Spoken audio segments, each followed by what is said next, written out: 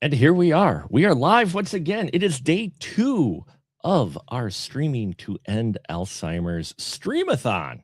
We had a wonderful 10 hours yesterday. And yeah, we're up for another 10 hours today. Excuse me. Just got my monitor checking here. Being a one-man show that we are. And today, I'm very excited with our lineup. We're going to have a number of pre-recorded special Final Cut extended episodes that I did with my Spoiler Room crew, where they picked the movies, including one that today's speaker here with me today, he picked one, and we did one about a film that I have strong emotions about. So positive ones. I turned you around on that, Mark. It's now your favorite film of all time. It's not favorite film, but you got me close. You got me like one tick up. And so would you say folks, a finger's length difference? Sorry. Yes, a finger's length difference. Yeah, we'll go that route. So just a reminder, everyone, this is a fundraiser. So please go to specialmarkproductions.com/stream and click the donate button or scan the QR code that's right up here or on the website, as well as there's a link in the description of these videos you can click on. Takes you right to the donation page. Any little bit helps us. We are at $325 right now. So we're inching closer to that goal of 2,000. And I've got a little extra plans that I may extend the fundraiser itself till the actual event of Walk to End Alzheimer's, which is in September. So we may carry this on to try to still hit that goal. And I will go walking. I do walk occasionally. But enough of my babbling today. We're opening it up here with our good friend Ian Simmons. And we're talking about a subject that you picked, Ian. Why don't you tell our folks a little bit about, what the subject is that you wanted to talk about? I wanted to find out, just kind of like talking to you, Mark, and maybe even find an answer to this for myself. Why are we film critics? They say those who can't do teach. I guess those who can't make movies critique them. I don't know if that's true, because I know you've made some, short films and you've got ambitions to do, other things in the arts, so to speak. I myself have made a film back in high school, and it was one of the coolest experiences of my life, but that was, 30 plus years ago. So why do we do what we do? We love movies and we love talking about them and critiquing them. What's up with that? I'm not sure. If anyone subscribes to the Patreon, pardon my show, but they'll hear the talk before our episodes. But I've mentioned before that I discovered film criticism because when we grew up, all you knew was Siskel and Ebert, thumbs up, thumbs down. And don't get me wrong, legendary critics. And I always thought, I don't know if I could do that because I don't, I watch movies and that, but I was very young. And then I came across a magazine I shouldn't have come across on my dad's pile of magazines. But there was an interview in there with Joe Bob Briggs. And Joe Bob Briggs did his reviews of B movies and horror movies. And yes, it's the 80s. I was too young to watch certain movies, but I was still watching those B horror movies and that. But someone else was reviewing them. And I'm like, someone reviews those movies too? What? And so I kind of grew this interest. And then in college, they had an opening for their film review show on our student television channel. And I was like, you know what? I'll give this a shot. And so I kind of worked that out. In high school, I was a critic as well for the newspaper. So it kind of spawned there and then moved into college. But why? On one hand, it's to inform people about a film, maybe a film they don't know about, a film that they're a little on the fence about.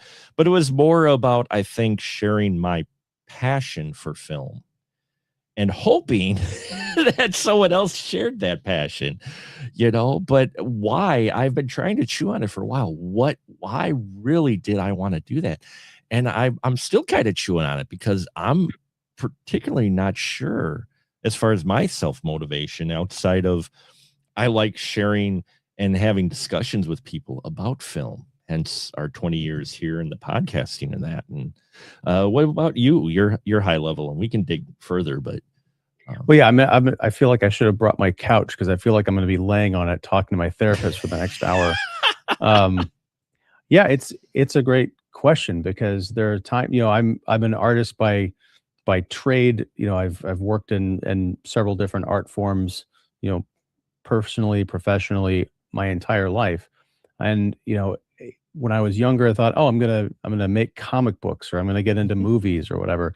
And at some point, I think because I got, jobs, I've been fortunate enough to make my career in the creative arts, transitioning to different roles. Now I'm in the more managerial side of things. But for me, I think I've found that working all day, making, art for somebody else, you get home and you're like, yeah, I want to do my own thing. But then you also want to have a life and, a family and kids and, time to do things like eat and sleep. So that intensity that you bring during the 9 to 5, it's a little bit tougher to hang on to, especially I think as you get older, if that's not what you are fortunate enough to do for a living, like, oh, I'm making comic books or I'm making movies.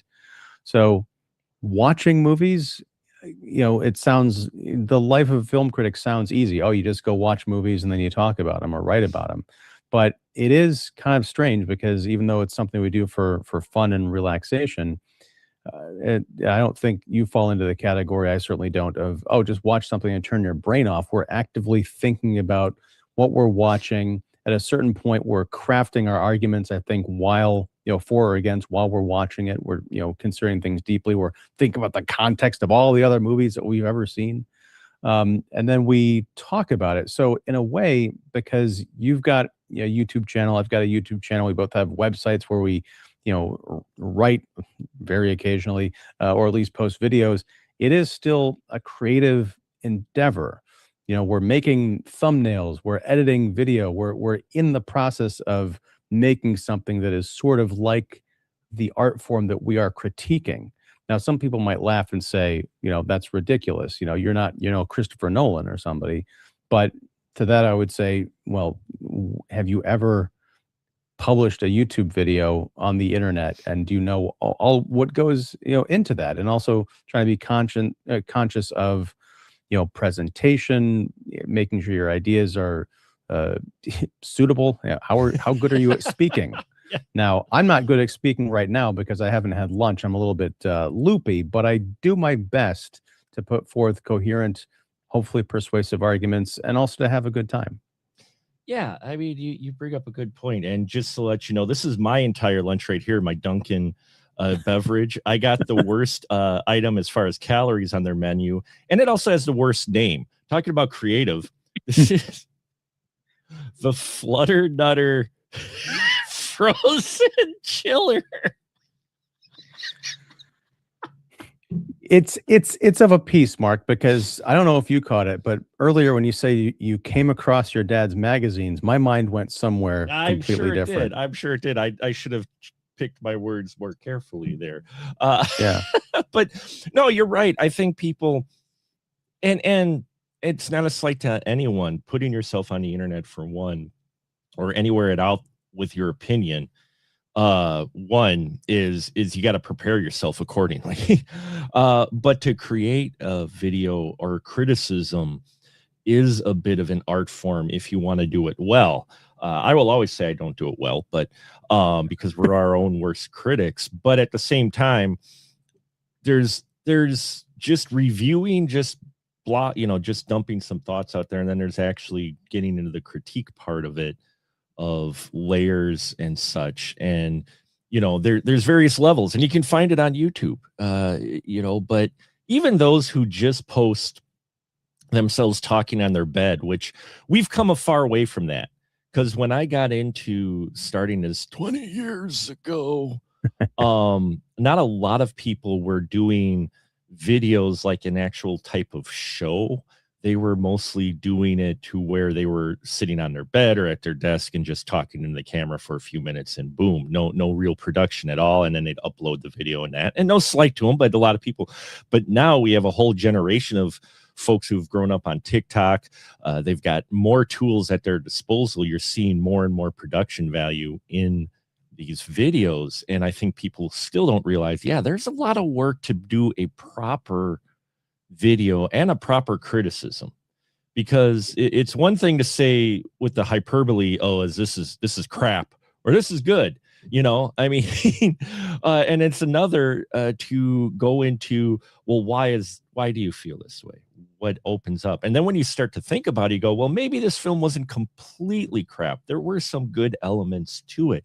And you start to dig down, and it is a bit of a training your brain on that, because otherwise, you can do surface level, which if you watch Siskel and Ebert, they were more than just thumbs up or thumbs down. They did the thumbs up and thumbs down because for, mass consumption, that's the easiest rating. Oh, hey, I like it or don't like it. But if you listen to their arguments of why they gave a thumbs up and thumbs down, they're far more involved. There was far more to it. Yeah, I think they're they're kind of the model, right? I mean, I didn't agree with everything they said. I didn't agree with the way they said everything. Sometimes, they were a little extreme. Like I think it was when they famously reviewed Friday the 13th, and they gave out oh my gosh, what Mrs. Voorhees? What was her name? Damn it! Oh, I'm sorry, I'm blanking on the actress who played Mrs. Voorhees, and I met her at a convention years ago. Anyhow, they gave out her address or phone number or something. Like they said, you should be ashamed. Oh wow! And I think she had to change her name. It's or not her name, her address. Her address. It was or phone number, whatever it was. I don't think that's an apocryphal story, and they've had a couple of those incidents where they'll get like kind of up on a moral high horse. And that's taking it a bit far. Not the moral high horse part, but to what extent do you push it? Betsy Palmer. That I knew it would come to me. I kept wanting to call her Pam, but that was her character's name, Pamela Voorhees. Yeah. Damn. See, things that get stuck when you don't have that delicious Dunkin' Donuts in front of me. You can't name a Nicolas Cage movie, so you just call him Nicolas Cage in every movie he's in. That's exactly true. But no, but I think that's sort of the model that people strive for. You got folks paying attention to these very passionate arguments. I've always failed in striving for, those guys where they would talk about several movies in the course of a half-hour show with commercial breaks, and you felt like you'd gotten a robust back and forth pro and or con for all those handful of movies. And each week I talk for over an hour about one film with a panel of critics. Not that I want to shorten it. It's just like, how did they do it? And that's sort of the model of perfection that I think we're all aiming at, is to be concise, to the point. But I think also the movie discourse has changed so much since they were around because of the internet, because we're now, everybody is more exposed to different kinds of cinema, world cinema, that kind of thing. So there's not an excuse to be more well-read in terms of film, but I think it also broadens the discussion out. So it's like, oh, I can reference these 2 or 3 movies, but now I can also reference, 25 other movies. Yeah, and you're right. And I kind of learned how to reduce my comments with my movie minutes that I do, which aren't the most in-depth, but they're a quick little blurb of my immediate thoughts or whatnot. But it took it some time to come down to structure. And when I write it out, I then go back and edit and go, okay, here I'm kind of repeating myself, or here I'm cutting it out, but it does take work to try to put your thoughts into a coherent way, rather than just saying this blows, and there's rooms for that. But why we do it, I mean, especially now with the internet. I mean, when I started out 20 years ago, you only had some of the big names. You had the Jeremy Jans, you had the Schmoes, you had the Chris Stuckmans, who were starting out then, and they exploded because, again, they had some production value to their videos, but they also were able to speak, and they gave very valid criticisms, and their style really appealed to folks. Mine, not so much, but that's okay. I totally get it. But at the same time, then more and more people started to come out, and I think film criticism field got very, and it is still very, for lack of a better term, bloated. I think out of all the criticism. Now, I'm not saying book criticisms and music criticisms aren't huge too, but if you look online, the biggest criticisms you're going to see, or the biggest videos about anything, are about movies. And the field got crowded.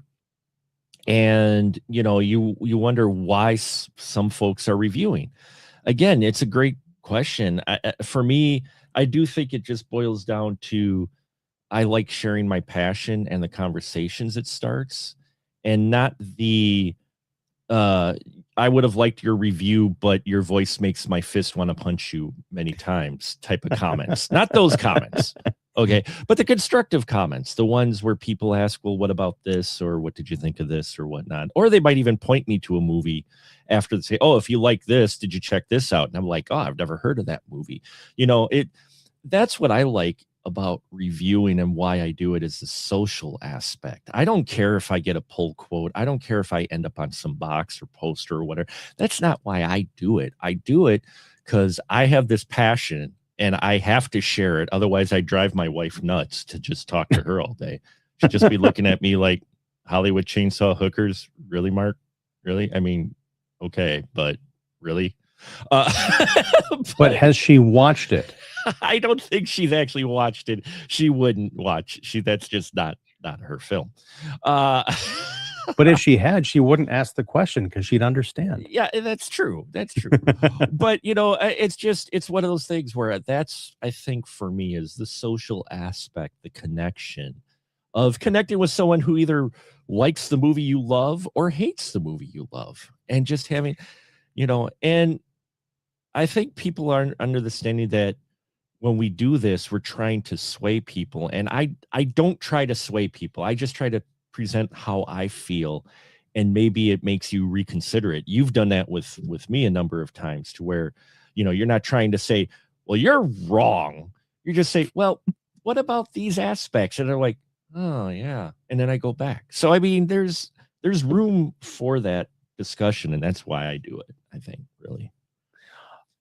I guess, we could get like really Freudian on here, or I don't know if that's the right word, but I mean, you could, and maybe this is also a reflection of, or a result of internet culture. Because I was going to say, well, I mean, you can go to your local coffee shop or bookstore and find some like-minded people and talk about movies. I mean, I think that's probably what we all did back in high school and college. I never had like the kind of the journalism, or film journalism gig that you had, like being part of the school, broadcast or any of that stuff. But there's a difference between doing that and deciding, hey, I'm going to go espouse my opinions on the internet or on a blog, the written word. So like, what is it? I get the social connection part. And it wasn't until you started talking about it just now that I realized that, yeah, I mean, you and I have been friends for well over a decade now, but we've only met once in person, yes, for about 5 minutes. That's true. That's true. So it's like the internet, maybe that is our modern day, coffee shop bookstore. We're going to meet Wednesday at 8 or Sunday at 8 o'clock, and we're going to hang out and talk about the movies we saw this week. Yeah. I mean, it's a kind of a book club format, even though it's in virtual form. It's just like meeting up at your local coffee shop, only you can talk to people from coast to coast. I mean, last night, you look at it, well, a lot of folks on our 600th episode were from like Chicago or Midwest. We had our good friend Horror Miser Monty G, who's out in Pennsylvania, in Pittsburgh area there, I believe it is. And so and I talked yesterday to Deborah Lamb, who's in the comments. Hi, Deborah, who's in California, and I've talked to folks who are on the East Coast, and it is a global type of thing. And movies, if anything, are really a global language. I mean, more so than anything. I mean, books can be too, but less people are reading books. But movies, everybody sees movies, even if you don't watch it that often. I know some folks who just see like, movies like a few times a year. I don't understand that. But they do. They're select on the movies they see, but they still watch them. And they've been around for so long in our culture that, it can be a common language. And when you get that connection, like when you bring up a movie or critique a movie that says not many people have watched, and someone chimes in and says, oh, hey, I've seen this movie, I loved it too, and they spout why they love it or not, I love that aspect of it. And I think it helps people to get exposed to, stuff they may not have just by saying, wow, that guy made that movie sound interesting. I might check it out. And if not, that's okay too. Right. I mean, it's a kind of an ongoing, evolving conversation with people, as you're kind of mentioning, dropping in, dropping out from all different walks of life and different places, and that's the really cool thing about it. I think that it's one of the things that separates film. I mean, I'm sure Roger Ebert and Gene Siskel got like fan mail and Oh, letters. I yeah. don't know how they were able to respond to them, or what that correspondence was like. But now we can get real time feedback and have an interactive conversation. Whereas back in their day, you get a fan letter and maybe you'd respond and you have to wait and all this other stuff. Uh, yeah, it's, I sometimes wonder if no one was watching, and believe me, I comparative to other like huge YouTube channels, no one is watching my stuff. So why do I keep going on? Is it ego? Is it vanity? Do I think that I've got that much to contribute? And I kind of wrestle with that sometimes. But then I also look out at, the critical landscape, such as it is, and not to outright disparage any of my colleagues, because there is a vibrant, awesome film critic community in Chicago. I'm part of the Chicago Film Critics Association. It's always kind of like that coffee shop mentality when you ever go to a press screening and you see everybody and all that stuff. But when it comes to things like, say, The Odyssey, which it's out this week and I'm picking on it and all this other good stuff, but you hear the reactions, and not just from like local critics groups, but from all critics groups. And you realize they're all calling it epic, and they're all using the same words, and they've got the same kind of ideas coming out in their glorified praise of this thing. And I'm the contrarian. And the internet lets you know you're the contrarian. Oh, yeah. I think I mentioned last night, it's up to 61,000 impressions right now, the biggest tweet I've ever sent. But my Wow. reaction getting out of the press screening, was not kind. And I've had lots of people let me know what they think of my opinion, pro and con. I've been called every different name and slur in the book from all sides of, the cultural political divides, which is very surprising. So just in terms of like the abuse that gets hurled and all this other stuff. So why do I stick my neck out like that? What is my voice important? And I think, if I might not so humbly say, yes, because someone's going to find my tweet or my review of it and look at that compared to the avalanche of praise and say, huh, maybe there's something here that when I watch this movie, that if there's someone who's not in love with it, maybe I'll understand why. Or maybe I'll watch the movie and be able to counter the points that I have not made yet, because that live stream is next week. And maybe write him an email or a post or something and say, I disagree with you because of this, this, this, and this. So yeah, in a way, it's kind of counter programming, but in another, that also implies that I like being the contrarian. That I've gotten this accusation before. Oh, you're just saying the negative thing to be different, and you must feel like great, running out of the theater to give a negative reaction. Why can't you just let people have their fun? I'm like, yeah, that I understand that position, but then I also understand that on the flip side of that, no one's going to come out to the people who are saying The Odyssey is the best film of the year, the best thing Christopher Nolan's ever done. It's an amazing adaptation of Homer, which is completely wrong. No one's going up, or very few people are saying to them comparatively, why are you rushing out of the theater to say how much you love the movie? It's only when you get into that negative space that you get that critique. Oh, yeah. No, I know completely. It'll come up later today, folks. Please stick with our stream as we put some pre-recorded reviews out. And Ian and I did a recording of The Freddy Got Fingered, as I teased before. And I read some of the comments that I had when I came out and was very critical about that film. And there were people who were very passionate about it and let me know how wrong I was. I thought I had anonymized those comments. I'm sorry. You No, saw right it's through me, Mark. okay. I mean, you did No. well in changing the name on those comments when you left them. But I mean, that's the risk you do when you put your opinion out there. It's going to come at you, and especially if it's contradictory to what the zeitgeist or the major trend is. And I'm going to be the first one to show, and I think all of us, all the critics that I know, will be the first one to say, "Go watch the movie and form your own opinion." We'll be the first to say, it's like, yeah, this is my thoughts, but go and watch the movie for yourself.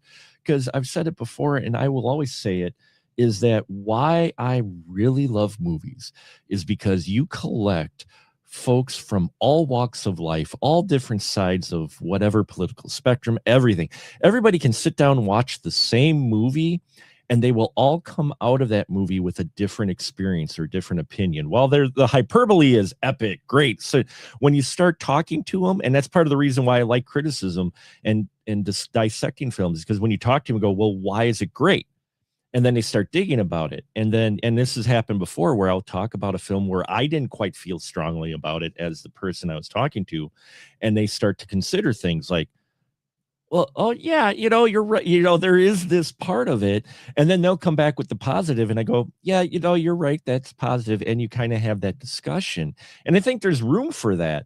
It's just that, and trust me, being a DC film fan, I quite know how wrong I am about films, especially when you get to the Snyder the fans in that.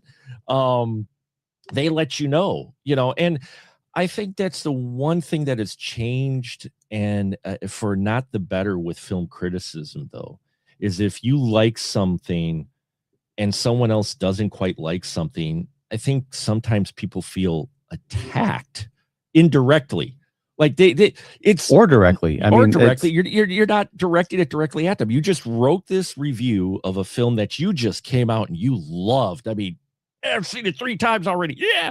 And then you read this review of someone who was bashing it. You're like, fuck that guy. That guy don't, you feel, and suddenly you get naturally defensive because of that fear of being wrong. The thing is, with film, most of the time, most of the opinions in film, you're not exactly wrong. Because again, it's also what you bring into it, your own personal experiences, your own thoughts, and that's so there's you could be maybe slightly off on, like, if you get into technical aspects and describe some things, sure. but as far as emotions or feeling or whatnot, it's it's one of those things where Inspector, who joined us, glad you joined us, Inspector, he says, don't apologize for your opinions, everyone has them. They do, and the internet lets you know.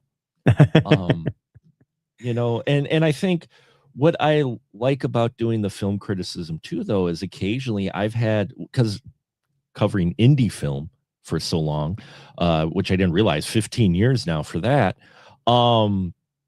Covering indie film for that long, as a focus on my channel, I've learned that I get feedback from filmmakers who are able to come back and either publicly post or send to me privately. Yeah, well, that shot that you talked about that was really bad, here's why it was. And they give me a description or an explanation of why happened. Oh, this location, canceled our second day. So we had one day, and then we had rented a tripod, but they double booked it and sent it to someone else. So we had to shoulder cam it. And I get some of those insights, and that keeps me motivated, because seeing them give that feedback, it gives me perspective on my criticism as well. So when I look at something, especially indie film, I go, well, that was a little rough. But then I think about it going, well, this is made on this type of budget. So, and then you get to big budget films where you can do just the opposite, right? Well, I think that's you struck something, and I think we've talked about this a bit before on your show and possibly mine, but that's another great thing about being a film critic is not only the exposure to other voices and stuff, but also to other different types of film and understanding what goes into them, and being able to really examine what you feel about a movie.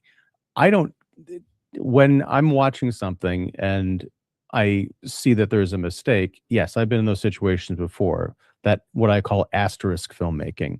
Well, this didn't work in the movie because, this actress dropped out, we had to bring in someone last minute, or the sky was cloudy, whatever. Sure. My stance on that is sympathy.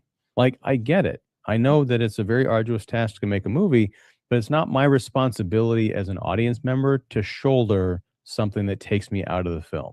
Right. So it's like, either save up the extra 50 grand, and I get that that might take you 10 years and then everyone's aged out and all that stuff. It's that kind of the sunk cost fallacy, or, in the world of indie film, it's not really a fallacy. You sink a lot of money and time into something, and then you don't want to scuttle the whole production because there's going to be a weak aspect to your film. But that's just the way it goes. Because even if I'm watching something as a screener that somebody sends to me, I'm still investing my time that could be used, again, doing something else not related to movies, or watching any number of films in the pantheon that I've never seen before. Sure. And yet I'm watching your movie, and it's all this kind of like excuses. So yeah, that does sound harsh, and I understand, but it's also kind of harsh to me when I'm sitting there watching it, because I feel bad about it, and I don't want to feel bad while I'm watching a movie. You know, I feel bad, and I can understand that. And it's like, not that I go back and change my review after I've heard that case or whatever, but it's just one of those things where it gives you perspective. So the next Sure. time I go into a film and look at it, I go, I'll still mention, if they're the weaknesses in that, but I'll also try to frame it in a context of, this was this way, but they are shooting on a limited budget. So, you kind of have to prepare yourself, because that's, with my reviews, that's what I want to do more, is like, you've got a film made with $5,000, and you got a film made with $2 million. And sometimes a $5,000 movie is a lot better. Yeah. Because they took more time into it. But also, it will probably have a few weaknesses here and there that I'll point out. But at the same time, I'll mention this was shot on this budget, and you'll have this aesthetic, just to give people a heads up in case someone randomly picks the film. And, I've gotten good feedback and good comments about that, more so than bad. Not so much from filmmakers, but from people who've seen the films.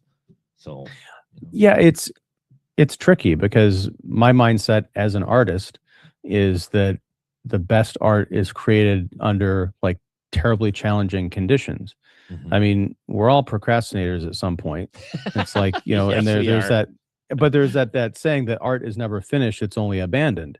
So if you're telling me you've got a $5,000 budget, and all of a sudden it started raining in the middle of your daylight shot, so there's clouds everywhere where there aren't from shot to shot, my question is, well, why didn't you fix it creatively Mhm. instead of leaving that in there? Can you do something in the edit? Can you, Sure. take something from another part of the schedule and make up your day or something? So again, it's not my responsibility to figure these things out. I look at Jaws for an example. Yes, that was a studio film, but famously they had all these kinds of troubles with that shark. So you might say, well, it was supposed to be a shark movie where the shark was in every shot and all this blood and carnage and realism and stuff. But what you got was the shark it appeared in very limited, it had a very limited but very powerful presence. And you make up for a lot of that in the way people talk about the shark, or they experience the trauma of having encountered it. And then when it does show up, it's like a punctuation, like, oh my goodness, this works so much better than if I'd been watching this damn thing float around the water for the Yeah. last hour and a half. And I've seen some creative ways around people, what people have made the most of their budget, and creative ways they've gone about it. And I give them mad props to that, because I'll point it out. I'm like, yeah, this is really good for what they shot this out. I'm like, this looks really good, because they got creative. So yeah, it's really, you've got that kind of fine line. And, and I think I've seen some criticisms though, where people will make it almost personal, where they're like attacking the filmmaker or whatnot. And unless the subject material is very controversial, I'm not for that. It's like, stick to the film, what the film is saying or whatnot. Try not to make it sound personal. But I've seen personal attacks too, where, like you said, where Siskel and Ebert gave out the phone number of the actress because of whatever. And it's like, no, don't do that. Don't dox someone because of their opinion. It's just like, everybody has one. And if you're putting your stuff out there, though, you've got to prepare yourself for the criticism, whether it's a professional or, you know, pro or am, if you want to talk it, you know, the criticism's going to come on the internet for sure. Oh yeah, and I had a minor experience with that this week, where that tweet that I mentioned, or that X post, whatever they're calling it now, I constantly got alerts on X Mhm. about, like, oh, more people are reacting and they're posting and all these comments and stuff, and they're flying, and people are fighting it out, not with me. With each There's some other. attacks directed at me, but then Yeah. there are people, bless their hearts, they're stepping in to defend me or to heap more arguments, and they're arguing with each other. And so I'm sitting there, like, almost analyzing what's going on. There's some stuff that I didn't understand. Like, it looked like people were doing a count up, like, Oh, 2 yeah. minutes, 8 minutes. I'm Yeah. like, is this the time that's lapsed since I posted a response? Because I'm sorry, but I have a life. I'm not sitting here having an internet flame war with someone because I'm getting paid for it. No, so I'm not. I'm over here, enjoying things, or working hard in some other endeavor.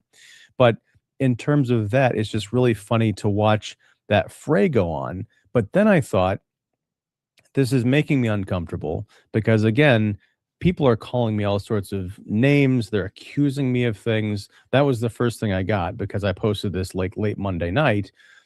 Uh, People were like, "Oh, you haven't seen the movie, or you didn't watch it, or how would you know?" Mhm. And I'm like, and without stepping into the fray more, to say, "Well, I'm a member of the Film Critics Association. There was a press screening, all this other stuff." um, I didn't step up to defend myself because I knew that that would require a lot more time and spiraling into something else.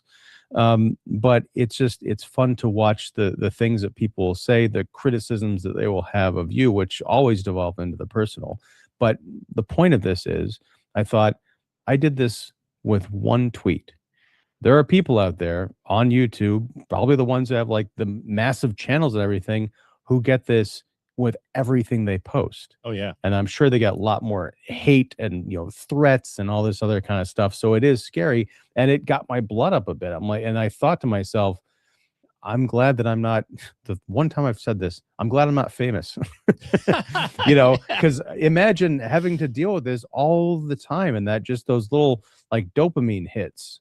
I think there's negative dopamine where you're like checking and like, Oh, oh my yeah. gosh, someone said something really offensive, or stupid, and I'd love to reply, but I gotta hold back. It's just, no one wants to deal with that because we have lives to lead.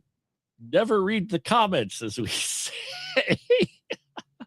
Right, but here's the thing, like, But you can't I help did wonder. yourself. Right, but I did ask myself, I had these kind of like existential moments, like, why am I doing this? Mhm. Or why do I why do I care to do this or to look at these comments? And it's like, well, I'm kind of like the shark in Jaws. I'm alive, so I'm going to keep swimming. I'm moving forward. And speaking of comments, we'll pull over to the side for a moment. Inspector gave us, he said, if the script has heart and soul and has deeper roots in reality and the writer lets it come naturally, then it's a masterpiece in its own right. And yeah, I could see that for sure. I mean, we've all said it. We've seen, and I've seen it this year. There's big budget films that I'm like, I wish I could feel better about this film, but the script just blew chunks. Everything else about it was great, but this script just was not there, the backbone of the film, But you're right about that criticism, and getting those comments, and it makes you question. And doing this 20 years, I'm not going to lie, I have question of why am I keep doing this. But for me, even more so than the criticism part, it's just the creative part, because my day job, I'm in IT support for Fail. There's not a huge amount of creativity. Now you can get creative with problem solving, but that's not the creative way my brain works. So I need to make stuff. I need to Well, create stuff, and film, game streaming too, but definitely film criticism is my way of getting that creative itch scratched, basically. let me ask you about that because, as I've mentioned, I've had creative adjacent or creative direct Sure. jobs in my career. And I found that film criticism and even just like the love of movies has helped me even in like kind of technical problems that I've encountered because you can almost think of it as a screenplay. Like something's not right here. What's what's the cause? What's the effect? Who are all the players? That kind of thing. So let me ask you, I mean, even in your technical job, do you feel like consciously or even subconsciously you're able to solve problems because of the movies in some way that you've amassed over the years? It could be part of my doing criticism since high school. Helped my mind be critical and think of things a different way. My brain could just be broken too, but it's one of those things though where at work creatively it has helped me because if they come up with, well, we've got this project, and my brain just kind of goes right into, okay, this, and this, and starts looking at things from all the angles. Yeah. Where I think that's part of the film criticism experience coming in is that you look at a film from many angles, not just one. You have to, because otherwise, yeah, you could really hate on a lot of films that are great just if you look at it from one aspect. I mean, and you mentioned it. What's funny though is I think sometimes, especially with stuff like the Odyssey or whatnot, where you get this film that in the culture, in the critical noise going on, everybody loves it, and then you don't. And so for me, sometimes I'm wondering, going, what am I missing? And sometimes it'll be a movie I've watched twice today. Go, no, I still feel the same way. It's my prime example is La La Land. When La La Land came out, the internet criticism universe, it, 99% just blew up on that movie. Just adored that movie. You loved that movie. I was just okay with it. And it's one of those where I've watched it twice because I watched it once and gave my opinions, and people are like, "Oh, you're wrong. No, this is a fantastic movie. You're just," and I'm like, it just didn't strike that chord. And I watched it again, and I go, I can see what people love about it, but for me personally, I could not see it. And when I mentioned that online, though, suddenly I started to get comments of other people going, yeah, I kind of feel the same way about the film. Kind of folks who were quiet until I mentioned that, I didn't quite care about this film that was really big and explosive and everybody loved and said it was, this masterpiece. But when you do bring out that alternate opinion, sometimes it gives other folks comfortability to go, I didn't really like that either. Whereas before they might not, enter the conversation, but then they present their constructive comments of why they didn't quite care for it. And, they find out that you don't feel like the only one. Because sometimes I feel like I'm on an island. Either I love a movie that everybody hates, or I just don't like a movie that everybody just loves. And you get that critical island. You're like, I'll just stay over here in the sand and draw help me on it or something. But no, I mean that's a great point about La La Land. Still love that movie, and I've seen it a few times. And I think part of the reason is that I wasn't much into musicals, and that sort of opened me up to, watching, more musical films. And I love the genre now, whereas I didn't. Like before La La Land, I was like, this is kind of dumb. I think I'd seen a few that I liked, but they were more the cinematic musicals rather than like the kind of the stagey things. But I could also understand, like, if I remember correctly, Armand White, film critic extraordinaire, a notorious contrarian, and someone that I consider to be a friend, because he's really helped me understand a lot about alternative points of view. Sure. I don't think he likes La La Land at all. And I think it's a lot of it because he sees Damien Chazelle as, at the time, he was like 23-year-old filmmaker making this ode to musicals that he could not have possibly been, alive for or been in the zeitgeist. And even that, I have my criticisms of his criticisms, and it kind of goes round and round. So it's like this great ever evolving excuse to use your brain in creative interesting ways and consider all these different opinions. You were talking about not using film criticism as personal attacks. I did a lot of that, I think, in my early days, because I was a young upstart, and there's stuff that is still up on my website that I would rather forget, but I keep it up there as a reminder of like, kind of, I don't want to hide the starting point, but I feel like in a lot of ways I've evolved past that. Um, Well, yeah, we it's, do as we get older and get a different perspective. And, I've got the same way. The first few indie films I reviewed, and that was, when I was my early 30s, but when I was reviewing them, I was a lot harsher on them. I remember my first screener I got in the mail from a filmmaker on the East Coast. And it was an indie film. It was like the first time I was really exposed to like a filmmaker sending me something to yeah, review. And I thought it was all right, but I was a bit harsher on it. And I look at it and I leave that review up because, like you, I look back at it and I look back at some of my reviews and I go, yeah, at the time, you get wiser as you do more criticism. I think you train yourself like anything. You the more you practice it, the more you refine it, the more you come at things. And when you get older, you get things a different perspective. And Deborah Lamb mentioned, she says plenty of movies that everyone loves that she didn't, or everybody hated and she loves. And I think everybody has that, yeah. and I think there's room for discussion. But that's what doing online criticism helps, is make you feel maybe that you're not so alone. And You know? you brought that up like a minute ago, Yeah. and that really kind of hit home with me because for as much as film critics, if they care about such things, we can feel like we are isolated when we go against the grain. But there's also, that's people give a lot of crap to Rotten Tomatoes. Full disclosure, I'm a tomato meter certified critic, although I don't write hardly anymore. I'm mostly doing stuff on YouTube. But having those diverse voices out there, pros and cons, can give someone who's going to the tomato meter and saying, oh, 97% of people or critics like this movie. I'm gonna go look at this 3%. Maybe I've found someone that's on my wavelength that understands movies in a way that I do. Or maybe this is the one movie that we actually agree on and they actually are contrary to my opinion. It just like offering people a new venue. It's almost like finding a new way to read a book, like I did when I read the Iliad and the Odyssey in preparation for the movie. Um, yeah, Yeah. there's again, I think the answer to this question basically just comes down to because we love it. We love watching movies. We love talking about it.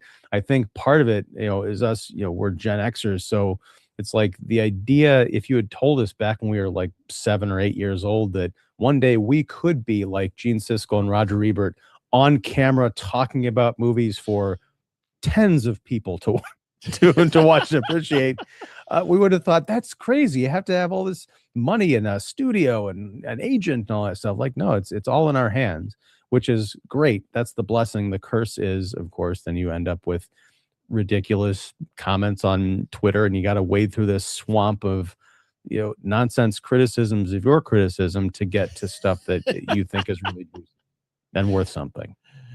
Yeah, and you know what? It's the internet, it's the global community, and I think that's the appeal as well. Because for as much as I've gotten people who said, "I'd like your review if your voice didn't want to make my fist punch you," so many times, or another one, someone yelled at me because I mentioned that I don't think this is for Dragon Wars. I mentioned that I don't think back in the ancient times they were riding baby dragons with rockets on them. And someone mentioned, oh, Korea had rockets and such. I'm like, they didn't ride dragons with baby dragons when they were doing.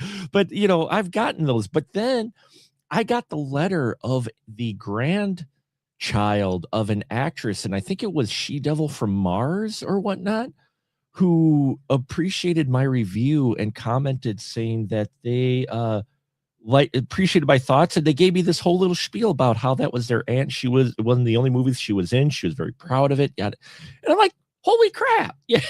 I'm like, and that's the type of stuff too, that is that connection, and whether it's good or bad, that you're connecting with people and you're getting to have these discussions. And I think that the tough ones are always the hyperbole folks. It's either a masterpiece or it sucks, we do seem to have lost the idea of, a film could be in the middle. It might not be made for everyone, but there's a film in the middle. Oh yeah, I mean, it- we talked, Evil Dead Burn yeah. this past week, a movie that I think is great for what it is, but what it is not for me. And again, that gets back to the why of we're doing this. I used to hear that, oh, it's not for me, and I thought that was a cop out.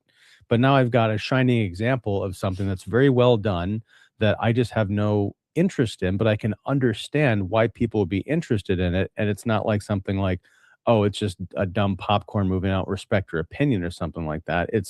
Yeah, it's a really solid horror movie. It's got kind of a wonky ending, but a lot of these modern horror movies do. But I get it. I just don't want to see it again. It's not for you. And I think that's one thing that has still developing over time, is the fact that a movie can be good. It's just not for you. It doesn't say that means it's bad. I mean, I posed that question to our good friend Jeff York when I was having that discussion with him on a film. I forgot which one it was, but it was one of those two where I posed the question of, is the film bad because of what you were expecting to get out of it versus what it is? Or is it a good film? It's just not what you wanted from that film. You know what I'm saying? And I think there's a separation there that is hard to, define, but There can be. Mhm.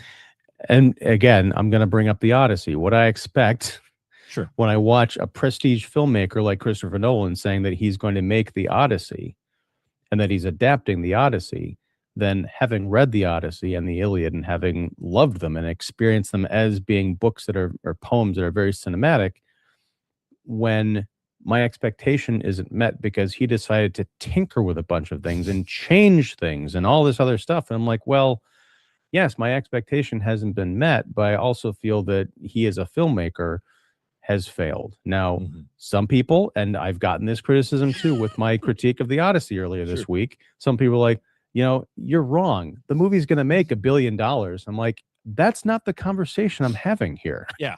I don't Eh, care how much.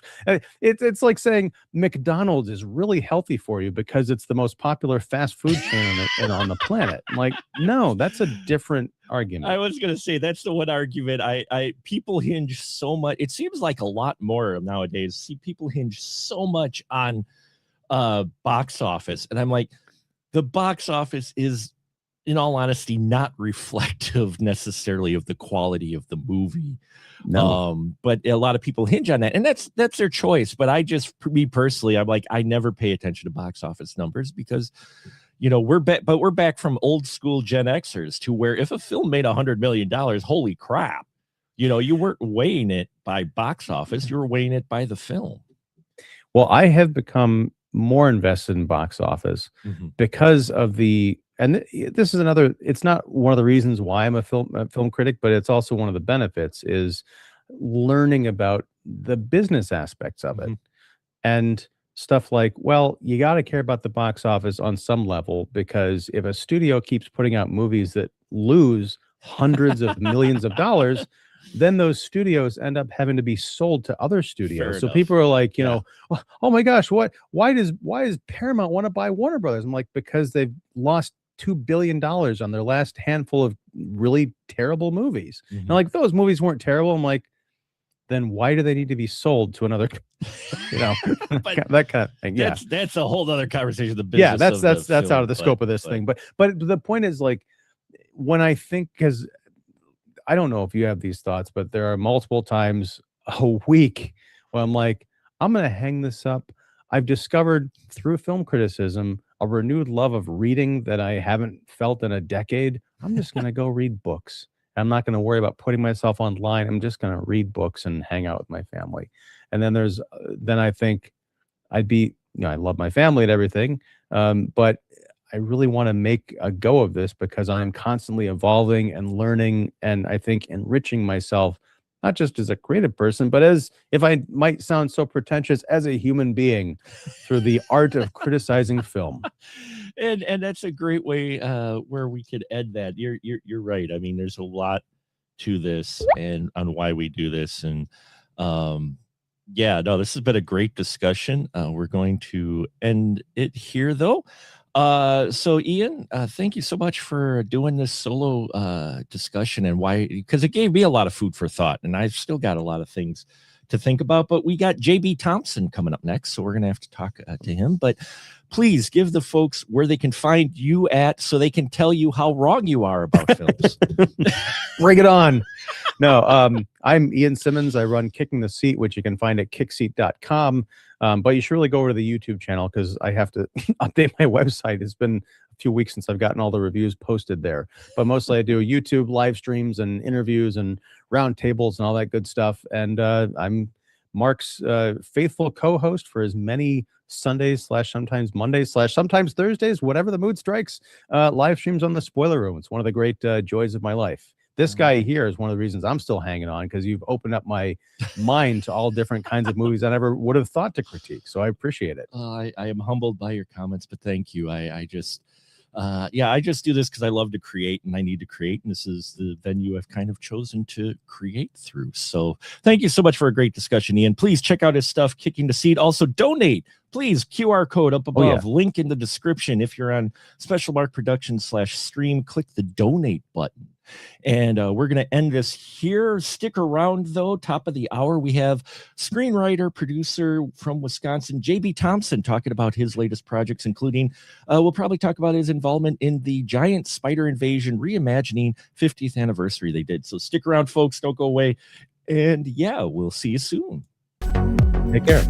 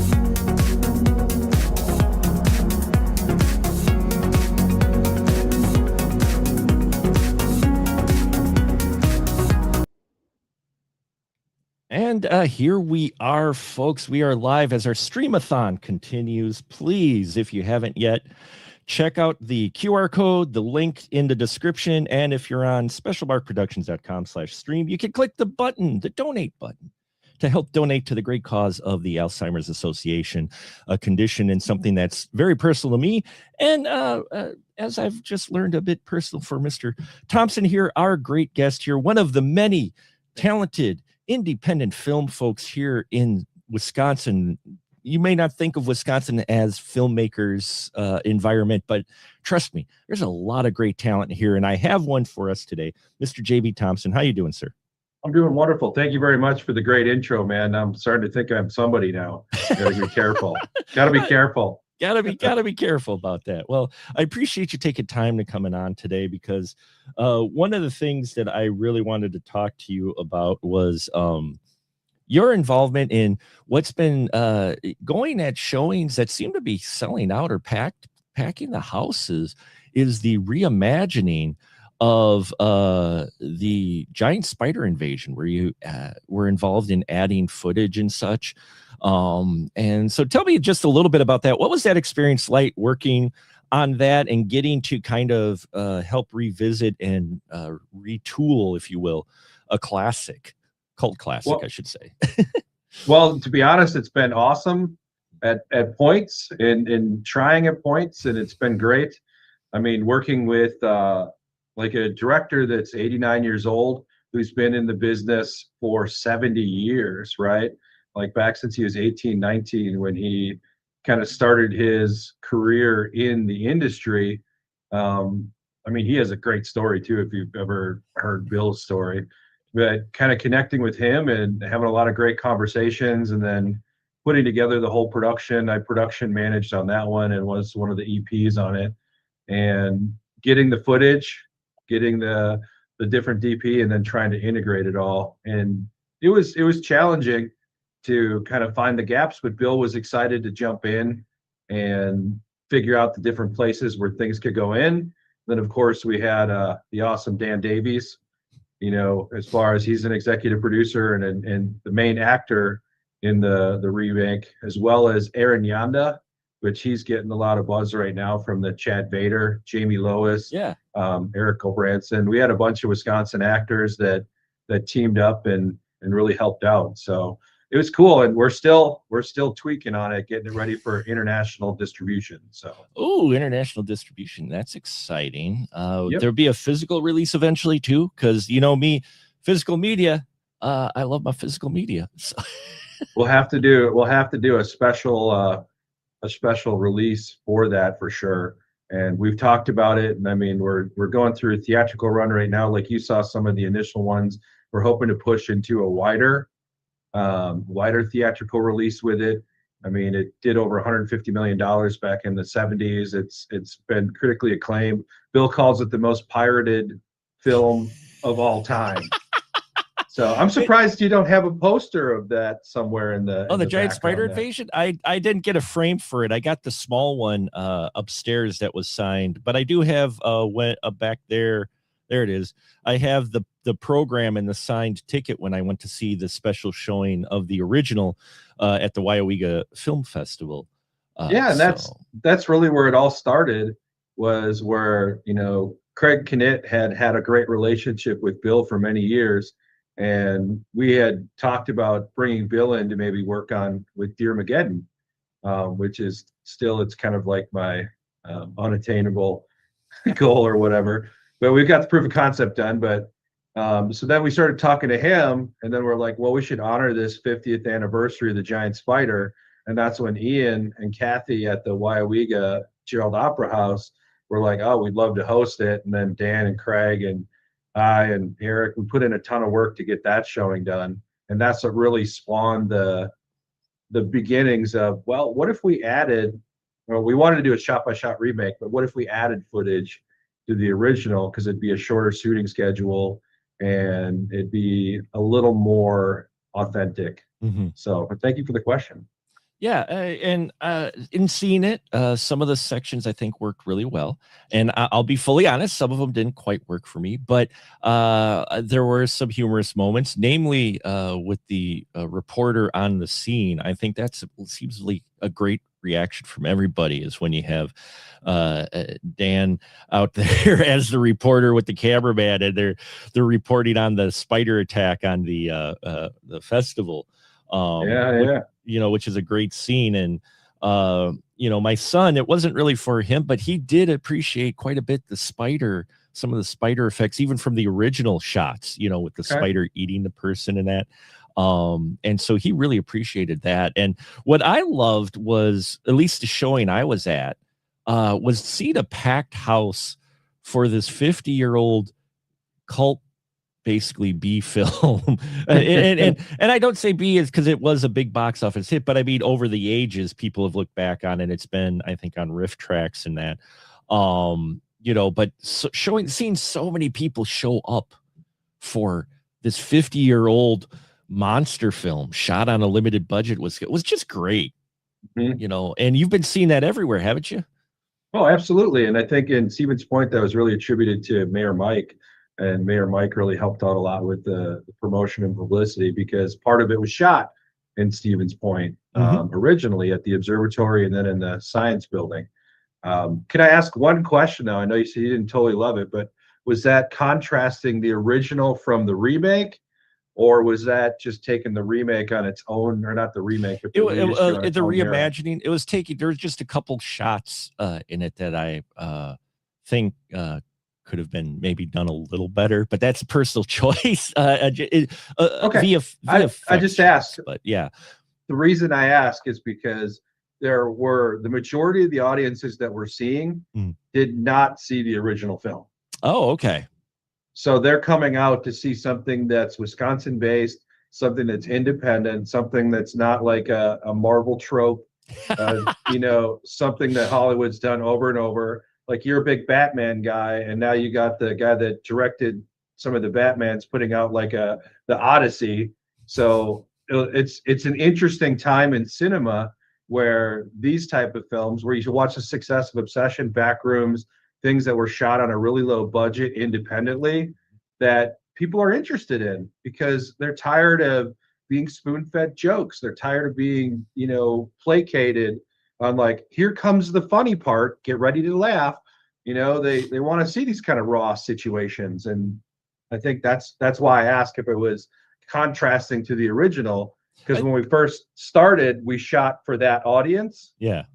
And now we're marketing and setting things up for a new audience. So it's just a shift.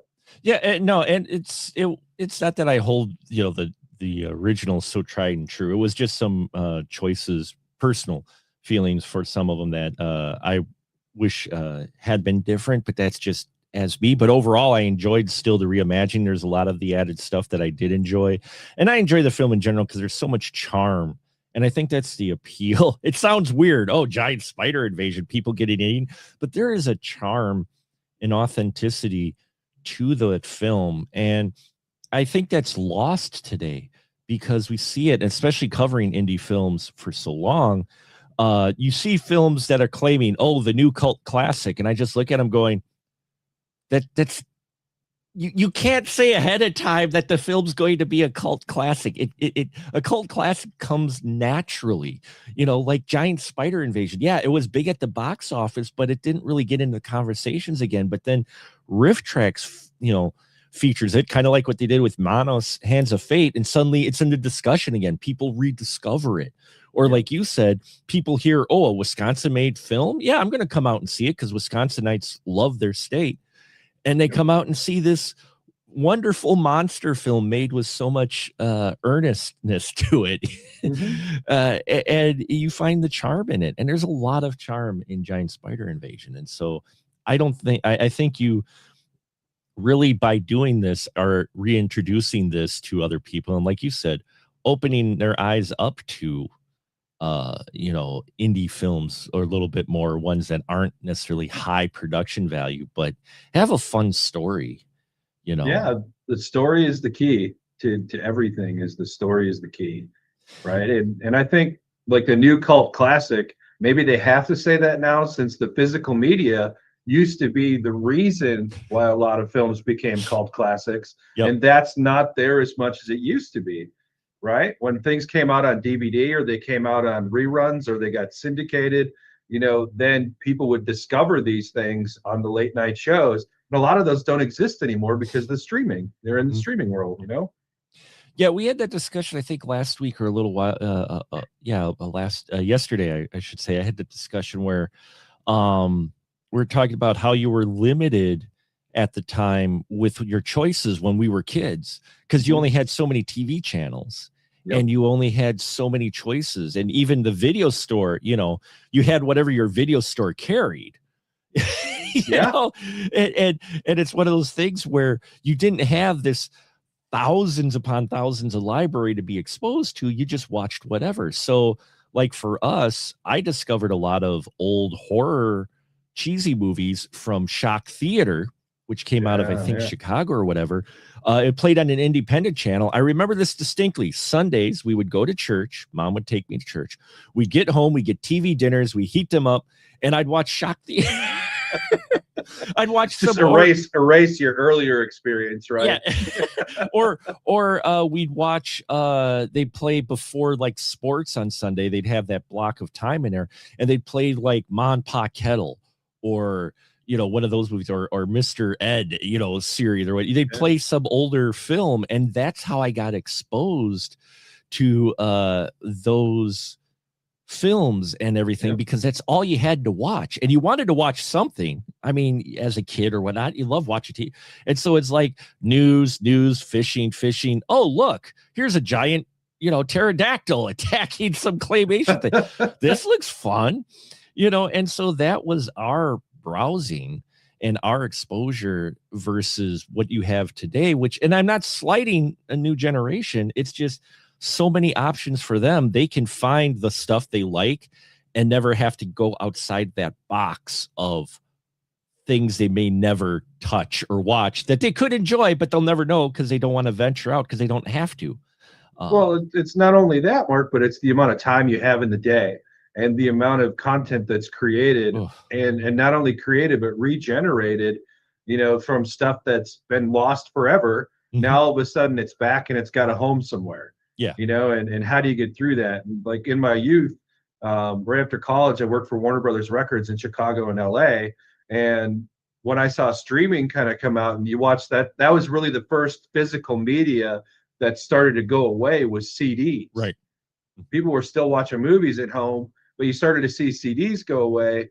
Then you kind of started to see radio fade at about the same time. And now you can be stuck in one lane and not deviate from that because, someone's like, JB, there's 25 brand new artists this week. I don't got time to sit down and like sift through 25 artists, like awesome. It's the same thing now with independent cinema and like content and stuff like that. They generate, what is it, like 1 million hours of YouTube content gets uploaded on like a weekly basis. Yeah, at least. Yeah. 1 million hours. Like, holy shnikes. And so how do you cut through the noise to people? Like the Odyssey, like I was amazed looking at, and I know you don't care about box office, but looking at the sellout of the seats in the IMAX theaters and people flying cross country just to go to the opening. And like, that's awesome. How do you duplicate that in a modern climate where we have so many independent theaters? And we were awesome. Like Rogers Cinema was awesome. Like they were great in Point Marshfield and then in Wapaka, and some great staff and stuff. And those guys are like the ones that are holding on to independent film in this state, right?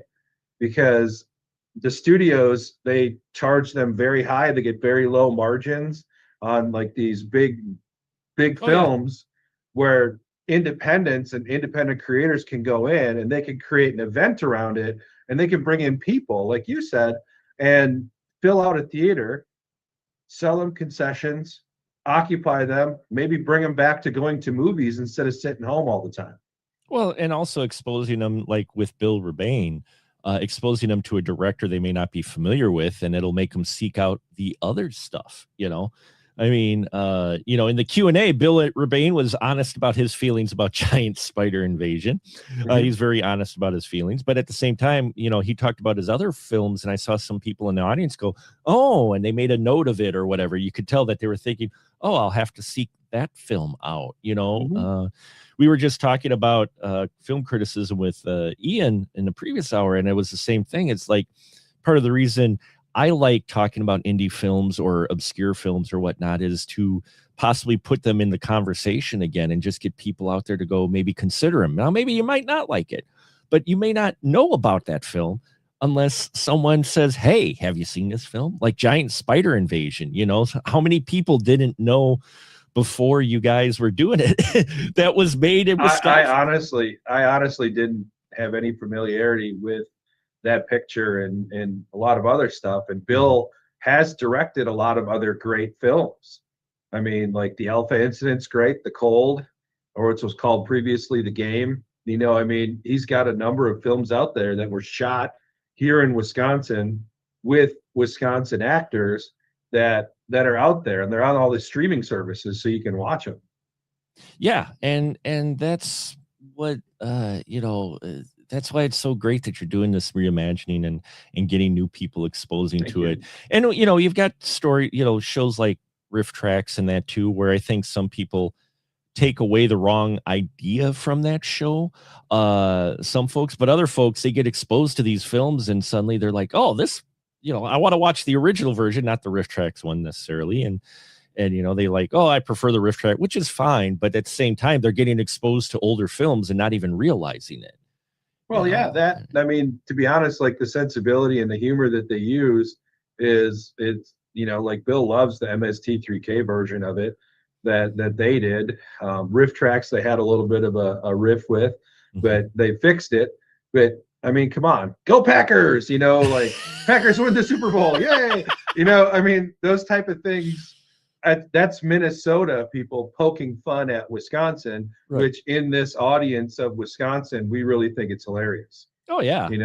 Like a typical Rebane pan, like in different lines that are thrown in that MST3K version are hilarious. Or you had one job, right? When he's supposed to bring the flare gun down to shoot it up, and he's like, "Oh, I forgot the flare gun in the truck. Can you go get it?"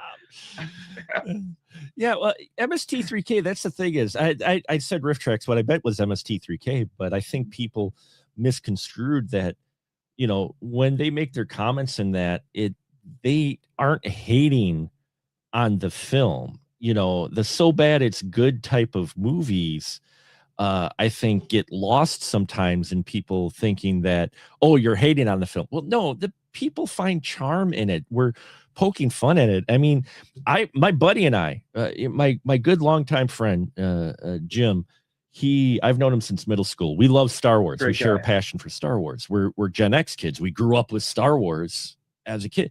We'll watch Star Wars, and if it's just me and him in a room, we'll shred that movie. We will comment on the weaknesses, but at the same time, we love that film. We enjoy that film. And, and I think that's what MST3K, that's always the impression I got from them. And it wasn't in a mean-spirited commentary. It was just pointing out the weaknesses, but at the same time, it was in fun, not being so heavy critical, but just going, "Yeah, this is ridiculous." I mean, we're all very aware of Attack of the Killer Shrooms, Attack of the Killer Shrews, that those are dogs in shrew costumes, right? Yep. No one's under a depression, but you love it and you can make comments about it and it's okay, but that doesn't mean you don't like the film. Well, and I think you're as a film critic, and you and Ian kind of like touched on it. It's like you have opinions on certain things, and because you've been involved in creation of certain things, you see things through a different lens. Right. Like there's the consumer lens, then there's the, interesting choice there, but you don't know what they were up against like at that time. Right. Like continuity is one of the things that a lot of people rip on, and apparently there's a whole ton of YouTube shorts of people just talking about empty coffee cups, you know, where they're like, yeah, oh, good to see clocks you. in the background, clocks changing times. Yes. Oh, for sure. And so is that an oversight? Is that something? But I think it's funny if you point it out.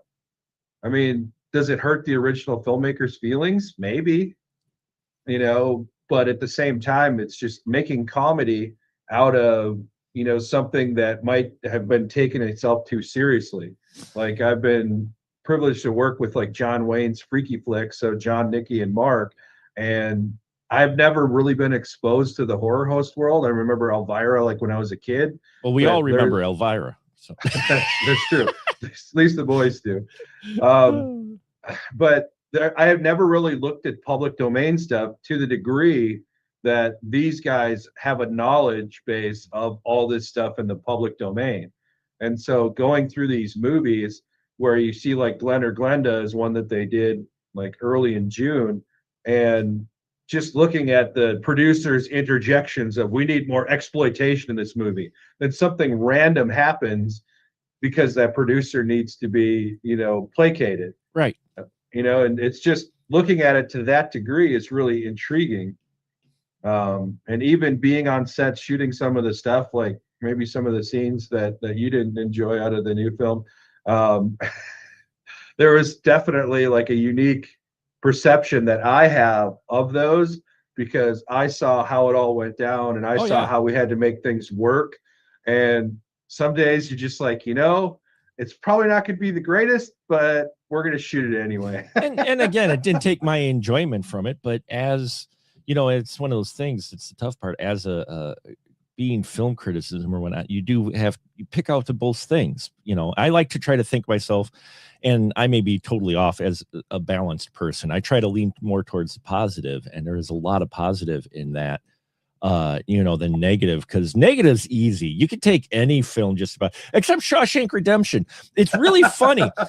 Out of all the criticisms worlds, there's like one or two movies that like nobody you find, or very, very tiny subset of people that actually don't like or are very critical of a film.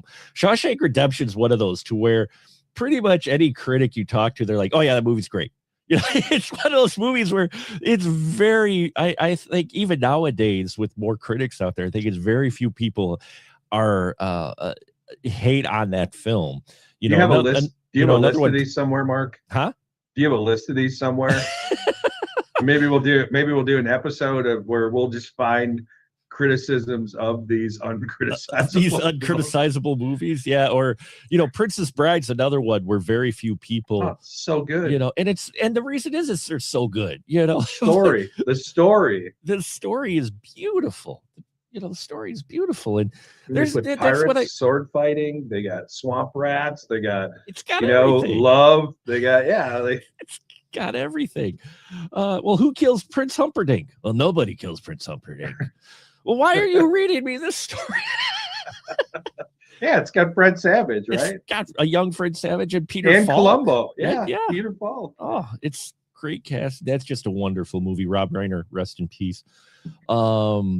Yeah, but you know, there's movies like that out there. And Giant Spider Invasion, that's what I like, is even though some people may call it schlocky or whatever, I think there's charm to it, but there's a story there. It's not just, you know, some random spider footage. There's a storyline in there, and hearing about the backstory of what it went through with the script, you know, you suddenly, when you watch the film again, you go, oh, that makes sense now. That's why there was this choice. That's why they did this, you know.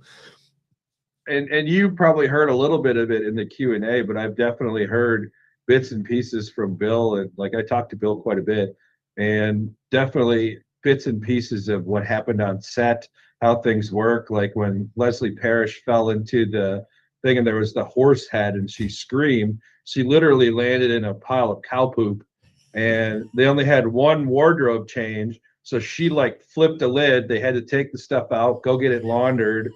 And then like she was like super upset about it, then get it cleaned up and bring it back. Same thing with the spider barn. Like after Leslie Parrish runs out of the house and into the barn, Bill's wife Barbara had to double because she didn't want that spider to land on her and then fall down. So they put a blonde wig on Bill's wife Barbara, and they had her acting in that scene. So my wife just reminded me. She's like, "No more rhymes now. I mean it." Anybody want a peanut? You got it. Oh yeah, so those films, those films are great. And Giant Spider Invasion, I think it's great. You're bringing it to a new audience and exposing folks, and that's what I always look at as those as possible gateway opportunities of people, exploring even more films like that. So even if you don't quite like the Giant Spider Invasion, you're like, well, what, especially if you go online, it says, well, if you watch this, you could maybe watch this, or this. And people go, oh, what about this one? And suddenly they really find a fun movie that might have a named actor in it that they didn't realize was in the film. Like The Stuff. I love the movie The Stuff. The horror movie The Stuff. I don't know how many people out there have seen The Stuff, but The Stuff is awesome. It's a great commentary on consumerism. But Danny Aiello makes an appearance in that film. And it's a short scene, but still, it's like you've got some of these, monster films, these lower budget films, these not big studio films that have stars in them when they were just starting out, or stars that were looking for work because they're not getting hired anymore because maybe they're too old. Because there is still ageism in Hollywood, especially earlier on, but even nowadays. Well, have you seen the Blood Harvest or the Nightmare picture that Bill did with Tiny Tim? Tiny Tim, but it also had Peter Krause in it. I did not see that one yet. I've been meaning to. I just haven't gotten a chance to watch it, but yeah. Okay. Well, Peter Krause is the guy that went on to 6 Feet Under and a number of other things. So that was one of his first roles, was the boyfriend in the Blood Harvest picture, which, with Tiny Tim, which that's another bizarre individual within itself. He is definitely an interesting individual for sure. And to be in a film like that, that was thought lost for ages and finally came out.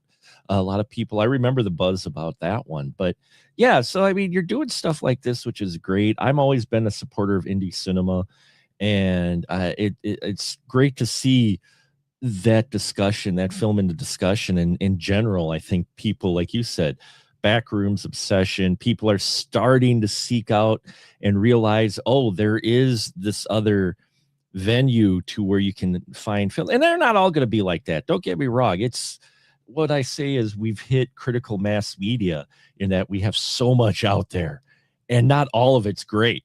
Not all of it's great, but there are some gems out there that you can find and hang on to. Now, speaking of possible gems, what's up with Dearmageddon, man? You tease me with a wonderful musical number and concept trailer. We get to see Dan Davies in a role we haven't seen him in before, like this, this older football player who has kind of let himself go. What's going on with Dearmageddon, man? Can you say? Well, it's in rewrites right now. Oh, okay.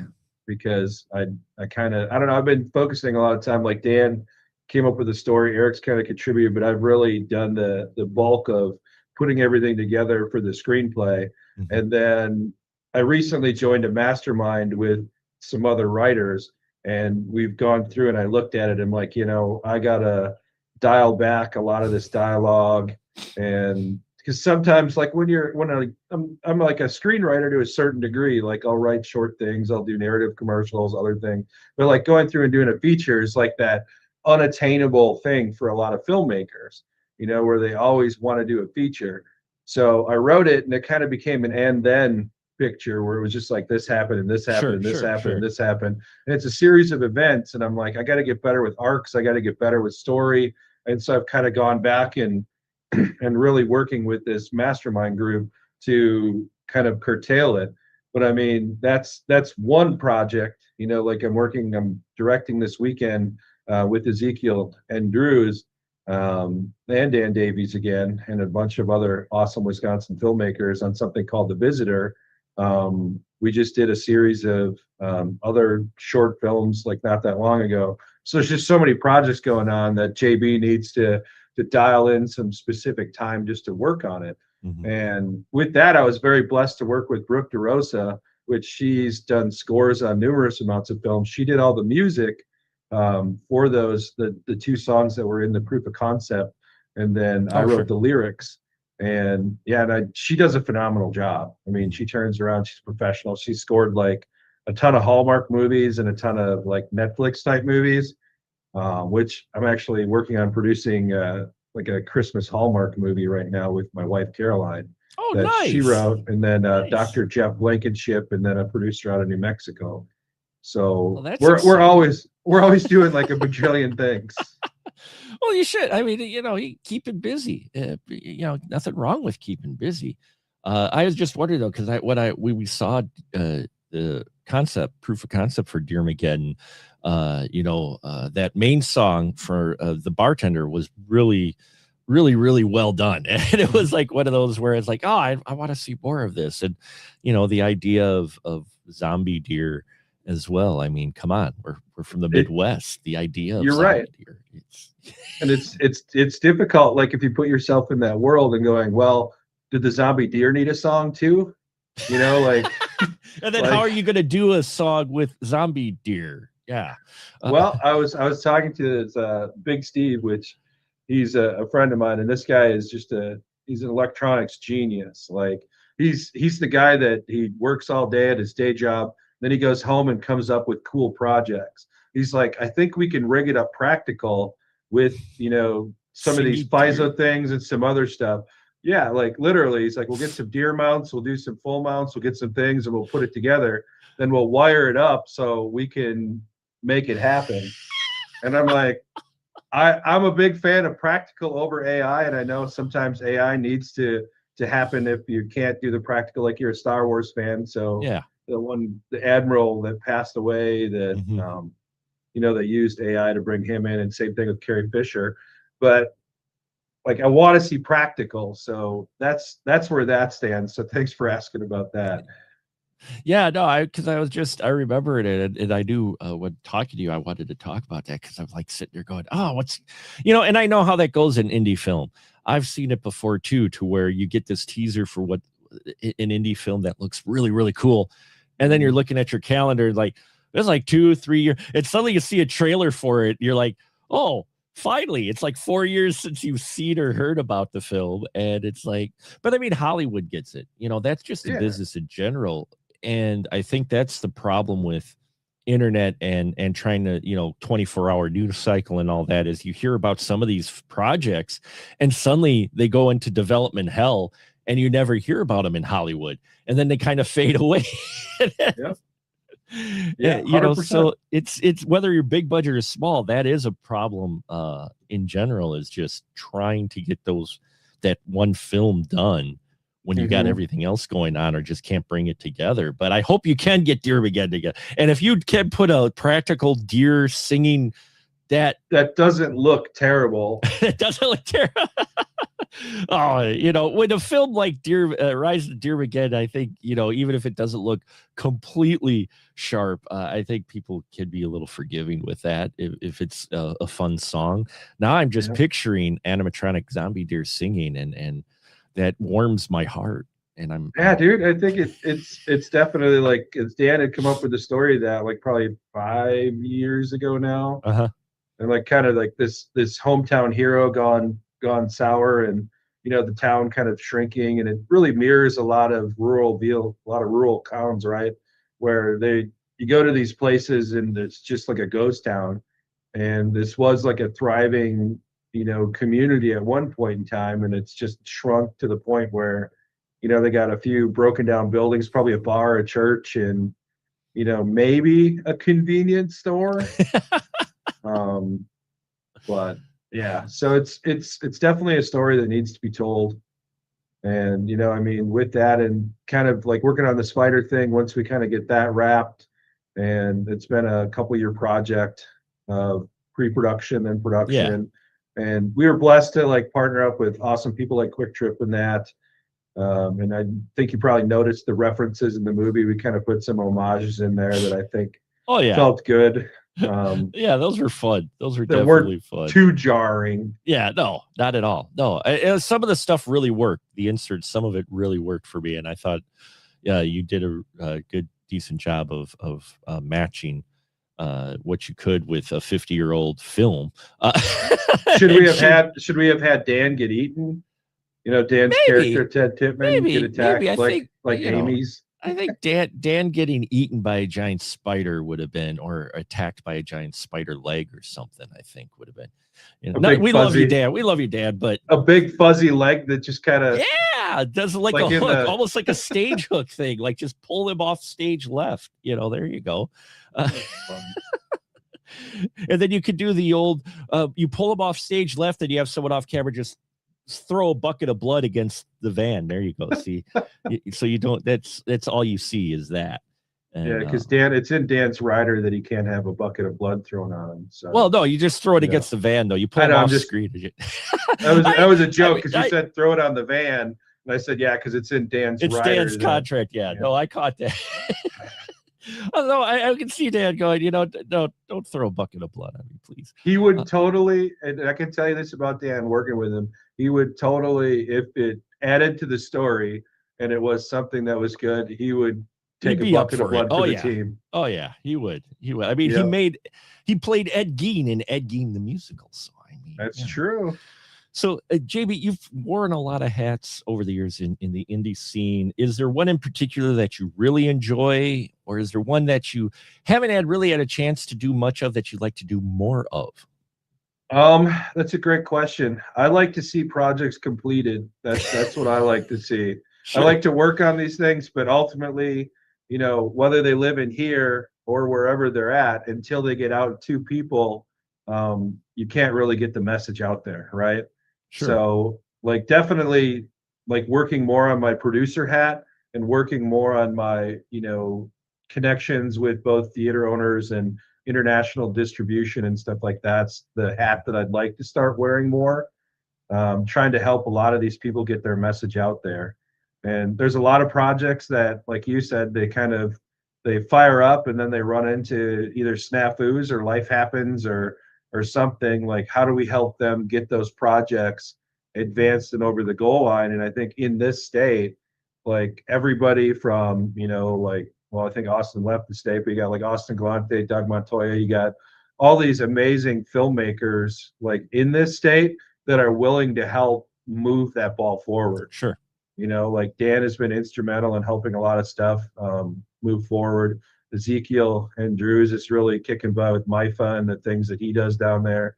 Like Ross Bigley, I just worked with him on a project. Craig Knitt's always getting things out there, like as far as moving things along. So it's just, you have a lot of great filmmakers in this state. And I'm sorry if I forgot anybody, but you got amazing actors too, right? And you have people like yourself that are doing the Soda City Fright Fest, which is one of the events I look forward to each year here in Oshkosh. You know, you got the Times Community Theater, which they're always willing. They put on plays there. They'll allow people to go in and showcase their films. So it's just, I would like to see more of that happen, and then more of a response to what's been created independently, similar to like what you see with the Odyssey, right? Right. Where people are like, I just can't wait to go see, you know, Winter Hymns, right?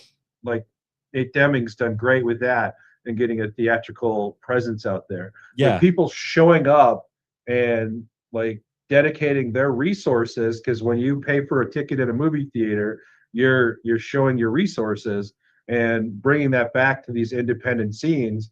And then Veronica Pope being able to go back to the state and say, hey, we want to expand this tax credit to start bringing more productions for like national productions into this state. Because talking to my buddy that's out in LA, he's like, I've never been afraid that in the last 20 years, he's been out there over 20 years, I've never been afraid that there wasn't enough going on. Mm-hmm. And he's like, now work is like super slim here. It's moved out of the city. It's gone. Well, come to Wisconsin. Yeah. We've got qualified people. We've got people that can help you. We've got films that we want to make, but we want to also help you with our beautiful scenery, like the city of Stevens Point. Beautiful place to go and shoot some stuff, you know, like we have the Northwoods, we got tons of lakes, we got, you know, little Bavarian Christmas villages, we got all different things. And so that's the hat that I would like to wear, is that hat of kind of continually unifying these people. Like you got Nate Shepard doing great things up in the Northwoods. You know, I mean, all these different people all over, like Kurt Krause doing great things in Door County, you know, and Chris Opper and the Door County Film Festival. You got Ian and Kathy over in Waiwiga for the Waiwiga International. You got all these people. Dean Beltram up in Eau Claire doing the Midwest Weird Fest and a Night of Horror International Film Festival, which he designates a section specifically to Midwest films, like the shorts block. He always has at least one best of the fest of Midwest, where he features a lot of short film filmmakers, and he features Wisconsin filmmakers there as well when they have a feature out. So he does the work up there in Eau Claire as well. So I mean, is there a place somewhere that I can promote that's got like a listing of all these things that happen in the state, or does that not exist yet? I don't think that really exists where everything outside of Film Freeway, where you go to like search Wisconsin Fest. I actually don't think there's a real listing, which maybe I'll throw on my website, a listing of a Wisconsin events and such. Maybe you know, each event kind of wants to promote itself, but as far as cross promotion, there really isn't a huge amount of that amongst these events. And that's something I kind of would want to see, because I know, you know, it's just like on YouTube or everything else. Everybody does have their own thing they want to get out and have popular, but especially most of these events are on different weekends. They're not conflicting with each other normally. So, well, and I think that's been an issue between a bunch of filmmakers right there, which you just brought up, is that sometimes they'll create an event and they'll be like, oh, well, my event's been on that weekend for like 20 plus years. And I have no idea, right? Like, so I started film stuff about 4 years ago, maybe 3.5, 4 years ago. Prior to that, I didn't know anybody in the state. I've always dreamed of being a filmmaker since I was a kid, but I never thought it was economically viable. So I didn't pursue it. And then I come back in and I'm doing things that people are like, well, why didn't you ask me? And it's like, because I didn't know. Right. I just know that I needed to get this done. And JB's going to work hard to try to get whatever he can get done without trying to lean on other people. Right. And that's not because I don't value other people. It's just because I don't want to be like, hey, can you help me out for free? Because I feel terrible. Yeah, you don't want to. You hate asking that. Hey, could you be in this? Well, I'll give it. It'll give you exposure. That wonderful term of I'll give you exposure, and especially in today's times, people will hear that and go, "Oh, delete email." There's your exposure right there. Well, for sure. So, like that's when you talk about competition, but really the collaboration of this group of people is beneficial to all of the above. Yeah. Right. You know, I mean, like I didn't know a lot about trivia, and Mayor Mike told me a ton about the trivia in Stevens Point. I know that that's a big thing for you to go in and do this trivia. And we met the guy that wrote trivia questions for two of Don and Dak. You got Dak, and then you got Oz. Oz used to write it, and now Dak does. And you guys met them, I think. Yeah, it was awesome to hear him, but I have no frame of reference, right? Like I like if you're a huge trivia fan, then like, oh, like Dan was just awestruck because he's like, this is the guy that wrote the questions for you. I'm like, I got no frame of reference, right? Yeah. Like if I meet the CEO of some major corporation, anybody that works for him is going to be like, yes, sir. Thank you, sir. I would be like, how you doing, bud? Yeah. You know, you don't know who to, yeah. You know, and it's not anything other than my own, you know, inability or ignorance on whatever topic that is, you know, but it's tough to be knowledgeable about everything. I think part of that too is just our Midwest nice. We don't want to bother anyone, but at the same time, you're looking for help, but you're like, oh, I don't really want to, you know, so there's that kind of Midwest nice aspect of things. But the fact that you want to be, which I give mad respect for, because once I've learned now what a producer actually does, the fact that you kind of want to do that part of it is not something you hear a lot of people say when they want to go into film. Oh, I want to help produce. I want to help get word out of films. I want to do, you know, it's usually, I want to direct, you know, and while you'd like to, the fact that you also want to do this other aspect, I think helps, because especially in indie film, a lot of the directors are also editors, screenwriters, producers, because they wear many hats because they're limited budget and they don't have resources or anyone stepping up and saying, you know what, I'll find your locations for you. Give me the script. Or, you know what, I'll help you find the cast, or I'll help you find this. And I think that's still a struggle for many indie filmmakers out there to find those resources, especially in Wisconsin, because nobody wants to bug anybody. Yeah. And No, you don't have the you're- money, because it'd be volunteers sometimes. And it's like, I don't necessarily want to ask someone to designate their time for a day of going out location shooting when I'm barely going to be able to pay for gas. Yeah. No, that's a very valid point. And, you know, like, I love all of those aspects that you just talked about, like finding locations. You know, like with the Rise of the Armageddon, Dan found that location, and that couple endured like a almost 17.5 hour day of us occupying their space, you know. But I have like an office, and I opened my office up for people to shoot different things. I just got a message a little while ago from amazing filmmaker Daniel Wheeler, the guy that did the Last Witch of Wisconsin. Oh yeah, and, he did Voice in the a Vessel. And he's working on My Brother and Bigfoot right now. And he's like, well, hey, if need be, can I use your office as a backdrop? Absolutely. My office was just like a Catholic, you know, relic room not that long ago. It's been, you know, like a kid's room, like it's been so many different things, and I'm always willing to open it up. And here at my office in 404 in Oshkosh, you know, Kevin's also opened up a ton of stuff so people could shoot in the ballroom, like Easy shot a lot of the Deep State, which Lori, the editor on that's got like a few sections of that done. So that preview is going to be out soon too for that film. And like, you know, what's his name? No, it's terrible. Now he's going to come up with his name, and he's going to be like, "Oh, what do you remember my name?" CJ Guzan. So the guy that was the bartender, right? He was executed by Michael Oliar in my office. Oh, well, there you go. With Luis Castillo watching on, and Donna Frankart, and you know, Kurt, Cabbage Wrestler, I call him, but that's not his real last name. It's like Kraychek. Kraychek's tough. It's a tough one to go from zero to Kraychek. You got to like hear it a few times. And then his is something similar. But, you know, so those locations, I love that. And we'll go into a situation where, oh, this location canceled. All right, let's find another one. You know, let's move it. And it's so much fun, dude. You're seeing these people and their creative vision. I know you got a feature, and what's going on with your feature, Mark? I've got a feature. I have an anthology feature in my head, and I've written pretty much the whole thing.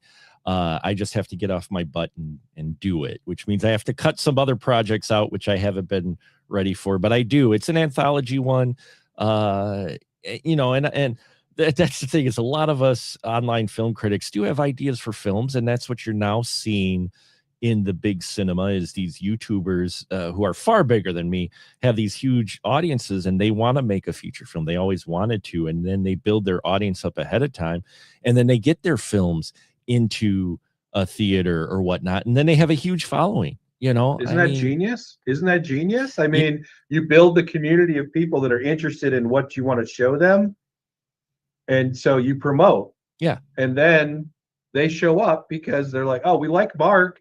We've seen him do all these reviews and stuff like that. Now he's got a movie. We want to go see it.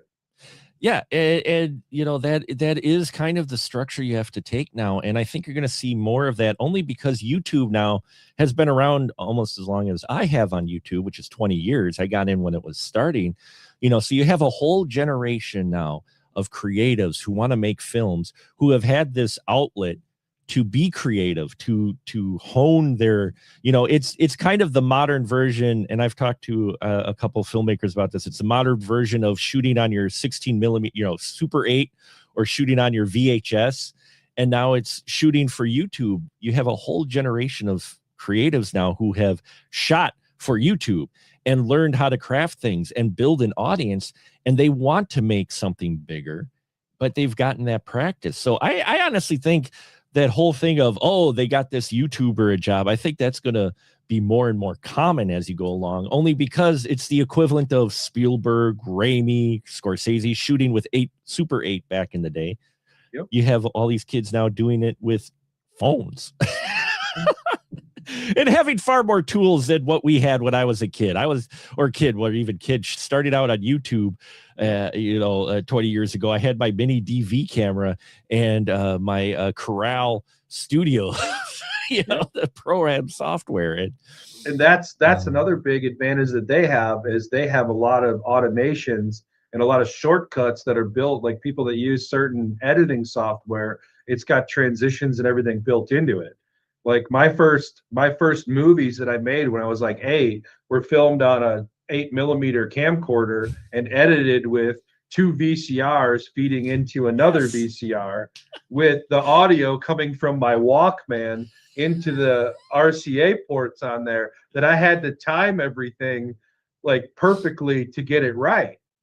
And now I can dump a file into Final Cut or CapCut or whatever, like Adobe Premiere, and within a few minutes I can have a professional output. Yeah. Right. Before, my first film was on 8mm black and white reversal, which I used a razor blade to cut actual takes and then tape them together. Yeah. I'll show that someday, which it's awful. And I have all the original notes from my film professor just critiquing it and ripping on it. No, we got a whole generation of folks who will never know the pains of the AB deck and accidentally not making sure the insert button wasn't pressed. And so then you've inserted this and then you've got that the tracking's all off because instead of insert, it's like, I remember that working in news at Channel 7. I did an internship there. I was assistant producer, which basically I did all the little busy work for the main producer of the show. And I remember working with those decks and learning, make sure you have it set to insert, because if you don't have it set to insert, it's a VHS tape, you're going to cause a break in that footage because it's just going to copy over that. It's just like, man. And people don't, I think, now, you've got it all digital. So you don't have that AB deck stuff where you're trying to time it out perfectly between two videos. and you remember what, like the CGI, like the character generators, to put titles on things, that was a separate thing that was superimposed. That was the video toaster. Yeah. Oh yeah. When Video Toaster came out and you could actually create your edits ahead of time, and then it would just allow it to go through and automate the process, like that was like, whoa, now we're walking in high cotton. Back when to tell our student television station at UW Stevens Point had a teleprompter, but it wasn't like the teleprompter you thought. It was a teleprompter that was a white platform that had a camera pointed down on it that then projected that out to the camera, and so you had to switch out cue cards. Yeah. Like into an opaque projector. And you kind of, it was wild. It was wild. And now you look at the tools now, and it's like you have your entire production studio from start to finish on your computer. That anybody can do. You shoot raw footage, you can bring it in. Let me tell you, making that transition from doing mini DV tape to digital was like, because I was like transferring it manually. You start the tape and you'd sit there and have to wait for it to, and now it's just like copy, done, there you go. So it's easier now than ever, but at the same time, there are still the challenges that you have with any storytelling. Well, because now you don't have to go through the painstaking process of all of these things. You can literally pick one of these up and you can be shooting something seconds later that is a good idea. Yeah. But it's not necessarily flushed out. Right. It's just like it can aim a camera at it and be like, oh, this is funny. But now you're going to try to turn it into a feature and there's one gag and it's like, well, that's probably not going to work. There is that too. There is that double-edged sword with the technology. It's like not everything has to be publicly released. I will fully admit that. While I love people shooting stuff and making stuff and wanting to create stuff, not all of this stuff needs to be put out in public. Keep it for yourself for reference, but it doesn't, because once you put it out there, as we talked last, hour with Ian about film criticism, once you put it out there to the world, prepare yourself accordingly. But I think that that's a great point. So we were on with, and our mastermind has all these different guests that come in, and one of the guys is the comedy writer that worked on like Scary Movie, Naked Guns, and a few other things. And he said quite the opposite, where put it out there and get criticized, but be prepared to be criticized, but then take that information back in a positive way and have it, affect your art going forward. Oh, I can see that. Yeah, I can see that approach too. Yeah, there is that. Yeah, and so like if you have an idea, get out there and shoot it, put it together like on the shoestring budget, like kind of a proof of concept, right? Shoot it on a shoestring budget and then put it out there. And if people are like, wow, this is the dumbest thing ever, then they might be right. Or you might be in front of the wrong audience. And, but then you can adjust, right? You'll need a bit of a thick skin, and you do need to weed through the immediate knee-jerk trolls that will come out if you produce that. But like the ones that say they want to punch themselves in the face every time they hear your voice. They watch my reviews. Exactly. Those type of people. I've been called loser. I've been called all kinds of names over the 20 years I've done this. But if you weed through that, there are comments that can be constructive. You just have to be prepared for that first onslaught wave of trolls that will inevitably just hit you just because. And the guy from, I think it was the guy from Impractical Joker he said, don't take criticism from anybody you wouldn't turn to for advice. That's great advice. And I think, go ahead. And I thought but you're right. It's great advice because it's brilliant, because there's going to be negativity out there no matter what. The guy that's been sitting on his feature film for 20 years is mad at the guy that gets out year one and films a feature film. Is that feature film perfect? No, it's his first feature film. Like you look at Andrew Jackson's first feature film. What was it? Dead Alive? Yeah. And that's a completely different picture than The Lord of the Rings. Oh, Peter Jackson, you mean? Peter Jackson, yeah. Sorry. Yeah, no, it's okay. Peter Jackson. You look at his early stuff. He made Meet the Feebles? Yeah. But you know what? He took the notes and he kept moving forward. Yeah. And, I think that's important. And I think that's a great spot to end this on. Well, I wanted to say thank you for doing this for Alzheimer's. Yeah. My grandmother had Alzheimer's.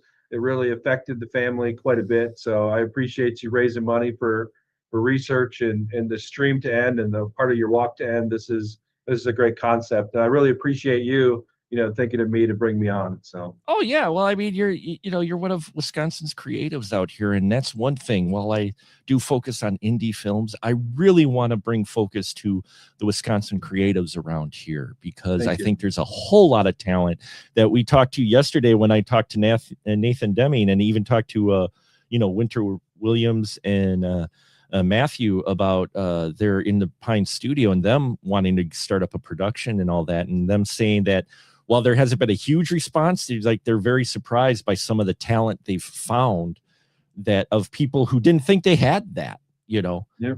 So I think still haven't met that couple, but Danny DeHay over at Simpsons in Wapaka told me that I need to meet them. You do one of these days. So. You do. They're an awesome pair that I think you would probably definitely. If you want, connect us both. I'll try to connect you both. Some of your I'll work the magic. Tech. I'll see if I can work the magic. So JB, where can they follow your stuff at? Anywhere on social media or follow you at? I'm kind of on the IMDb, which is like the LinkedIn of, that's probably the best place to go. Sure. Otherwise, I should probably have a website, but I don't think really anybody would be interested, so I haven't created it. Oh, you never know. Except for the trolls. They'll be like, JB, you're very weight challenged, or your voice is annoying, or something.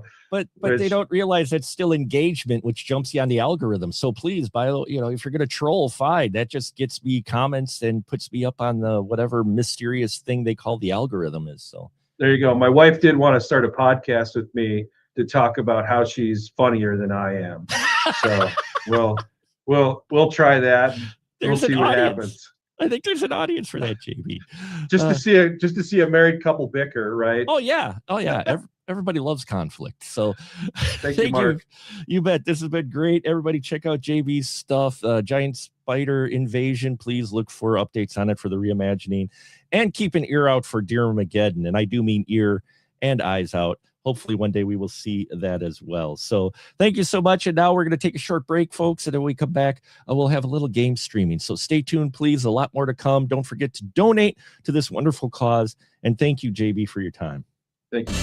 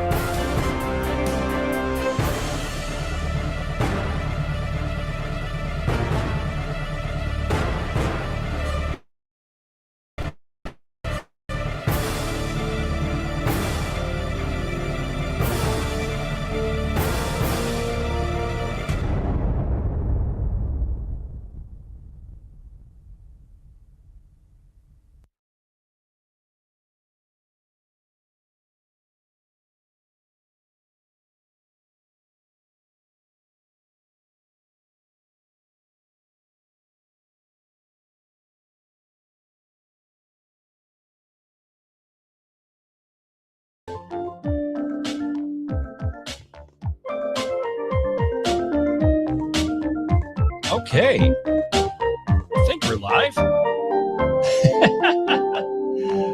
Doing this all ourselves, folks. So,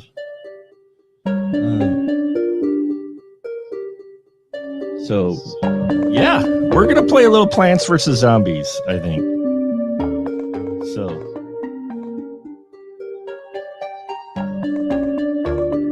So let's prepare ourselves accordingly, my fine friends.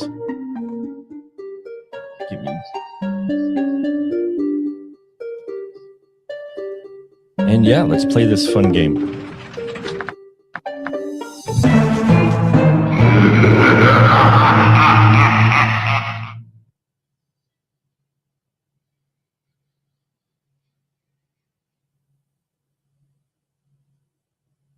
Oh, we got to continue our game here. Oh, yeah, I forgot where we're at.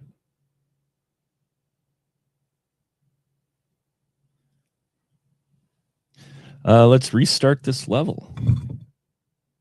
I forgot this is where I was at. Wabby wobble.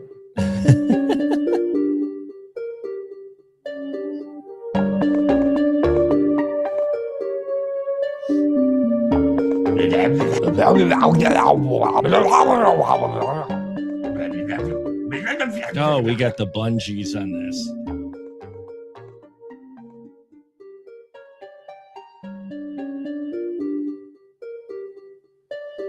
All right, so give me just one moment.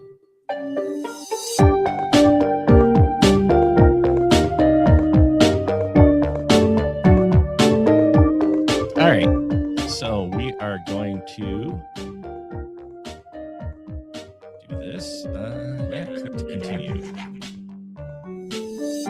Give me just one moment, though.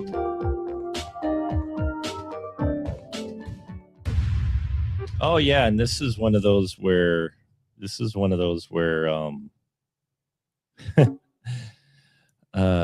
they hand us the stuff. So we're trying to protect ourselves from the zombies from getting over here. And trust me, it's no easy feat. There we go.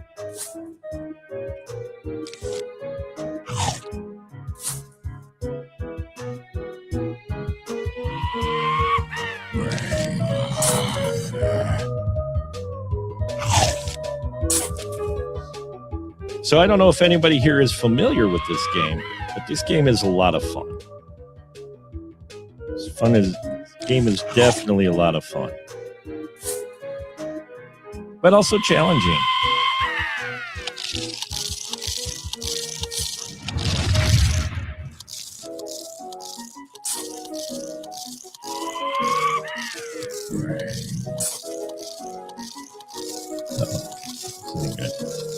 Let's wait till these guys get closer.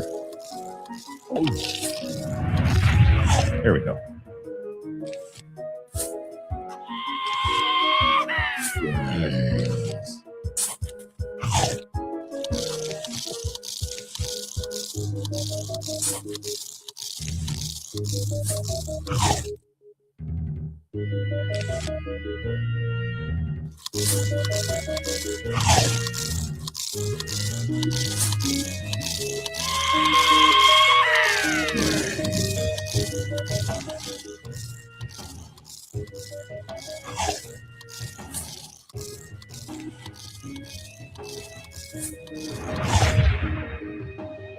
We're doing okay so far.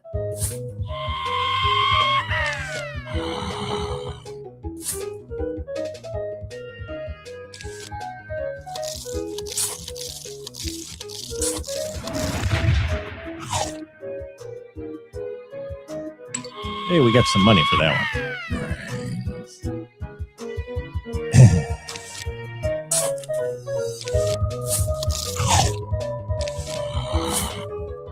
We're not doing too bad so far, but we haven't gotten the huge rush yet. So there is that.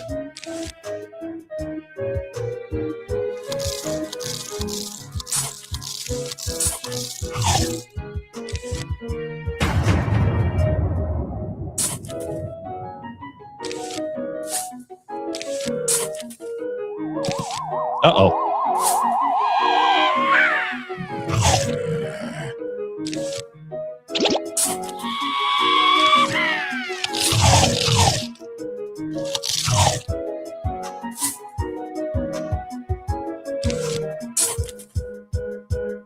We're not in trouble yet, but we're getting close.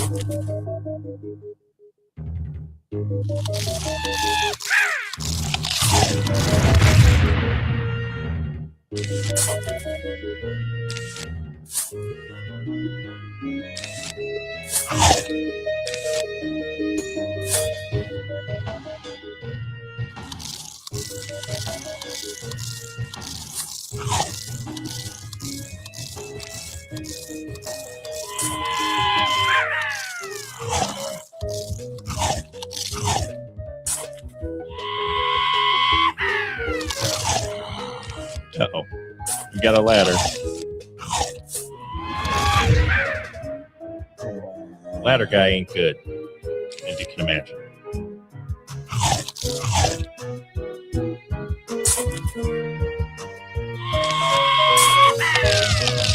Ooh, howdy. Okay. That's a lot of guys.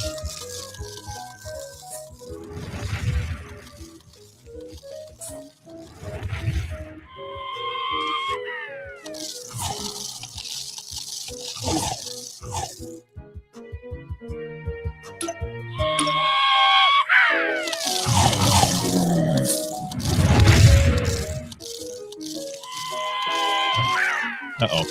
We're getting screwed now.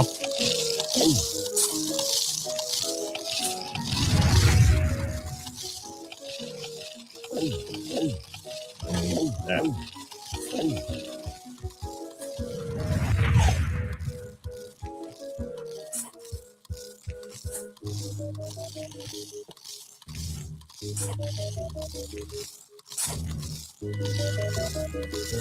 So distressing.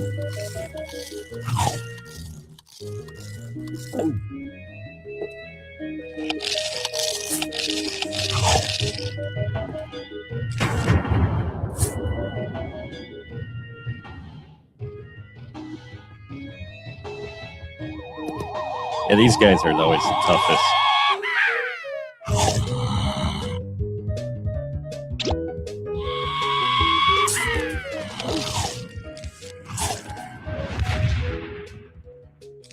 Not doing too bad, actually, overall.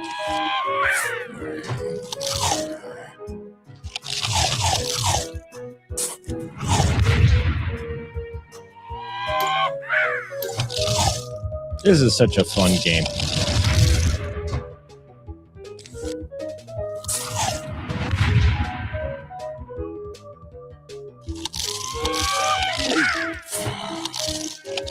Uh-oh, we're running out of bombs.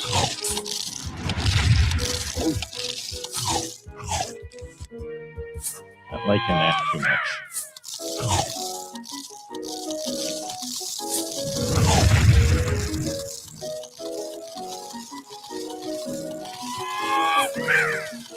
Holy crap, we got a lot now.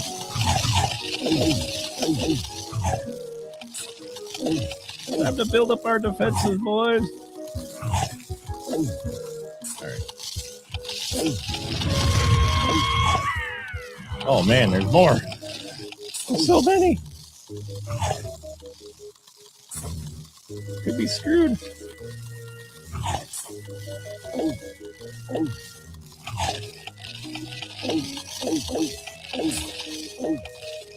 Not boding well for us, folks.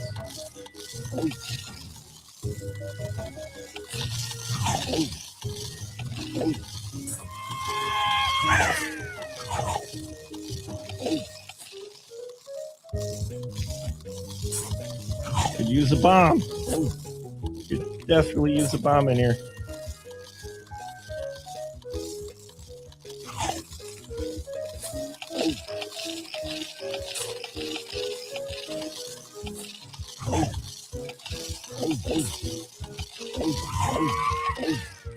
This does not bode well for our team. Getting hairy.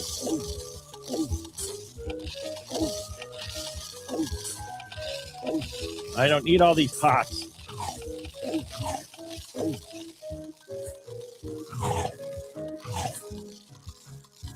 We still have one more. We still have one more group to go through.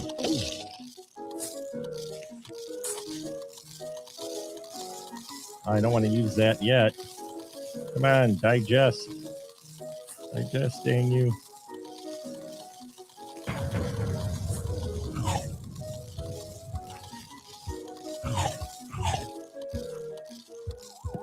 Yeah, this is the tough part here.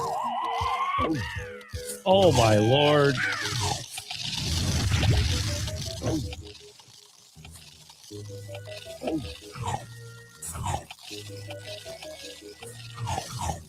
Be screwed here.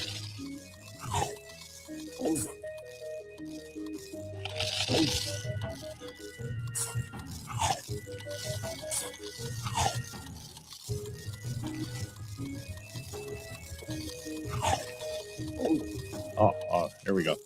I got a bomb. I got a bomb. I got a bomb.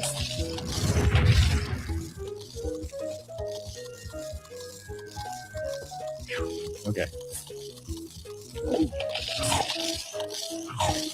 Punch this guy. Woo! Yeah, look at that.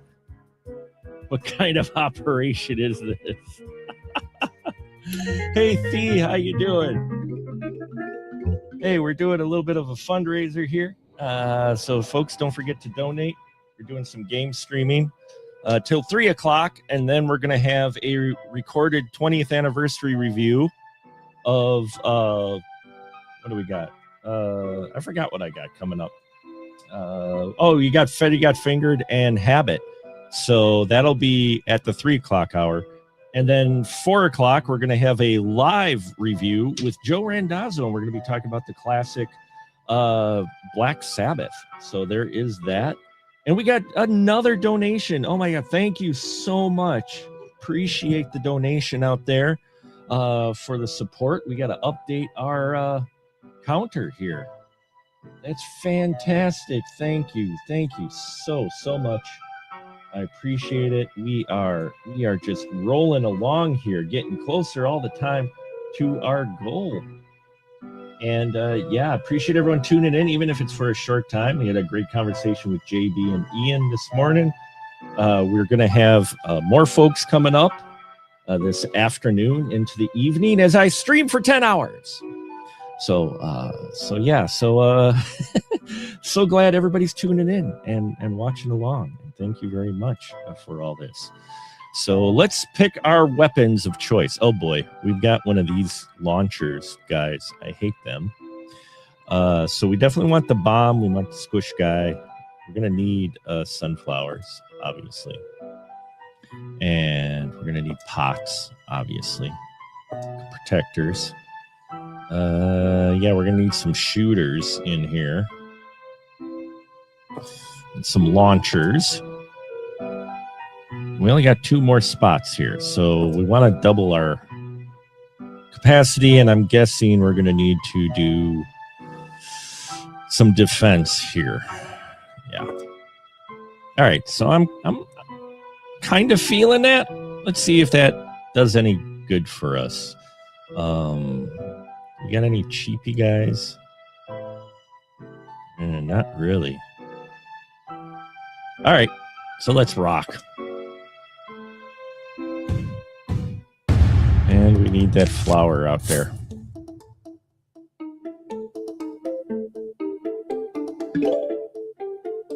Gotta collect those sunflowers so we can grow our things and stuffs. Oh, and here they come already. Coming. Brains.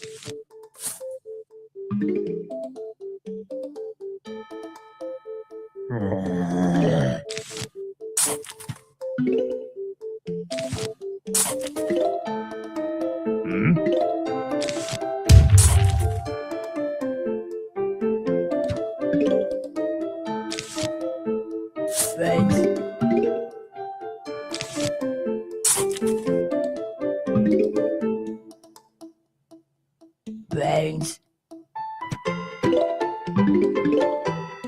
We're growing our sunflowers now. Let's get this guy out, and then we can get some more defense out here.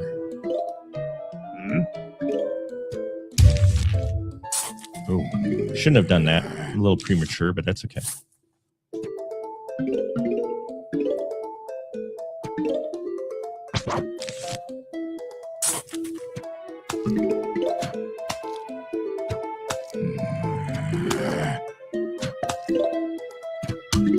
You might get him in time. Maybe. Oh, we got him. Cool. All right, let's get that defense going. See, the thing is slanted, so you kind of have to put those pots up there for the shooters to get to.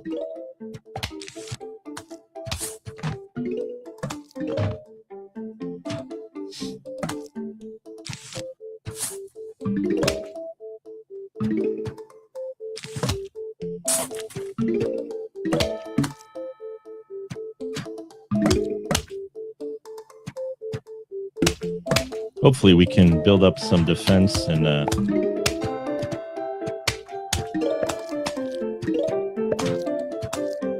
get another. Oh. We're getting there now.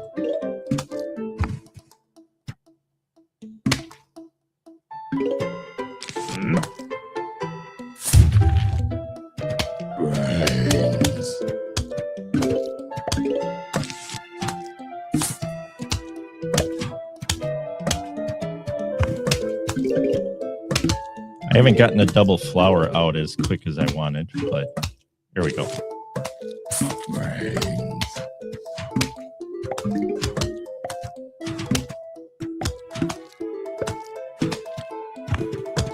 I've played this game so many times. It's so much fun. It really is. What do I want?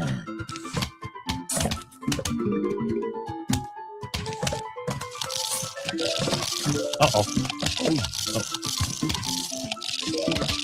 Oh no. It's getting too close for comfort for me.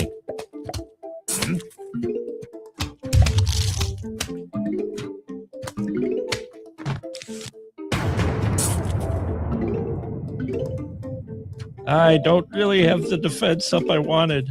Oh well. Oh, we definitely need that to do this, so we can do this. Go away.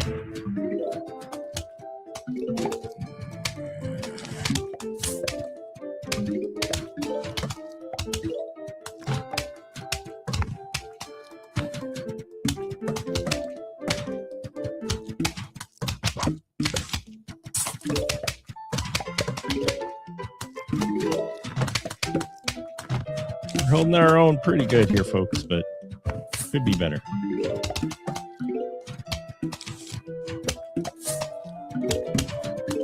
Ah, that one. Yeah, that was a waste.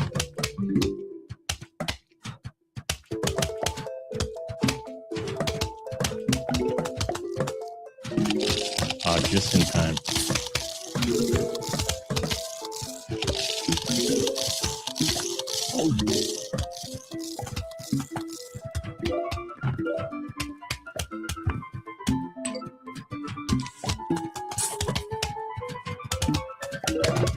Oh, we're letting it fly now.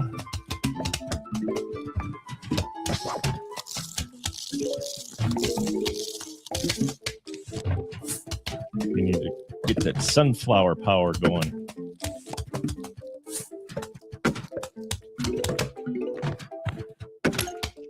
Oh, this guy will be a lot cheaper. There we go.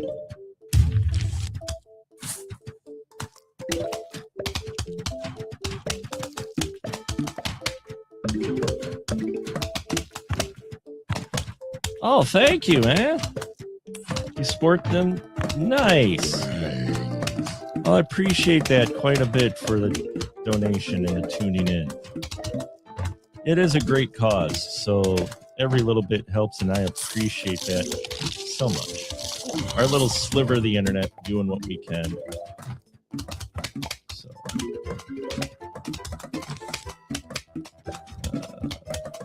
going to put this guy here for now.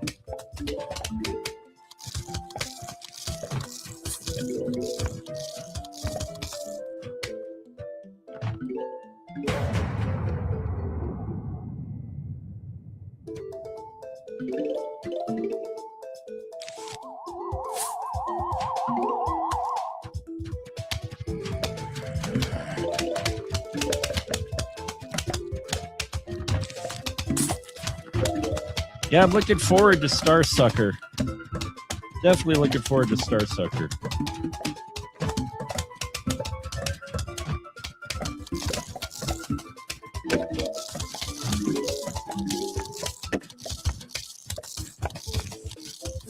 You can't really go wrong with the Butler Brothers.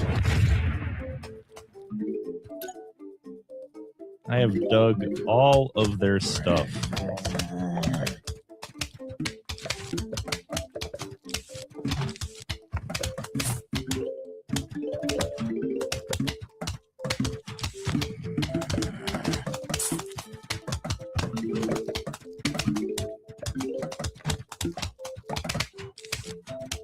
All right, now we're cooking with some gas.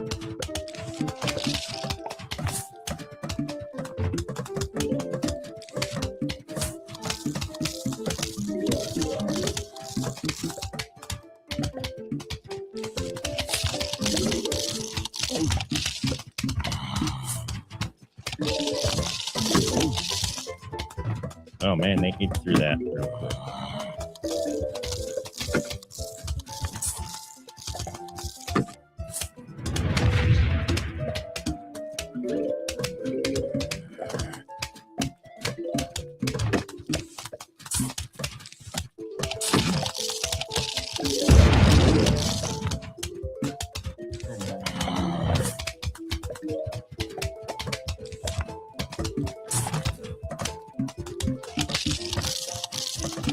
Such concentration.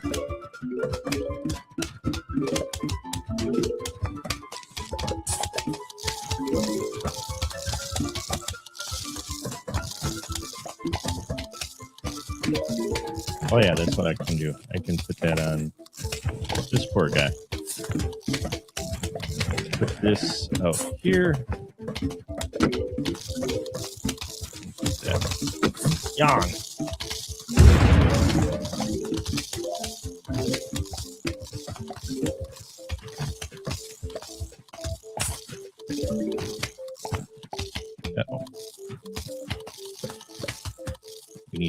We need to get another defense up there at the top. All right. Woo.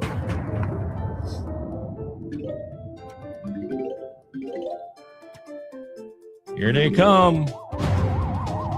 Oh, it's a final wave too. So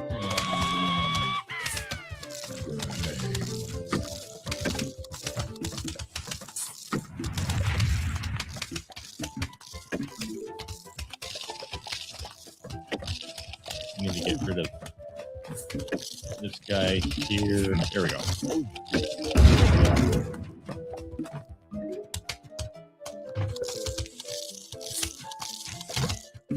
Aha! I think we got this one.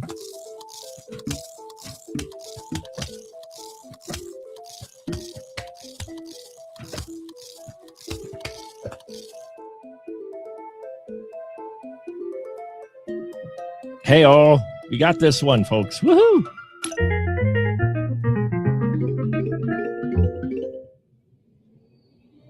And there you go, folks. Make sure you check out Watching Mr. Pearson.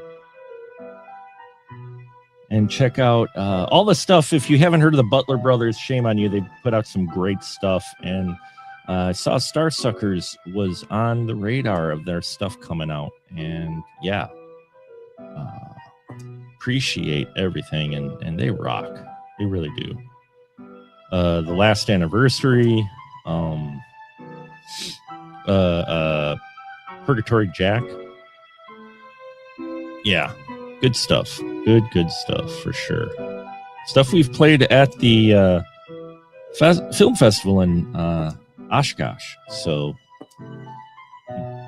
definitely want to put those guys on your radar. All right, so I guess we'll go this route and see how well this does. Not a huge amount of high hopes, but let's see. Worst case, we fail. Worst case, we fail.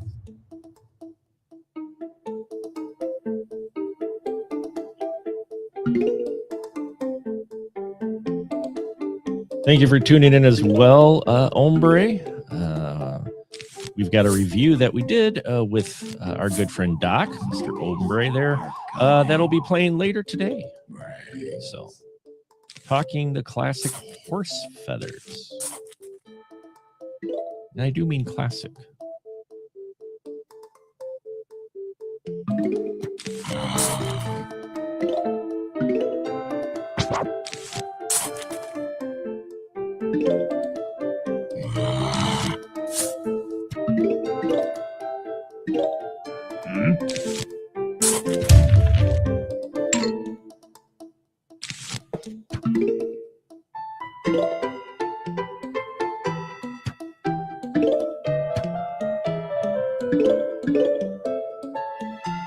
Come on. There we go.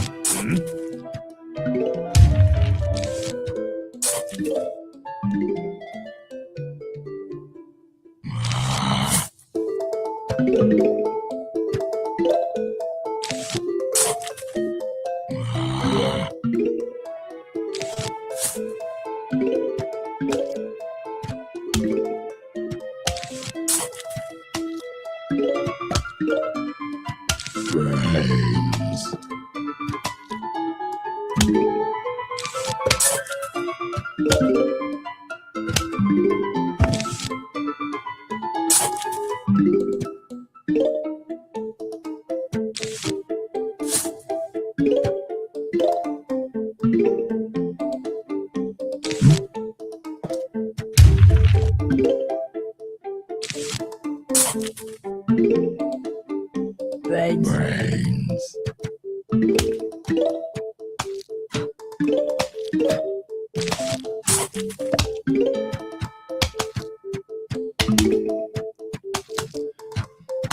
Oh, the tension is rising.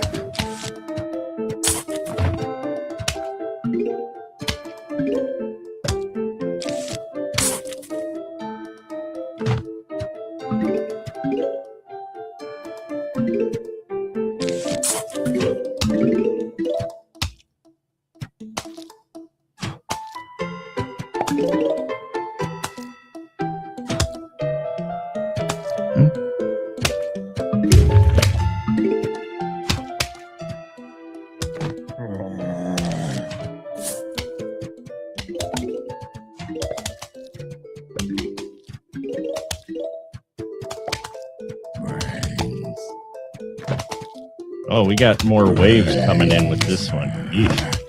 All right. Sure.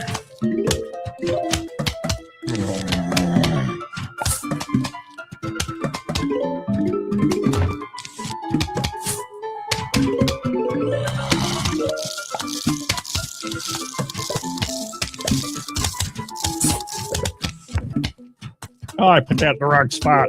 Damn it.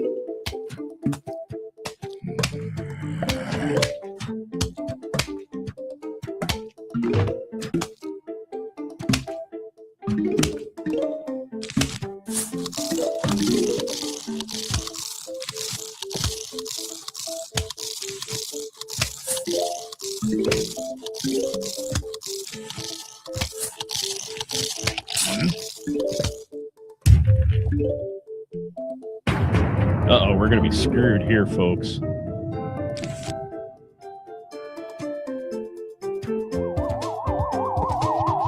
don't have the bungee guys yet, so we're okay there. All right. This isn't too bad. Oh, bungee guy.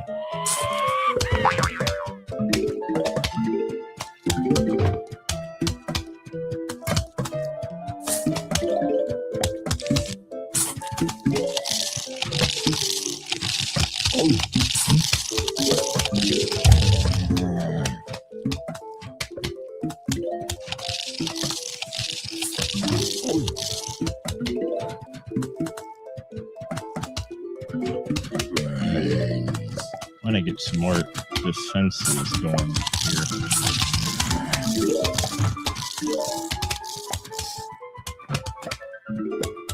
I'd like to get another sunflower out too, but here we go. Oh no! Fiend!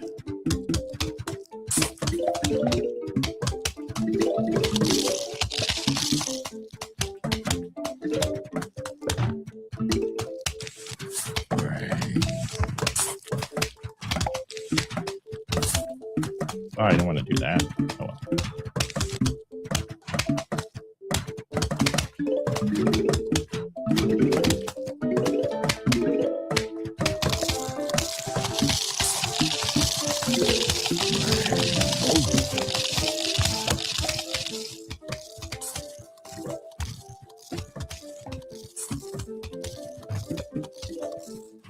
Pressure's on now, folks.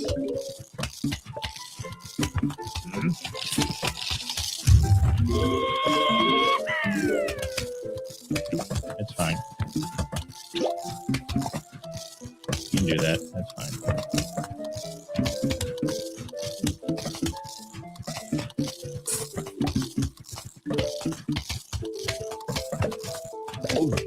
We're good there. Definitely locking in though.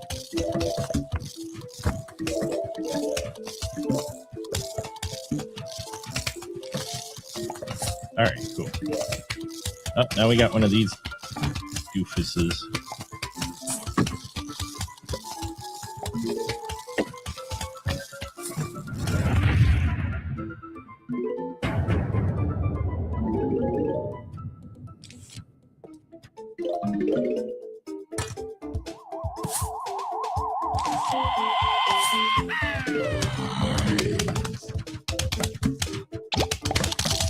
Fine, be that way.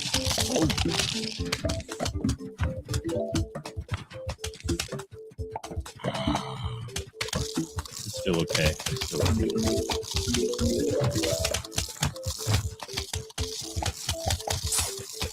Oh, I put that on the wrong one. Let's see, we can renew them here. All right.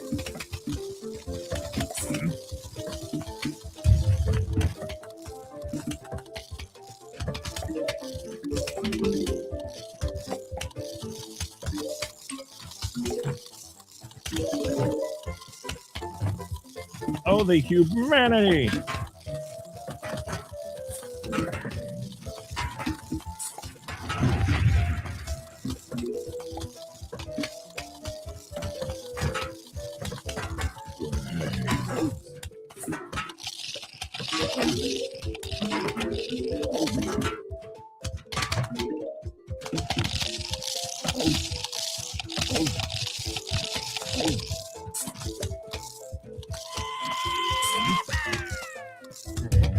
Oh, this is ugly.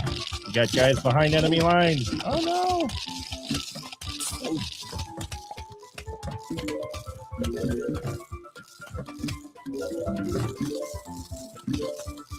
I forgot to put some projectiles out here. Some guys that could launch ahead of time.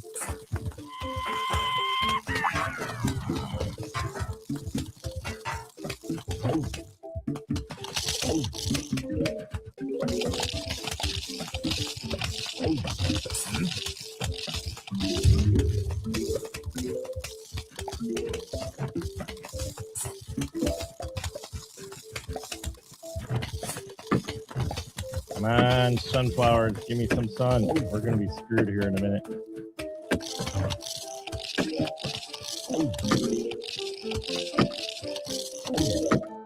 There we go.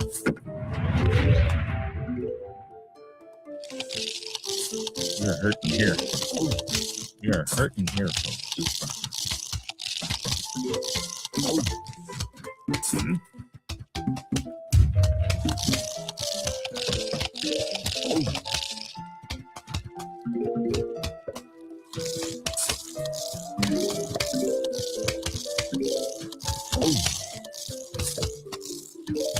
Oh no. We got rid of that guy.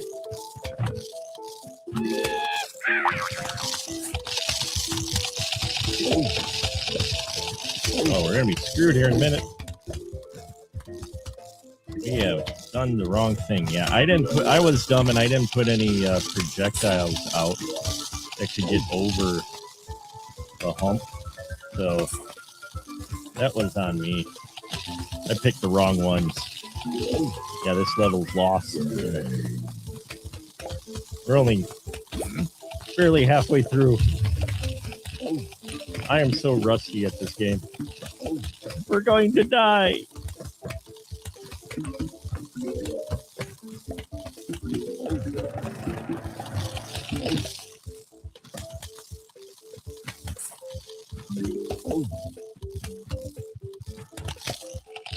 We are not producing any sunflower energy whatsoever.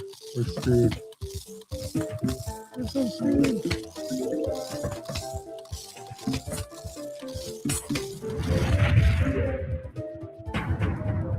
I've got nothing over here whatsoever. I've got nothing up top either.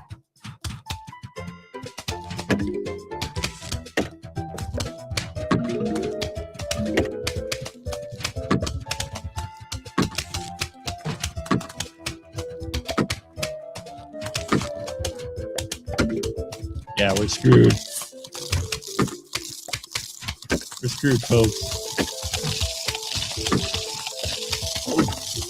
This could be the end. I'm down to one sunflower. Oh, the humanity.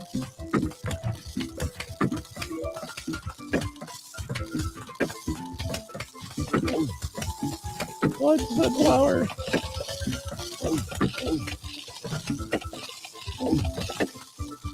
Oh yeah, we're dead. We're so dead.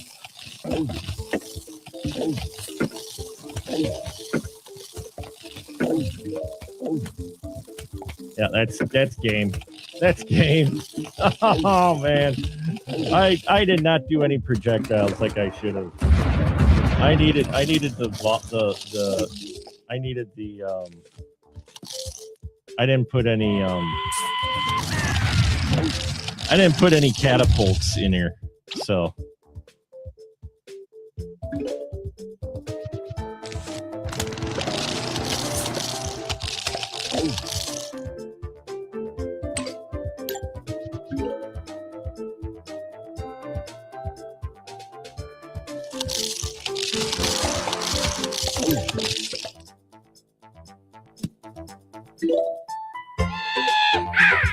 Yeah, they're still coming. We still got a fourth wave. We're screwed. We're done. We're done for. Yeah, that was my fault. I didn't pick any catapults, and I needed to pick catapults, and I did not. And I should have. And that was on me.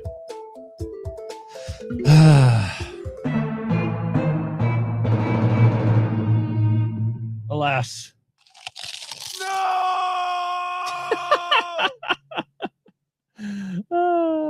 Yeah, that's a lot of fun.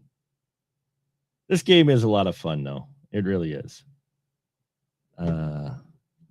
We'll try again. We got a little time. We'll do one more try again, and then we're going to play the 20th anniversary special reviews of what do we got next here? We got coming up The Habit and Freddy Got Fingered. You can hear my thoughts on that. And then after those two episodes play, we will be doing a live review with our good friend, screenwriter Joe Randazzo. We're going to be talking The Black Sabbath, a British anthology film, or Italian horror anthology film. We'll be talking that. And then there'll be a couple more pre-recorded reviews. We're going to have Dan Davies after that. And yeah, we got a lot of great stuff coming up. A little more pre-recorded stuff today than yesterday, but still some great material that you don't want to miss out on. And don't forget to donate. Let's do this one more round. I want to do one more round. I can't end on it like that. We can't end on it like that. So at least they're giving us that this time. And we're going to go with that. Oh, thanks, Stuffed. Hey, thanks for choosing in. Hey, everybody, make sure you check out Stuffed Burrito Entertainment. A very fine gentleman who puts out some great content. Always a streaming madman he is. So you want to check out his stuff on the twitch.tv, Stuffed Burrito Entertainment. He is the man. So yeah, we got that. Maybe we want to do the pepper. I mean, it doesn't do area, but it's a little bit cheaper than the dual. So maybe we'll do pepper. We could do the 3-er, but I don't know if we're gonna get up to that amount of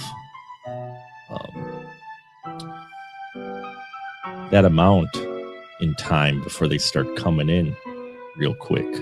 Like and yeah, I guess we'll throw the single shooter in there. All right, let's rock.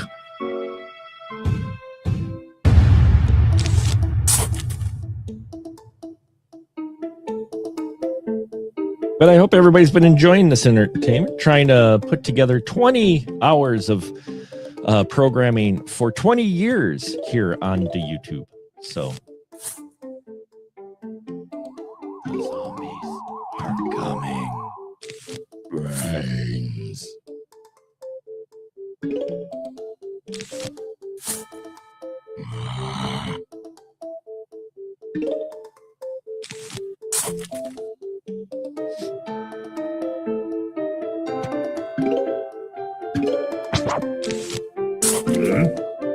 Brains.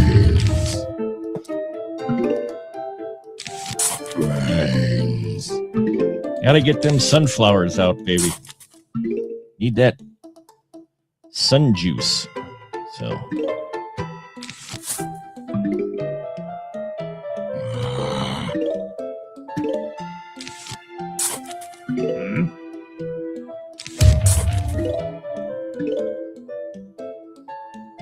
All right, now we're talking. I forgot to put these guys in there, and I paid the price for sure.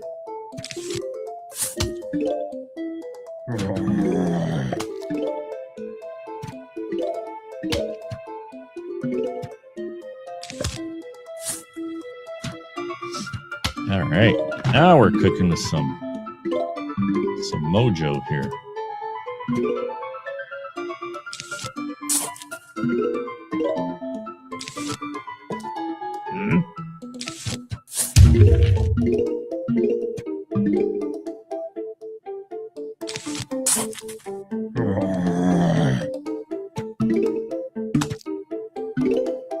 That's going to give us enough time to throw this guy in there.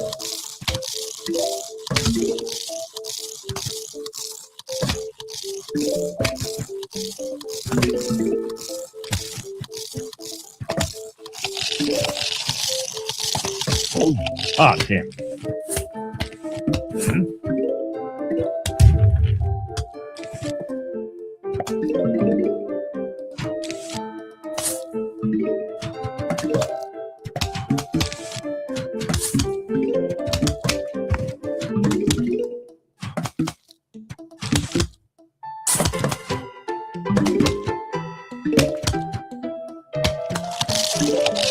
Come on.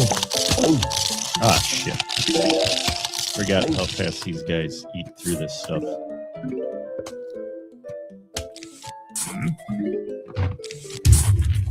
Oh, I'm going to be screwed for the...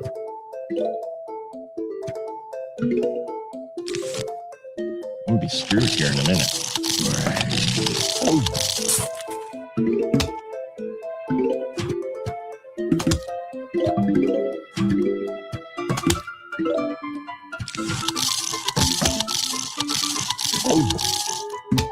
Oh, thank you.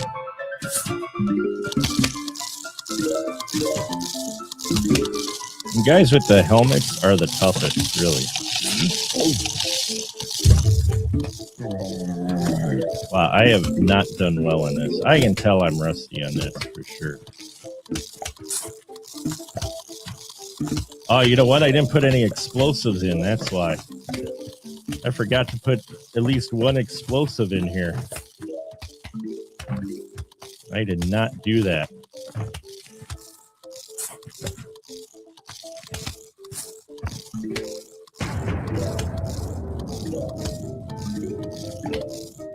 That was definitely a mistake on my part.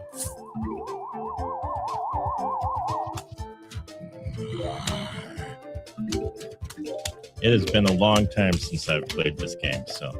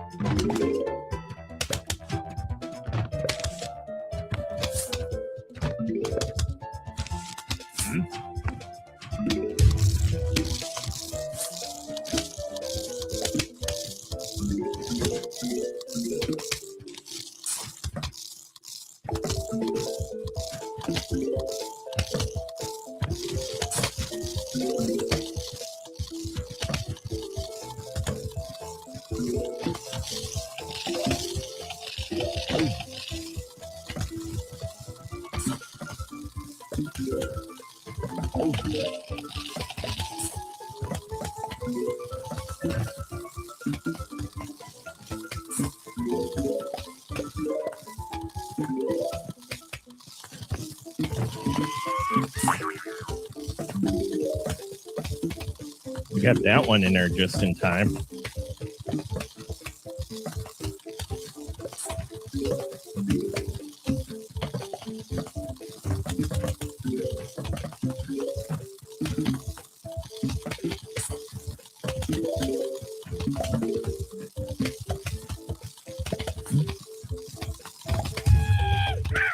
Yeah, go ahead. Whatever.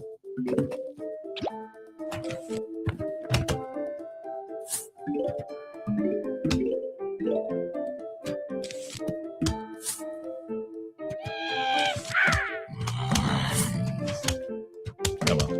We didn't get that one in there in time. That's fine.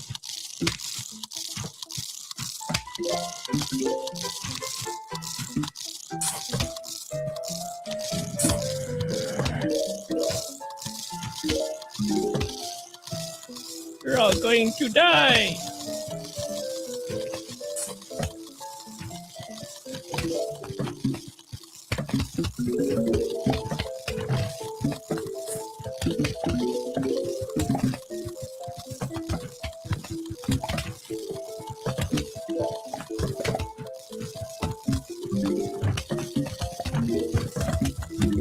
Yeah, I can't believe I forgot explosives of all things.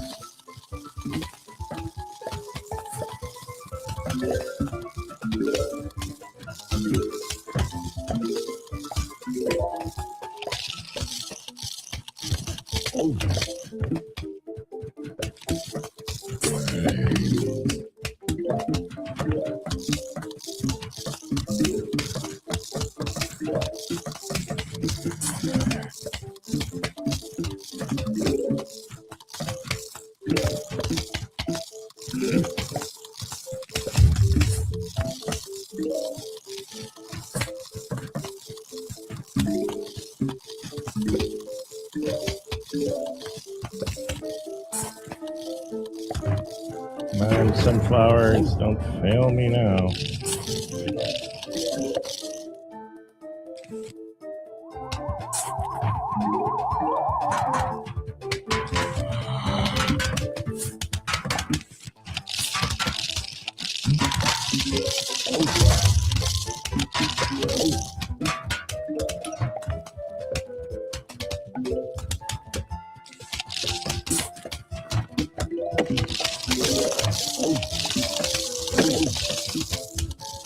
Oh no!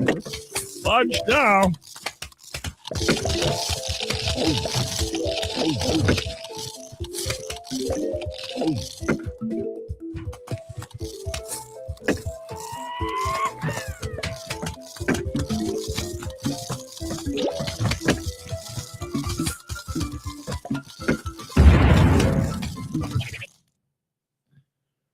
Whew, okay.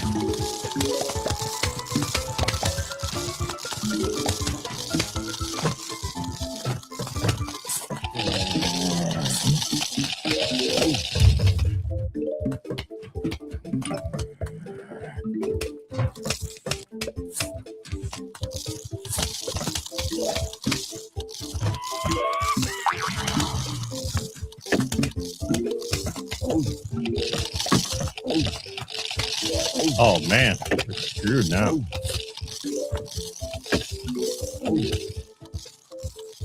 Getting hairy in here real quick.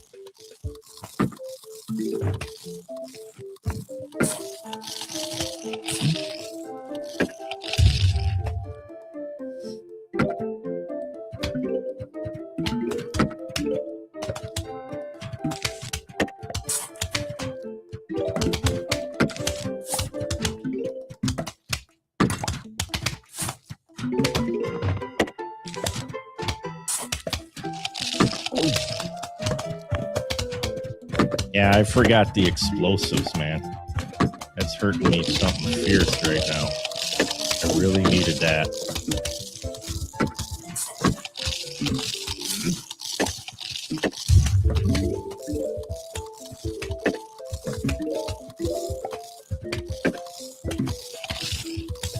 I hate these guys. I so hate these guys so much.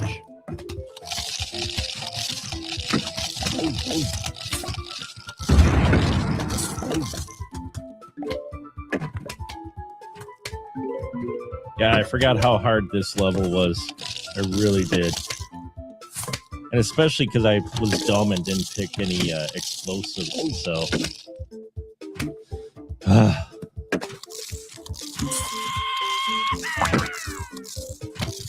So there is that, too.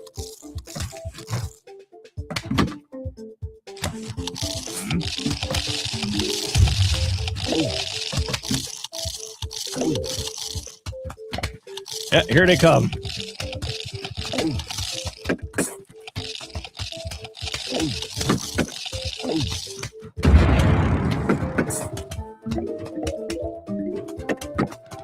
Oh man, we're only halfway through this level.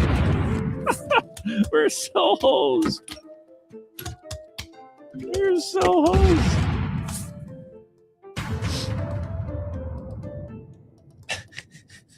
This is we're done for. Oh my god, we're so done for. Because I didn't choose an explosive. Had I chose the explosive, boom, right there, I could have just exploded all of those guys. But I have no cherry bombs to speak of. I don't believe I did that to myself. I really don't believe I did that to myself. Yeah, I do. I believe that. We got no sunflowers now. Yeah, we're hosed. It's the end, Scoob. It's the end. We're done. We're going back. We're going back to the main menu. That level's done. So stay tuned, folks. We will have our reviews coming up. First up, we have The Habit, the review that we did with Mr. Ray Sidman. And that was part of our 20th anniversary Final Cut series. Please don't forget to donate. Click the QR code there that you see, or if you're on specialmarkproductions.com/stream, click the donate button or the QR code there, or click the link in the description to help donate to a great cause. We are just cruising right along here, folks, on our way. So thank you so much, every single one of you. Thank you as well, Ryav8983. Appreciate the support. And yeah, stay tuned, folks. We got more stuff coming. And now here's that wonderful review of Habit with Ray Sidman.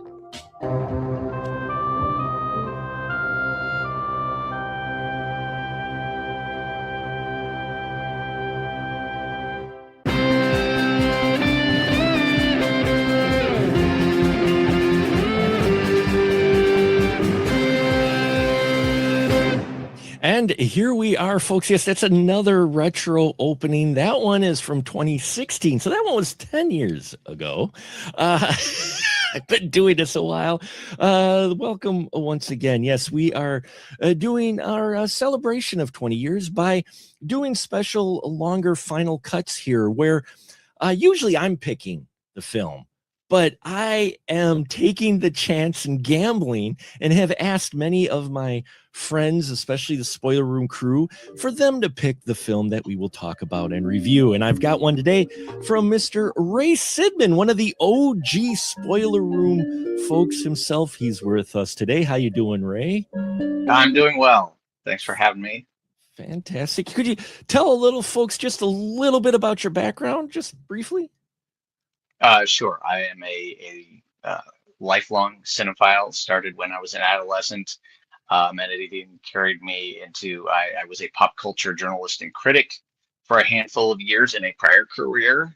I'm now I've been for 17 years now, a long while, a college instructor, but I still enjoy being a cinephile. In fact, I dropped it in the label. This is the first time I've done this, but I have a Blue Sky page. I know there's plugging at the end, but I'm explaining my background here, where I created a separate Blue Sky page specifically, strictly for just my movie and pop culture musings. So I still enjoy it a lot. Fantastic. Well, we're happy to have you here, Ray, and you picked an interesting one because it was one that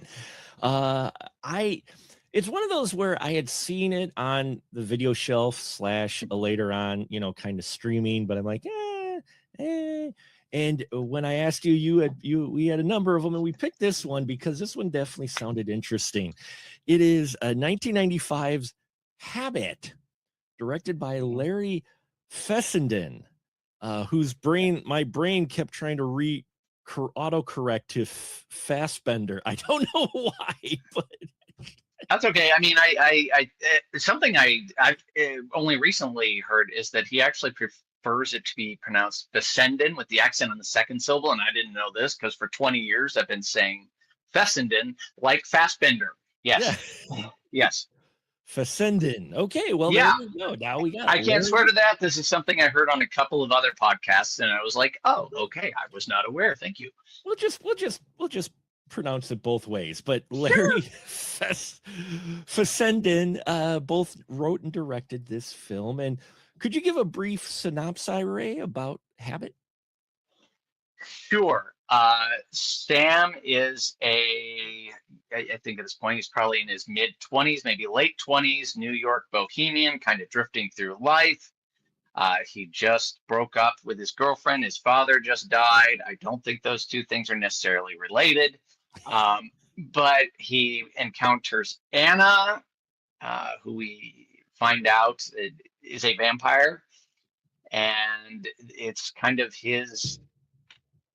he starts dating her, they become a thing, and it's Sam's life through I guess it's kind of about a 3 to 3 week relationship, I think, is the course of the movie, and it just follows his character arc through that, along with his handful of close friends. Now, what made you decide to choose this one? What is it about Habit that's stuck with you that made you want us to talk about this one? Well, first, it has a character named Ray, and I have the eponymous rule. I will discuss only movies that have a character with my name in it. Fair enough. It's just, I mean, you know me well enough, Mark.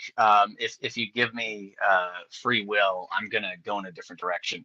So I wanted to do something that fit the final cut, so horror, but then obviously I went with 90s art house.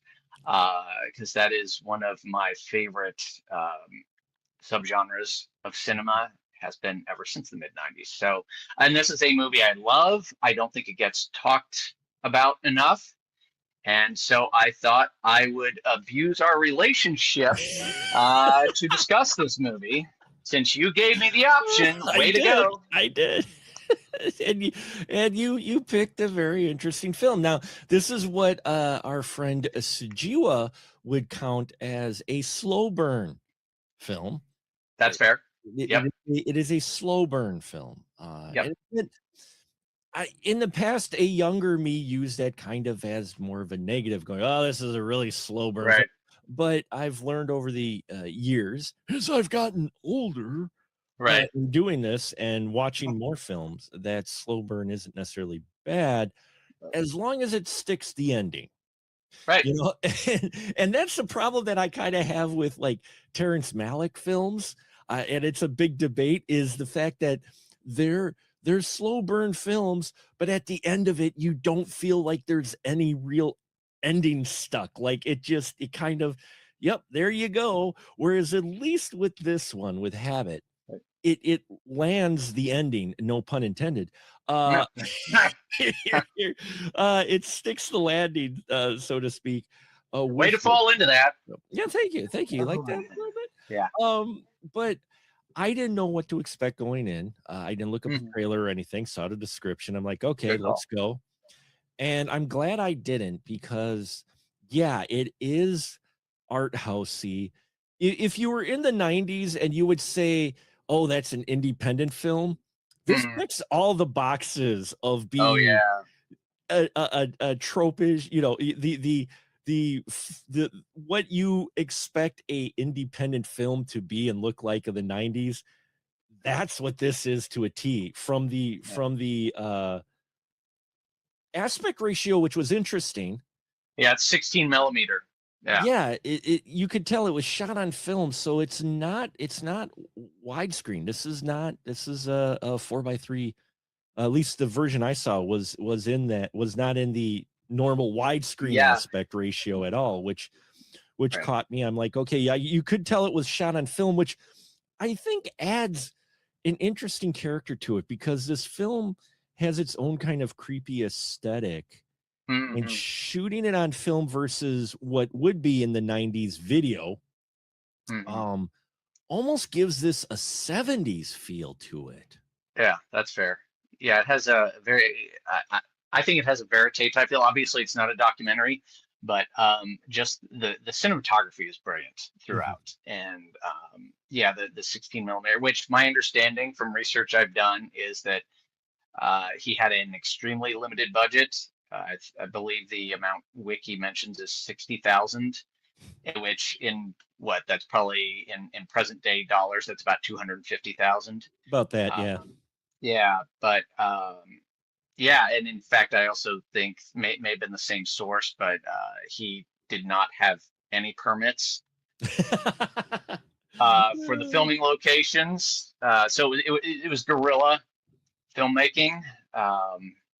Yeah, but I really do enjoy the aesthetic and the slow burn. Yeah, I mean, this thing's an hour and 53 minutes long, and I'm not going to say it zips by. It doesn't zip by, but there's not a lot of fat here. And I realize that's, you know, there are probably some people who are like, I know I'd trim this and this and this, but I'm like, I think for the story told and to be effective with it, there's not a lot of fat here. The hour 53 goes by fairly quickly. I don't feel there are no parts where I get bored or distracted.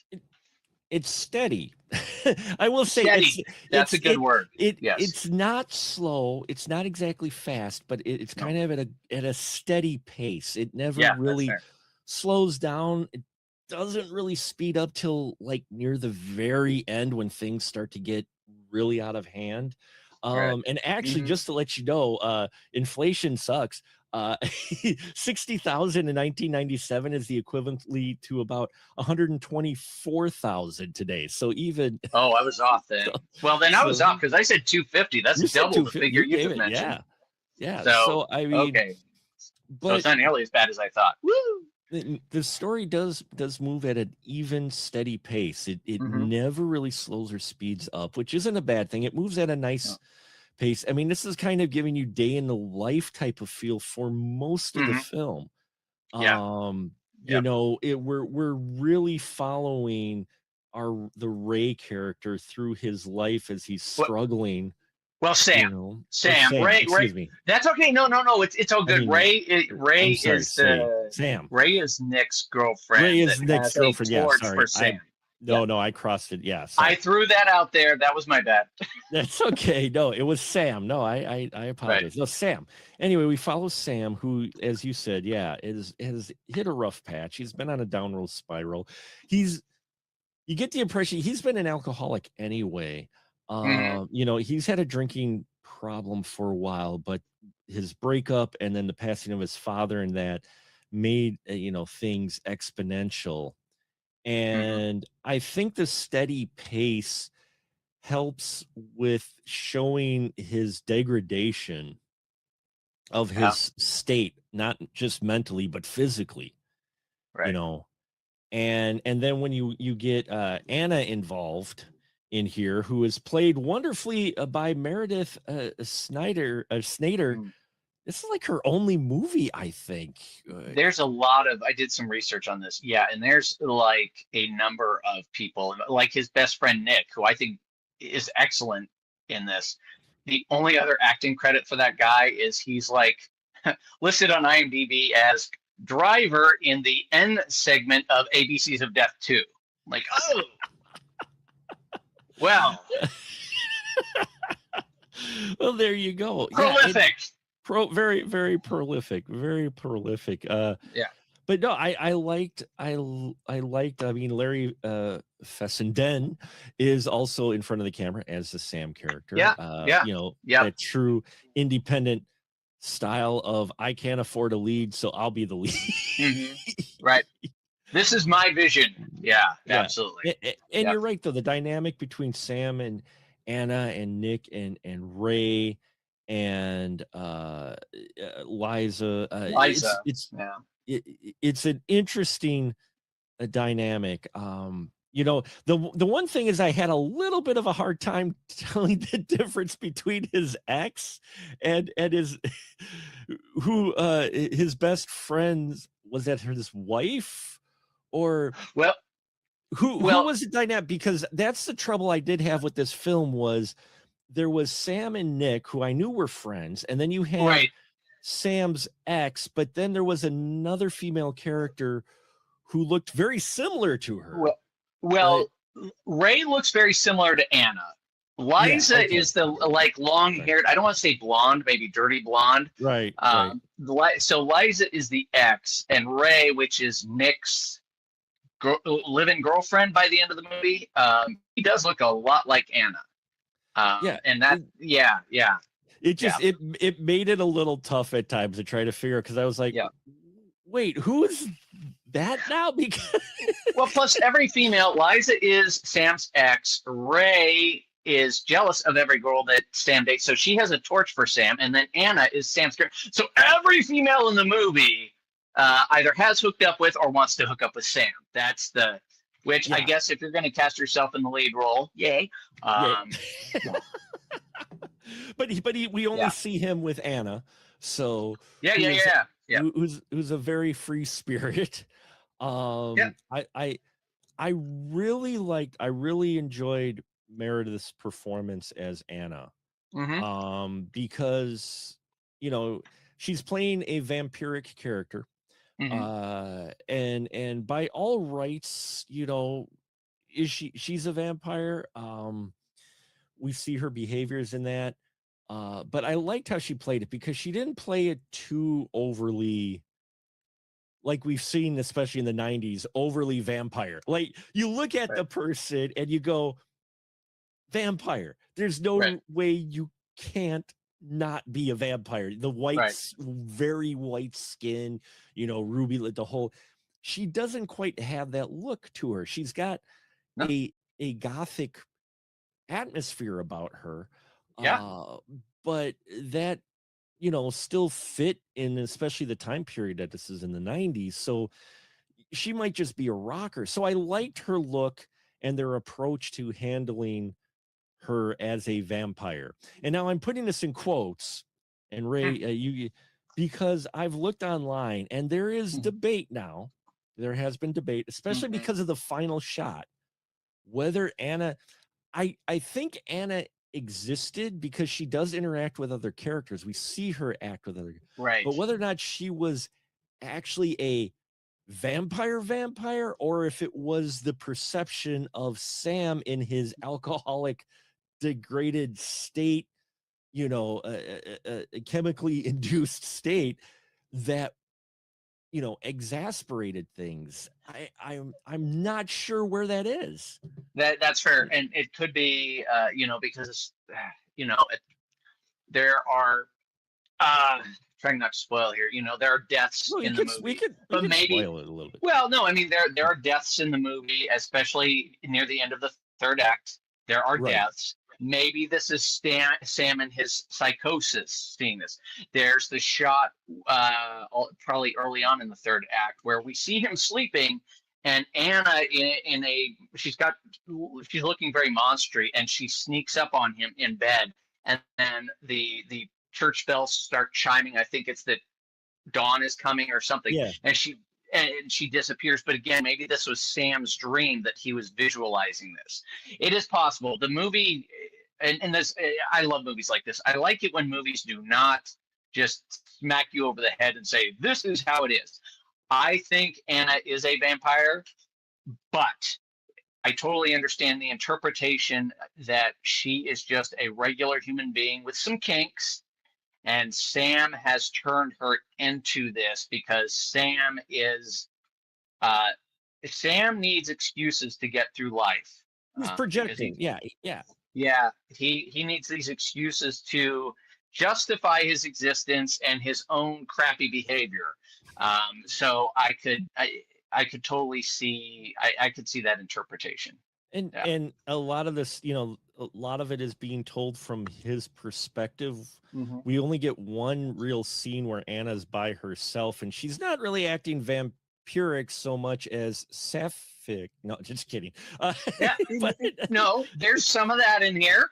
So yeah, so yeah, it's interesting because I saw the debates, because at the very end, the last scene, the way they end this does leave some things up to interpretation, because you're like, wait, did anybody see that? They see him, but the other person being at the end of the film disappears, but it like broad daylight in front of them. So were they there from the start, or was this, I've seen some debates on that.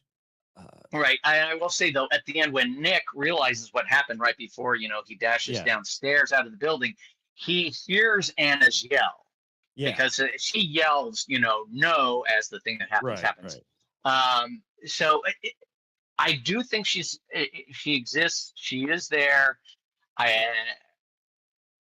Yeah. And like you said, like you said, I think it's left up to interpretation on whether or not she really is truly a vampire, or if like you said, she maybe has a little bit of a blood kink, and he just, in his psychosis of what he has, he's interpreting it as something more, right, to kind of project and give him an excuse to his spiral.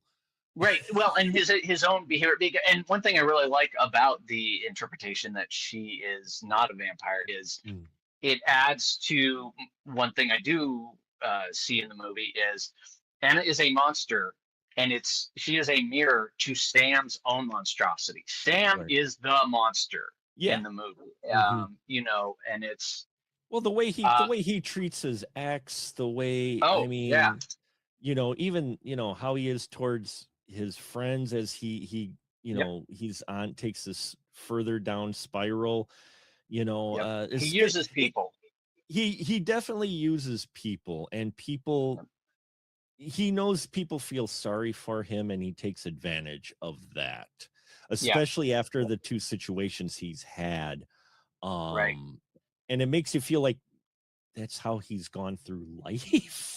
Right. And that, I think Nick also, his best friend Nick, reflects that in a couple of ways. Nick, throughout the movie, seems to be keenly aware of what kind of a person Sam is, and he doesn't put up with his BS. And Nick is the Greek chorus of the movie. He is regularly there to say, okay, this is how, Nick is, or how Sam is. And even at the end, another thing I really like about the movie is the dialogue. It's very, for the most part, very authentic, very real. Yeah. But at the end, when Sam's doing yet another episode of "I'm so whiny and woe is me," and Nick just tells him to knock it off. Nick says, he doesn't believe Sam's vampire story, right? And he says, Sam, vampirism is everywhere. It's hiding in our hearts. And it goes on for this like 60-second monologue of basically saying vampirism is everywhere. Regular human beings are vampires and they are monsters. And he's basically telling Sam, you're the freaking vampire here. You are the monster in your own life and in our lives. So yeah, totally agree. Yeah, he is projecting. He is at least projecting. So you know, and we have one other character in here that we are introduced in the beginning that he alludes to possibly the fact, you know, what happens to him may allude to Anna being actually a vampire, but we're not sure because he's also a guy who's got a reputation of disappearing. His buddy, right, Lenny, who was around and then not, and described a woman who lived on a boat, which the film opens and closes with a scene of a boat. Yeah, very much like the Demeter in the Dracula's Tale. Right. There's some dream imagery of that. Yeah, and on the boat. Yep, absolutely. Yeah, there is some of that imagery as well, alluding to, yep, you know, she is a vampire, and you know, I was going to say. Sorry, go ahead. Go ahead. I just said I'm no, not I was sure. just going to. I was just going to inject there that the Lenny situation is also, again, reflective of Sam. He bounces from person to person to person to person. And, you know, if we are to believe that Anna is a vampire, okay, she went from Lenny to a nearby person. Okay, Sam was right there. Bounce over to him. And the movie even also suggests, it in no way goes into this, but that Anna knew his dad right before his dad died, because at the funeral, the older friend of his dad recognizes her and tries to get Sam to. So, like, in theory, she was with his dad and then kind of drifted to Sam, but went to Sam's friend and then over to Sam. And this is exactly what Sam is doing in real life. He bounces from his friends. He's with Liza, and he just bounces from person to person. He is a monster, just using them and then moving on. And then when things get rough, again, the title is like a quintuple entendre in terms of what does the habit refer to. But, you know, even toward the end, when, things with Anna kind of falling apart. So what does he do? He keeps calling Liza and saying, oh, yeah, I know we're like broken up, but you want to hang out sometime? So he's just, he is this monster. He's a vampire, and he just uses people and moves on, just like Anna is apparently doing. Yeah. Right. So, anyway, so you've got that duality going on. You've got someone in the form of Sam who has pretty much been a vampire. You get the impression he lived off his dad. You know, he's totally. I mean, they even mentioned the nest egg that was left to him. Yeah. Right. Yeah. Yeah. You know, he's a manager. He's a manager at a restaurant, which seems to be doing well. You know, he doesn't seem to be a bad manager at all.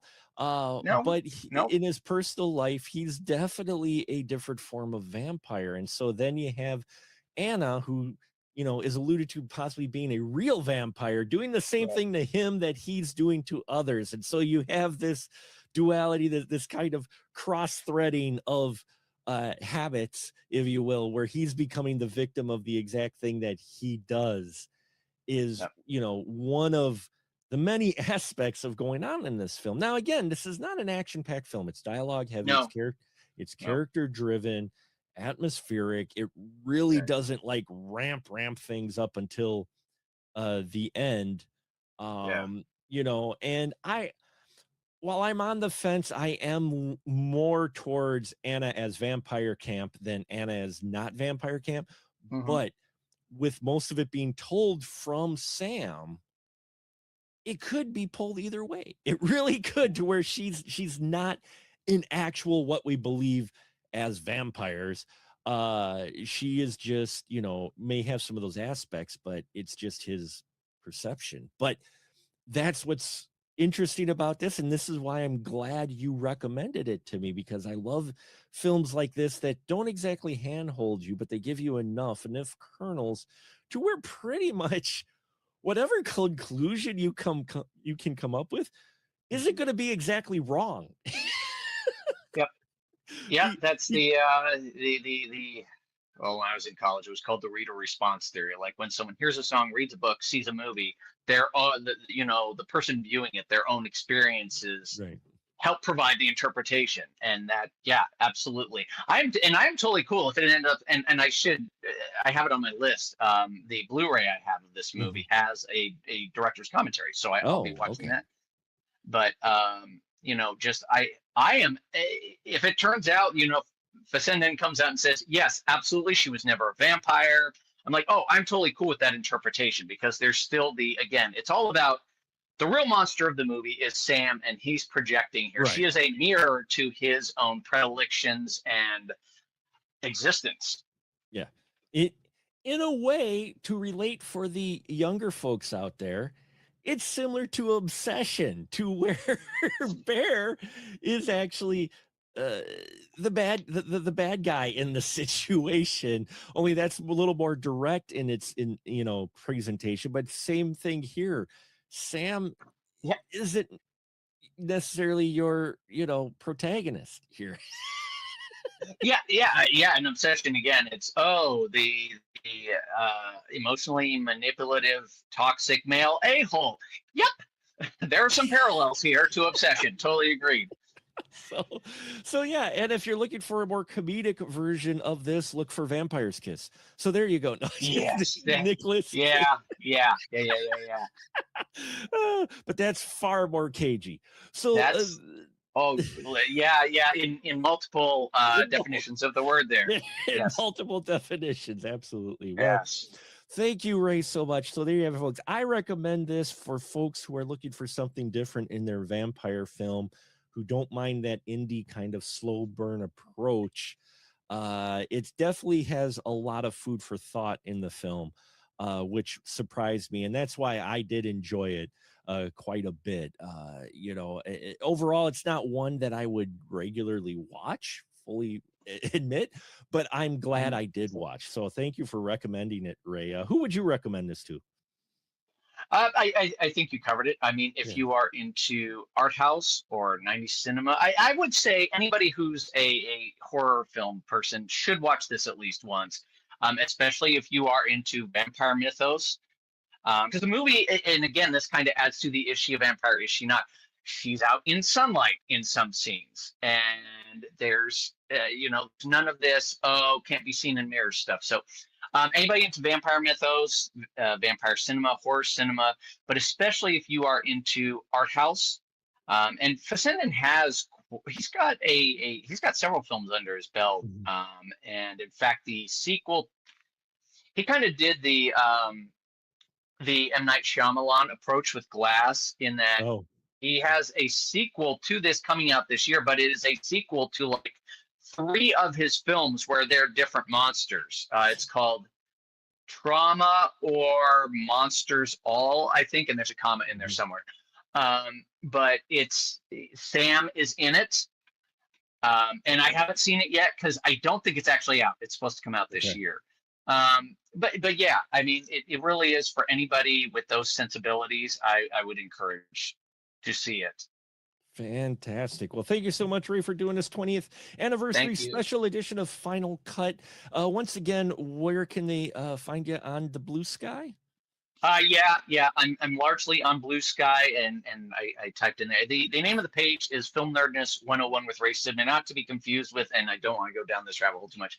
There's another Film Nerdness 101 page. That was mine, and I through my own ineptitude, I lost access to it, so I had to create a new one. I have a link to it because it was up for nearly a year. There's over 700 posts at the old page, but go to the newer version of the page, which is Film Nerdness 101 with Ray Sidman, and it's the actual address is Film Nerdness 101 ray.bsky.social. And I'm usually on there. I usually anywhere from 1 to 2 posts a day up to 3, 4, 5 posts a day, and it's just movie and pop culture musings. But that's the best place to interact with me on this front. Fantastic. We'll provide that link down below in the description of this video. Thank you so much. Hope you enjoyed this, folks. Stick around. Please subscribe and all of that fun stuff here. I got many more of these to come. Some of them are definitely going to be some challenges for me. So stick around. Thank you so much, Ray. And until next time, we'll say, as we have for many decades, keep that ticket stub.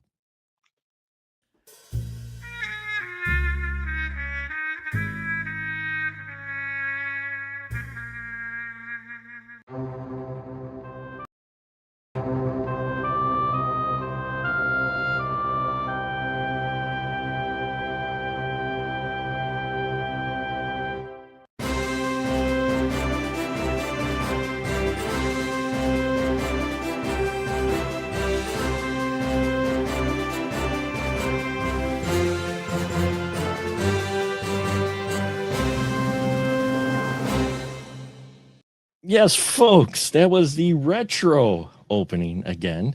I've been trying to pull some of them from the archives for our 20th anniversary here on the YouTube, the Final Cuts 20th anniversary.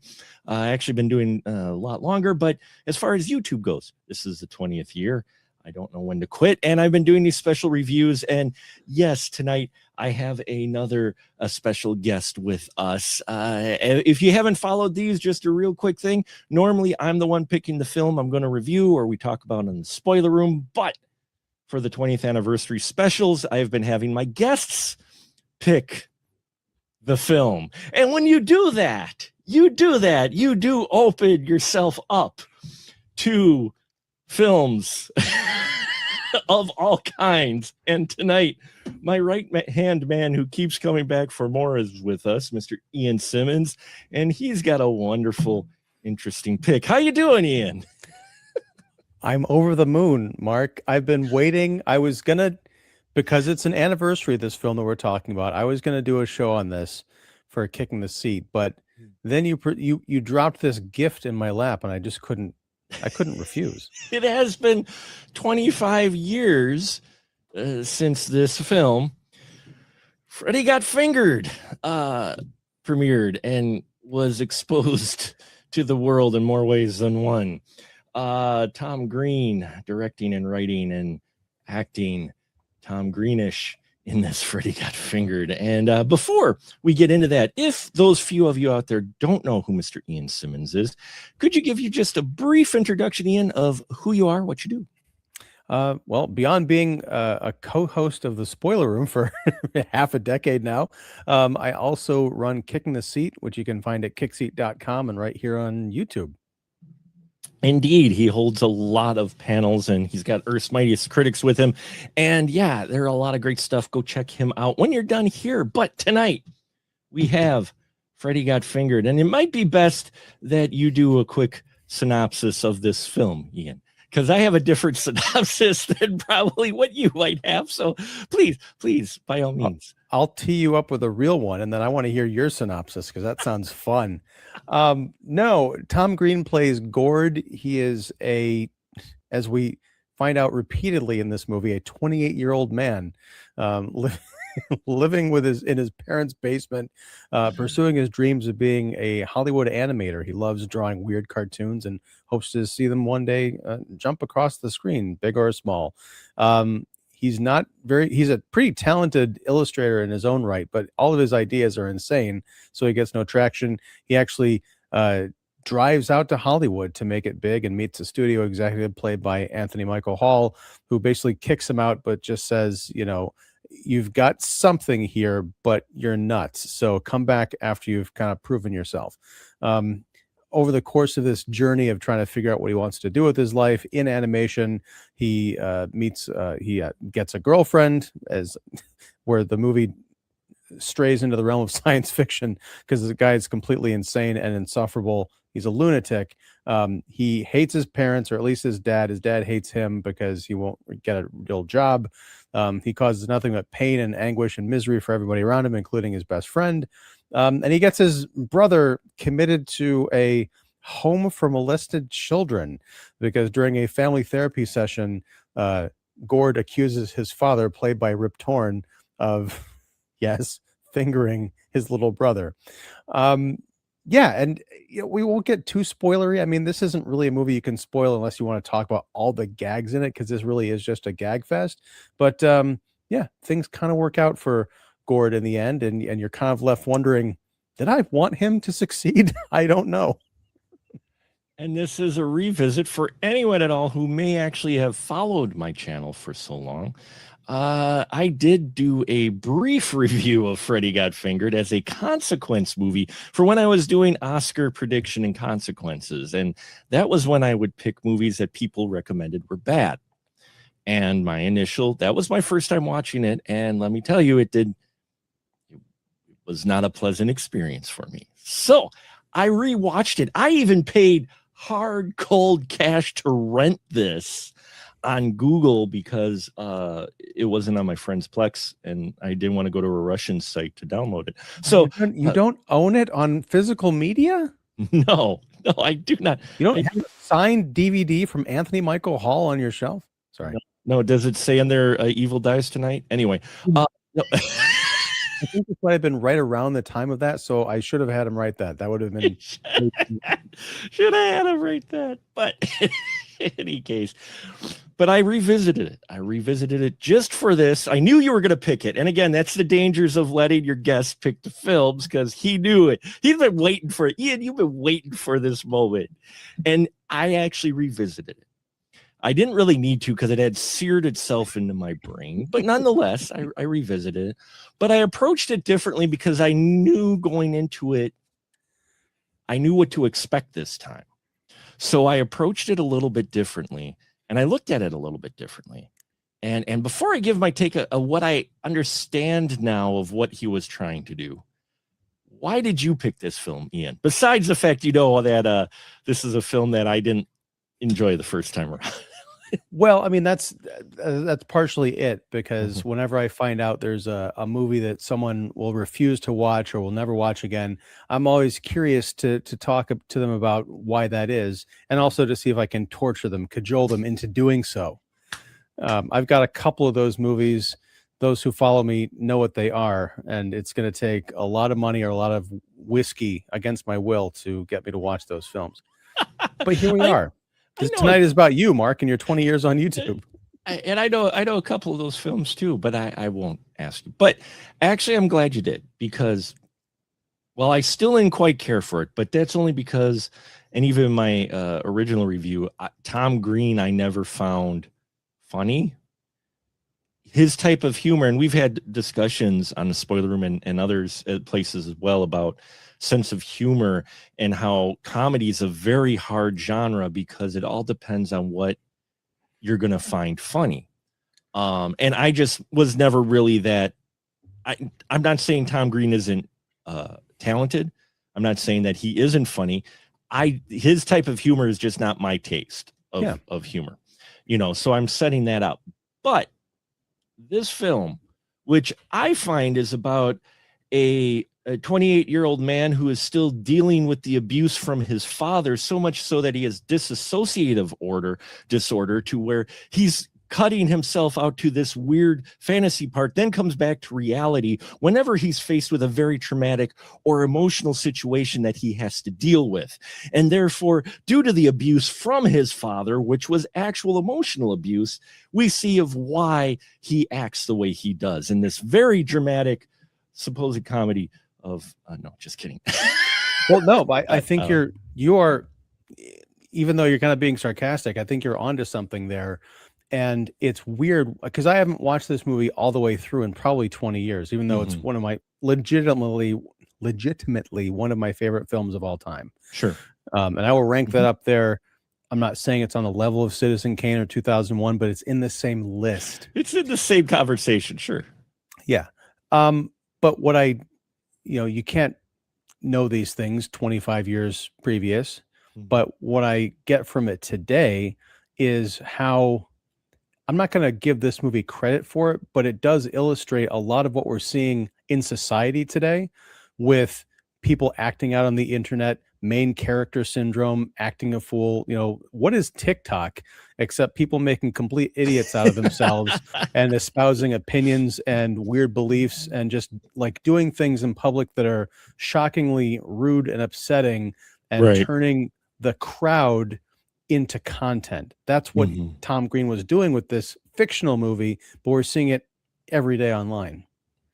Yeah, watching it now, especially like just everything that you said, the culture and things that we're into now, people who make these outrageous recipes on purpose to where they're playing it straight like they're making the best thing in the world, and you're looking at that going, that is the most ridiculous crummy piece of there is no way this is actual real recipe. And a lot of times they aren't. They're specifically to get reactions out of people, or they're acting goofy just to get that reaction. And watching this the second time, I realize that's what's going on with the Gord character is the fact that you actually have a gentleman here who, if he had a different probably upbringing and not exactly been around the dad that he was around, he probably wouldn't just immediately spout into odd, crazy stuff. I mean,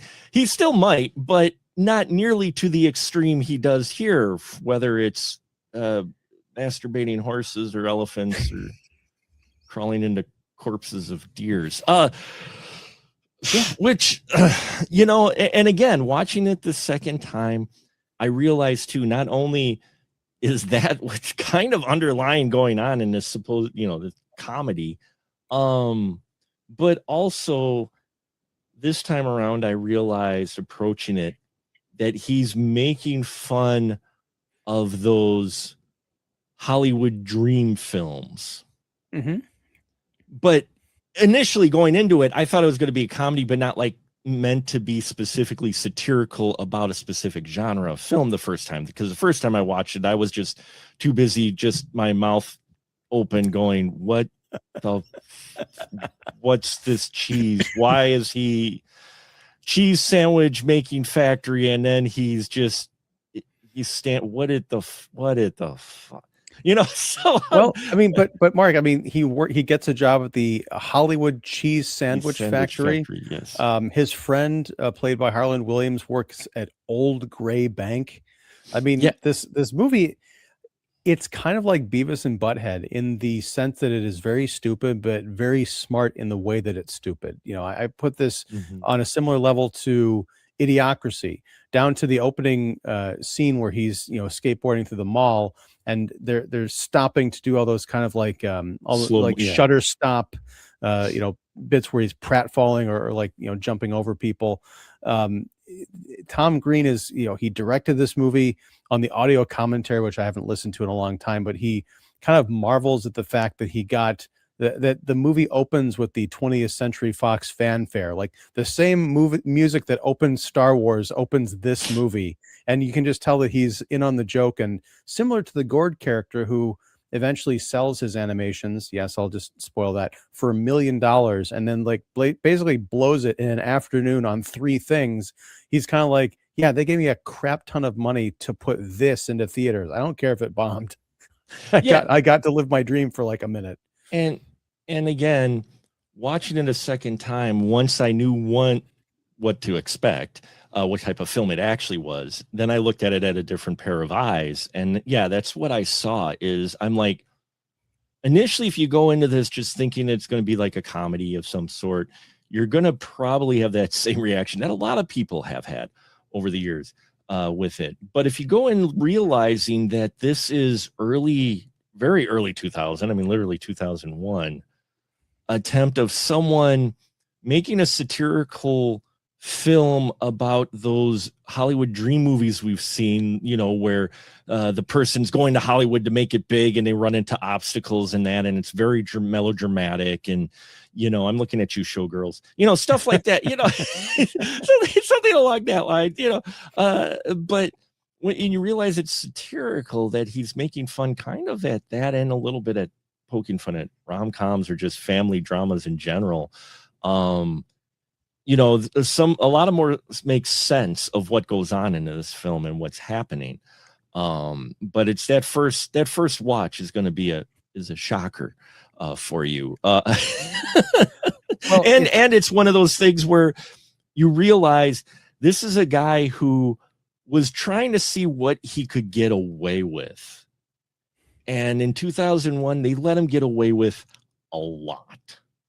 Oh, yeah. I mean, this is around the same era. He might have just been doing stuff in Britain, but, Sacha Baron Cohen's Ali G character, the whole, I mean, Tom Green, he had a TV show, and he was in a couple of movies.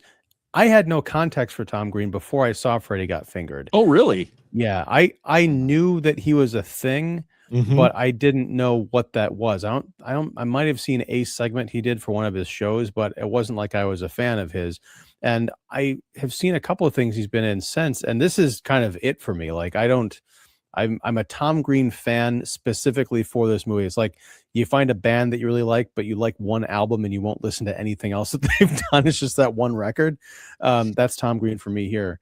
But yeah, it's what I got out of it this time was realizing, he did have an abusive relationship with his father, Gord did, but his dad's a maniac too. I Yeah. mean, there's the bit when they go on a date night to this fancy restaurant, he and his wife played wonderfully by Julie Haggerty.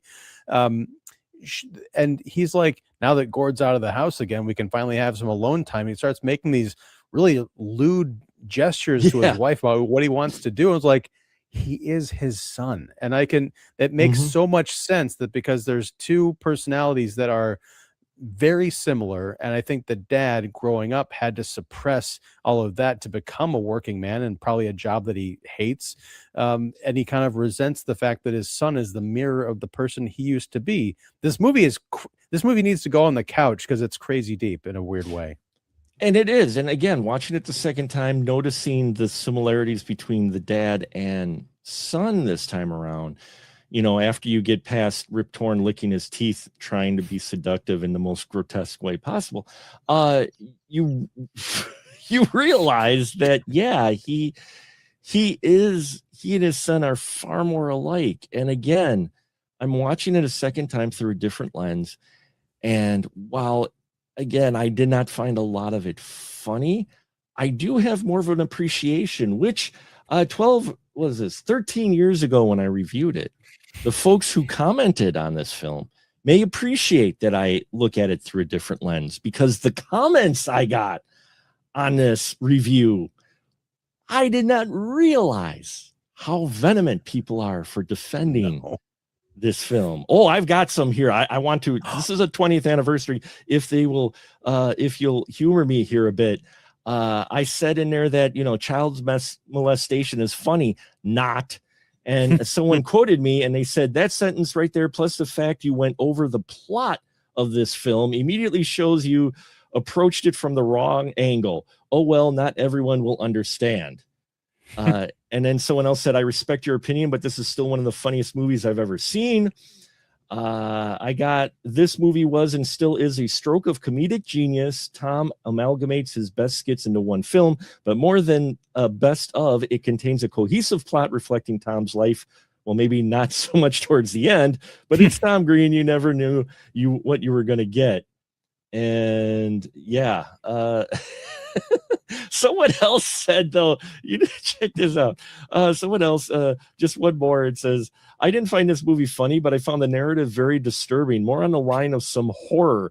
There's a reference to Texas Chainsaw Massacre in it, and I found it similar to Texas Chainsaw Massacre: The Next Generation. That part in the suitcase I found particularly disturbing. The suitcase? Which part of the suitcase? I'm not sure which part of the suitcase he's talking about. The only thing I can think of is he had the phone in the suitcase. Yeah, I think that's, I don't know exactly. But still, the comments, people came out and defended this film. This was 13 years ago when I saw it. So now here I am, 13 years older. Well, here's the thing. Like, I'm on the back foot with this thing because I'll defend this movie to the death, but I also understand that it's a very hard sell for most people. Just the title alone, which I think is great because you don't find out what it means until you're more than halfway through the film. And the great bit about, child molestation is not funny. For the record, copyright Ian Simmons 2026. But Tom Green found a way to make a joke out of that situation and the treatment of it and the kind of the absurdity of adulthood that is very funny, because he's got this home that is just called, I think, the home for, molested children who were molested. Children who were molested. And then you've got this group of, first of all, it's disturbing when you see how crowded this place is. I mean, I don't think there's any adults around. It's just kids like having pillow fights and like throwing things around. And then the camera like dollies into the rec room and you see Freddie, played by Eddie K. Thomas, who was in the American Pie films and all that. He plays Tom Green's character's younger brother, Freddie, who was improperly suspected of having been, touched in that way. He ends up in this home somehow for a long time, we find out at the end of the movie. But these kids are watching Texas Chainsaw Massacre. There's a cutaway. We're facing these kids in the front, and then we see them from the back and what they're watching on TV, and there's rapt attention watching the girl get put up on the hook. I mean, it's still not in great. But there's a lot of things not in great taste in this film. There's that's one of like 17 things that are just absolutely wrong about this movie. He's and I could see that as well being the, just pushing that limit of, okay, here's what Gord does next. You're going to let me put this in the film? It's literally the title, and they do, and so I'm not sure what kind of statement that makes about Hollywood either, is the fact that they even allowed, that whole arc to happen. Well, I mean, this was 2001, so we're right, in the sweet spot of the raunchy American comedy, and I think the shock raunchy comedy, yeah. I mean, we're almost at American Pie 3 at this point, I think. I think so, yeah. Or two would no, I think 2 had just come out or was going to come out, something like that. But so things were a lot different now, and I would love to put like a Gen Z kid in front of this movie today and just like watch them die of embarrassment and cringe and offense. I mean, I'm embarrassed and cringed. I still was kind of, like, okay, this is awkward. But at the same time, I get what he was trying to go for in this, and so I have a better understanding of the film. I still don't find it any really humor in it, but and he does. No, there's humor all throughout from the beginning to the very end. It's just not on your wavelength. There's exactly. That's what I was saying is I don't find, but I know many people, and obviously in the comments, there's many people out there that really find this funny. I mean, we're talking. No offense to the present company, we're talking into the era of Jackass on MTV, which ramped up. In the next year after this, you had Jackass, the first movie, come out. That era of late 90s, early 2000s is a really interesting time as far as comedy, pushing boundaries, what people found funny. Again, Jackass, there's a few things that Jackass used to do that I found humorous, but again, not my type of humor. But at that time, there's a reason why they were able to make a feature film, of Jackass, is because that was the hot conversation. That was the hot comedy, that style of comedy. Like you said, American Pie series, the raunchy comedy, the pushing the boundaries comedy. It was like you had the 90s to where things started to get, moving into the political correctness and that. And this was like that counter to that, like, okay, we're going to do this, like just go way over past this. And whether or not that's, a good or bad thing, it's hard to say. But as far as Coming to Freddy Got Fingered, I have a better understanding of this film now, let's just say, on the second watch. So I'm glad you picked it, Ian. Would I recommend this only if you are a Tom Green fan or a fan of Jackass or a fan of those, turn of the millennia comedies? You'll probably enjoy this, but I would recommend this to anyone. Yes, I know you would. Because there are going to be people who hate it, but if you sit through the entire thing, some people are not going to get it, and some people are going to probably never listen to me again if they watch it and they hate it. But there's a lot more going on in this movie than you might think, and I think it is a legitimately great, well-written, and just an oddly well-acted comedy, except for some of the supporting cast you would expect more out of. Like Drew Barrymore is in this because I think she and Tom Green were like dating at the time. Well, yeah, they were This is dating around at that was around the his time of girlfriend. Charlie's Yeah. Angels and all that. Yeah. She's really awful in this movie for the 2 minutes that she cameos in two different scenes. But yeah, there's a lot going on here, and the cartoon that he actually creates at the end, Zebras in America, looks like something that you would find on Adult Swim. Oh yeah, absolutely. Yeah. And I think that's one of the things now that you watch, like at the time, like, oh, this is absurd. No one would ever put this on TV. Now they would totally put this on TV. Yeah. And I've got to give a shout out to Marissa Coughlan, who plays Betty, the girlfriend of Gord. She is in a wheelchair, and she has some of the best acting in the film. Actually, I the way she just everything she handles, her dialogue and her character and herself, is actually a very cool character. And funny to see that, because she outacts Tom Green in most of their scenes. I mean, she's actually really good. I disagree. I think they're both excellent. They're just playing two completely different types of characters, because as you mentioned, he's out, in outer space. He just happens to be visiting our dimension, for a few minutes at a time. But yeah, she's great. And I think that's one of the other interesting things, and a challenge to people watching it today, is in 2001, it's easy to see them putting an actress in a wheelchair and just constantly making fun of her disability, which they do mercilessly, even to the point where her character is sexually aroused by being caned on the legs that she can't feel anymore. And all she wants to do is orally pleasure the main character. So but she does it with such earnesty. It's crazy the way she does it. and she said that's literally all that she wants to do. She doesn't want to go out on dates, and he kind of decries that, like, we've been on 3 dates and we haven't left your apartment, kind of thing, because we're too busy doing other things. But at the end of the film, the Betty character, who she works in a hospital at a nurse's station, yet she also has a microscope at her station. I don't know what she's doing, but she's an amateur rocket scientist, and she wants to build a rocket-powered wheelchair.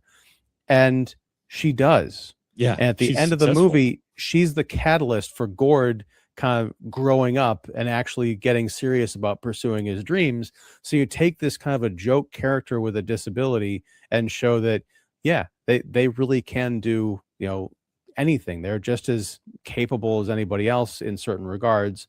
And it's kind of touching.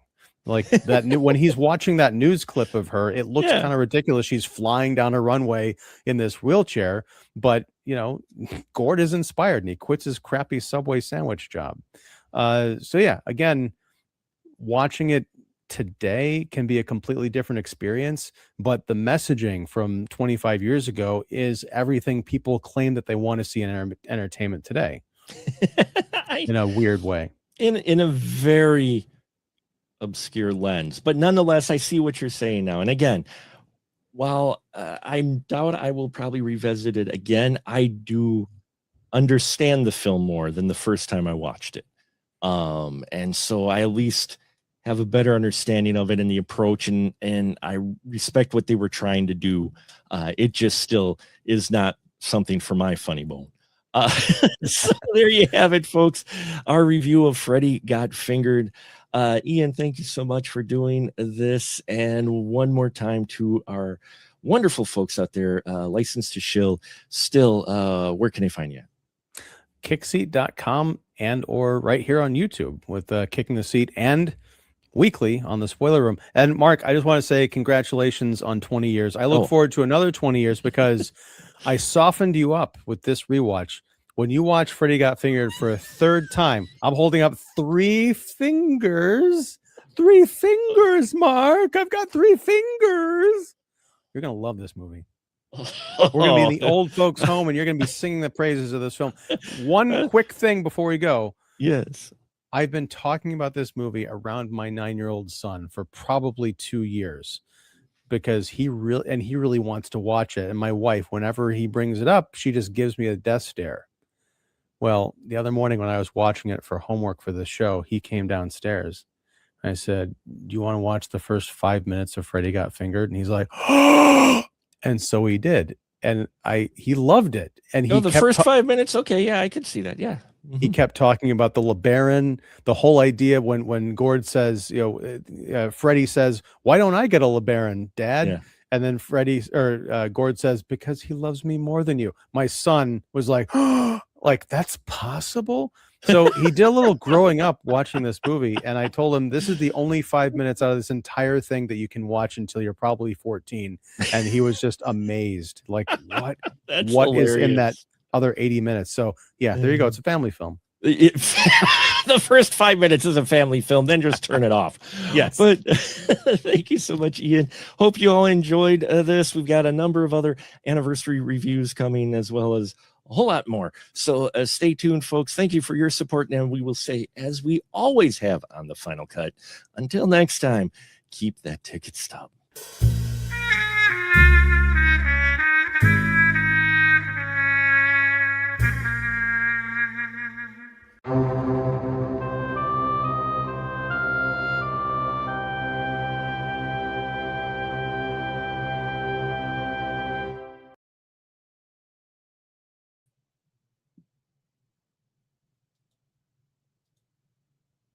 And here we are, everyone.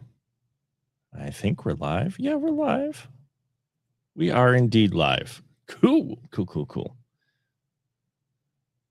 And I have with us today Mr. Joe Randazzo's with us. Thank you so much, Joe, for joining us on our Streamathon, where we're raising money for the Alzheimer's Association. For those of you who may be just joining us, there's a QR code in the upper right corner or left corner, depending on how you're looking at it. There's also, if you're on specialmarkproductions.com/stream, there is a button there for you to click to donate.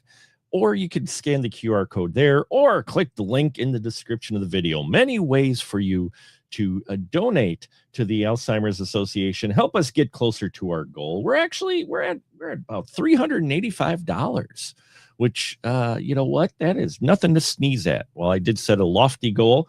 We've got some other things coming up, and I'll be talking about later about the fundraiser.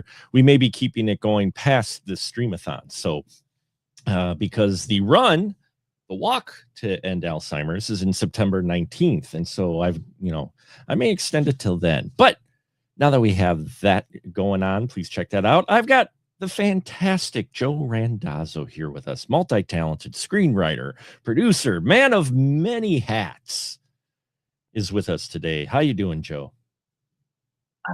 How everybody in the Northeast is doing right now.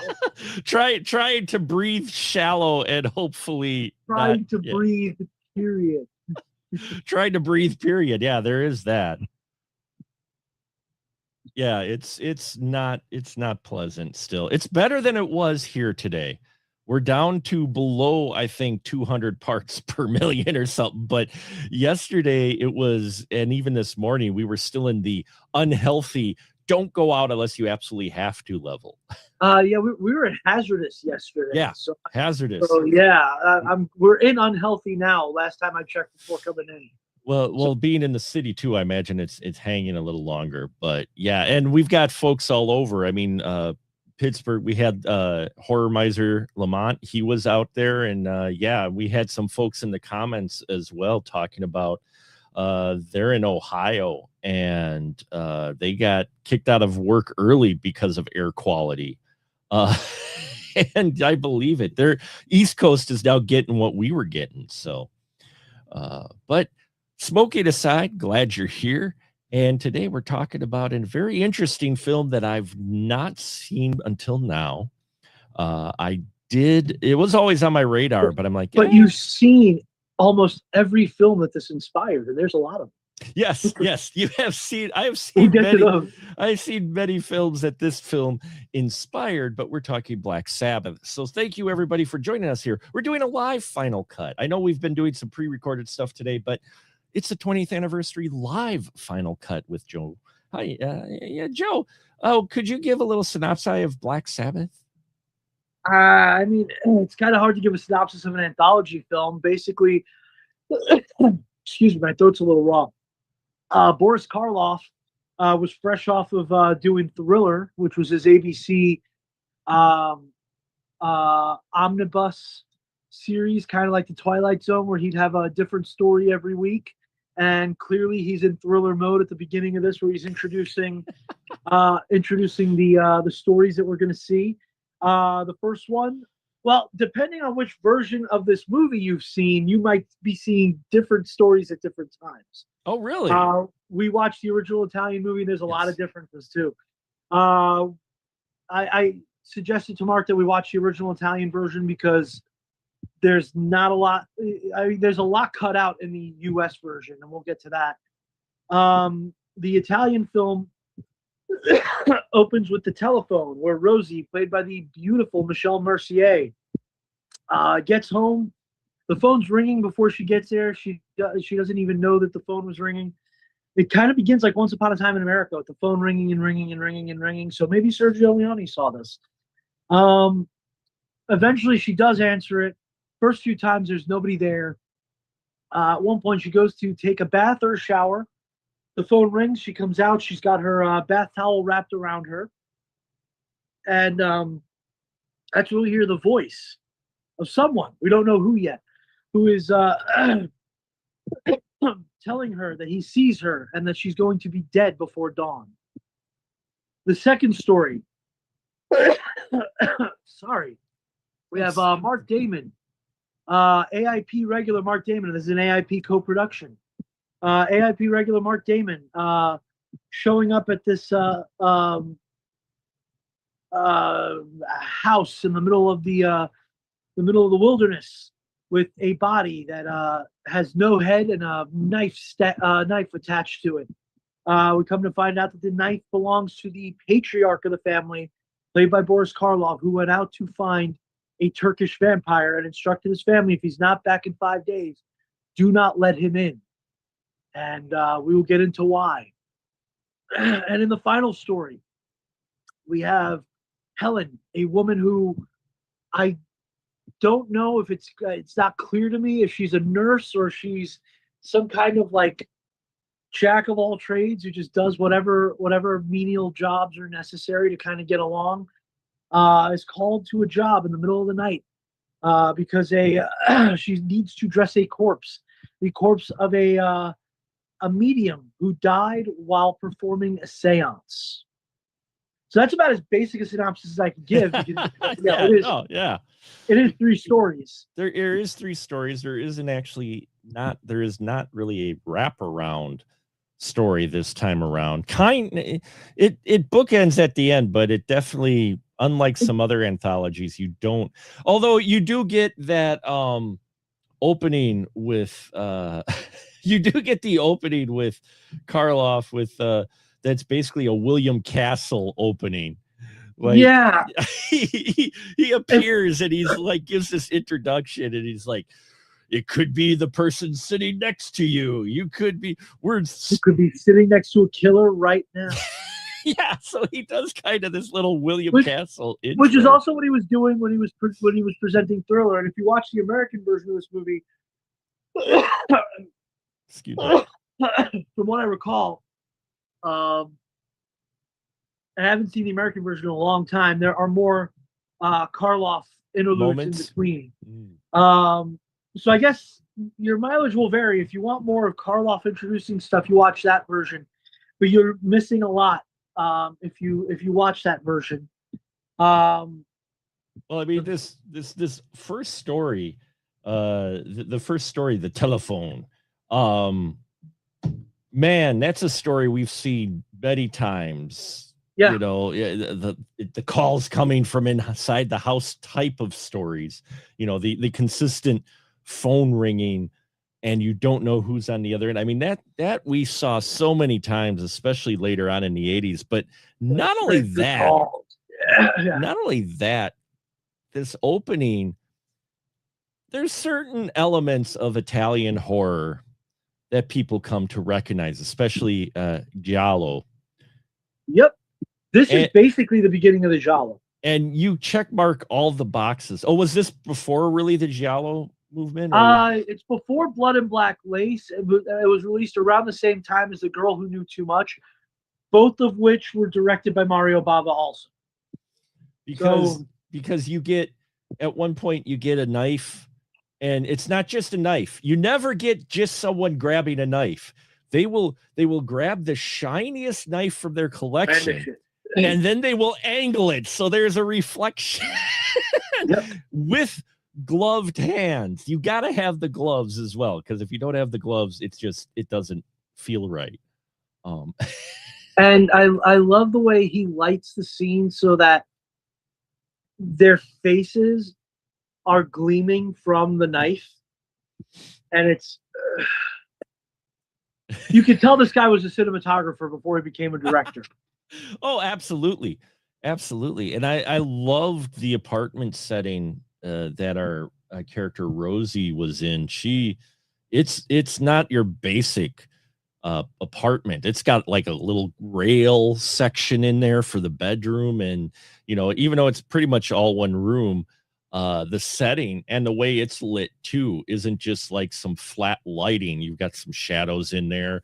You've got blinds, though the blinds are on the outside because the eyes looking through them, it will look a little weird. I'm like, wait, are those blinds on the outside? How do eyes? Because we see the supposed stalker's eyes, who's watching her, peeping Tom style. But I'm just dawning on me now. I'm like, wait, the blinds were. How do you? I know when I spent summers in Italy, a lot of times the windows had no glass. So you could just open the blinds like that to look. Sure. The blinds could be down in front of an open window, maybe because it was warm. That's true. Or in front of like just iron bars, so you can't like get in, but you could just kind of open it. She's also clearly on the first floor. In the American version of this movie, she comes out and there's a guy walking a dog, and he talks to her a little bit. And it's kind of building the suspense, but that was all because. Should we talk about what we see on this version first, or should we talk about what's? In this version, the phone calls are coming from her friend, who lives very nearby. They never establish exactly where, but pretty quick. She gets over there pretty quick. Eventually. She gets back and forth quickly because she can see things, and I think the American version. And again, I haven't seen it in a while. They show something where like something was set up with like mirrors, so someone can see inside while calling from another room. Oh, okay.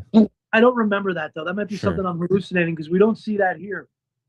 In this movie, it's all a ruse by a former lover, who she has told she never wants to see again, and when she finds out that her former pimp has escaped prison, she decides she's going to scare her into inviting her over. So that they can have one last, so I shouldn't say, becomes one last romp. Yeah. One last roll in the hay. But she wants to kind of rekindle the relationship. And then Frank, who has escaped prison, does actually show up, strangles Mary, and the knife that was placed under the pillowcase for Mary's protection is used to kill Frank. In the American version, because we could not acknowledge that lesbians existed in 1963 in the United States, yes, that's completely dropped. Really? Mary is just a friend that's invited over because Rosie is scared, and Frank has been executed. And Rosie was the witness who got him executed. So Frank is seeking vengeance from beyond the grave on, I believe, the anniversary of the execution. That's how they spun it? And yeah, he actually kills both of them in the end because he's a ghost who's going to stop him. Oh, wow.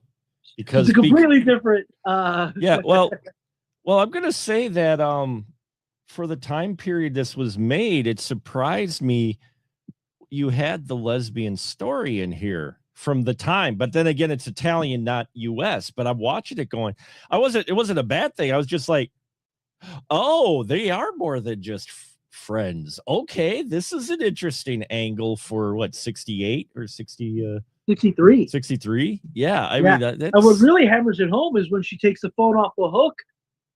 She says, "We'll go to the police tomorrow." There's somebody calling your friend, threatening her. You're like, "We'll go to the police tomorrow if I take the phone." She says something to the degree. It's in the translate. It's in the original Italian, which which I speak fluently. She says, "No one will bother us." okay. So she has some ulterior motives here, Sure, and it's not. sure. It's not in the. It's not in the subtitles. Titles, yeah. Yeah, she wants to be left alone with Rosie tonight. And then that's explains the letter she's trying to write later, saying it was just a prank. I'm just kidding. We just one final time. That's all good. And then we get a murder with a nylon pantyhose. Which also, I mean, the very beginning we see Rosie take those off, and it's a very sexualized scene, even though we don't see anything. It's male gaze her for having sure. This is all from the male, the male gaze / voyeur point of view. This entire segment is. It's the way Bava shot it, and it's kind of figures into the way giallos and just slashers in general would be filmed, 15, 20, 30 years later. Yeah. Sorry, my voice is so raw today. No, it's okay. I appreciate you still being on here. And then we get the second story, which is the Wordulok, which is basically a vampire, but it's called Wordulok. And I'm like, oh, that's different. I've never heard it referred to as that before. According to Lamberto Bava, Mario Bava's son, Mario was very, very much into Russian literature. Big fan of, apparently Mario used to brag that he read everything of Dostoevsky 6 times, I think he said half a dozen times. He'd read every novel half a dozen times. And if you look at the opening credits, this film is attributed to Tolstoy. Yeah. And a whole host of Russian writers. All bullshit. None of it is Chekhov. Yeah. None of it's based on any of them. No. I think what happened was AIP had found success with the Roger Corman, Edgar Allan Poe movies, which were literary based. Right. And they decided, hey, you like Chekhov, you like Dostoevsky, you like let's claim that these were all based on those stories. And they had also this film, might as well take this tangent now. This film isn't actually called Black Sabbath. It's called The Three Faces of Fear. Oh, okay.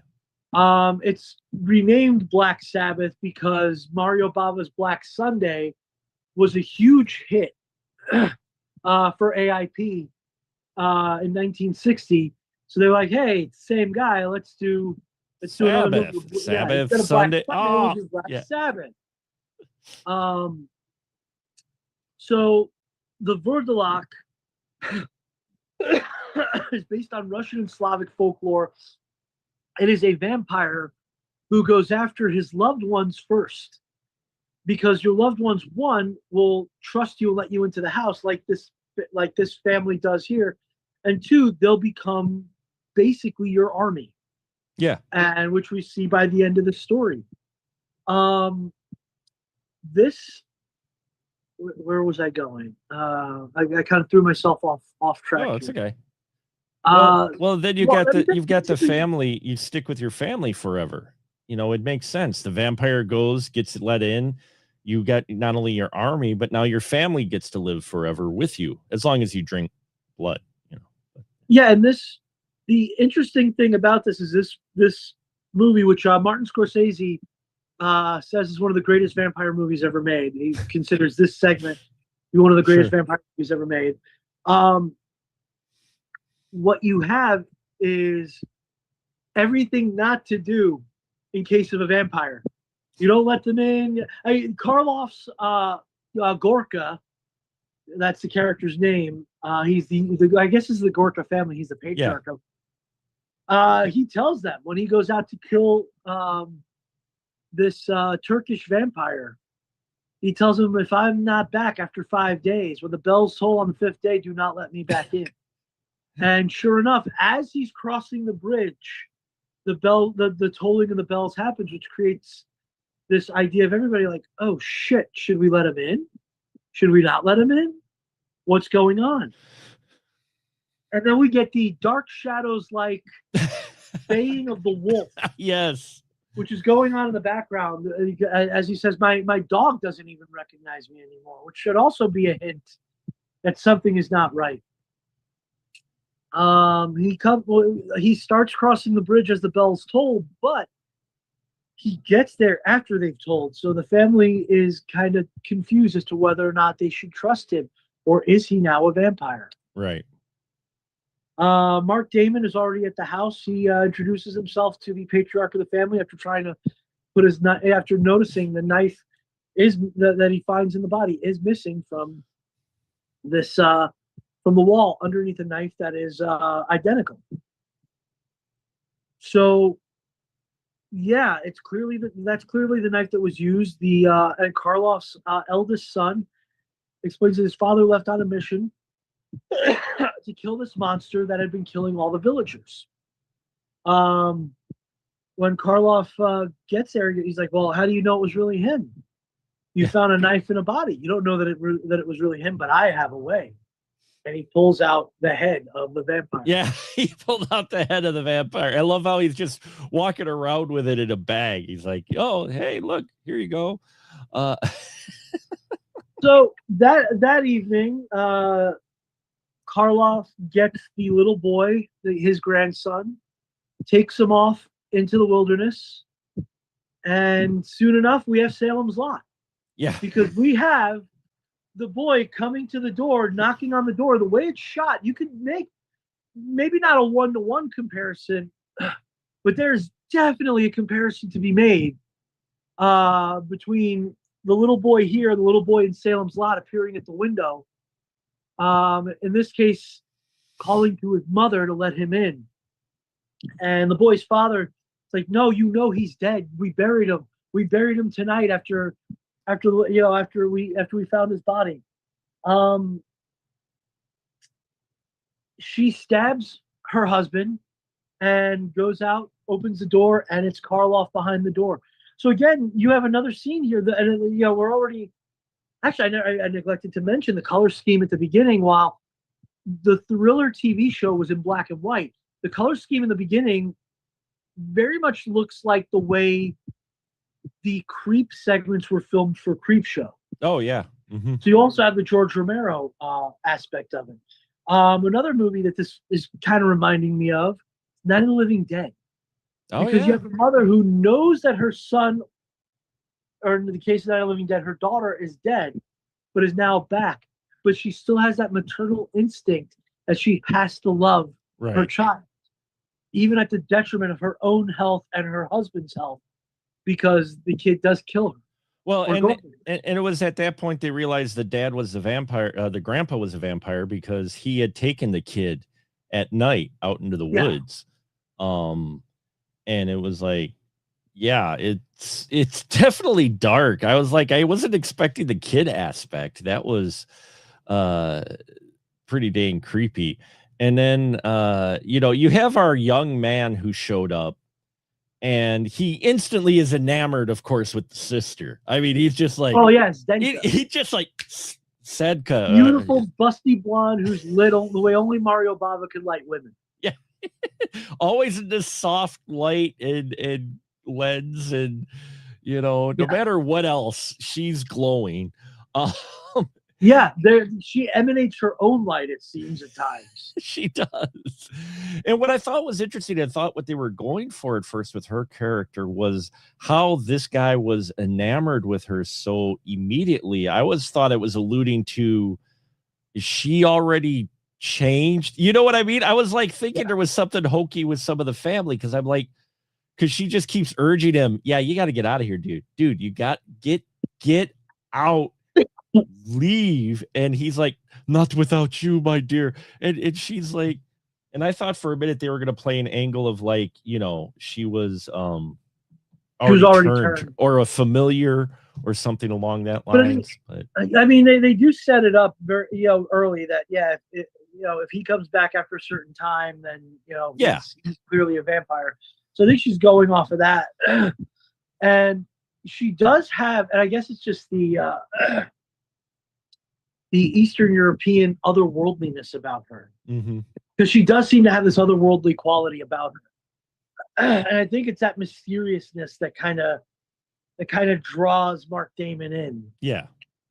Well, and he's a young man, but on the road, we're talking, a little bit old school times. So nothing, he doesn't have a huge amount of distractions. So it's also interesting because the first movie is clearly set in the modern 1960s. Yeah.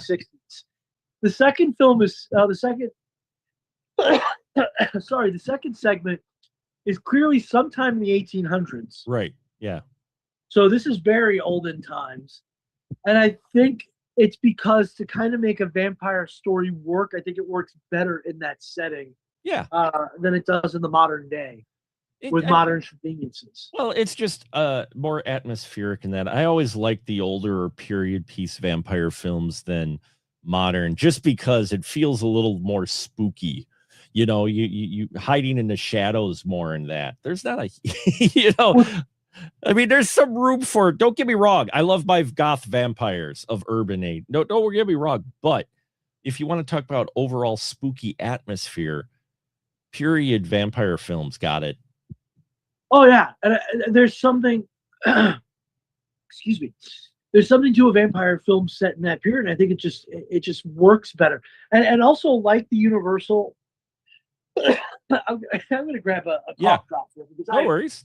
Sorry, I'm just really struggling today. Like the Universal movies, they're kind of indeterminate time period. Right. If we presume it's the 1800s, it could easily be the early 1900s. It could be the 1920s, just in rural Russia. That's true. Yeah. You don't know. Yeah. And I feel like that kind of absence of a knowledge of when exactly this is taking place kind of gives it that more folklorish vibe. Yeah. Mm-hmm.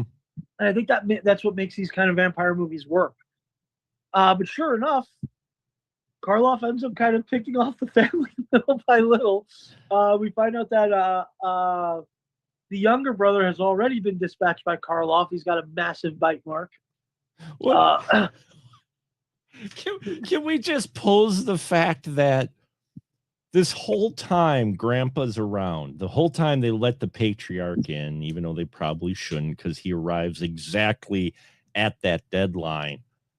He's got a hole in him. He's clearly got an injury dead center in his chest. And I'm just like sitting here going, does anybody else not notice the blood, like wound in his chest, and he's just walking around just fine?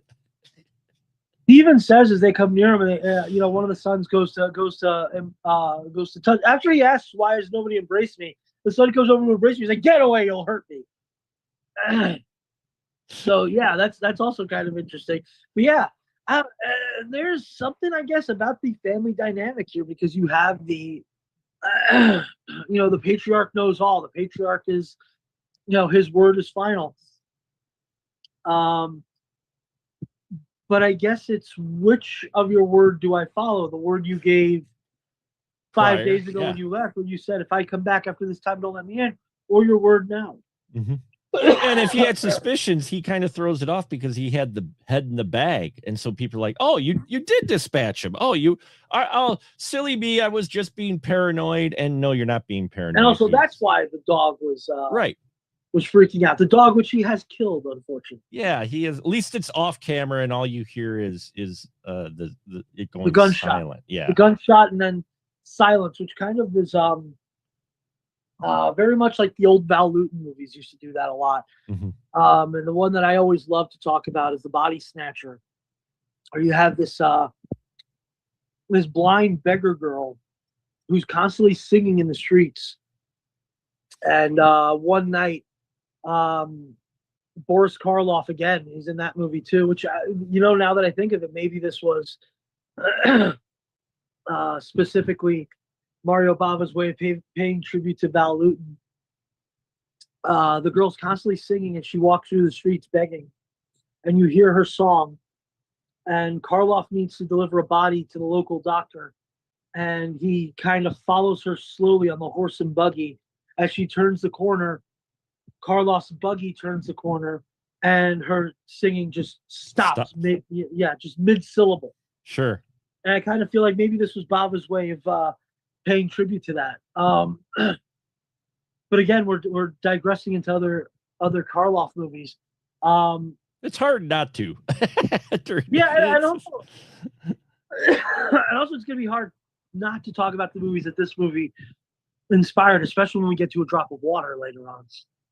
Yeah. But that's when I was watching this, I'm like, did the guys who did the Creepshow movie watch this specific film? Because it's got a lot of similar beats, the type of stories they're telling that. I'm like, were they in Creepshow kind of trying to indirectly remake, especially when we get to A Drop of Water, trying to remake this film in a way? I mean, this is now, Creepshow is also the second Stephen King movie that we're mentioning. Right. Because Salem's Lot also clearly drew some inspiration from the Verdelock. Mm-hmm.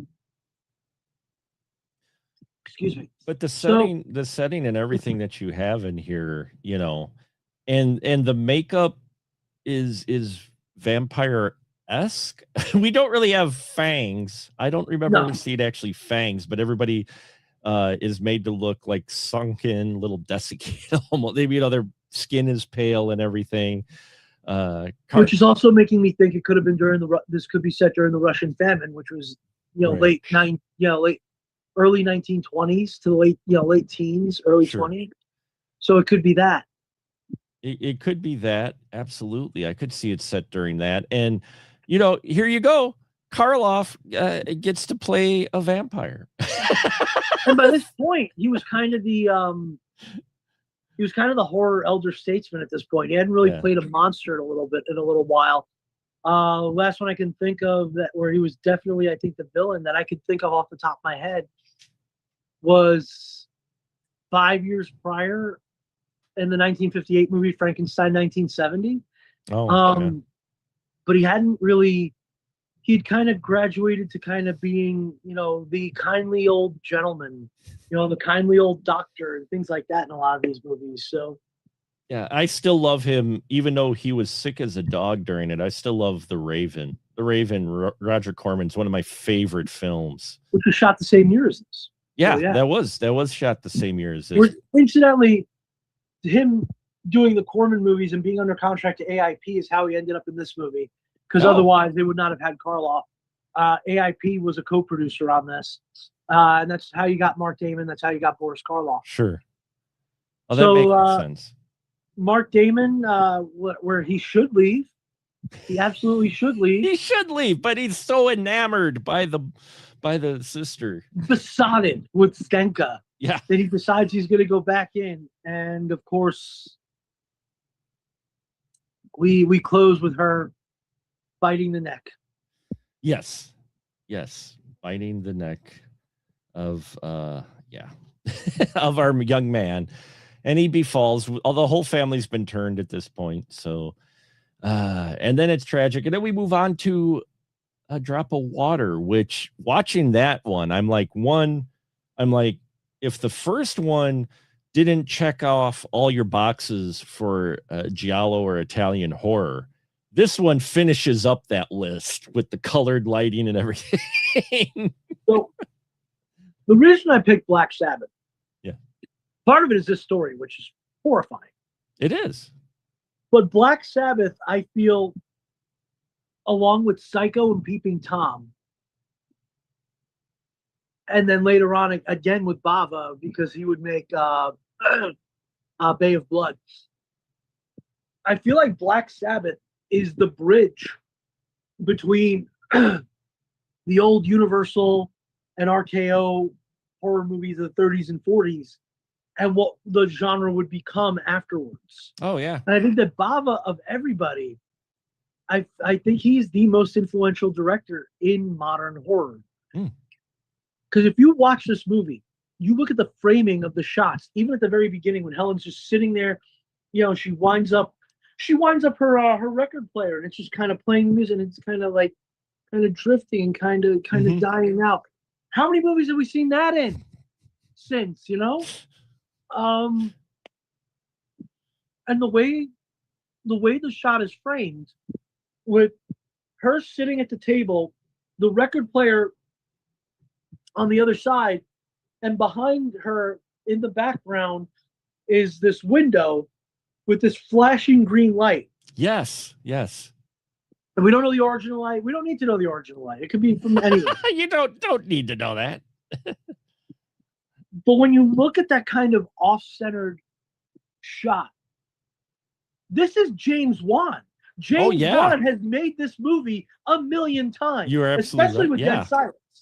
Especially with Dead Silence. Oh God, Dead Silence, yes. Because you have the creepy old lady with all the dolls, who had some kind of mystical powers, the ancient curse. But James Wan has done that shot a million times in every Conjuring movie. Yeah, you're right. Yeah. Because what it does, essentially what it does, and I could easily reframe it here. And I showed people at work this, because we were just, when I was working at the Buffalo Wild Wings in Northbrook, I remember there was a young woman there who was really into horror movies. And I remember her telling me that she found certain aspects of some of these movies boring, but there was something about them that made them suspenseful. And I think it was Sinister she was talking about. And what I basically did was I was like, okay, give me your phone and set it to the camera mode. And I took a picture of her completely centered with the hallway behind her. And then I turned the phone over and I kind of had her shift over a little bit. And I took the picture with her in the corner and then the hallway behind her, even in broad daylight. I was like, now tell me which picture is creepier. It's like this one here with the hallway behind me. I'm like, yeah, because what you're doing is you're creating an empty space that our brain is thinking is going to get filled with something. Yeah. The liminal horror that's popular now with Backrooms that people talk I still about. haven't seen Backrooms. Oh, yeah, you haven't. and apparently, and also, Exit 8, which is Exit 8. I want to see Exit 8. I haven't yet, but Exit 8 is the same thing, to where you've got empty hallways and occasionally something shows up or someone shows up, but it's really empty spaces. And you're right on that. Yeah. Scott Derrickson and James Wan have made a career out of that shot. Here we are, 60 years later. We're still, we just spent 5 minutes talking about an opening shot of this story. We haven't even gotten all the other ways that this movie's influenced so many other movies. No, I mean, we've got the main theme in here, to where the mortician takes the ring of the rich lady that she's there to help prepare for, the funeral parlor or whatnot. And, supernatural hijinks ensue from there, from taking the item from the dead person and suddenly being haunted by that person. I'm like, we've seen that so many times. Twin Peaks even did it. Yeah. Because Annie takes a ring, and then a nurse steals the ring from her after she's dead. So it kind of carries on even into that. Well, that's what's great. Oh, sorry. Go ahead. There's one particular sequence. If you go back and watch Dead Silence, there's a sequence in a motel with, I think it was the Donnie Wahlberg character. Was that the one with Donnie Wahlberg in the lead? Which one? Dead Silence, the one with the. Yeah, I think that had Wahlberg. I think that had Wahlberg in it. Yeah. Go rewatch the motel scene after you watch this, because he wakes up and he hears the drop of water, and he gets up and he kind of looks around like the nurse does at home after she gets home, because as she's pulling the ring off the corpse, it falls to the ground. As she's going to retrieve it, she knocks over a glass of water, which starts dripping onto a bedpan. Yeah, I guess. Yeah, I guess. Or some kind of tin that's sitting there, and that starts to become kind of like the telltale heart. It's her. Like the thing I love about this story is, first of all, the death mask, which was made by Mario Bava's father, Eugenio. Oh God, that's a creepy freaking mask on that person. Oh, every person I know that's a little older than us that saw this movie back when it came out all said that the face of that woman stuck with them for weeks afterwards. They couldn't get it out of their heads, and I love that. I love that this movie had that kind of effect on people. And I think now it looks a little hokey, but I feel like it still works. No, it still works. It still looks I think creepy. if you watch this movie late at night in the dark, I feel like it'll still kind of fuck with you. It's still a creepy face. I think what makes it help it's creepy is you see it more than once. I think if you only saw it once, you'd be like, yeah, okay, yeah, you know what?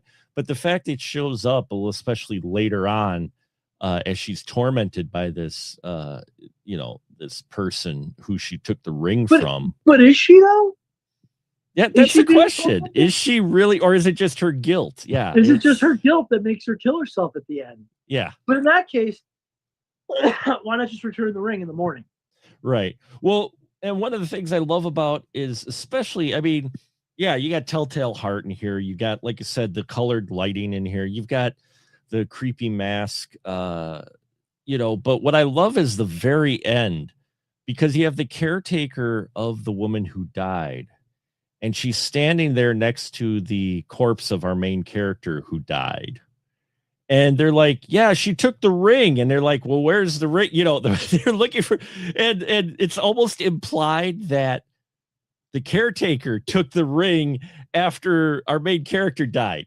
Well, she's not the same woman as the beginning of the story. It's a different woman. Oh, that's a different woman. Okay. This woman's played by Harriet Medine, who's a Mario Bava regular. Oh, sorry. I thought that was the same woman. This is her upstairs neighbor who heard the screaming. Oh, okay. And ran down, and they busted the door down to find her like that. And well, by the way she's talking so fast, it kind of makes you think she's trying to hide something. Like, right, I'm doing everything exactly by the book here. We came down, we heard the scream, we opened the door immediately. We left everything. I left everything alone, and then just came out. And then you get that wonderful framed look, because you get a close up of her as she's kind of side eyeing the corpse as she's been fast talking about the ring, and it's just unspoken. Hey, there's a ring missing. It wasn't me. I didn't take any ring. There's a ring missing. There's this impliedness, like, oh, which then you're like, okay, is she gonna see the spirit now? And then it's a wonderful, done so simplistically, but done so smart and artistically that you're just like, your brain immediately jumps to the next level, going, oh, I bet she took the ring. Oh, is she gonna see the spirit now? Is it tied to the ring?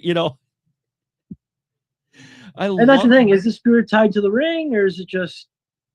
I mean, the ring is a sapphire ring, which sapphire is, I believe, in folklore, supposed to help bond the dead to the dead person to the world of the dead. Yeah. Mm-hmm. So, is it just that you took the ring and therefore this person can't cross over because you took the sapphire? Right. And again, we're dealing with a time that's not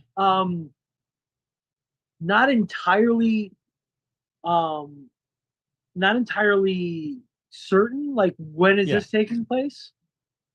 It's hard to guard, because the mansion's an old mansion. I love the shot of this, and Mario Bava, yeah, you're right, you can tell he's a cinematographer, because he's like got these wonderful up shots, so you can see just how big this like room is with the vaulted with the huge ceilings and everything. I mean, it also establishes the kind of mentality, because when we first see the woman who takes the ring, she's in a very cramped apartment. Yep.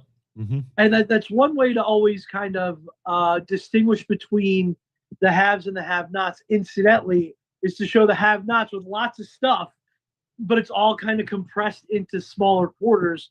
Meanwhile, people who are very well off are living in places with very wide open spaces. Yeah. Nothing is cramped. Well, and the way he shot it too, he shoots, we open the film, he shoots from the side. Yeah. For everything, for our cramped main character, the cramped place she's in, but everything that he shoots in the mansion just about is at a lower angle. It's either pointing kind of up, or pointing from the ground up. We don't see a whole lot from directly the side. It seems like everything's like pointed from a lower angle. And we immediately know everything we need to know about. You know, she's an old widow. Her husband must have died a long time ago, left her a massive fortune, because she's also wearing black, right? Which would, I guess, indicate that she's a widow. All these cats are crawling around all over the place, so that's basically her company. She has no family anymore. I mean, there's also that. The woman's caretaker says at the beginning, when she's asked at the beginning, why me? Why'd you have to call me to do this? Why couldn't somebody else do it? And she's like, well, she has no family. The only friends she had left were those who were the ones who shake the tables. Yeah. Implying, the spirit world were her only remaining friends. So maybe this is something where, you stole something from someone connected to the spirit world. This person's going to be able to come after you. There's a lot in this. There's a lot packed into this little 92-minute movie with 3 stories. There is a lot packed into it. And what I found even more, I'm going to say it has the weirdest ending I've ever heard, because not the short. The short has a great ending with the side eye from the neighbor or whatnot.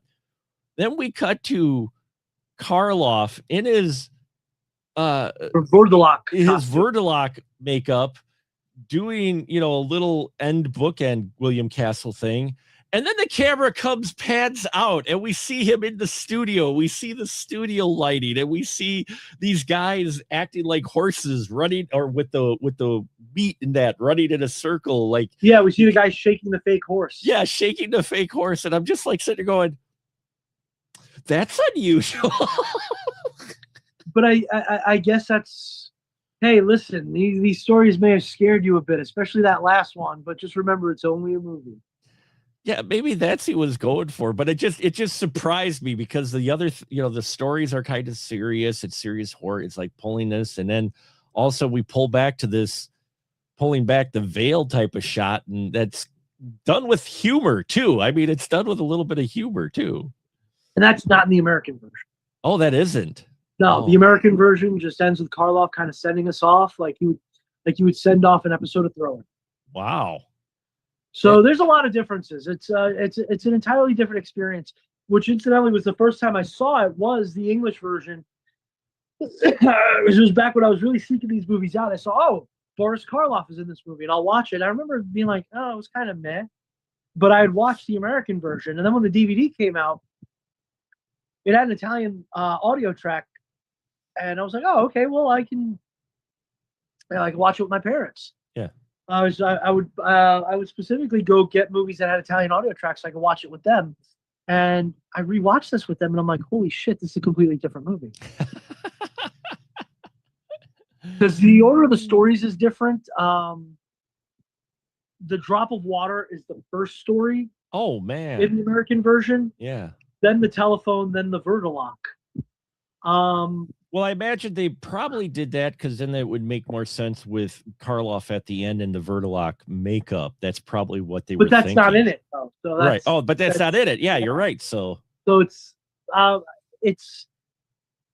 I think they probably, because once you cut out a lot of the lesbian subtext of the telephone, it kind of kills the story. It does, yeah. It makes it very more basic. Meanwhile, I feel like what Bava was going for in his original version was it's three different faces of fear. One is a very, the first one very well can happen to you. Right.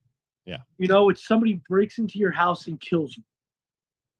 You could get threatening phone calls. You can get somebody breaking into your house and killing you. That one is very logical, very, very much can happen. Which is why it's set in modern times, too. Yeah. The second one is where you get your vampire story. You kind of like get a little taste of the supernatural. Because at the same time, it could just be some form of psychosis. Right. It could just be something happened to him. He caught some kind of disease that made him flip out and kill his family. Mm-hmm. And maybe people are hallucinating. Right. And then by the third one, it's a straight up ghost story. Yeah. Although again, is it her guilt? Is it her guilt? Yeah. But I love that that's the way it's structured, so that it goes from entirely plausible to what the fuck. Well, I mean, and that's what I think. I like the order of this better because with the way you describe the American order, I'm like, yeah, I don't know if it flows as well then, Well, because then with you're that. also, I think, starting out with the strongest story, which Yeah. I think that maybe that's why they sandwich. But I don't know. Yeah, it's weird choices. But then again, you want to talk about weird choices. That was the trend back then, because when you'd get a popular foreign film and then they'd recut it. Look at how many, which I didn't realize until when Godzilla King of the Monsters came out. I realized there were 31 days in that month. So each day I reviewed a different Godzilla film for the month leading up to King of the Monsters. And watching them, some days I had to watch two versions because I didn't realize how many of the Godzilla films that I grew up with were different cut versions than the original Japanese version, especially the early ones. I didn't because realize. they wanted they wanted Nick Adams and Raymond Burr and all those actors in there because they're going to sell the movie to American audiences. Because I knew of the difference in Godzilla versus King Kong. I knew that one because that was the most famous. I didn't realize the number of Godzilla films before that had their own versions, and even Godzilla 1985. I didn't realize had two different versions. The one in the U.S., which is the one I saw in the theaters. And because there was a big deal, and then there was the original cut that was from Japan, and I'm like, oh man, that film's even different. yeah, and if you get the Criterion box set, a lot of them have both versions. Yeah, that's what I've got. I've got the Criterion of the Gojira version, to where you could see the Japanese version, and then you see the Raymond Burr version. Because there were two versions of that too, which I didn't realize when I was younger. But so many of those got recut, and I'm just like, the Gamera movies too. There's a couple of great box sets of Gamera movies from Arrow that I have that have both versions, the American and the Japanese versions of those. What's really interesting about those is some of their choices of what they chose to do to change made no sense. I'm like, why did you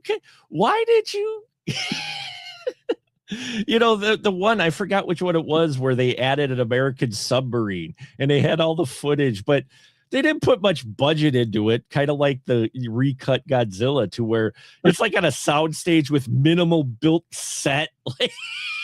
Yeah, it'll just be like guys, known American actors in lab coats talking, and that's it.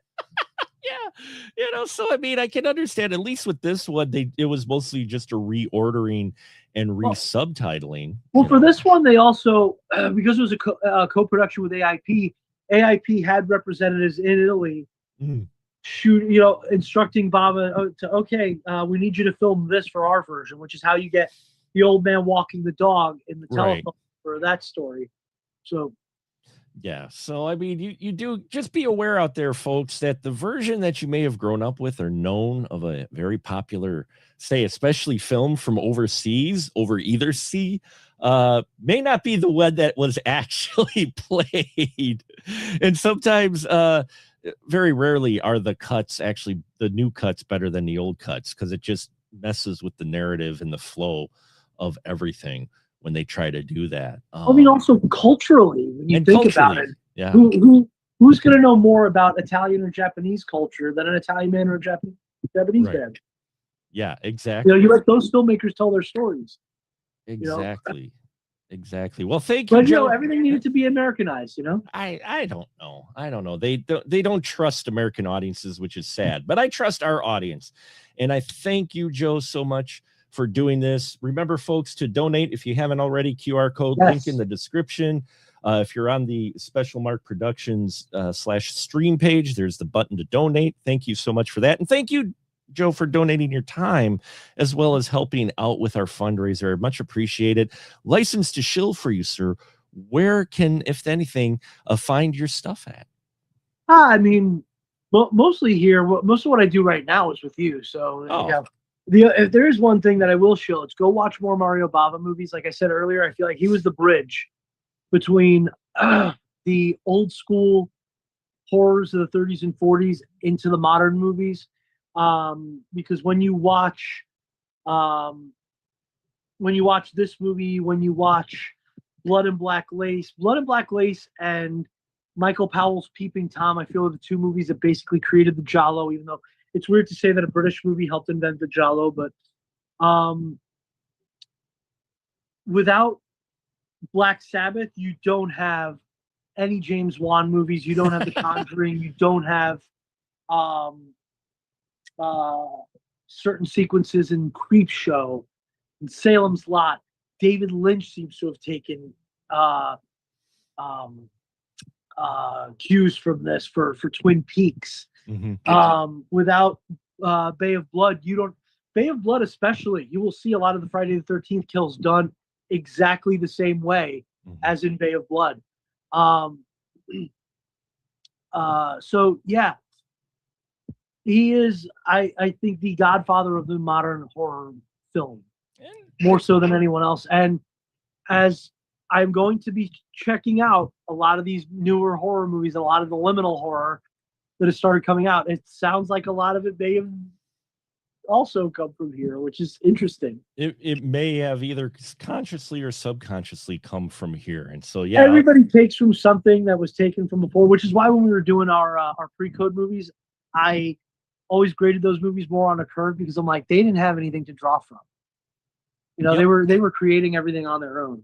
Yep. And that's why I appreciate those. And while you watch older films and you go, oh, I've seen this type of film before, you got to realize that's the first time they were doing that.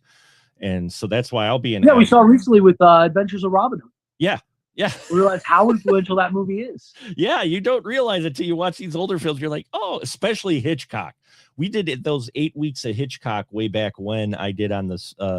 And that was crazy, because watching Hitchcock, I'm just like, oh, there's Spielberg, there's Scorsese, there's you know, especially Brian De Palma. There's De Palma. Oh, especially De Palma pulled a lot from Alfred. Oh my God. Oh yeah. So yeah, watch the classics, folks. Check out Black Sabbath. Thank you so much, Joe, for doing this. I appreciate it. Bro. And yeah, folks, we are going to take a short break, and then when we come back, we'll have a couple of special 20th anniversary final cuts with our review of Horse Feathers, which we did with our good friend Doc, and we did a review of The Abominable Dr. Phibes with Mr. Jeffrey York. And then at 6 o'clock, we will have Wisconsin's own Dan Davies with us live to talk about his various projects, indie filmmaking, and more. So please stick around for more of our fundraiser streamathon. Thank you so much, Joe.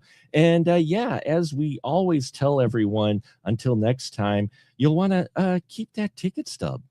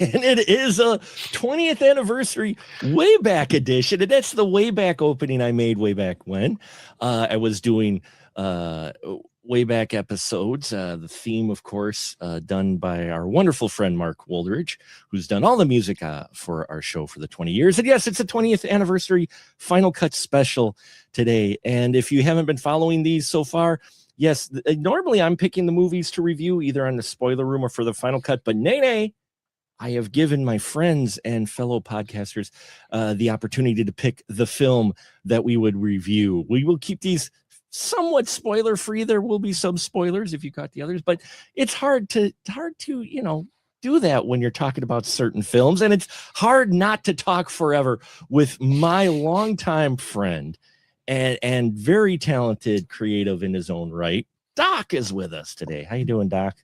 I'm hanging in there. How are you doing, Mark? I'm doing good. And not surprised, but not a surprise when I asked Doc, hey, Doc said he wanted to be part of these. Like, well, what film do you want to do? He picked the Marx Brothers film. I was chuckling in part during the intro because the first thing that came up was Plan 9. That was almost a pick. It was almost a pick. We've talked about that one, I'm pretty sure. Let's not do that one again. We've talked about that extensively.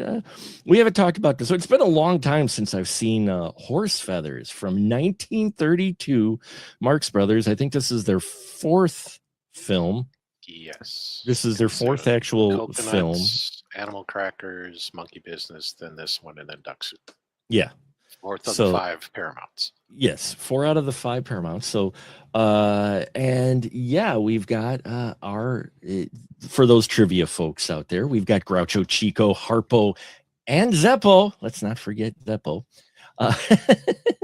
Second to and last no appearance. Gummo. There's no Gummo though in this one. Gummo, if memory serves, Gummo only did the vaudeville. I don't think he was ever in actually any of the films that he was never actually. Yeah, he was just in the vaudeville act. He had already retired from that by that point. Yes, that's true. But still, he was considered a Marx Brother, and that is a traditional trivia question of what are the 5 performing names of the Marx Brothers. So. But tonight, you try to remember their real names at that point. Then you're Julius, like Leonard and Adolf. What did they change his name to when the First World War hit? I can't remember. Arthur. That's right. Arthur. Yes. Zeppo and Gummo. I can't recall their street names. Their government names, if you will. Government names. To go back to our earlier conversation to some degree. Their non-ring name. Their non-ring name. There you go. Their non-ring name. So, Doctavius, if you wouldn't mind, give a brief synopsis here of Horse Feathers. Well, that implies that there's a plot to this film, but it is. I'm sorry. There's kind of a plot. I'm just like there was kind of a plot for Duck Soup. Yes. If you don't recall if you only recall these movies from like what happens in them, because the titles are kind of vague. It's like an emo band, basically from the 2000s. They have this long name and it doesn't relate to the song directly. Horse Feathers is the one that's set in the college. It is apparently a parody of college films of the time to some degree, where Groucho is taking over as the president of the college. His son is in the college hanging out with the college widow, and in an effort to get the football team associated with the college, who hasn't won a game since, 1888? Yeah, I believe is what Zeppo lays out. Yeah. They try and get some ringers in from the speakeasy, and it turns out that a local hoodlum is betting on this football game. He gets to the ringers before Groucho does, so Groucho ends up inadvertently hiring Ravelli, and I think he's Pinky in this one. Yeah, Pinky and Ravelli. Chico and Harpo to play in the football game, and then hijinks ensue until eventually we have a football game, which is played very faintly like the game of football that you might recognize if you actually watch football, like the NFL, which this is almost 100 years ago. So even the game has changed significantly in that time. Not a lot of helmets in this. No, not a lot of helmets. Well, there's a leather cap. Occasionally, not on everybody. Usually, not ever. Yeah, there was the one running back. That's to disguise an extra. There was one running back play they make. A guy's got no helmet on whatsoever. I'm like, oh Jesus. Mm-hmm. Yeah, the helmet was the forward pass is a relatively new invention to Yeah. football at this point, to be honest. So this is Yeah, that's interesting in a lot of ways from that perspective, from a historical perspective, just looking at it. But it's more for the laughs. true. Uh, And yeah, this has been a long time since I've seen Horse Feathers. What made you want to pick Horse Feathers? I was expecting you would ask that question. I went through a lot of different possibilities on kind of just narrowing down because it's like pick any movie. I eventually landed on things that weren't necessarily, I don't want to say they're not my favorites because in a lot of ways there are, but it was movies that I'd seen repeatedly. Right. And because that narrows it down to a more finite chunk of things I can look at. Because then one, I could only watch it. I didn't have to watch it multiple times again to get ready for this. I could watch it once and go, okay, be refreshed. And Horse Feathers is a movie that I spent a period of time going to sleep to, which I know is going to sound weird. I like having a little bit of comedy in the background as I go to sleep. Just something familiar that I'm not struggling to hear, but something that's familiar, and it does because it's not as noisy usually as music. Right. So I've listened to old comedy records. I listen to all sorts of things like that. But for a period of time, I don't remember how long offhand, it was Horse Feathers. I usually was falling asleep right after the first song, which was nice. And I wake up a couple hours later, and then the TV would be on, and shut it off and just go back to sleep. So through osmosis, if nothing else, I've seen this movie a lot, or at least heard it. And just a lot of the Marx Brothers films are very familiar to me. And the other side to that kind of locked it in was that I've been working on projects recently, and I had not to plug a different podcast, but the By all Marx Brothers means. Council podcast. And so not only was my interest, kind of focused more Marxian than it might normally be, but I'd listened to some stuff about Horse Feathers recently. So I'm like, let's just watch that again. And I managed to get my 10-year-old nephew to watch it with me. Did you really? Yes.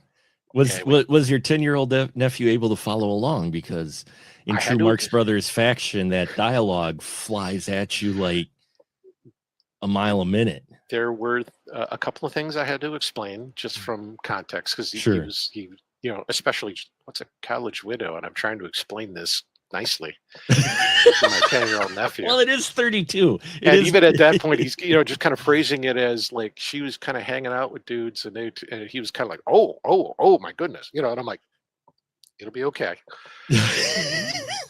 And there were clearly things that, like you said, they were just kind of wishing past him. And every once in a while, you'd say something, and he'd laugh at stuff. And he was paying attention, but not like focused.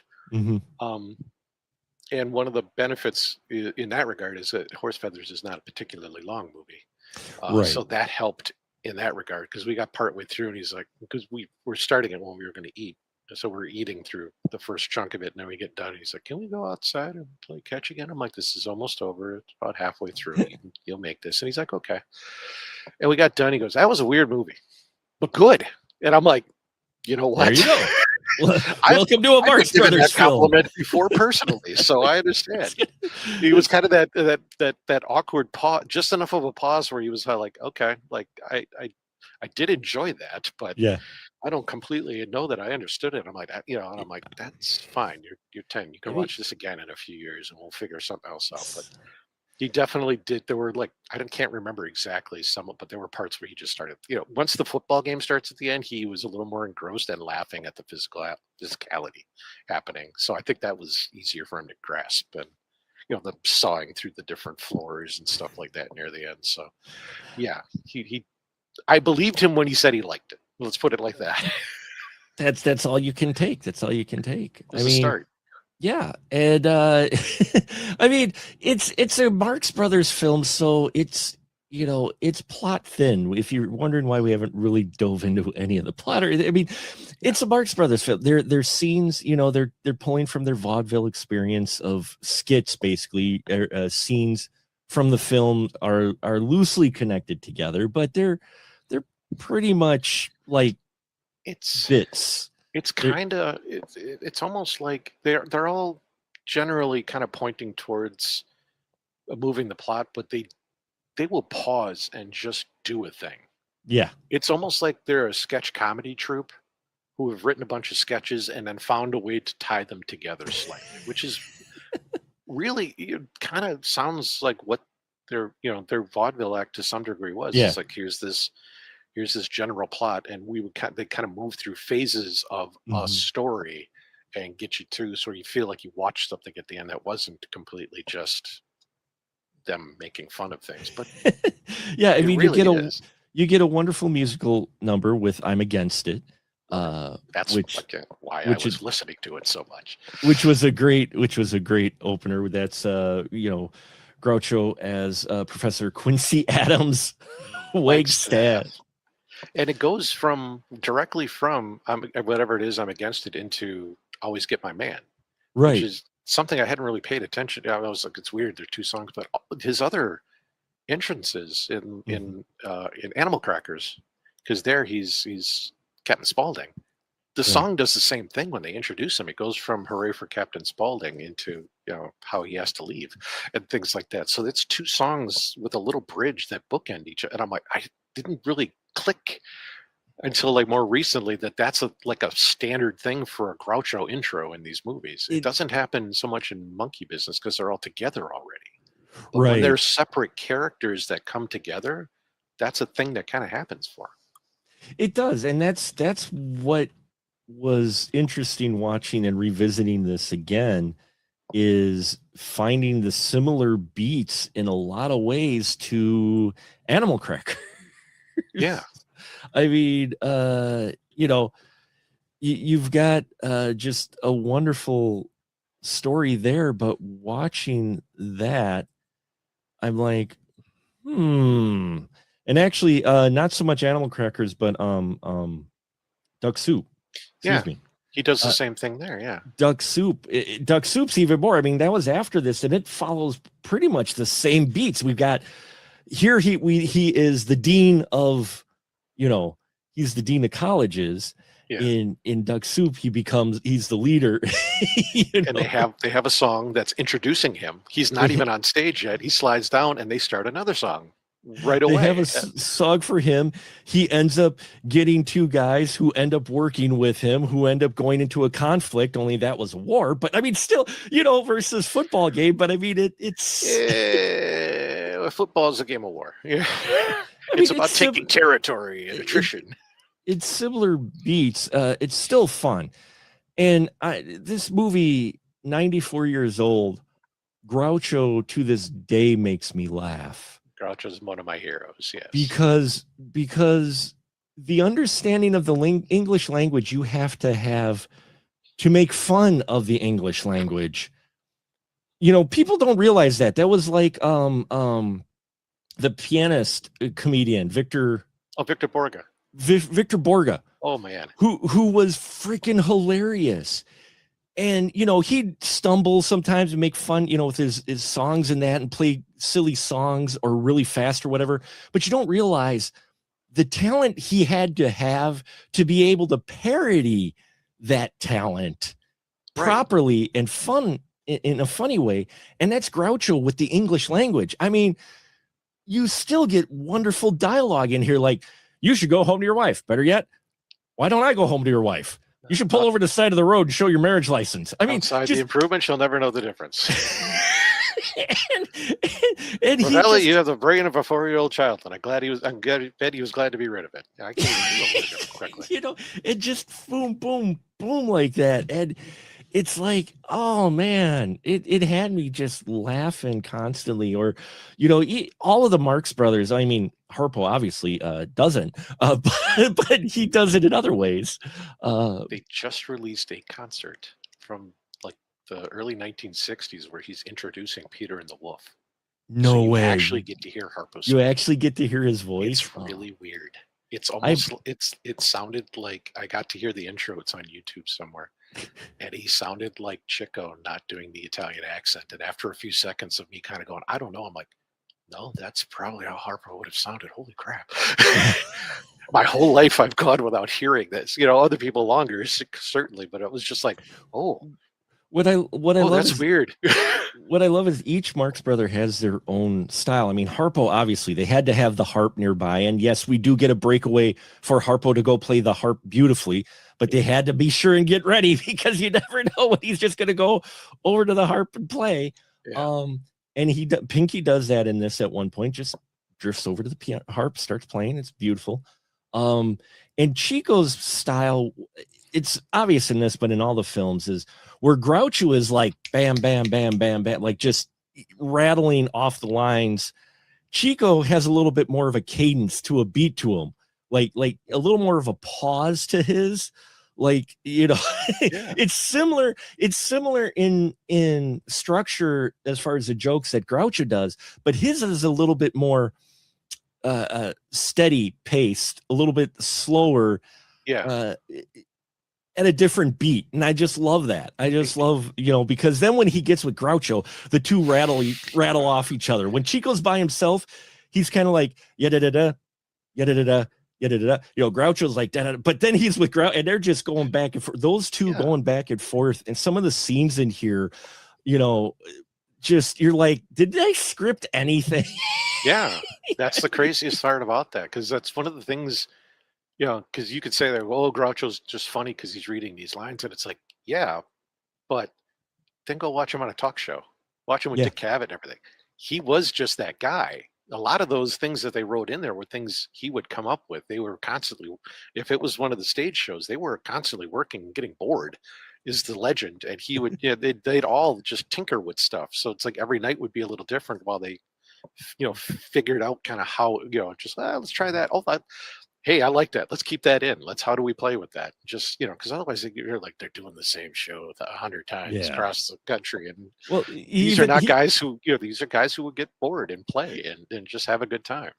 And that's the way it seems, because you get a speakeasy part where they're dealing with a password, and Chico's got the password, and Groucho's trying to get into speakeasy, and he's asking him for the password, and Chico's like, "No, I don't." He's like, "You know what? Let me come out there." And so he comes out there, and Groucho goes in, closes the door. They do this back and forth, and then they're both outside, and they ask a guy who the password is, and they don't know. Harpo comes in, holds up a sword, a fish with a sword, puts a sword in its mouth, and that's how they get in. And that's how they get in. I like the first reaction too. That's the name of a fish. That's my hint. Mary. And Chico's like, that's not a fish's name. And he's like, well, she drinks like one. Yeah. Which seems like a more appropriate joke going into a speakeasy. Which it does. You know, during Prohibition. That's why this is a speakeasy. Let's remember. And you get the one female character you usually have in here that ends up attracting the attention of all of the Marx Brother characters at some point. No, I mean, Margaret you've got Dumont in this one. We have Thelma Todd looking lovely. Huh?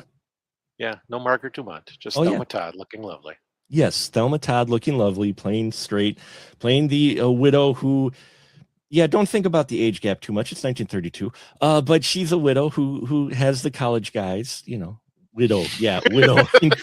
That's how they're getting around it. She's a widow. Big air quotes. Big air quotes there. You know, and Zeppo playing the straight man, and he's the guy with the widow. And then, of course, the professor, his dad, and Baravelli and Pinky are all in there, and they're all being Marx Brothers around her. There's this wonderful skit where they keep all jumping in and out of the room, and then the gangster shows up, who you find out the gangster's whole shtick is trying to have the widow get the calls of the football game so they know what the calls are, because he could fix the game then, so he can This win. is the least sane plot point of the entire thing, because we found out right away that Huxley has not won a football game since 1888. This guy is betting on the opponent, and he is still working to make sure there is no possible way Huxley's going to win. He's going to get the ringers. He's going to get the football signals and everything. Yeah, even though it's a poor team to begin with, but no, I still need their signals, which is why the widow is actually with the son of, you know, Quincy Adams, and eventually she tries to woo Quincy Adams and fails because he realizes the ruse is up fairly quickly. Like in all Marx Brothers films, that's what I like, is like the characters, you know, the straight characters, if there's a villain or antagonist, they'll try to fool, and you think, oh, they're just going to pull one over off of the goofy, you know, characters. But the Marx Brother characters, whatever movie they catch on fairly quick that it's a grift, or the, you know, the gig is up, so to speak. Most of the time we're involved in the grift. Most of the time they're involved in it. Grift. you know, or like like the one scene where you have all of them where Chico Baravelli says he's giving the widow piano lessons because the gangster comes in who's her actual boyfriend, and he's like about to kill these guys, and they're like, no, I'm giving a music lesson. And then he asked Groucho who he is. He goes, I'm the plumber. He goes, I'm just here in case there's something wrong with her pipes. And then he breaks the fourth wall and goes, first time I've used that joke in 20 years. And Well, and then like not long after that, because Chico's like, I'm giving her music lessons. When did you start taking music lessons? When you walked in. And then he starts giving the music lesson, and then Groucho's just like, I have to stay here. You guys can I gotta like, see how this plays out. Towards the camera very deliberately to make sure he is breaking the fourth wall as much as possible. And then like that whole scene where they're doing the song is I was kind of trying to keep an eye out for it, because about halfway through when Chico's playing the instrumental, you can just kind of see Thelma Todd's hand is on the other side of him and does something. And that's when they smile at it. He like turns around and smiles at her, and she smiles back. The theory is that she pinched him kind of like playfully. Sure. But he doesn't stop. He just keeps going. And he's just like, they're having the best time. It looks like they are legitimately having this great time doing that moment. They're just playing with each other. That sounded weird until I said it out loud, and then I didn't mean it like that. But yes. No, but the Groucho Marx movies are like that. This is a classic example of it. Just feels like they're having fun. And I'm like, with the audio technology that it was back then, it is impressive they didn't capture people laughing their ass off, because that had to be so hard to do with these guys. I mean, it's hard enough for the straight people, because, and this is what, and pardon my get off the lawn moment. Yeah. But this is a problem I have with like a lot of modern comedies is, in order, the best comedies, you have a certain group that are the jokesters. Everybody else plays it straight as if they're regular characters. So the straighter those folks play it, the funnier the scenes are. And that's what it is with the Marx Brothers, is that everybody outside of the Marx Brothers are straight. They're doing this like a regular movie. This is like a regular, like college, like fix the game type of story, but you've inserted the Marx Brothers in here. I've had to explain that occasionally to people while we're doing shakes, where it's just like, somebody has to be the straight man here.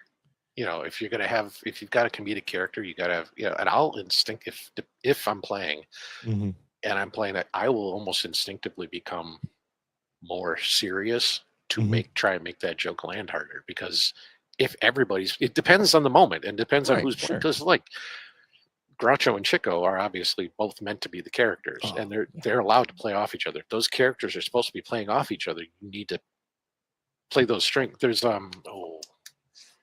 darn it, I forget which we modified it at one point. I can't remember which one it is off the top of my head, but there's this moment where you have two characters walking in and they're basically just going, I'd like to say it was nice to hang out with you, but it wasn't.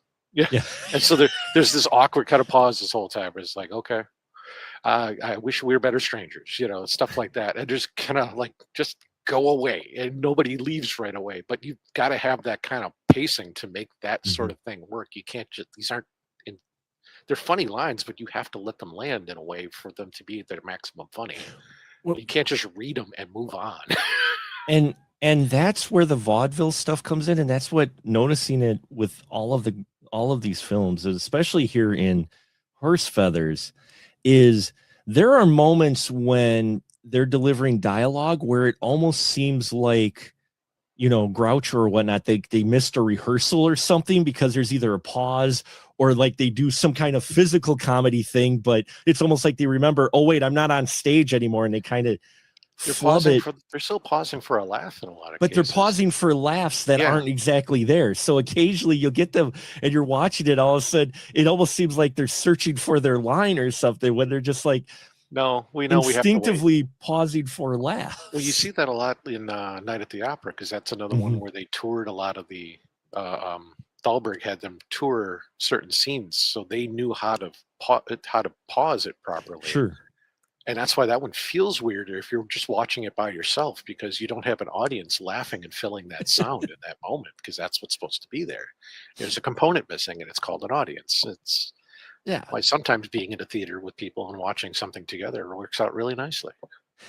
And it does, and it doesn't take away from it, but at the same time, it almost makes them feel like a little more awkward at some of those scenes, because it's like, they're remembering like, oh wait, I'm on a movie set, I'm not in the vaudeville, but yet they still take the pause in that, and so it just gives it a weird energy, and especially this football, I'm like, there's no semblance of it. There's somewhat of a semblance of a game, but what's hilarious about the whole game segment, which is like the last 10 minutes of this film, which just gets more and more out of hand, to the point of you've got Pinky pulling out banana peels, and as he's running for a touchdown, he's throwing banana peels behind him, and all the guys are falling over like they're slipping on the banana peels. That was one of the things my nephew laughed at. I remembered once he said it again. And then he accidentally throws the banana peel in front of himself, and he falls. Yeah, he ends up tripping the guy who he's trying to block for. Yeah. And he got the string on the football, so he could, the string on the ball was great. Yeah, he throws it, it comes back to him, and he runs around it. But yeah, it just gets more and more crazy. Then at one point, Quincy's got to go in because they've hurt too many guys. So Quincy just goes in. That's after he just runs off the sideline and tackles someone for the hell of it. And then goes back to the woman he was talking to a lady. Then he goes still back to talk to the woman, going, "Hey, I need your number. I forgot what it was. Could you write it down?" I'm like, right in front of the guy. That's one of the other things that I remember them pointing out. He's sitting right next to the gangster guy. Yeah. Who's got money on this game. Blankest expression. He's just staring away from what's happening. And I'm like, is he just trying to not look at Groucho so he won't laugh? I think that same, like you mentioned before, where it's just like, I can't look at him. I can't do this. Otherwise I'm gonna laugh. I'm gonna break the scene. But yeah, I mean, and these are such fun movies, and they're so wild. There is, though, a structure to them. It's not complete chaos. No. There is, like we said earlier, there's a through line with the plot. As thin as it might be, there is still a plot. There is a through line with these different scenes. And then, like in a lot of true old films, they just end at some point. They just that was not the original ending. Oh, really? The Bigamist Marriage was not the original ending. They apparently shot one where the college burns down. Oh, and really? They said it didn't work, and I don't remember if they burned it down. If we know why it didn't work, if it just didn't play right, or if it didn't look right. No, because there's like a picture or two, I guess, that have survived of like kind of some of it. I can't remember if I have them in a book somewhere or not, but I have a few books. You have just a few books, and a few Marx Brothers ones too. But so yeah, there was this other ending. So if memory serves, the marriage one was a little bit more of a. Okay, we got to do something. Yeah, and you can tell to some degree because Zeppo's not there. Yeah, Zeppo's not there at all. They whoever's standing at the altar with the widow is behind, like cut, so where you can't tell who's there. So that happened with Chico for a while in the film too, because midway through he was in a car accident. He got in a car accident. He had an issue with his ankle, so they had to shoot around him a bit. So in the kidnapping scene, that's why he's sitting down the whole time while Pinky's doing all the work. He's he's got a cast on. He's got a cast. He's trying to hide it. He's like, this is all I can move right now, boss. This is all I can move. So, well, Doc, thank you for picking Horse Feathers. It was fun revisiting this. I have a couple more little notes that I'd like to point out before we get absolutely, done. Absolutely, yeah. One of them is that the other main song in the movie is "Everyone Says I Love You," and each of the brothers gets a moment with that song. So you have Zeppo doing the quote, the standard, the normal version. Right away after that, they take the Mickey out of it because Harpo's playing, kind of whistling it to a horse. Then in the apartment scene, which has got some slight damage in it, but during the scene, but not during that song, Chico's doing his little bit of it, and it's his playful style, and you get to where they're in the lake. Again, Yes. they're shooting outside. Sound, synced sound. That boat's moving. Who's paddling? There's no noise for that boat. It's fascinating. Yes. But then Groucho gets this moment where it's all very sarcastic and kind of demeaning and everything like that. And one of the council members pointed out that's kind of also saying everybody has their own way of saying "I love you," and I'm like, that's a kind of a sweet thought in that. That's a sweet thought. So Yeah. I don't think it was intentional, but I like that. The other main point is because Pinky's the dog catcher, he's got the hat that says with the plate that says dog catcher. Oh yeah. If you notice, when they go to kidnap the football players, it changes to kidnapper. Yeah, I saw it. And I don't remember if I noticed that before or not, but I was watching it Saturday and I'm going, that's hysterical. I'm sure I've seen that before, but it just caught me off guard again. I'm like, they changed it. It's so subtle.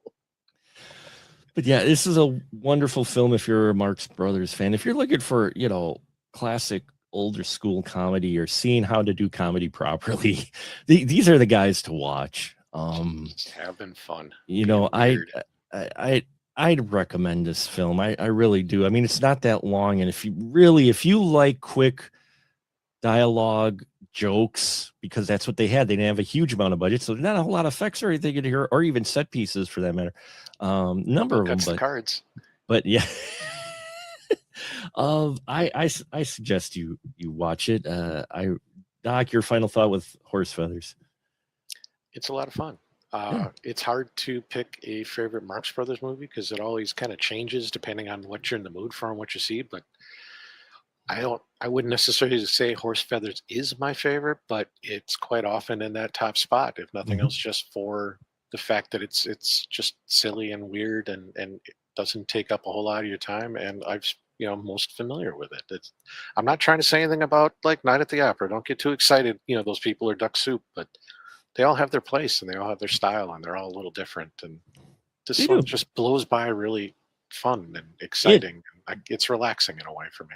It does move. It definitely does move and have a great energy. So thank you so much, Doc. And now License to Shill is yours, sir. Do you got anything to shill? Go right ahead. It is yours. I'm gonna shill a couple things real quick. Hopefully, depending on where you are and what you're doing. Hi, I kind of mentioned it before, but I helped co-produce a unrehearsed Shakespeare.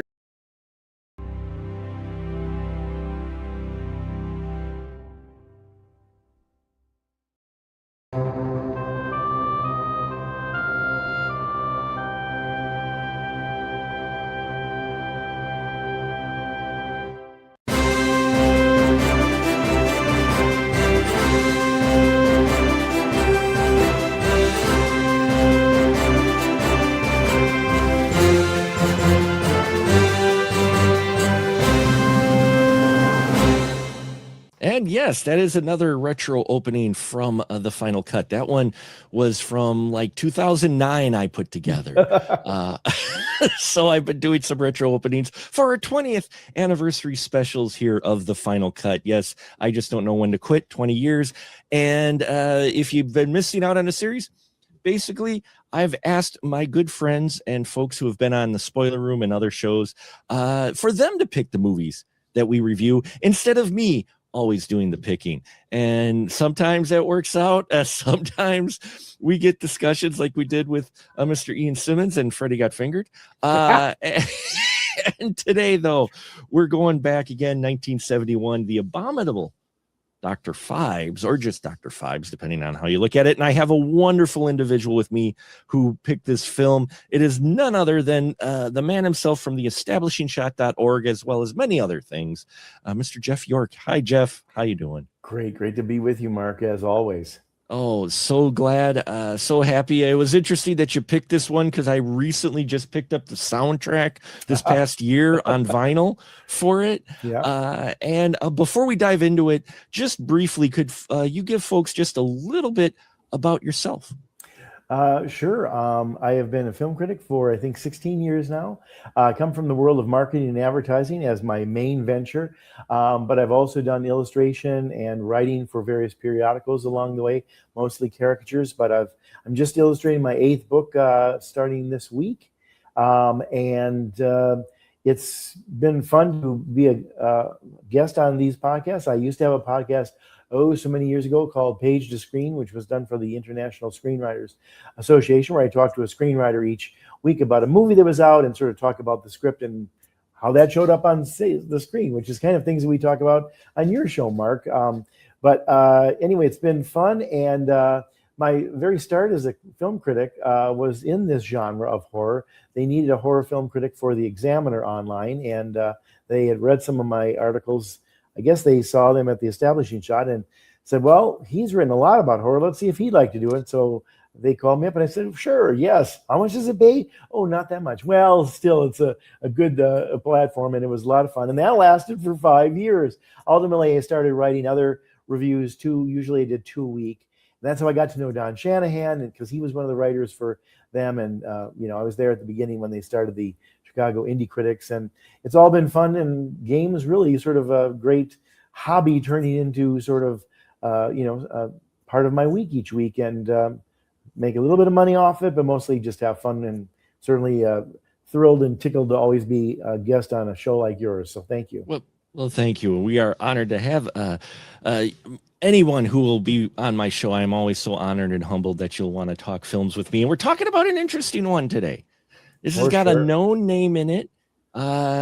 British for sure, through and through. Yes. And would you mind giving a brief synopsis of the abominable Dr. Phibes, Mr. York? Yes, I'm happy to. And he wasn't always abominable. No, he wasn't. He became that way when a medical team that attended to his wife's surgery after she was in a car accident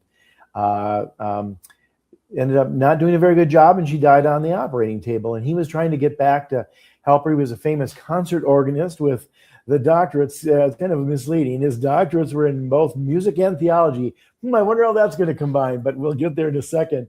Believe that she didn't have to die. And, while racing home during the knowledge of her death, he was kind of hasty and was in his own crash, but he was horribly scarred and left unable to speak. We don't know too much about all that, although we see him sort of as this character that looks like Vincent Price, and he doesn't move his mouth much. He kind of speaks through his voice box, but he's got this big mustache and this sort of clear wig of hair that's a little bit 70s going. But he starts taking revenge, seeking wreaking revenge, whatever, extracting revenge, I guess, exacting revenge, all those different kinds of things on the medical team that he blames for letting his wife die. And that's everybody from the head surgeon to the nurses to the anesthesiologist, 9 people in all. And to do so, because he is, of course, a theologian and,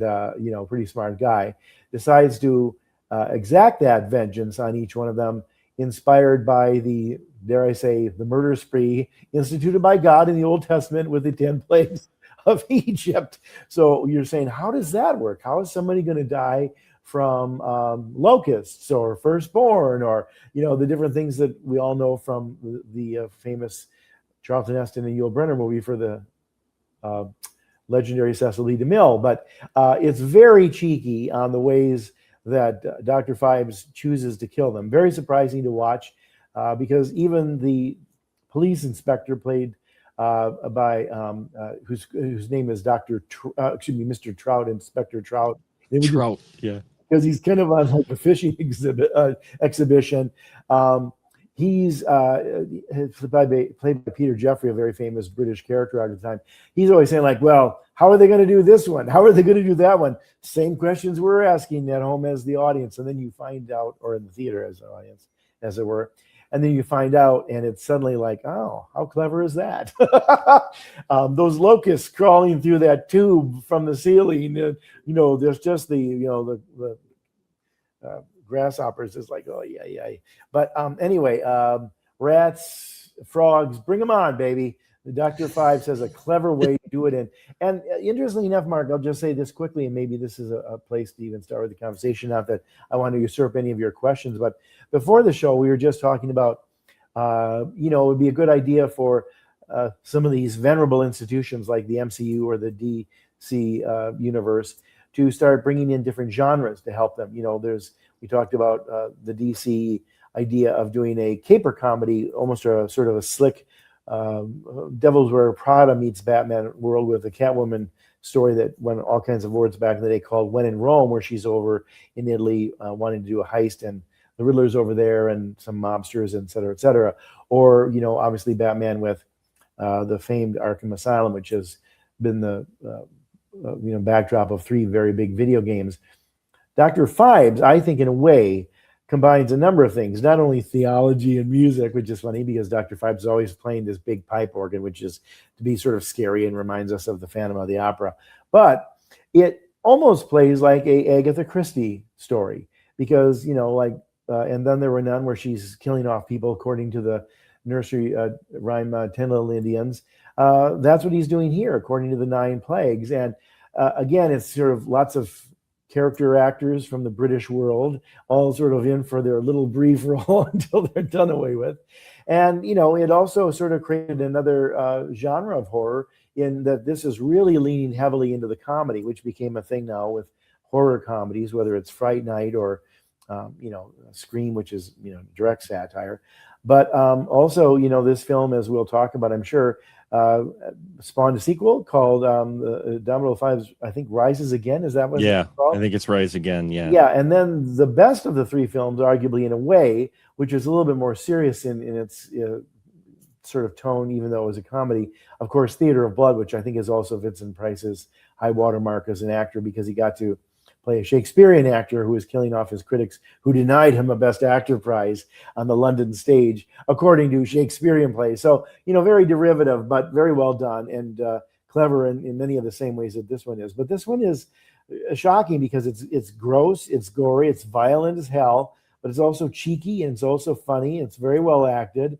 And it also kind of resurrected Vincent Price's career because suddenly he became this box office draw again, and they threw all kinds of movie roles at him. And, he was in his, I think, late 60s, early 70s. Yeah. Time this started done. And suddenly he was everywhere. He was on Columbo and different episodes of television and the Brady Bunch. And, he was doing movies. And, of course, capped it off with being a big influence on Tim Burton, of course. But anyway, that's a little more than you asked for, but I think that's a good background of everything before we start the show.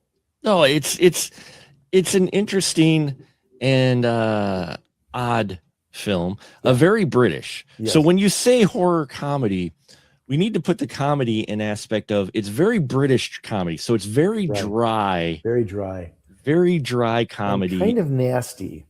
It is. It does. Like corpses show up and, nobody's like really mourning anybody. So like, well, I guess you got another one, didn't he? What's next on the list? It's that kind of thing where like, oh, we're trying to solve this. And these things are, dare I say, an inconvenience.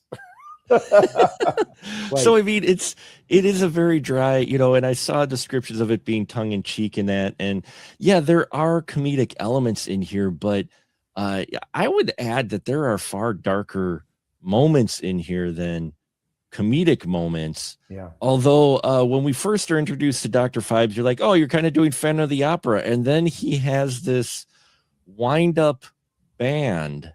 That plays, and we're not going to give too many spoilers, folks, but I just have to do this opening because when we're introduced to his character, he shows up and he's got this wind-up clockwork band, which it's even called, I think, what's it called? I've got it in my notes here.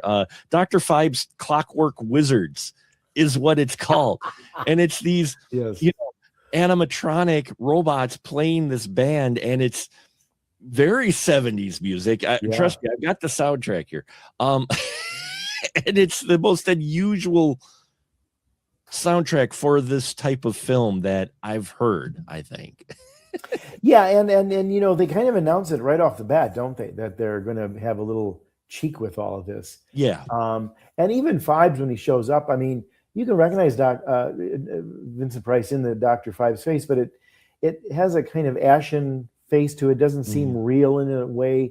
He doesn't move his mouth. He's got this big, almost sort of Pringles can mustache and what looks clearly like a bad sort of Moppet kind of wig, almost like, something that Herman's Hermits or, sort of the bowl cut almost from that era. And he's wearing a big robe, and he's doing all this stuff. But then, of course, he goes out to do all this stuff and he dresses up as like, an undertaker or orderly in the hospital or different things. So it becomes very funny that he's out there and about running around doing this. And then when you see the reveal of him and the background of who he was, that's when you see the real Vincent Price and get a little bit more sense of him. Although he's even under more makeup when he's revealed sort of what he really is now. And it's funny, they gave that away in the poster, which is kind of unfortunate. Because I think he looked so good as Dr. Phibes and scary and odd that it was really kind of unsettling that they shouldn't have done that. But they decided to lean into the cheek. The posters were really not only telling very blatantly what the plot was, but then they even did vamping on Love Story. Yeah, there you go. I mean, and I think didn't they do a line like love means never having to, whatever, say you're crazy or something like, or something. Yeah, I think. But I mean, I think they did a riff on it, which was, just a year earlier that was the biggest movie on the planet. But I think people didn't mind that, and even if they had that sort of given away, the shock is to one of the characters in the story, the Joseph Cotton character, who's the main doctor, the main surgeon. Of course, they save him for last, and he's got to operate to save his firstborn son from becoming basically have his face washed away by dripping acid, which is sort of apropos because it's kind of echoing what happened to most of Phibes' features in that car accident. But there's plenty of fun to subscribe to in this film and enjoy, even having known what the poster was and maybe even the plot of it, because there are so many different surprises in the way they do it. The police inspector and his assistant are very funny commenting. I mean, it's very much in that, to your point, British world. And, it's a little bit of the Avengers. It's a little bit of Frenzy. It's a little bit of, are you being served? It's all that kind of stuff sort of rolled into one. But it's really, really well put together, and they very much had a great sense of what they wanted to make it tone-wise and, sort of that balance between humor and horror. And I think in some respects, they underline what is, I've always said is, I think the key to really a horror movie being super successful and maybe becoming a blockbuster and sort of a repeating character or franchise is it has to have fun to it. Now, it doesn't always have to be funny. Like, this is definitely horror comedy, but it has to have fun to it. You have to enjoy watching. Like, even in Backrooms just this last month, when Pirate Clyde starts going after the doctor, and he's ridiculous looking. It's like, oh my God, he's this huge thing, and he's walking with a peg leg, and he looks like he's made of plastic or wood or whatever. But he's also vicious, and he's also a threat. But it's fun to watch her, I stumbled into this hat rack. Well, I guess I'll use the hat rack now to attack him. So there's a certain amount of fun to all that. If not, you're left with some of the Eli Roth movies, which I think are, unless you find gore to be that much fun, they're a little more unsettling. But even his stuff, I mean, you can find plenty of laughs in things like the Green Inferno or Hostel and things like that. But I think where horror for a while there was getting into the sort of dark and depressing and gory and sort of nihilistic stuff, I think the better ones, the ones that last, have a great deal of fun to them. Fright Night, things that help you laugh a little bit. I mean, when you watch Jaws and Psycho the first time, they're terrifying movies. When you watch them a second time and subsequently after that, they get funnier and funnier because you see the humor in it. You see the craziness of the characters and the like in Jaws, the dynamic between the three men out there on that boat. And in this one, obviously they lean into the humor, but they're having fun with it. Like, they know they're being scary. They know they're being gross. They know they're being unsettling. And they also know they're being cheeky. And that sense of fun, I think, makes it very easy for the audience to go along with it. Well, and it helps you have Vincent Price. One of the things that I love, I love him. One of the things I love about Vincent Price, and I love seeing this about, there's not a lot of actors out there that do it, but there's certain ones that no matter how big or how whatever they're known as, they always are not afraid to either make fun of themselves or just take a role that, you would like this one. I mean, he is Anton Phibes. Vincent's always had a little bit of glint in his eye with almost any role he's played. So when he's playing even the scariest person, there's just this little glint of light in his expressions or his look. Like, you can tell he's having fun and he's smiling inside, Yes, even if he's it's a great looking evil. point. And it's lovely because he takes this role as Anton Fibes, and 71. He's an older, he's older. He's done many movies. He doesn't necessarily have to, but he's doing this. And you see some of his other filmography, and you go, wait, the horror master, the guy who's known for, he's taking like this role, or like you look at The Raven with Roger Corman, one of my all-time favorite films, to where he's playing it seriously, but also cheeky. And you get that here where he's a Dr. Fibes and he's pulling in his best Phantom of the Opera. He's playing the organ, and then he's not just going over and starting the Clockwork Wizards. He's whooshing so that the cape whooshes, and then he's got a wonderful assistant in the form of Volnavia, who's played by Virginia North fantastically. So well done. I really liked her performance. These two together were just having fun. And the fact that, Fibes talks through a microphone on his voice box into a bullhorn of an old Victrola. Victrola, record player is just wonderful. It's just wonderful. And the way the guys are dispatched too are both scary, but have a little bit of a humor. Like you said, you mentioned it earlier, like a Agatha Christie type of, or a Poirot type of angle, to where, yes, it's a murder mystery, but this guy was dispatched in kind of a ridiculous manner. Like they kill the one guy by freezing him, by putting this frost machine in a car. Right. Not to spoil too much, but it's just the kills that you get in here. And then you look later on at the films like Saw and that, and you're like, they're influenced by films like Dr. Fibes for sure. Because if you look at Fibes and his motivation, I'm like, this is Saw. It is. Well, even like, you look at James Bond and you can see some of the Vincent Price horror movie in there. Like, how many times did they, disfigure a villain? I mean, as recently as Rami Malek in the last Daniel Craig Bond. It's like, really? We're still disfiguring villains' faces? Yes.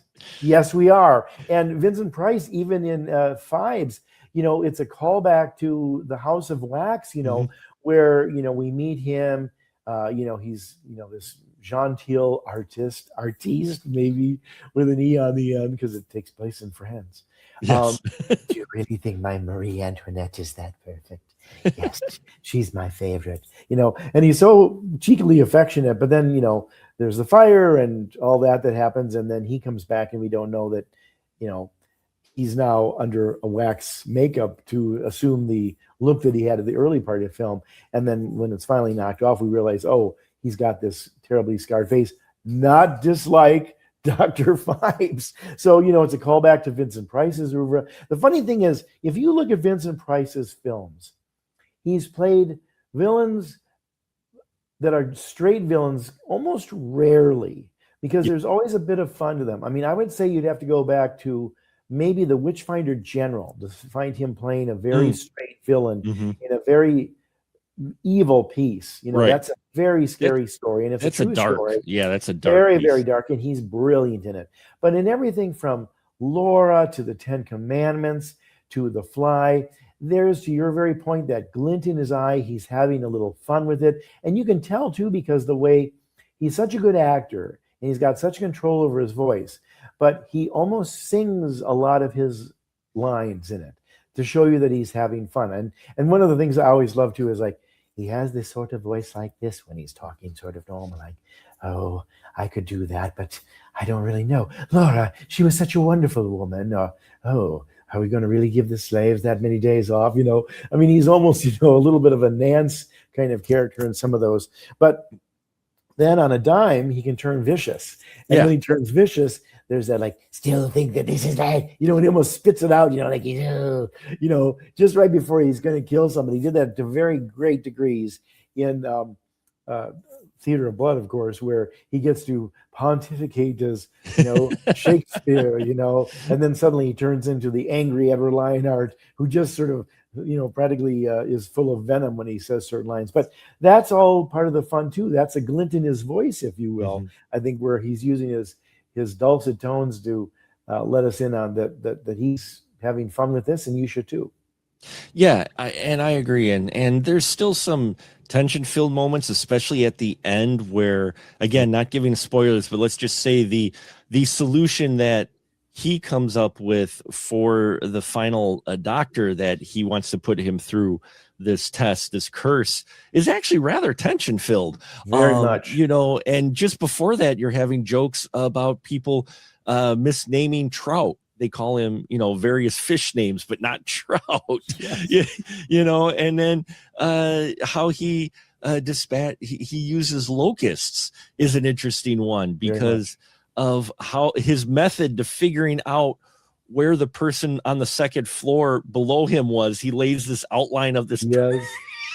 It's like, wait, what are you doing? I know, it's just those delightful little bits of like the preparation and how he does it, which makes those things, which are almost expositional, really splendid. They're very entertaining because usually that's the kind of stuff that nobody really wants to, like, if that would be like if you'd see Joker planning the Dark Knight, like that bank heist. Yeah. No, the fact that this whole thing was choreographed and right down to the buses, or the line of buses at the end, it's like, just show it to me. It's fun. But here, you know, you see him laying it out. It's pretty funny because, first of all, he seems incapacitated, but he's really smart and he's very thorough and he's doing all of it himself. So, you know, he walks the walk and talks the talk. Yeah. And so, I mean, again, for the humor part, you're going to need to be familiar with British humor on this, especially 70s British humor, because it is dry and subtle. And some folks who may not be used to it will sit and go, where is the comedy? But it's there. It's humorous, but it's definitely a bit drier than you may be used to. Now, just a little fun fact with this is that according to reports in 1971, it was made for £300,000, which is about 5.5 million pounds today. It made the equivalent of today's money of $24 million US, because they think it made about 3 million in the America when it was released. So that's a winner in Hollywood eyes. That's why it's probably spawned 2 sequels. And so, you know, if you're looking for those of you who don't want to look at films prior to whatever, I mean, that's your choice. But, you know, Fives is fun. This is definitely one of those where it's going to surprise you. You know, it's a little bit out there. It's very 70s as far as the production design and that goes, in the outfits. But, you know, it has that Avengers look to it, doesn't it? It's like got the Hammer films, the Avengers. There's something about the cinematography in British films in the 60s and 70s, unless they were doing The Lion in Winter, that had this sort of brightly lit, almost too brightly lit. But I mean, the America movies did too, and TV shows. I mean, they all had that Universal Studios kind of overlit thing going on where, gee whiz, every Columbo episode looks like they've got 20 lights on the scene. It's like, do they ever walk in a room where there's like low light, or they only have one lamp? Come on. There's not a shadow in sight. There's not a shadow in sight in these things. But one of the things too that I think is a delight about this film is, as you kind of get used to it, and then you're waiting for, okay, we've got 5 more deaths or 3 more deaths or how many it is, they not only have fun with like showing him prepping or things that don't go entirely right, and then he has to improvise a bit. Or what I think is the great sort of biggest laughs in the film are when the cops are always a good 2 beats behind Fives.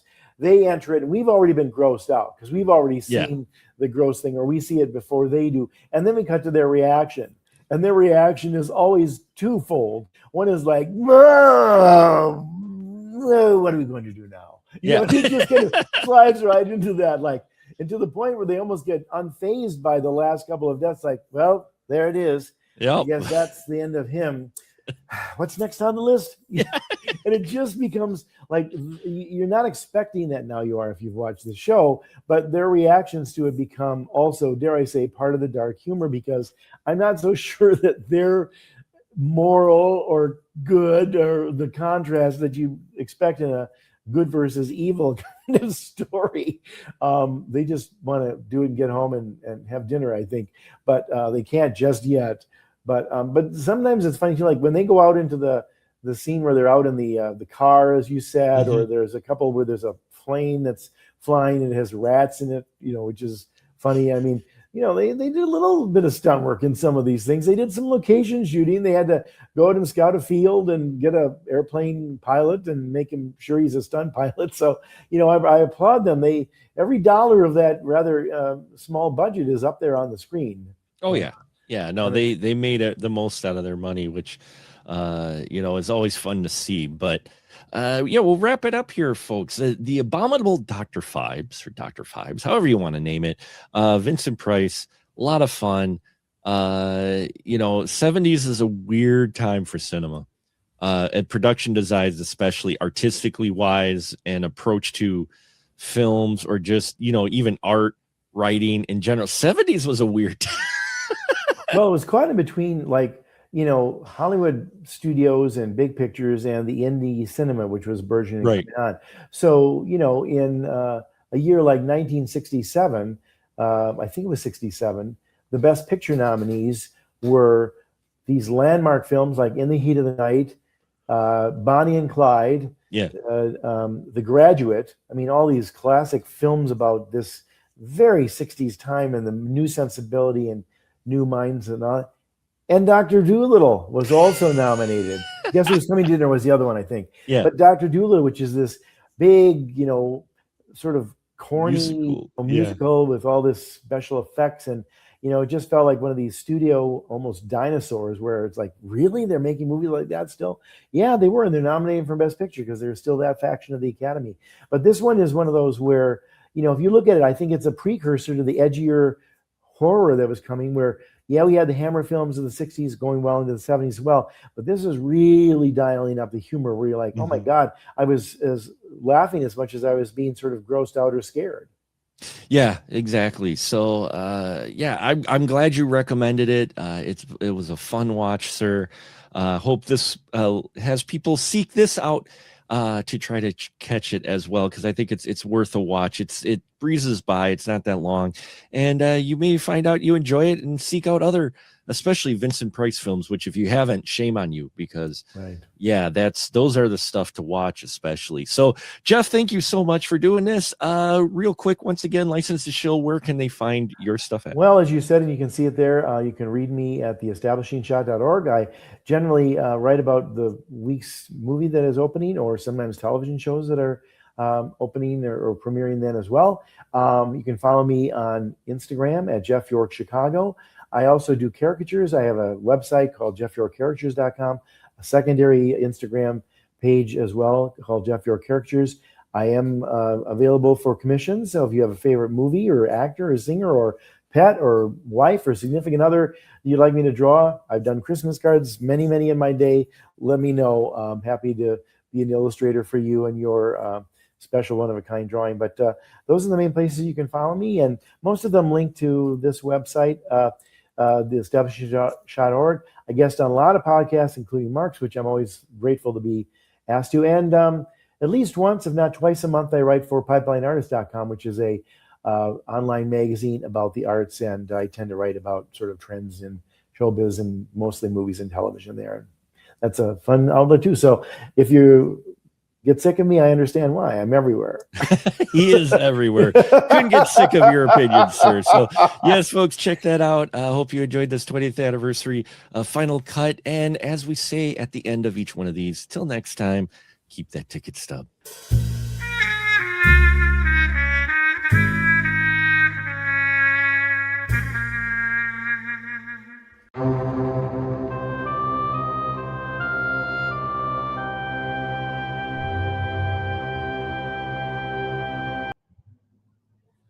And here we are, folks. Our streamathon continues. We're streaming to end Alzheimer's. And I am very honored once again to be able to talk to Wisconsin's own multi-talented individual, the man behind a lot of very creative things, including Ed Gein, the musical up there, among other, a lot of other roles. None other than Mr. Dan Davies. Thank you, Dan, for joining us today for this. Oh man, you're welcome, Mark. How you doing? Oh, we're doing good. We're doing good. We're getting in there. We're in that home stretch now of this. So, Perfect. You know, it's been a fun experience, interesting to put together and then seeing it execute.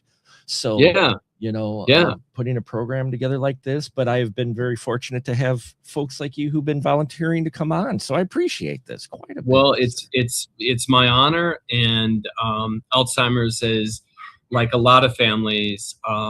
My grandfather had it full blown, and my dad had a version of it closer to his last days on Earth, which was 4 or 5 years ago. But it's a degenerative, terrible, insidious, systemic disease, and it strikes probably 1 out of every 2 or 3 people in the U.S., I would imagine. And there's got to be some sort of a cure for it, or at least to mollify, it as we get older. But now you're seeing even younger people getting it, which is it's odd.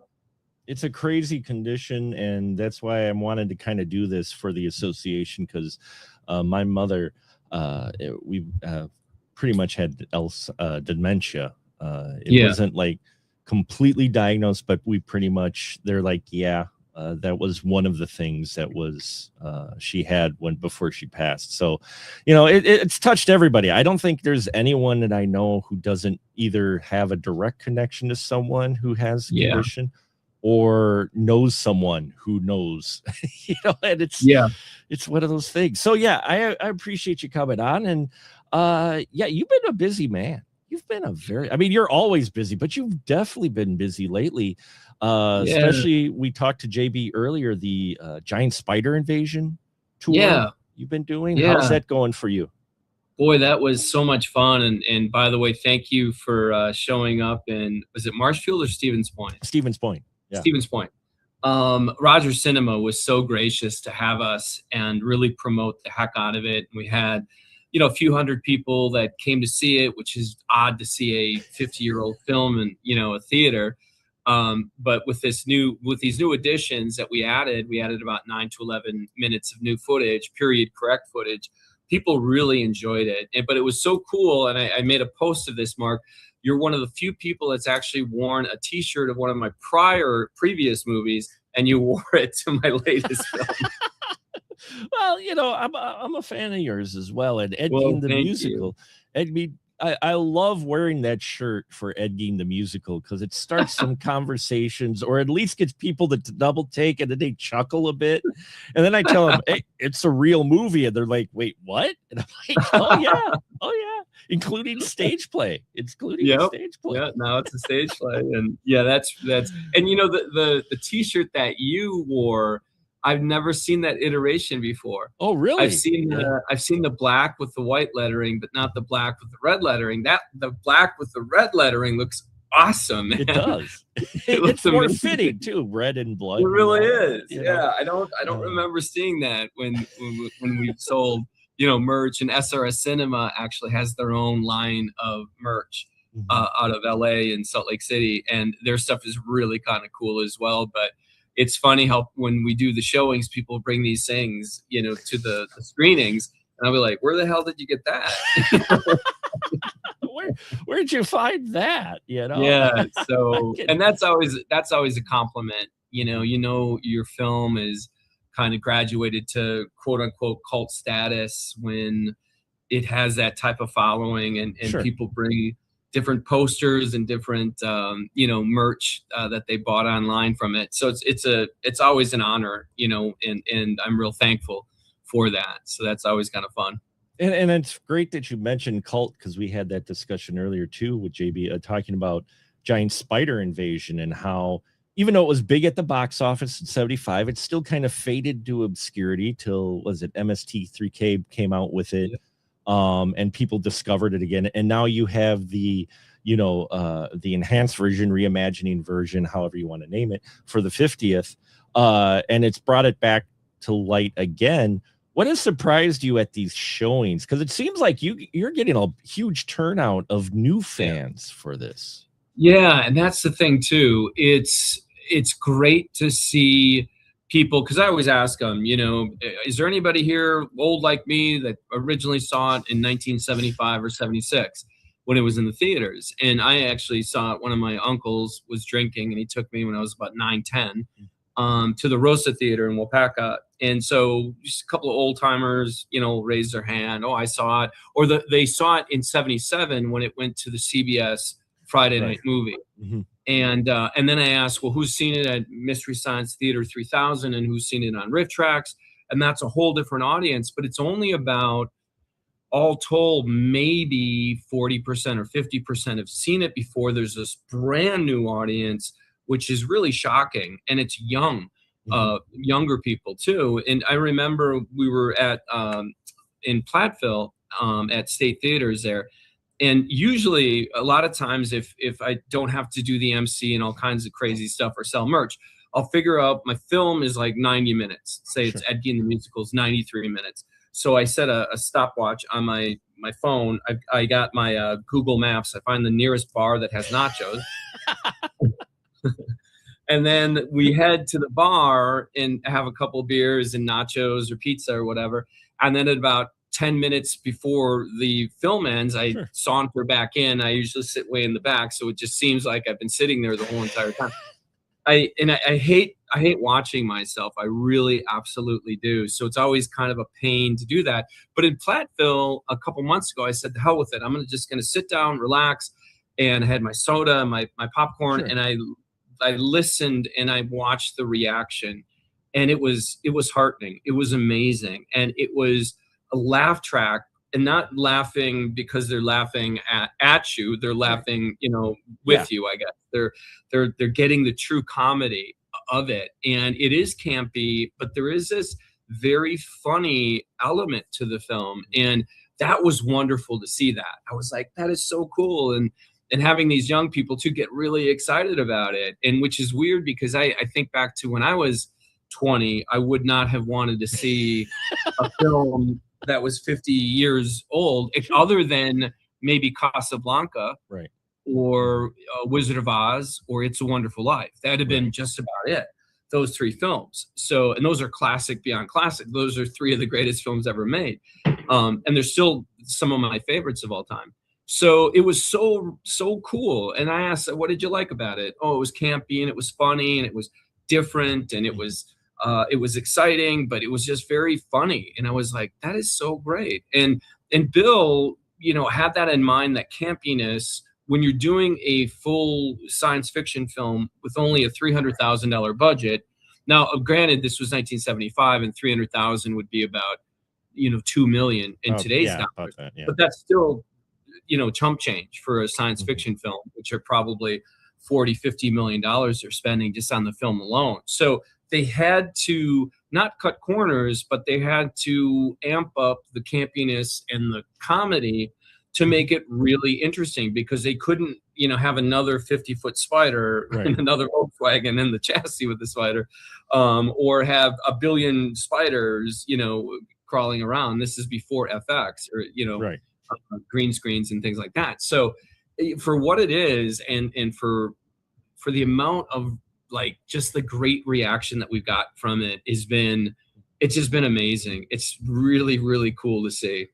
Yeah, that is really cool. And it's interesting that you have younger folks, because JB said that he's like, younger folks are showing up to it who've never watched it before. And, that surprises me in a good way, because I've always loved B horror and campy horror films. And, and for me, the version that you guys got out now, I enjoyed many aspects of the new stuff. There were a couple of shots I was like, okay, but I enjoyed your stuff. And I'm not just saying that because you're here. I enjoyed the reporter stuff. I think my favorite segment was you on the scene with the news van, and you're reporting on the attack of the spider on the festival. I think that's like my favorite part of it. Just the way the whole dialogue is, that it goes, the cameraman going, hey, I think my kid's up there. They're like, he's fine. He's fine. You're just like, he's fine. I'm glad you like that, because it's Aaron Yanda from Chad Vader fame is the cameraman. And I called up Aaron right away and I said, Aaron, I got this role for you, but we can't afford your normal day rate, but we'll give you this. and drinks and food and halfway decent pay for the day. And he said, "Oh, hell yeah, I'll do it." And so we did a little improv, but Bill didn't really like the improv. But I said, "Well, Bill, this is video. Just let the camera run." So there was actually one part that I thought that they were going to keep. Now, when he says, "I think I think my son's down there," and I'm like, "Oh, he's okay." And then I go, "He wasn't the chubby kid, was he?" He's like, "Yes." And another one was, "He's okay." And then Aaron goes, "But I think I saw my son's jersey in the spider's mouth." Wow. Oh man, that's hilarious. It's so funny. And I'm working with Aaron Yonda on the 20th anniversary Chad Vader. Yeah, lucky. It was funny, Chad Vader, because I mean they've been around. That's around as long as I've been on YouTube. I'm celebrating the 20th anniversary. 2006. And they were one of the early folks too, and they went viral and they just exploded amazingly. And I used to do a web series with my little action figure, Stormtrooper action figure. It was a vlog of his, and I actually recorded when you could do video responses on YouTube channels for a very short time. I actually shot with my action figure in character. He was responding to a video, and they left it. They let it post, and they shared and commented. And oh wow, yeah. So I was really appreciative of that. I didn't think they would, because they were so big at that point. They took off. But they were kind enough, and the fact they're out of Wisconsin just, hey, shows you the talent that we have around here. Right? Out of Madison. Oh, geez, yeah, out of Madison. That first video that was on, the front page of YouTube back in 2006 when they used to let them for days on end. That got, I think, 15 to 20 million views, just that episode alone. And then they did 4 seasons, 2006, not every year, but 2006 to 2012. And that now has over 100 million views. Yeah. It's funny. It's hilarious stuff. It was fantastic. I enjoyed it. There was a part of me just starting out on YouTube going, "Oh man, look at these guys," with the, but at the same time, I was also very much enjoying it. And the fact they left my response up, and that got huge hits at the time. Oh, that's great. For leaving it up. I really appreciated them doing that, but I loved their stuff. So the fact you got them involved on this, and the fact that you're being involved in their 20th anniversary is really cool. And they've got, a huge following as well. So, that's creative stuff. But, that shows I've had a lot of Wisconsin folks, actually it was all Wisconsin folks I've had, almost all, one or two, talking during the Streamathon. And it's part of the reason I did that was because I wanted to feature all you fine folks and show how much talent there is actually out here in Wisconsin that people may not equate film with Wisconsin. And I'm like, it's you should, because you've got Chad Vader, we've got we've got so many wonderful folks out here making great stuff that I think people don't realize comes from Wisconsin. And now with the tax credits, the rebates that came into fruition January, February of this year, that is really going to hopefully attract, but also I think generate filmmakers from within the state to set goals of spending that 100,000 minimum to get the 30% tax credit back. And now the city of Superior, up in near Duluth, but Superior, Wisconsin, has their own film tax credits. Oh, really? So they're stackable.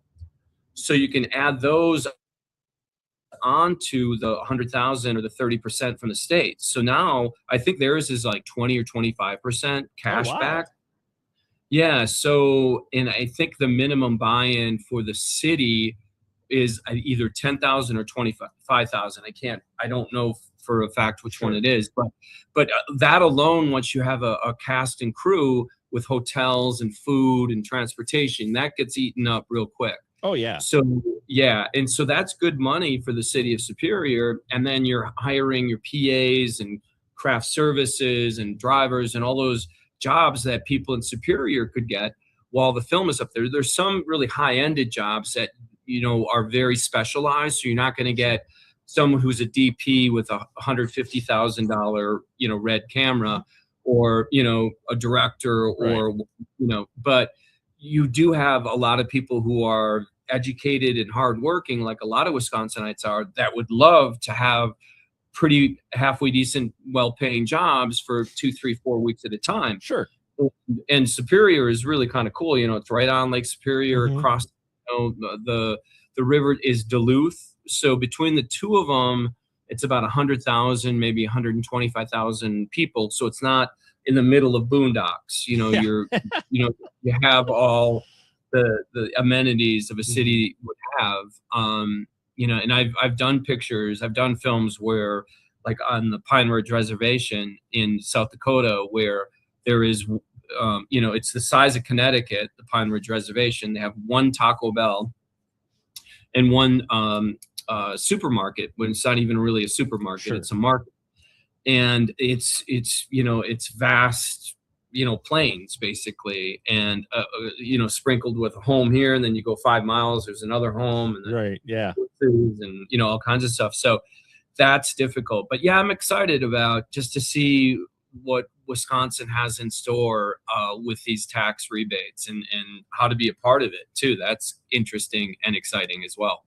Well, yeah, and like I said, you are a hardworking man, and you've been doing this for a while. You've got a number of films under your belt over the ages, but you've seen, how has the landscape changed for the better or worse for indie filmmaking? Because now a lot of people, as we've talked about it before, and we were talking about before in the Streamathon, you've got your equipment now in your hand. You've got, you've got a film studio on your desk. How has it changed, I would say, for the better, and maybe changed for not the worst, but it fallen off a bit? Yeah. And it's democratized it. That's first and foremost. Anybody that could get a halfway decent lighting rig and lavaliers and a boom mic and a camera, a 4K camera, you can lights, camera, action. You can start shooting. The problem with it is Hollywood kind of shot themselves in their feet, both of their feet, when they started making these $200-300 million films, to the exclusion of the small dramas and some of the action, adventure type stuff. They go with Marvel, and they go with, Superman versus Aquaman versus Avatar, all those things. And so they were, back in the day, 30, 40 years ago, they would have this pile of money, 500 million, and they'd go, we'll spend 80 million on this film, but then we'll do 20 million on this drama, and then 15 million on this horror, and then they spread it out. Now they have their eggs literally in 1 or 2 baskets. And you see that surprise, like Backrooms and Obsession and some of these lower budgeted films, that gives hope, but also the platforms that you can get it on, is amazing as well. And that's relatively, the last 10, 15 years. Even with Tubi is amazing, and some are better than others for the filmmaker. But I always tell people, if you have that goal to become a filmmaker, shoot a film. Just don't. No one's going to be knocking on your door, and, you can post as much as you want your experience. No one's going to be like, oh, hey, no, not. And but if you could start making things and showing them, and it doesn't matter where they're at. Show it at, a bar restaurant that has a big screen in there. And a lot of them have because of the Packer games, which is cool. They've got those widescreen, the screens that come down from the ceiling. And those things are amazing. Those are 4 or 5 feet across, and you could get 50, 60 people in there comfortably to watch it.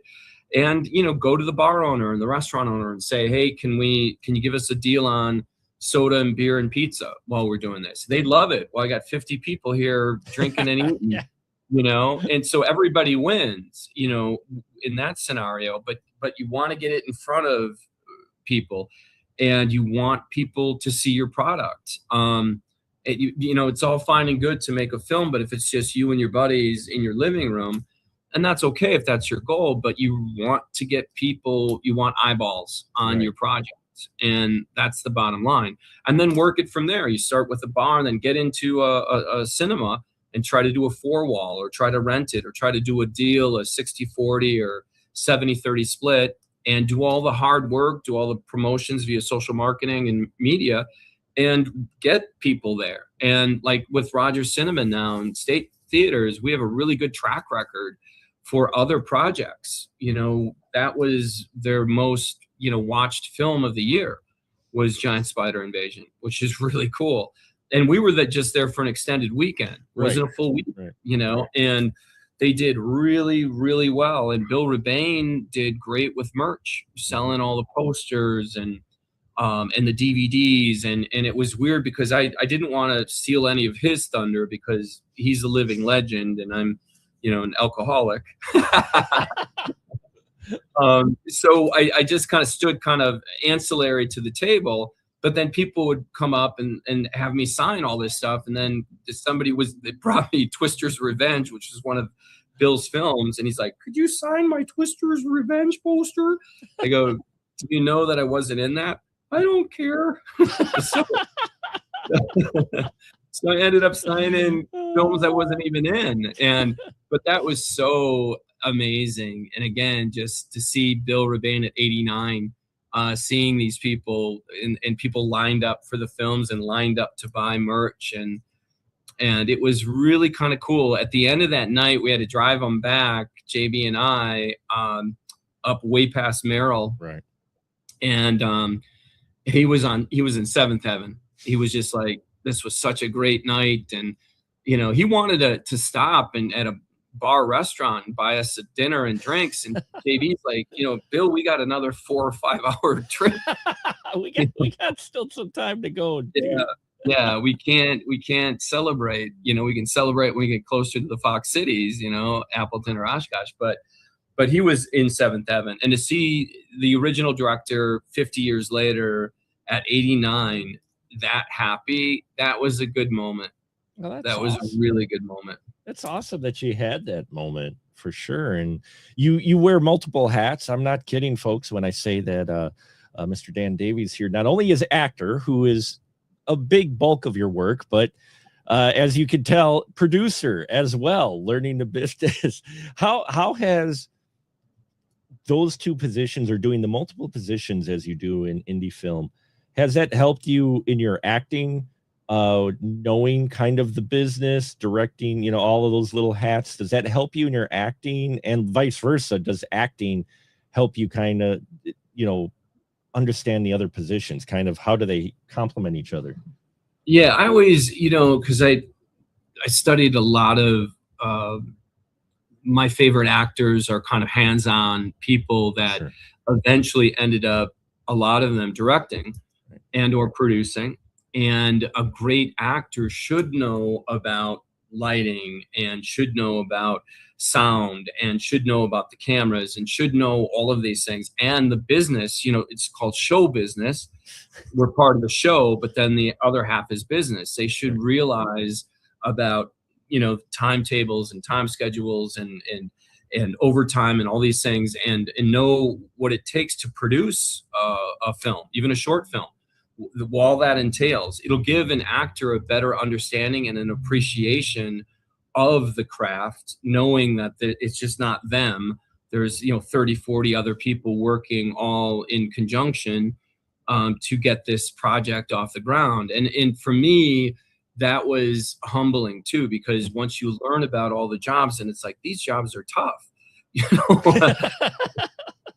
I got it easy. I've got somebody that has my coffee and bagel and does my hair and makeup and make sure that I'm not overheating and, and they're out gutting, in 90-degree weather and humping it. And if the more you can learn about film, because that's the thing too, I always tell people, eventually you might want to.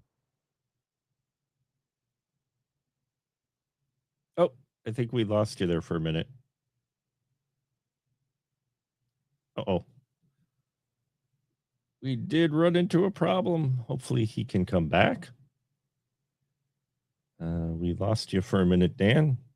Hopefully he can come back.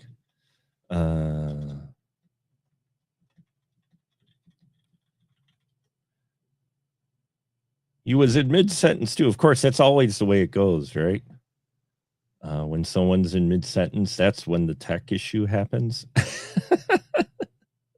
So it looks like he will come back, folks. Dan Davies will be back. We will definitely work to get him back. Hopefully soon he can reconnect. Joys of technology. So, I think he's coming back to us. Come back to us, Dan. Come back to us. But I think we're going to take this moment to just say, if you haven't yet, please check out the QR code, the button, the link in the description, and donate to the Alzheimer's Association. If you haven't already, please do so. It helps us out quite a bit to try to get closer to our goal. And that's what we're doing this whole streamathon for our 20th anniversary over the next 2 days. And hopefully we can get Dan back here. I think he's coming back. Can you hear me, Mark? We can hear you now. We're back. Hey, all right. Okay. Fantastic. Of course, it did it to you in mid-sentence, right? I don't know. Can you see me at all? It's okay. We can't see you, but that's okay. We got your voice, which is the important part, the dulcet tones of Dan Davies. Oh, there we go. Hey, there he is. Okay. The joys of technology, right? I mean, that's awesome. I can't see you, but that's okay too. I can hear you. As long as you can hear me, you don't need to see my face either, so that's okay. Okay, great. But you can hear me and see me, right? Absolutely, we can.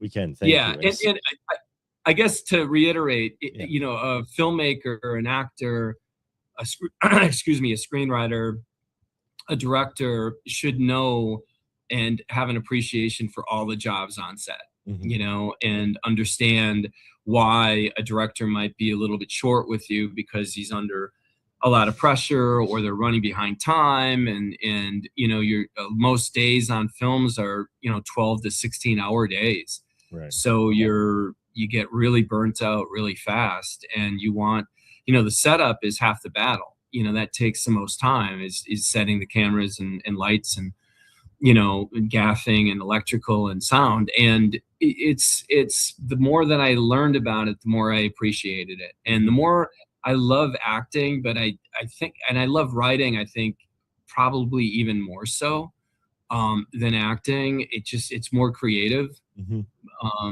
And I don't mind directing. I've directed before, but I love acting and I love writing, and producing, I don't always appreciate. Well, that's a tough job. I've learned over the years just how tough producing is, and it's tough because it's a thankless job, mm-hmm. And you're under the gun from many different angles. You're under, the directors, the actors, the cast, crew. I mean, you're plugged into all of them. And that gets to be draining a lot of times too. And I'm of the producer, I'm boots on the ground. Sure. And I tell that to people, a great producer is always boots on the ground. Even an EP, an executive producer, there's always like the silent money, that just said, I'll give you money, but I don't want anything to do with it. And that's fine, but if I have skin in the game, I want to be there. Mm-hmm. And I don't like lord it over. I think a lot of times people are like, when I'm on set, they're like, oh, Dan Davies he's done over 50 films and, and I'm very laid back. Sure. And I'm very, I have that esprit de corps. I have that teammate mentality. I want it for the greater good. Anything that I do, even if I make a suggestion, I'll pull the director aside and just say, hey, I just got a suggestion, and you can take it or leave it, but I think this is why you should do it this way. But right. Then I tell them exactly why they should do it this way, or maybe change a line or two. But I just don't come in and say, oh, you should be shooting here and doing this without giving them an explanation or changing a word or two because it's redundant, right. Or whatever. Just, I don't say, get that line out of here. I say, I say that line is redundant because we said it 4 pages back. Sure. and you're Yeah. kind of, burying the lead if you say it again. So we don't want to be too on the nose, too, ham-handed with it. We want to be a little clandestine, and secretive. So I always give an explanation, but I think people are always like, and I'm like, geez, I'm the most laid back. I try to be the most laid back person in the world, and I'm a little, like, soft little cuddly grizzly bear, but I'm still a grizzly bear. You're still a grizzly bear, though. Yeah, but if you pet me, and rub my head and give me honey and beer and food, You're a I'm happy fine. bear. You're a happy I'm bear. a happy bear. That's But right. then if you keep pushing, then I'm a 1,500-pound Kodiak with its claws and teeth out. But I give people so many opportunities to mess up. Mm-hmm. And I always wanted to be that way, to give people an opportunity to make a mistake and then tell them why they made the mistake. And then I'd have them say, I'd want them to say, hey, I'm so sorry. I'll do it better next time. Or you're absolutely right. I shouldn't have done it that way. I'll learn, for sure next time. And that's how you learn. And, for me, it was always when I messed up, I got thrown off a building, in my family, literally. So I'm very cautious about just being very cognizant of how I go about that. And which is odd too, because people don't really, and it's very strange, and I don't really like it, to be honest with you. I'm not afforded that same treatment a lot of times. Mm-hmm. So when I come on to set, I have to be as close to perfect as possible. Sure. And I hate saying that, but I'm very forgiving when people mess up, but people usually aren't that way to me, which I don't understand that, but so I've learned that lesson numerous times on films in the last 15 years. So I really have to come well prepared and get my stuff done and not allow myself to mess up, because if I do, it's major.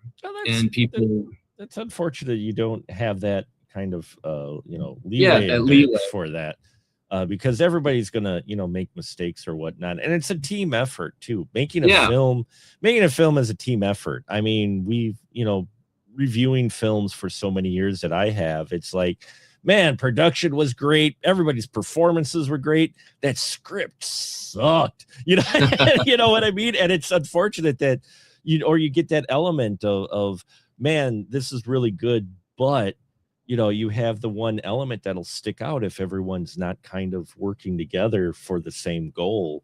But not having that leeway can also put the extra pressure on you. Oh yeah, for sure. Yeah. But it really helps me, prepare. I wish it wasn't always that way. To be honest with you, I wish, there was a little, give and take.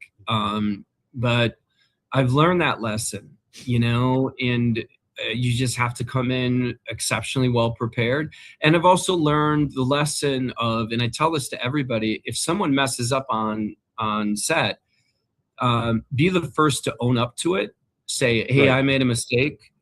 I was wrong, and I'm going to do better next time. And someone suggested I move the camera over here, and I didn't.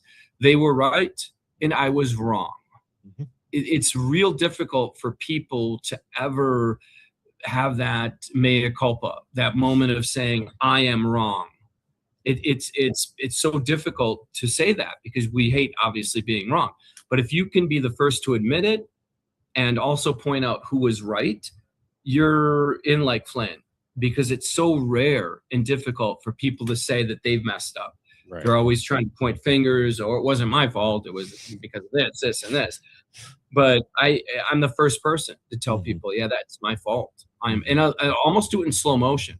I'll say, I'm wrong, and you were right. I really want them wrong. Like, but I really want people to realize that it's so important to fess up and to say those things, and then to work better the next time so it doesn't happen again. Well, and if you fess up, you move things along a lot quicker. You go, Yeah. you know what? We did that shot great, but it's my fault. I didn't have the camera focused in. We're going to have to do it again. I'm sorry. It's my fault. It's focused now. Can we do it again? And then people like, oh, okay, that's what happened. That's what we've got. Let's move on. Yep. Oh, yeah. You know, because this isn't high school anymore. This is real No. life. It is. Some people handle it like high school occasionally. And you're just like, it's weird. I've even been in the position in the film West of Thunder. We filmed that in an 1890s town in the southwest corner of Wisconsin near Potosi in Platteville or Cassville.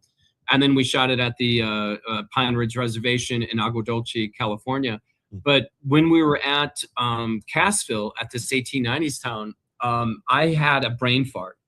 And I was supposed to come into the sheriff's office and say this line, and I kept messing up. And I it was the damnedest thing. And I had no, I probably took 9, 10, 11 takes for me just to get this line out. And I was very tired because we had gone already 10, 12 days and 15 hours, but that's still no excuse. And I literally pulled everybody aside and apologized and said, because of my faux pas here, I added probably another hour to our day almost. And, it wasn't fair. Right. And I told people that. And I said, do you accept my apology? And I'll work better next time to be better prepared. And there was no excuse. I literally just had a brain fart. But that's important to do that. And people on set were like, oh, well, you didn't have to do that. I go, yeah, I have to do that because I messed up. Mm-hmm. And it added 45 minutes to an hour to an already long day. But people appreciated that. They came later and said that was really cool that you did that. And I was like, well, it needed to be done. you had to just to explain it. And it's great that you were able to do that and that they were accepting of it. And I think a lot of people, if you rather just come up and say, hey, that was on me, I did that, then it kind of usually takes the wind out of the situation too much too, to where you're like, oh, okay, well, let's fix it. Let's get on the horse again and fix it and push forward with it. And especially with indie films. I mean, you've worked on the huge productions, but you've also worked on the very small productions. And when you get those middle to smaller productions, there's not a whole lot of extra time to argue or go back and forth or whatever. You gotta keep going because you only got that location for a day.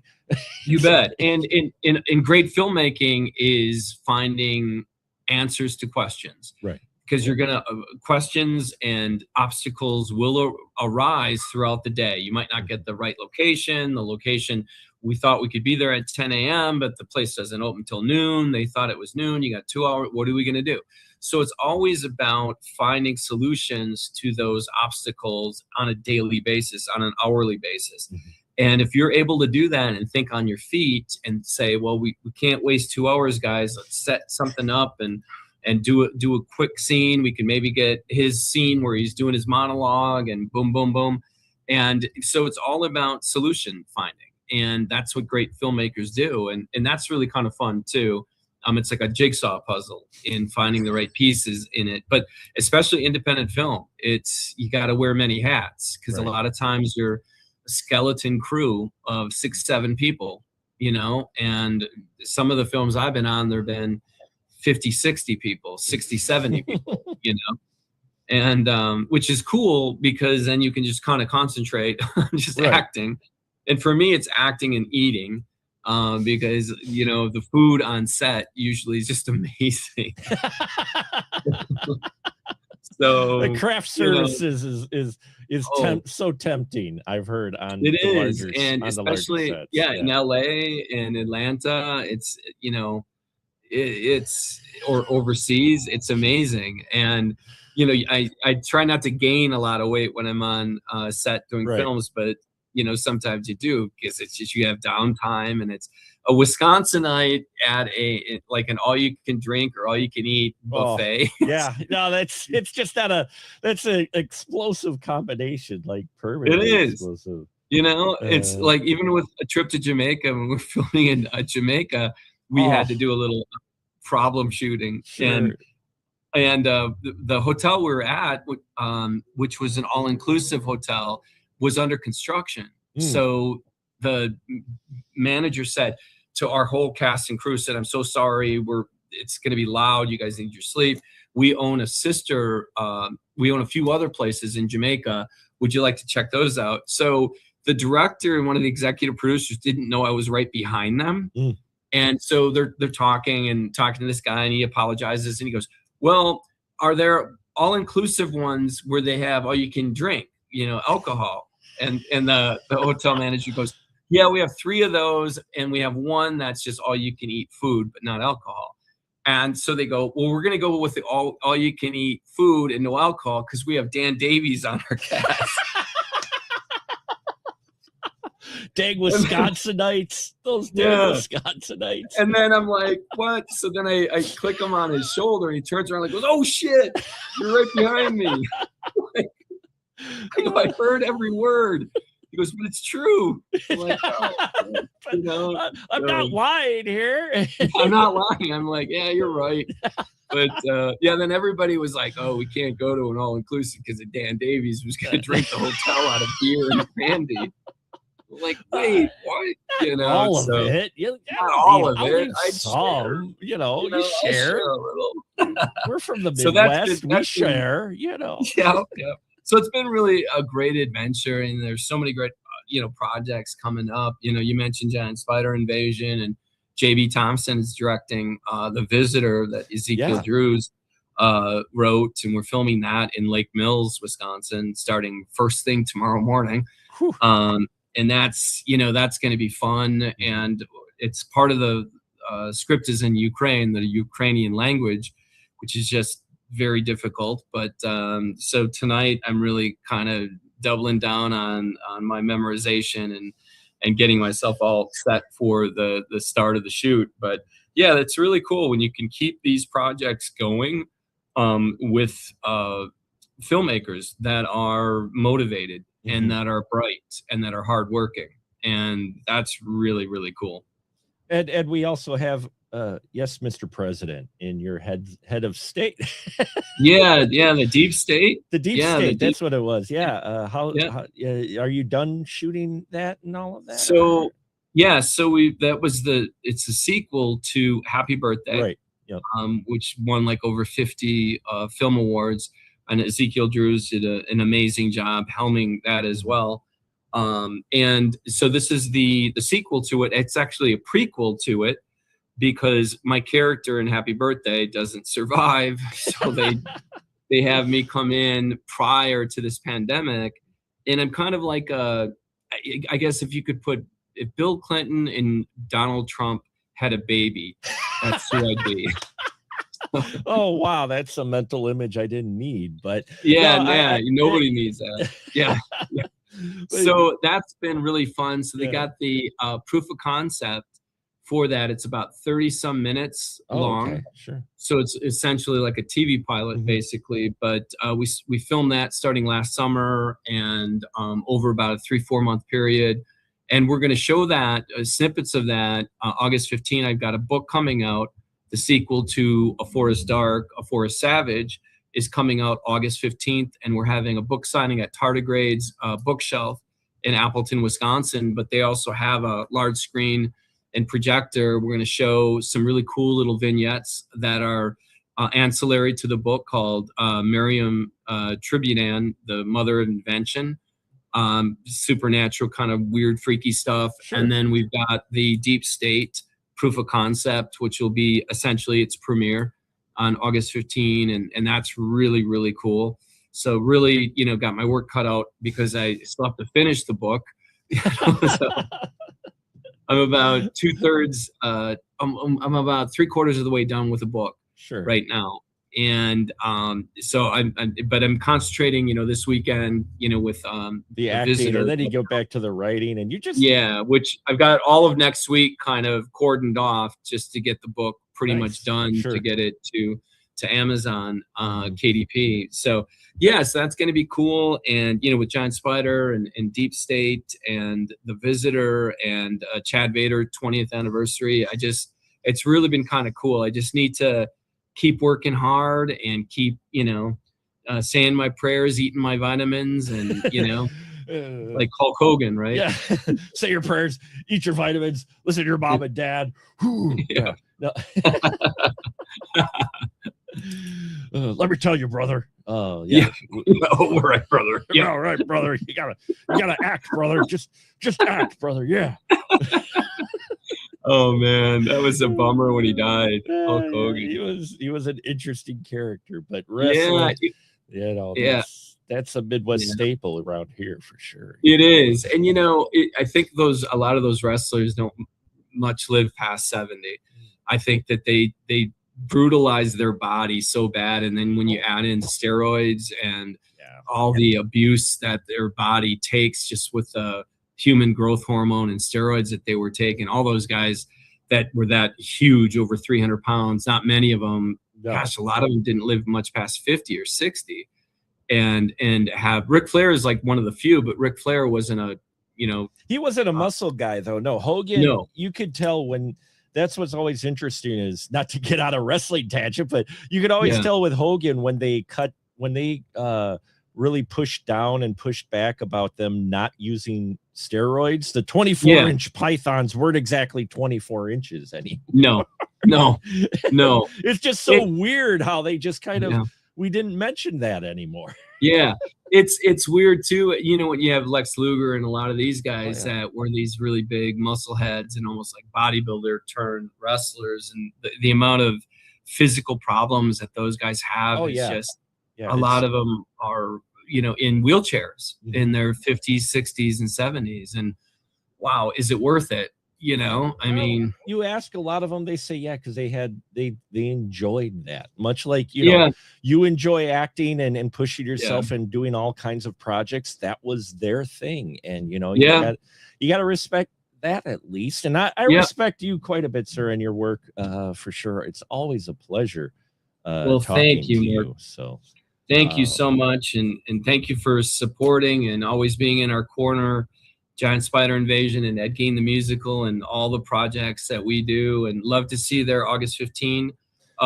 We have a Bill Rebane Bash at the Time Cinema in Oshkosh August 8th. Yeah, I heard about I'll be that. there. Yeah, so we'll be there with Giant Spider Invasion, myself and Bill Rebane, signing everything and just having a good time. We're looking forward to that. September 11th at Milwaukee International Short Film Festival.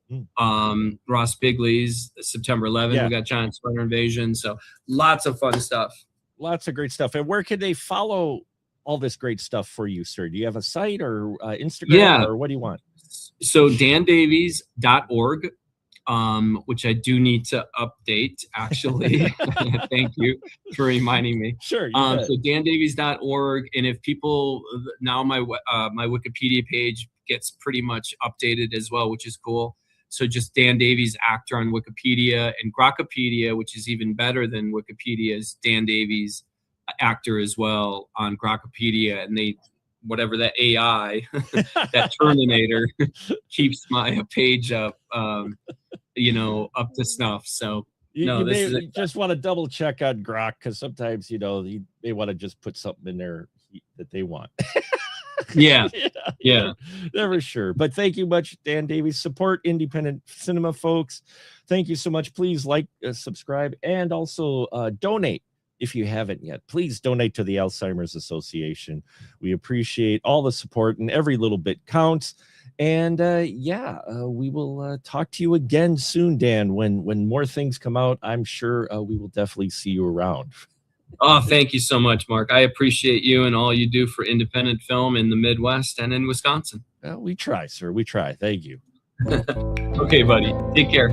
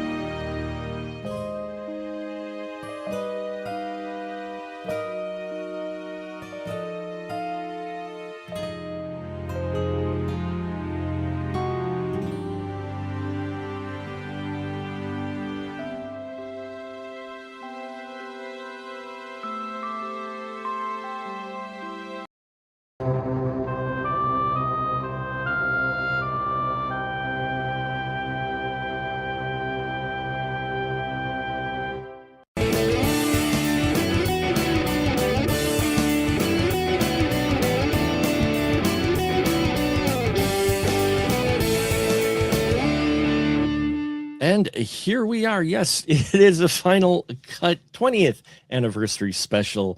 That is an opening from 15 years ago that I used to use for my shows. So I've been doing the retro openings. And yes, I have another wonderful person who has been a guest on our channel many times over the years. It is filmmaker and a creative, a multi-talented person. Tanya Atomic is with us. How you doing, Tanya? Hello, I'm doing really well. How about you? Doing very well. Just busy doing all of these wonderful things, trying to mark this milestone, whatever that means for being on YouTube for 20 years. I don't know what that says about me, but nonetheless, I'm still here. So That's great. We love it.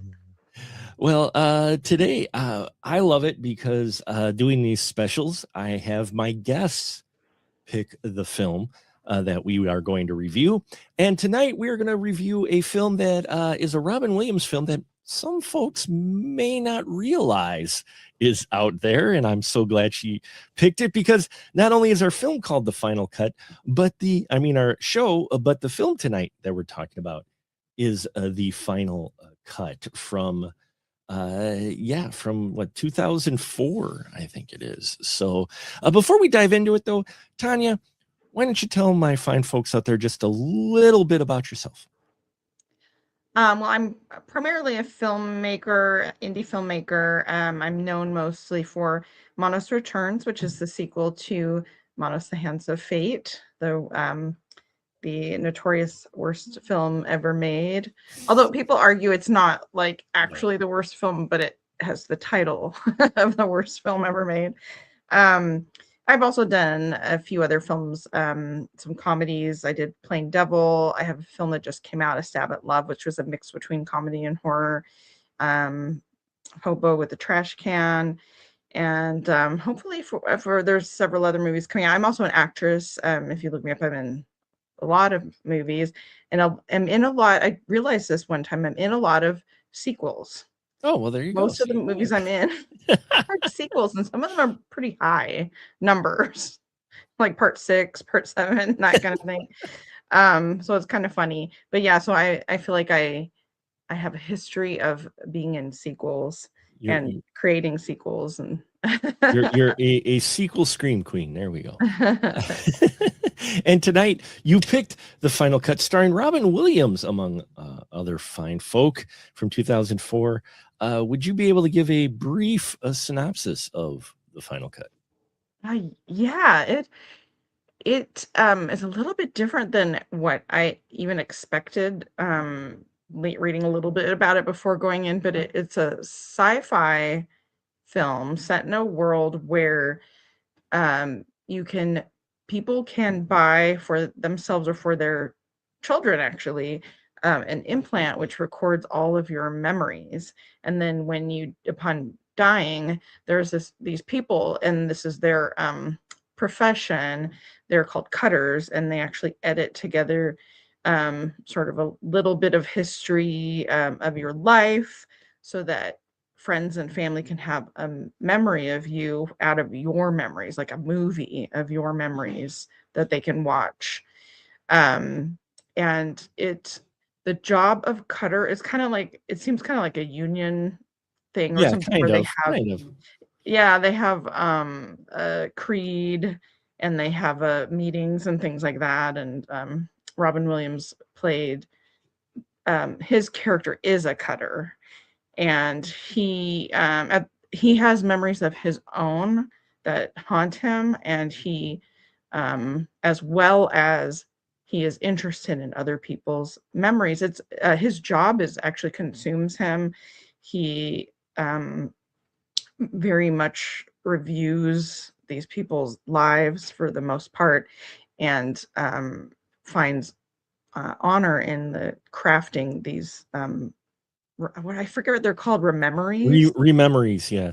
Yeah, of these little movies that he makes of their memories for the friends and family, and he finds honor in that. And along with that, there's a social movement that is against these memories. It's against the implants. It's Zoe, yeah, iTech and Zoe, I believe it's called. Yeah, yeah, and they they it's like part of their ideology is that they don't believe people should be recording these memories or creating these rememory movies because it is sort of a false way to look at someone because you're just cherry picking out of their lives, and it creates a view of a person that is not accurate, and they believe that it's actually keeping people further from hmm and further from the truth because it is so heavily edited. And I don't want to spoil too much. There's just stuff, that has to do with Robin Williams' memories. He's a cutter with dealing with other people's memory. I guess they're the deceased people's memories because that's when you can take the implant out. Right. So it's only of the deceased. So it's like him dealing with memories of his past while he's also dealing with memories of the deceased past and how that interweaves with his current life and how that is affected also by the anti memory Movement, yeah. movement. Yeah. Yeah, it's his name is aptly named Alan Hackman. Yeah. So I was like, well, that's a bit on the nose. Yeah. But what made you want to pick this one? It was called The Final Cut. Oh, the final cut for the final cut. No, I love it. I love the I duality for the name. We've got a wonderful duality here, but also this I remember seeing this film a number of years ago when it came out on video. I didn't see it in the theater, but I did see it when it came out on video, and I was impressed by it because this is later Robin Williams, so this is him doing more dramatic and darker stuff. He was also doing 1 Hour Photo. He did, which is a really dark film for Robin Williams to be a part of.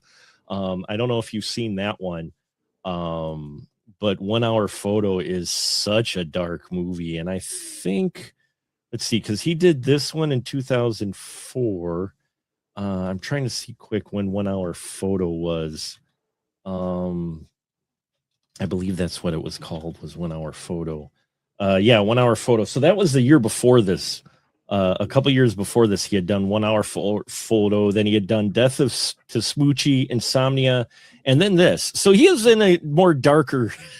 He was taking a more darker, dramatic turn with his. With his picks, and I really dig this film. I like it because it's science fiction without over explaining the science fiction part. That's what I liked about it too. Yeah, you have to just get it in bits and pieces as you're watching it and hearing the dialogue and watching what they were doing with it. You had to kind of piece together the world. Right. They don't but they do enough to give you enough elements to where you can kind of flesh out the way the world is. And given the age of Alan, who through a number of different scenes or whatnot, we pick up that he's 51. So I related to that because that's very close to me, to my age. But he's 51, and the event that we saw, way back was like when he was 10 or something. It's like, so it's like 40 years. So, and it's implied that this tech's been around for a while. So this is in the future, but it's not future where you have flying cars in that. You just have this one aspect with the Zoetech, with the Zoe Tech from iTech. They're recording, and I liked that. I liked that it wasn't a huge scope sci-fi, but yet enough to where you get, because most of the stuff was practical, like what we're used to today with the way you live. And in fact, some of it seemed retro, didn't it? Yeah. Yeah. Like the way they did his editing bay, it was wood instead of, like plastic parts. It was really cool. His editing bay was amazing. You want that for a film editing bay, don't you? You're just like, yeah, I'd love to have that set up for a film editing bay. Yeah, I feel like there are definitely things I related to in Mhm. this movie because I have edited footage before, and you're scrolling through a ton of footage to find the best stuff to put something together to make it, you kind of create something that Mhm. wasn't there, even if it's a documentary, you're kind of creating it your own way by cherry picking what you want in there. So I kind of related to that. And I also liked the theme of um, memories and traumatic memories affecting Mhm. you as an adult, and the whole like I wish I could just delete that. I mean, there's a part where he's editing somebody else's rememory, someone who's passed on, and there's like parts that he just cuts and deletes. He just, And yeah, he completely eliminates. yeah, and I think it has to do with, like bad memories we wish we never thought of anymore. Wish you could just cut and delete that part. And I mean, I think that just is something people can relate to for sure. Yeah, I mean, it's just the grief. It explores a lot about what we think we remember and what actually happens, Hmm. and how those, especially in grieving, because this is one of the, I think, underlying themes it explores, is how people want to grieve, or they want to remember a person that they loved that passed versus what that person may have actually done in real life. Because Alan, he deals with the higher profile memory ones, but also tend to be the ones that are the darkest ones, the ones of people that have the most disturbing secrets with them. But he handles it as we deduce, because of what had happened in his past. It's kind of, he mentions at one point the sin eater, and that's kind of what he is in this. It is a sin eater. And yeah, I thought this is a type of sci-fi I really like. It's done on a limited budget. It's only 90 minutes, but they tell a lot of story. I Yeah, mean, there's a lot going on in there having to do with memories, guilt. They're like he's an observer, and you know, almost in a way he has. I feel like maybe it's within their creed that they have to be confidential right. about what they see because it is so private. And there are it deals with some issues of privacy too, Mhm. because there's a part where because Miro Sorvino has either a past relationship or some sort of it's complicated relationship Yeah. with her, and he's watching someone else's memory of her, and she finds it an invasion of privacy. And so there's just a lot of human stuff in here, and dealing with things of memory, Mhm. privacy, intimacy, shame about past, about something you may or may not have done in the past. And um a lot of that stuff is in here in a way where it's just woven within the story. Mhm. And Robin Williams puts, I mean, everybody else does okay in here, but Robin Williams really puts in a nuanced performance, I think, in here for Mhm. him. I mean, because we're used to him kind of being the guy out there, being a character or whatnot. But in here, seeing him play this kind of introvert, shy guy who we realize is due to this, this traumatic event he had. He plays it so well, and it's one of those things where I really like him in here, especially as the film moves on and he learns some more secrets about things, how his character changes. I think Mhm. this is a great performance by Robin. I really Yeah. do. He does kind of a less is more thing in Mhm. this one. Definitely very what do you call it? Constrained Constrained, type yes. of, yeah. Yeah, if you're expecting funny man Williams, you never really get that out. You don't even really get quippy Williams with this. Mhm. He really plays it straight in here, and I like that. Yeah, the relationship he had with Mira Sorvino's character, Delilah, that was an odd dynamic. I'm like trying to figure out exactly, and it was leading up to a specific moment where they have a conflict about privacy and that. And I'm like, is that the only reason they put this in here? Because they don't do a whole lot with that, Yeah. outside of trying to show his character maybe trying to care about someone.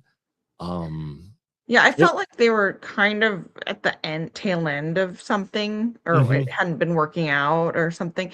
But I did also feel like it was there to show how he was not a very social person, and he didn't really have his own social life, or he was trying to, but wasn't doing very well at it.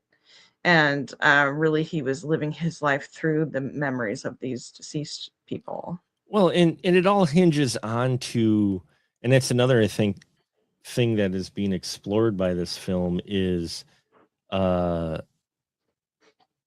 guilt, severe guilt that he's carrying for something that happened. And that has defined, you get the impression that's defined his whole being is carrying that weight. And part of the thing we see when we pick up in his life is him dealing with that. And that shows as well of how not letting go of something or coming to terms with something can affect you because it's affected him quite a bit in here. Yeah. And made him more introvert, which makes you wonder if that event didn't happen, how he would be. Right. I think it does, just the way they show him. He definitely keeps returning to that. And I think it did change him because they show him as a child, his memory happened when he was young, and they show him as a child and he's much more carefree and outgoing, and he definitely is not that same person when we see him as an adult. No, he isn't. And I had forgotten after I watched this the first time, the cultural aspect, the protesters of the rememory stuff, and kind of this underlying subplot with these folks, which kind of comes together with Alan's story near the end. But these folks ramping up their protests against the Zoetech and the rememory stuff. I forgot about that, but I forgot it escalates so badly. But we've kind of seen that recently in protests and such, how they escalate, with a cultural thing. And privacy is a big subject today. So it's funny watching this film.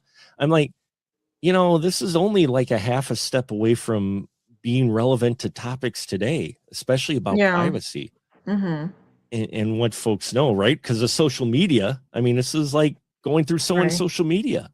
Right.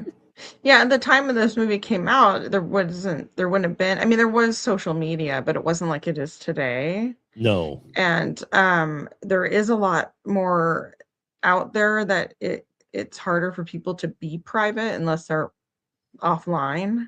Right. So it's interesting how some of the issues in the movie would have been more metaphoric then, I think, and now they could be very much literal. Yeah, right. And that's what I kind of picked up when I'm watching this, going, I'm like, this is not far from people, what people have been talking about now with, Ring cameras and other things, Google glasses, where you're being filmed now and you may not realize you're being filmed, or someone may be seeing this footage that, and they kind of touch on that. That's what the protesters, but more so the protesters in this are against the rememory stuff because of the cherry picking of the memories to try to make the person look good because they passed. And I thought that was an interesting thing, that's what kind of they were protesting, was the fact that, one, everything's recorded, so there's no privacy for the other people you are around when they're recording this. But also just the idea of, this ends up covering up bad things for people. Yeah. It, Yeah, I don't know. Well, I don't know how much. There's a character, Jim Caviezel's character used to be a cutter, and so I right. don't know how much he's either he turns to be one of the protesters. I don't know how much he influenced them, but Yeah.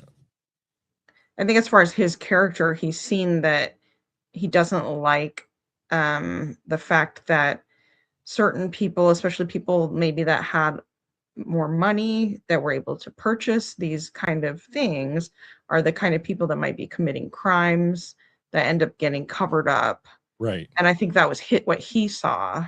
So I don't know if he influenced other protesters about I that.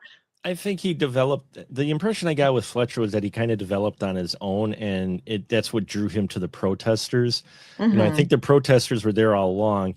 Him, at least for the group in the area that is bugging, like Alan and his group, I think maybe Fletcher helped influence them.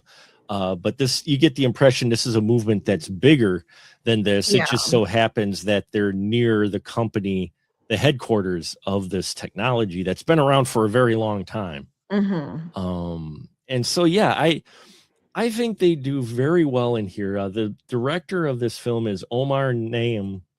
Niam. I'm sure I'm mispronouncing that, but they hadn't done a whole lot. In fact, this was like their third feature.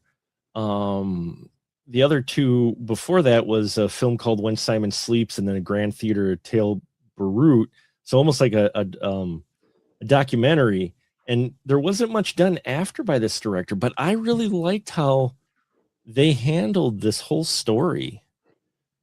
This is something that's telling a lot through efficient filmmaking, because there's not a whole lot of extra set pieces in that, but yet enough to give you the impression of the tech and the world they live in. And I think it's really well done. What Mhm. about you? Yeah, I was impressed when it started, just how, they show you uh scenes, and then you really do have to put it together mentally, but the information's there for you to do that. But I was impressed with that. Like, they never tried to overspell anything out for you, or try to come across with the, like, here's what you're supposed to think now, here's what you're supposed to feel now. I didn't get any of that. I just got, oh, this is an interesting idea. My mind actually wants to explore what this means, what this could mean in my life, kind of thing. And I really liked that. I mean, if I was going to nitpick, there were just a few little things towards the end that could have been, I'm not sure, but there were a few little pieces of dialogue that felt like they were a little choppy. I don't know if it has to do with the editing or what, but that's my only complaint. And I don't know why they were the way they were. Otherwise, I thought it was really well done. Yeah, same here. This is more of an indie film with some, with some big stars in it, some names. And the ending, I don't want to give away the ending, but I will just say the ending I thought was very interesting because of how events play out. And it involves the Fletcher character. I wasn't quite sure how to feel at the end, because we realize what they're doing at the end, and it's a bittersweet ending, because on one hand you're like, oh, okay, on the other hand you're like, oh, okay, because where we got to at the end and what we had to do to get there was definitely bittersweet, I think. Yeah.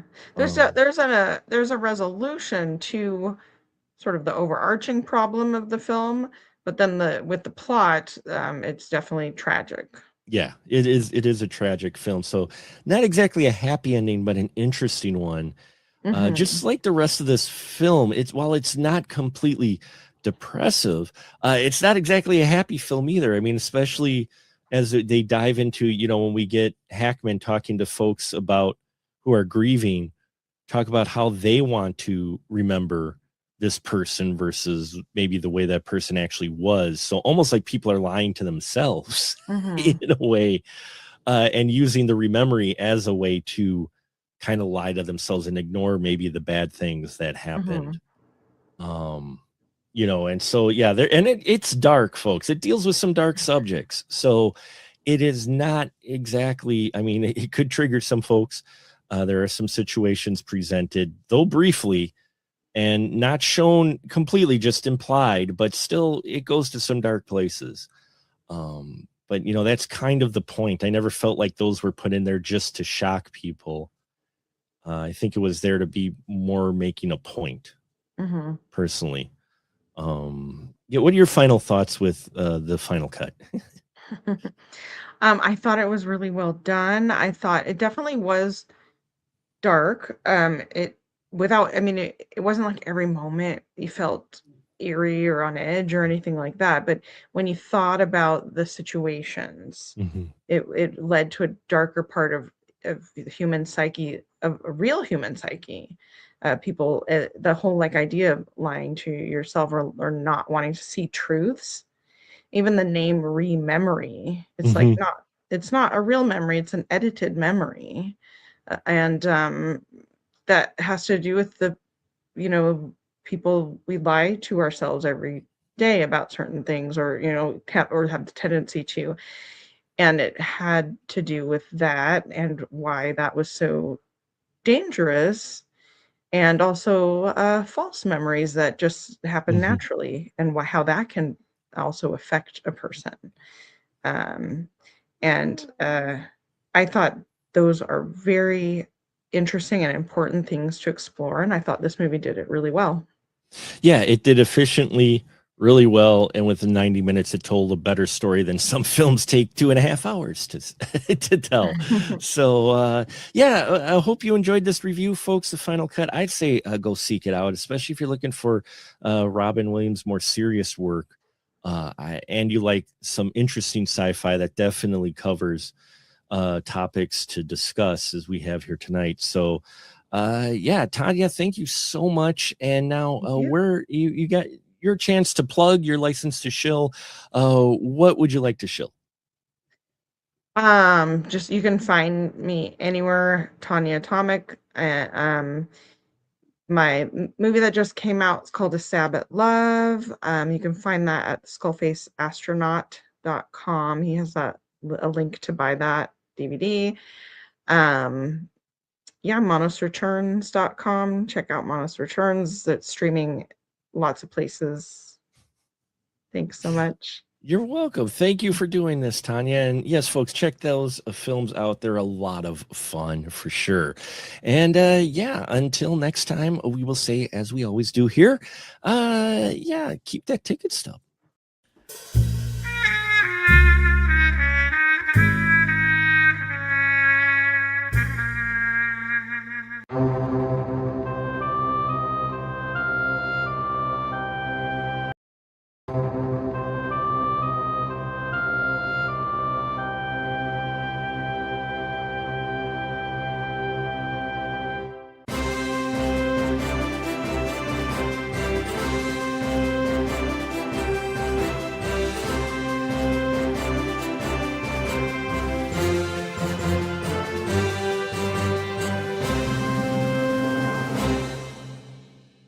And, and here we are. It is our special 20th anniversary final cut. And yes, lovely retro opening, one of the many openings I've used over these 2 decades I've been doing this crazy wild ride. Thank you for joining us, folks, today as we're talking movies here on the Final Cut. And I have with me a special guest. Yes, it is none other than the BFD himself, Mr. Glenn Bittner, one of the OG Spoiler Room members as well, is with us today. How you doing, Biff? I'm doing good. Thank you, Mark. How are you? I'm doing okay. Don't do that. You're creeping me out now, man. What are you gonna cast a spell on me or something there? I mean, you already got better hair than me, so I mean, you know, you're welcome to. Don't do it. That's creepy, man. What do you mean? So yes, we have Mr. Glenn Bittner with us, and as I've done, in case you haven't watched the other specials, normally I'm picking the movie to review, but I left it up to my wonderful guest to pick the movie to review, and we talk today about a film that we covered on the Spoiler Room a number of years ago, but I very welcome to always revisit it and talk to new folks about it. And we're talking a 1977 House, or Houseu. Yes. And Glenn picked this. And before we get into what this film is about, why'd you pick this one? This is, I don't know, it's one of my, for whatever reason, it's one of my favorite movies. I've since the first time I saw it, which was college, so 34 years ago. You mean last year? No, just kidding. Yeah. It's just it's so off the wall and bizarre. It's I don't know, in some ways it reminded me a bit of like the original Evil Dead. So it's just, I don't know, it's just exceptionally bizarre. That is a wonderful description for this. And what's funny is if you look at the IMDb description, it is accurate, but at the same time, just barely scratches the surface of what goes on in this film, because it says a schoolgirl and her 6 of her classmates travel to her aunt's country home, which turns out to be haunted. And that, if you want to get down to brass tacks, that's the very basic plot of this film. As with some horror films, their concept is fairly straightforward, but yeah, I mean, that's on the barest surface, that is correct. There's so much going on in this movie that came out. Like, I don't know, that's kind of like summing up the Bible as this woman gives an apple to her boyfriend, and that's where you leave it. But there you go. But there's so much more with this film, with names that are very on the nose for what type of characters they are, like Melody, who plays the piano, and Gorgeous, who's of course gorgeous, and Fantastic, who dreams a lot. And then you have Kung Fu, who, guess what she does? She's a baker. She's a baker.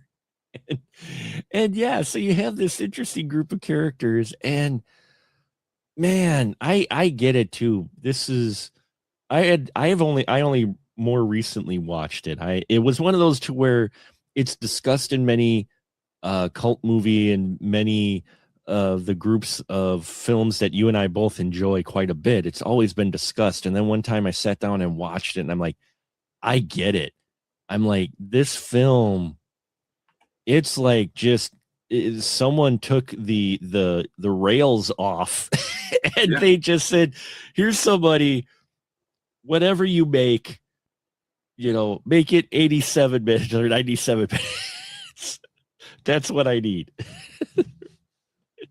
and then the director just goes crazy, and it is so amazing because it goes to so many places you don't expect it to. Yeah. I love the fact that there's a Criterion Collection edition of this. And it looks gorgeous. Yeah. They remastered the shit out of this. I mean, it looked, because that's the version that I watched, and I'm like, wow, did they make this one? They clean it up well. Yeah. And we're talking 77, so Star Wars, this is the year of Star Wars. This is only 2 years removed from Jaws, which you were mentioning before we hit the record button here.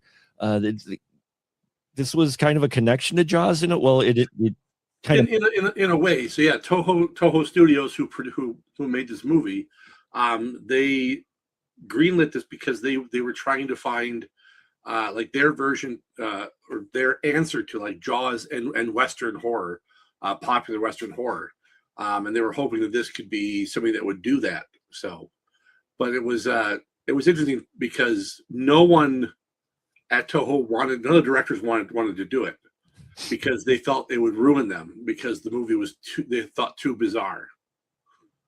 and Obayashi, who did direct it, he wanted to, but they wouldn't give it to him because he was too inexperienced, they felt.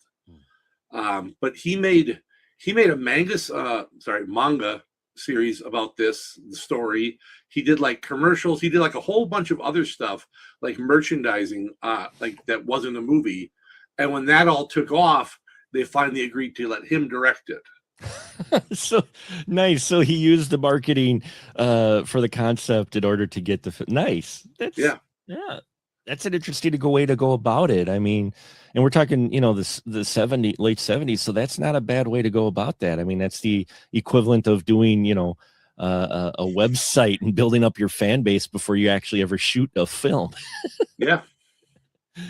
And so that's a creative way. And it's funny, you know, their response to Jaws, because you do have a creature in here in the form of a cat who I just love the part the cat plays in this film, because I mean, it's a cat.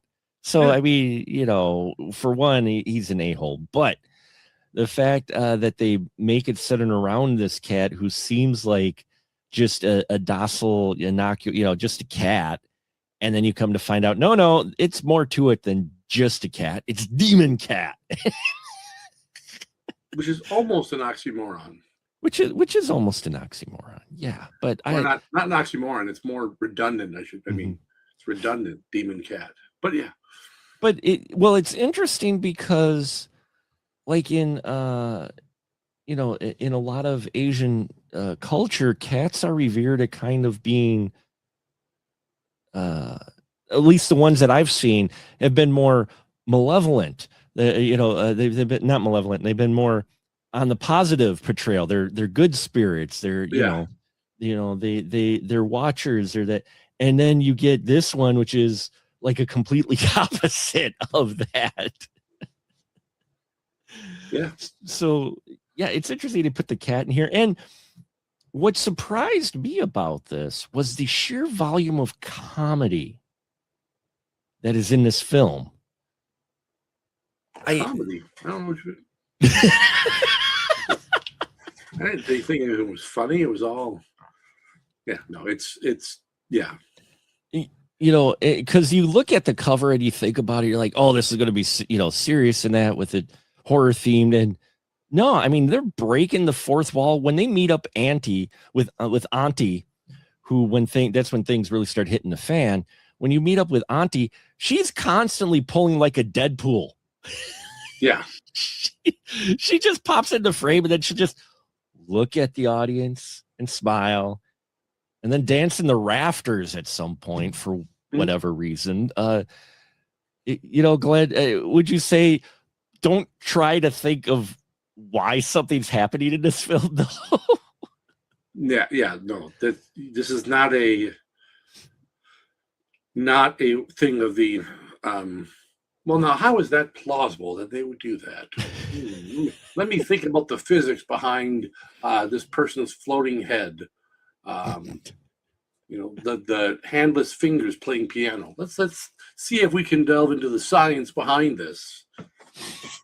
I love the fingers play because Melody at one point, because yes, this haunted house we learn to find are their spirits, and I don't want to spoil too much, but let's just say at one point Melody, while playing the piano, befalls a major accident due to spirits, and she loses her fingers, but her fingers decide to keep playing the music.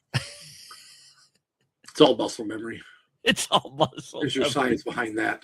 So, and considering this is 77, while we do have a lot of compositing, we do have some animation, lots of wonderful practical effects in this movie. Yeah. Well, and some of the video effects, Obayashi contends that he is the first Japanese director to use video effects. Really? Particularly one where who is it who dissolves in the water? I'm forgetting. Oh, yeah. When she dissolves, that's like one of the first video effects ever in a Japanese film. Wow. Yeah, and then they have that wonderful scene with Kung Fu, which I want to talk about it, but at the same time I don't want to spoil it because we get to the climax of the film, and let's just say pardon the pun, kung fu plays a part in the climax of this film. Yes. She plays a part of the in it. Yeah, it's a wildly imaginative film. Parts of it obviously are done on sound stages, but I mean, it's all done on sound stage, but some of the spots look better than others. I mean, like when we get to the cabin, there's wonderful matte painting of the sunset. I miss it. Makes me miss matte paintings, Glenn. I miss matte paintings. But yeah, I mean, and it's funny is it doesn't take too long to get to the supernatural creepy stuff. No, not really. I mean, and our friendship part too, they do this kind of subplot with Gorgeous. Yeah. Yeah, it's Gorgeous is the one whose dad comes and he's like, yeah, your mom's been dead for 8 years. We've got this lady and now she's going to be your new mom. And that plays around to the very end of this film, which I thought was an interesting bookend for this movie. But yeah, I mean, the practical effects for 77 for a horror film, Glenn, just in general, the gore effects and everything, I think that's part of the appeal for people is just what they all use, because they don't stick to one style either in this, do they? Not at all. You get animation, you get practical effects, you get hovering disembodied heads. You get you get plenty of wire work type stuff. You get odd scenes though, like we get to see Kung Fu's prowess with martial arts by kicking a gem that falls from a chandelier for no apparent reason whatsoever. I just love some of the random stuff that happens in this movie.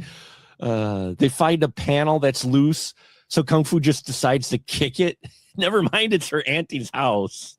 Whatever, And then they have rats show up, and then kids being kids, man. Just kids being kids. Kids being kids. I'm not sure if they're how young they actually are. And most of the actresses, and I use that term loosely, because most of them did not have any real acting experience before this. You don't say. They were models who had done commercial work. But most of them were born. They were about 17, 18 when they made this movie. Right. A couple of them, one or two of them were a little older. Mm-hmm. They were definitely in their 20s. But I know 3 of them were born in like 1960, 1959. So they were still 17, young. 18. Still, yeah, they're still young actresses, but I think they do all right. I mean, for that being the first time, I think it helps because it is a horror comedy and they're playing the characters of their names. They don't necessarily need layers. They're pretty much one note. I mean, Kung Fu kicks. I mean, the only person that really has layers are Fantastic, and I love these names. Fantastic and Gorgeous are the only two that really have any type of depth. Otherwise, the friends are just there. Which is interesting in one way too, because generally the Gorgeous one is usually one of the most one-dimensional characters in most horror films. So and she's the one that actually ends up getting the deepest story in here, which again is it does kind of break from the norms. This is not a normal film, but I think that's why it's still talked about in some circles still even today, is because this is one of those creatively controlled, director has a creative control and really had no restraints. Yeah. And, but the thing is, as chaotic as it is, it does have a through line. It does have a story in here. Yep. And actually, it has a bit of a love story. There's a little bit of theme of love in here, which I'm just like, okay, that's not, where we started. I didn't think that's where it would go. Yeah. What do you have a favorite scene in this film, Glenn, at all that really that you just love? If you had to pick one, I mean, I like the whole scene with Melody. Mm-hmm. That one I like a lot. I mean, the entire end is phenomenal. And by end, I mean this thing, like 20-25 minutes. It's it's an hour and 26 or 28 minutes long. So it's 88 minutes long. The last 20 minutes of this thing just does not stop. Yeah. It a certain point, all hell breaks loose, literally, and it just does not slow down, like, at all. Right. Yeah, it does not. Which surprised me because I was watching it because I knew the ending was chaotic, but I'm like, wow, no, they really just don't put any. It does not hold back at all in that last 20 minutes of this film. It goes balls to the wall, and you just got to sit back and go, wait, what? I also like the produce guy. Produce guy is great. He's a side character. He shows up twice. Yep. There's a wonderful gimmick at the end too, because there's a driver that the girls at one point call to come get them when they realize this creepy house, they don't want to be there anymore. He eventually goes out there and they pull a gimmick at the end, which is fantastic because they don't call direct attention to it, but you see it. And when you see it, it made me smile because I was like, oh, I forgot that part. Because everything is kind of tied together in that. And it's just so imaginative. So imaginative. Yeah, it's just it's testament what can happen when the director's just allowed to just do what they want. When you have a studio that doesn't care, they're like, okay, this is your budget. Please don't go over here. Go make a movie. I mean, I have no concrete proof that the studio wasn't involved, other than the fact that the movie exists how it exists, which I would find hard to believe the studio was involved. And this is what they said. Yep, you're on the right track. I love what you're doing here. This limb right here in particular, I love that, how it comes out of the goldfish bowl. And I mean, and some of the effects, they do date it, but I think that's what gives it its charm too, though. Yeah, I mean, you can't go back and watch a movie from 49 years ago and be like, well, it doesn't hold up special effects wise. Well, yeah, of course it doesn't. It's rare that a movie would. I mean, even Star Wars looks a little dated now when you watch it. I mean, it's still it's still better than a lot of actually what's still made, but like there's not a lot, especially when it came to horror. I mean, these movies did not have huge budgets. No. So they're doing what they can, and I don't know what the budget for this was, but well, and you're looking at being made by the studio that is mostly known for its kaiju movies and its other movies. So when you hear Toho, you don't think horror comedy. Yeah. I mean, I know they make but it's just one of those things where it's like, it's not what they're known for. Well, that's the bulk of what American audiences know them for is Godzilla primarily. And that's what is most of what they're known for overseas before, the internet and stuff like that. And when people could find other movies, like the only reason I saw this one is because I had a friend who, he was a big, what's the word I'm looking for? Stoner. That's the word.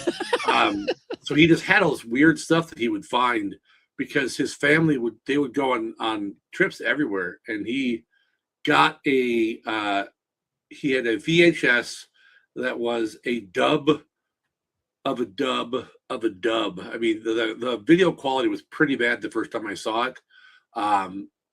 Like the whole spending half the movie just trying to, the tracking. Oh, okay, yeah. No. Oh, wait, there we are. All right, just don't move because if you let go of the button, it's going to get all blurry. Which I think kind of added a charm when I first saw it. Sure. So, and then when I actually saw the first time I saw it when it had been transferred to DVD, I'm like, okay, some of the stuff I thought was just the bad quality of the VHS we had was was the intentional effect they were going for.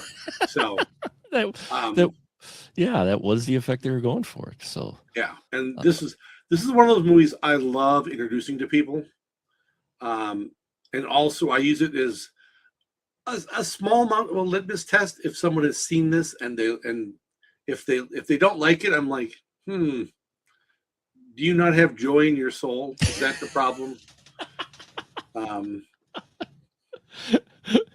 Do you just do not want to be happy? Yeah, like, because this is happy, because it's funny, we even get we get character intro scene in here to where literally we get this intro and setup, and then as they're walking to Auntie's house, we literally get the little bubble with a close-up face, and they have the name of the character right next to it, just so you know who's who. Yep.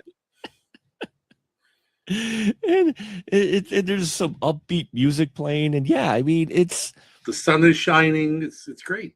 It's great. I mean, they got the comedy worked in there very well, so you know. And I think maybe they work the comedy in there so they could put more gore in. Now, I'm not too familiar with 1970s regulations or restrictions or whatnot in filmmaking, but I suspect some of the comedy may have allowed them to do some of the more graphic things that they did on screen. I'm not sure how it works how it worked in Japan. Mm-hmm. Because I know just culturally, there are things that strike a Westerner as odd, right? And some of that is like what is and isn't allowed to be shown graphically, right?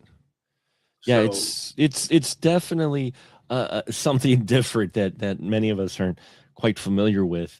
Well, yeah, and I should be. I know I fail, but because I love Asian cinema. I love cinema from across the Pacific, a lot of it, because it's just so imaginative, and this is like a prime example of that. It's just like, yeah, there's no way you can't really see a Western mind coming up with what they come up with here. I mean, they could, but not. It's just like, yeah, I mean, it's crazy. And just so folks know, it was 300 million yen in 77 was the budget, supposedly, which is approximately, by today's money, $3 million. So, I mean, there is the conversion rate and all that in there, but if you need a little bit of context in there, but so I mean, by Hollywood standards, it's low, but that's low budget. I mean, by indie standards, sure, it's high, but by a studio film for $3 million today, that you don't make it less than 10. So, I mean, this is a lower budget, but yeah, I do adore this film too, and watching it again for our show here made me realize just how wild and crazy this truly is. It is not underselling it, folks. There's some films where you go, oh wow, this film was wild and crazy, and you watch it, you go, kind of. This one for sure. I mean, from right after we get the character scene, introduction scene, it just goes. It just goes to where you're just like, the Auntie character is just so much fun. She's just this devilish character who, like I said, is always winking to the audience like, yeah, I'm going to do some stuff now.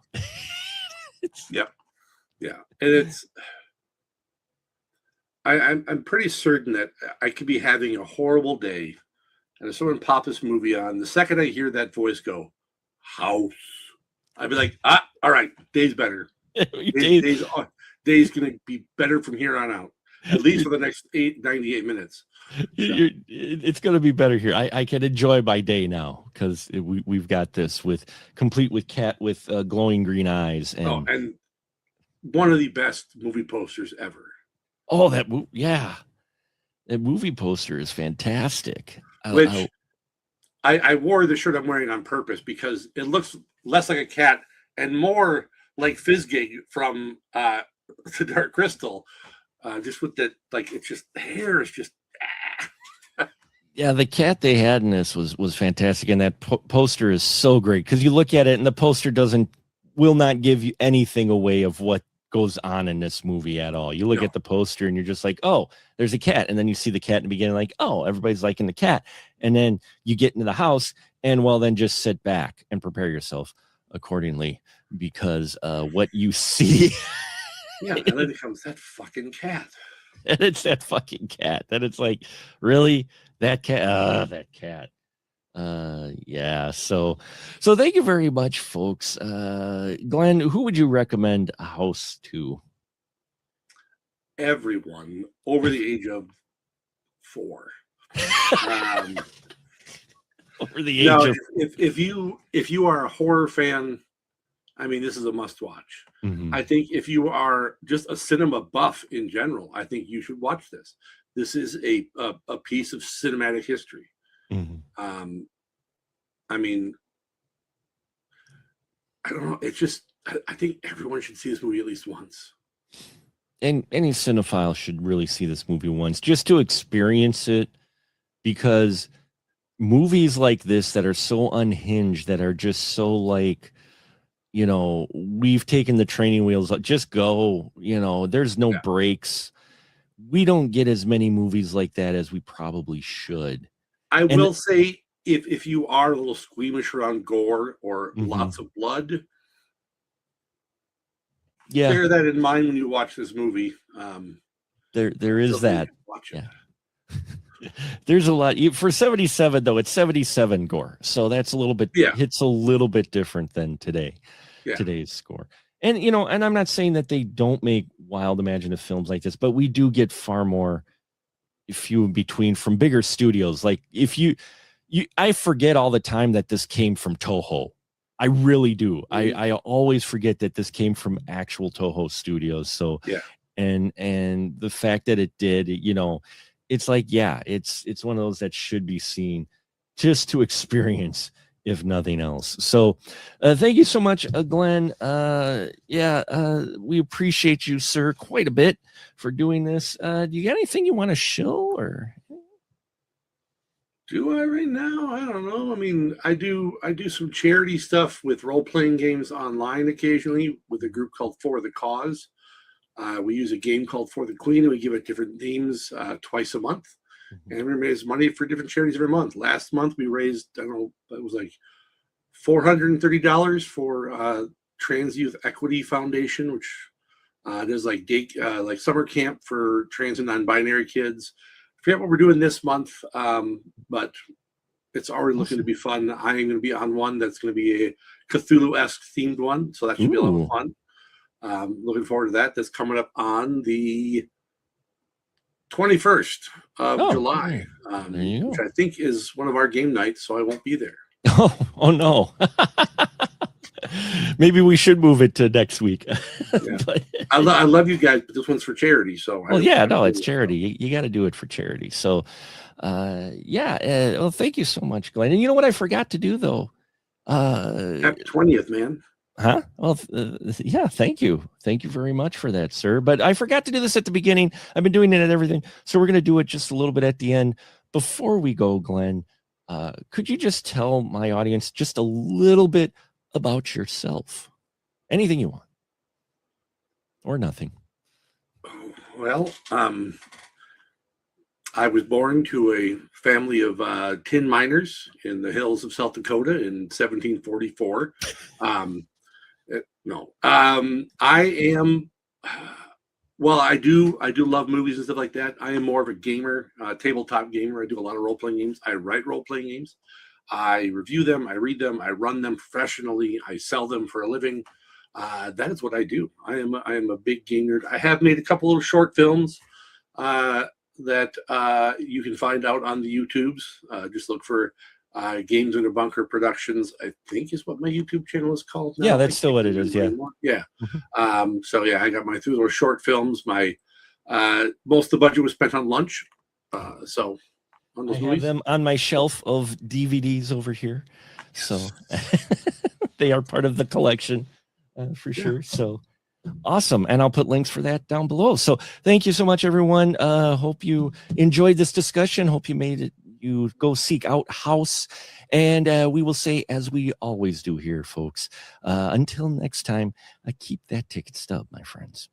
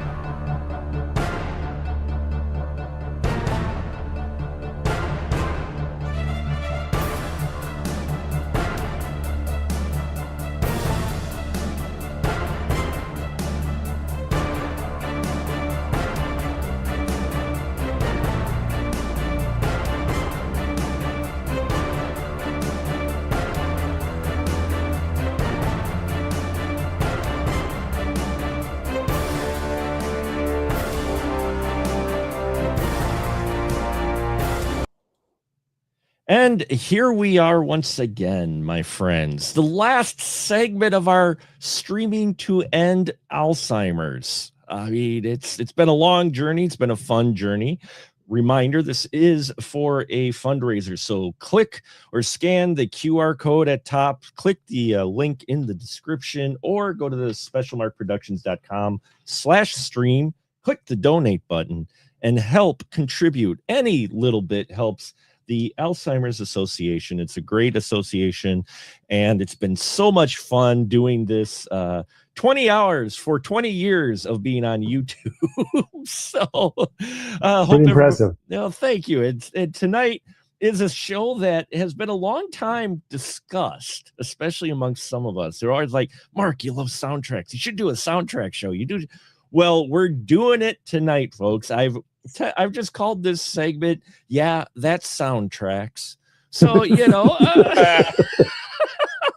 kind of play on words there because we love playing on words. And yeah, I've got a wonderful crew of soundtrack lovers tonight to talk movie soundtracks. Now, we are going to narrow it down because especially all of us with our love and passion for soundtracks, we could just go in many directions. So I did give a little bit of homework for my guests tonight, who we will introduce in a minute, that tonight we're going to talk about our Desert Island soundtrack, which is, for those of you not familiar, that one soundtrack that if you're trapped on a desert island, what's that one soundtrack that you would wish you had with you, that you be the only one you could listen to over and over again with that solar powered record player or whatever you have, media player. And the other one is your favorite villain track that's not the Imperial March. Okay, we had to put that parameter in, not the Imperial March, because that's a tune that people who've never seen Star Wars know that tune as the Vader tune basically is referred to. So I've got a wonderful group with us tonight. He is back with us once again. We've talked to him before. You caught our interview. He's got a YouTube channel with some wonderful programs on there. Make sure you head over there. But right now he is here. Mr. Ted, the soundtrack guy, is with us. Ted, so glad to have you back, sir. Mark, it's a pleasure to be back. Thank you so much for having me on. Yeah, I'm very excited to be here. This is going to be a good time. Wherever a group of intellectuals are gathered together to discuss film scores, I'm there. Well, three intellectuals and Gleek, the mop bucket monkey. That's me. But, I don't know if I count myself as an intellectual. But Wow. At least I will two, take the compliment. I was going to say, at least two of us are intellectuals here, including yourself. And yes, you heard him. He is back with us once again. The man, the myth, the legend, Mr. Jeffrey York is with us. How you doing, Very Jeff? good to be here. It's always a pleasure, Mark. Thank you so much. And as a soundtrack enthusiast, I must confess guiltily, I've been one of those nagging you about it for numerous months, years, decades. We have talked quite a bit about a soundtrack show. And also with us, Mr. Mike Crowley, the man himself. You'll probably agree with him, which you will probably agree with him on many things in his reviews. Longtime critic, and we've gotten to know him and call him a friend. And glad to have you here as well, Mike. well, thank you for having me. This is a long time since I talked about my favorite soundtrack. I think I did a video on it like years and years and years ago. So it's good to revisit this. There's a lot to talk about. And it's good to have you on the show. And I'm very happy to have you all on the show. We may be joined by one or two folks later. There's some folks that couldn't be on here who are our fellow lovers of soundtracks. Don Shanahan and Ray Sidman could not be with us tonight. You were here with us in spirit. So hopefully, we can talk to them again, because I have a feeling we may do another one of these in the future. But tonight we're doing it live. Screw it, we're doing it live. So we're going to start off first with the Desert Island soundtrack discussion. And Mike, let's start with you. All right. Well, when it comes to a Desert Island and a soundtrack, I was like, all right, what soundtrack can I listen to basically endlessly for the rest of my life? And I guess that, and to my surprise, I thought it would have been John Williams or something like that. But then I thought about it, and it was actually Gladiator by Hans Zimmer, because I remember when I was a kid, I would listen to that movie on CD, and wherever I would listen to it, I remember there would be other kids, criticizing me, being like, "Why don't you listen to regular music?" And I'm like, because regular music sounds boring to me. It mostly Yeah. just sounds like a bunch of beats and then some guy talking behind it. Yeah. Where Gladiator, it's melancholic, it's climactic, it's all these different waves of emotion in one. And yeah, that was my introduction to Hans Zimmer. And he's produced amazing scores since then. I mean, he's done his work with Christopher Nolan. Interstellar is his best. He did The Lion King. Like, that was his first Oscar, was The Lion King. And I think his second Oscar was Dune. So, but this one was the one I remembered. I would always go to the gym and work out to that soundtrack. And other people at the gym actually started complimenting on me when I was playing it in there. And they liked it. So, yeah, it's something where even if you're not into the film soundtracks, I think you could really like Gladiator, because there's just a lot of great tunes to it. Yeah, that Gladiator's a great choice. I mean, Ted, are you familiar with the Gladiator soundtrack? I am, yes, indeed, but I'm a little ashamed to admit that I haven't yet taken the plunge on the La La Land Gladiator that's complete remastered. I think it's 3 discs. Yeah, it is. I think it's 3 discs. I mean, That's that's a title that normally I would snatch up. I call them insta buys. So if there's a Jerry Goldsmith, for instance, that is released, it doesn't matter how many other versions of that same soundtrack I have. If it's Jerry Goldsmith and it's coming out and it's new, I just instantly, there's no thought. The others, I kind of have to like, where's the budget? How much do I want this? Do I have the other version and how much more am I getting? But Goldsmith, boom. But there are some exceptions too outside of the Goldsmith bubble that I just snatch up immediately. Gladiator is actually right there, but for some reason, the way that my life has been situated, I've been a little behind the curve on that one. But yes, the original album that was released with the movie years ago, I'm very familiar with it, and I think it's wonderful. I love Hans Zimmer's music. Something amazing that's really exciting about Hans Zimmer to me is that he's evolving. You go all the way back to what he was doing early on, and you kind of go through the whole progression of, it's like film history. As film was evolving and becoming what it is currently, you can see Hans Zimmer just right there on the cutting edge of all of it. And then he's doing a lot of, I don't know if experimental is the right word, but maybe more experimental sound design type scores, like what he's done for Dune and things like that. And it's just astonishing. Some of that kind of stuff isn't always quite as palatable, because in terms of just setting up the record on the player and just listening to it, because it's maybe not quite as melodic as something like Gladiator or Backdraft or some of these others. I love his early stuff too, like Driving Miss Daisy.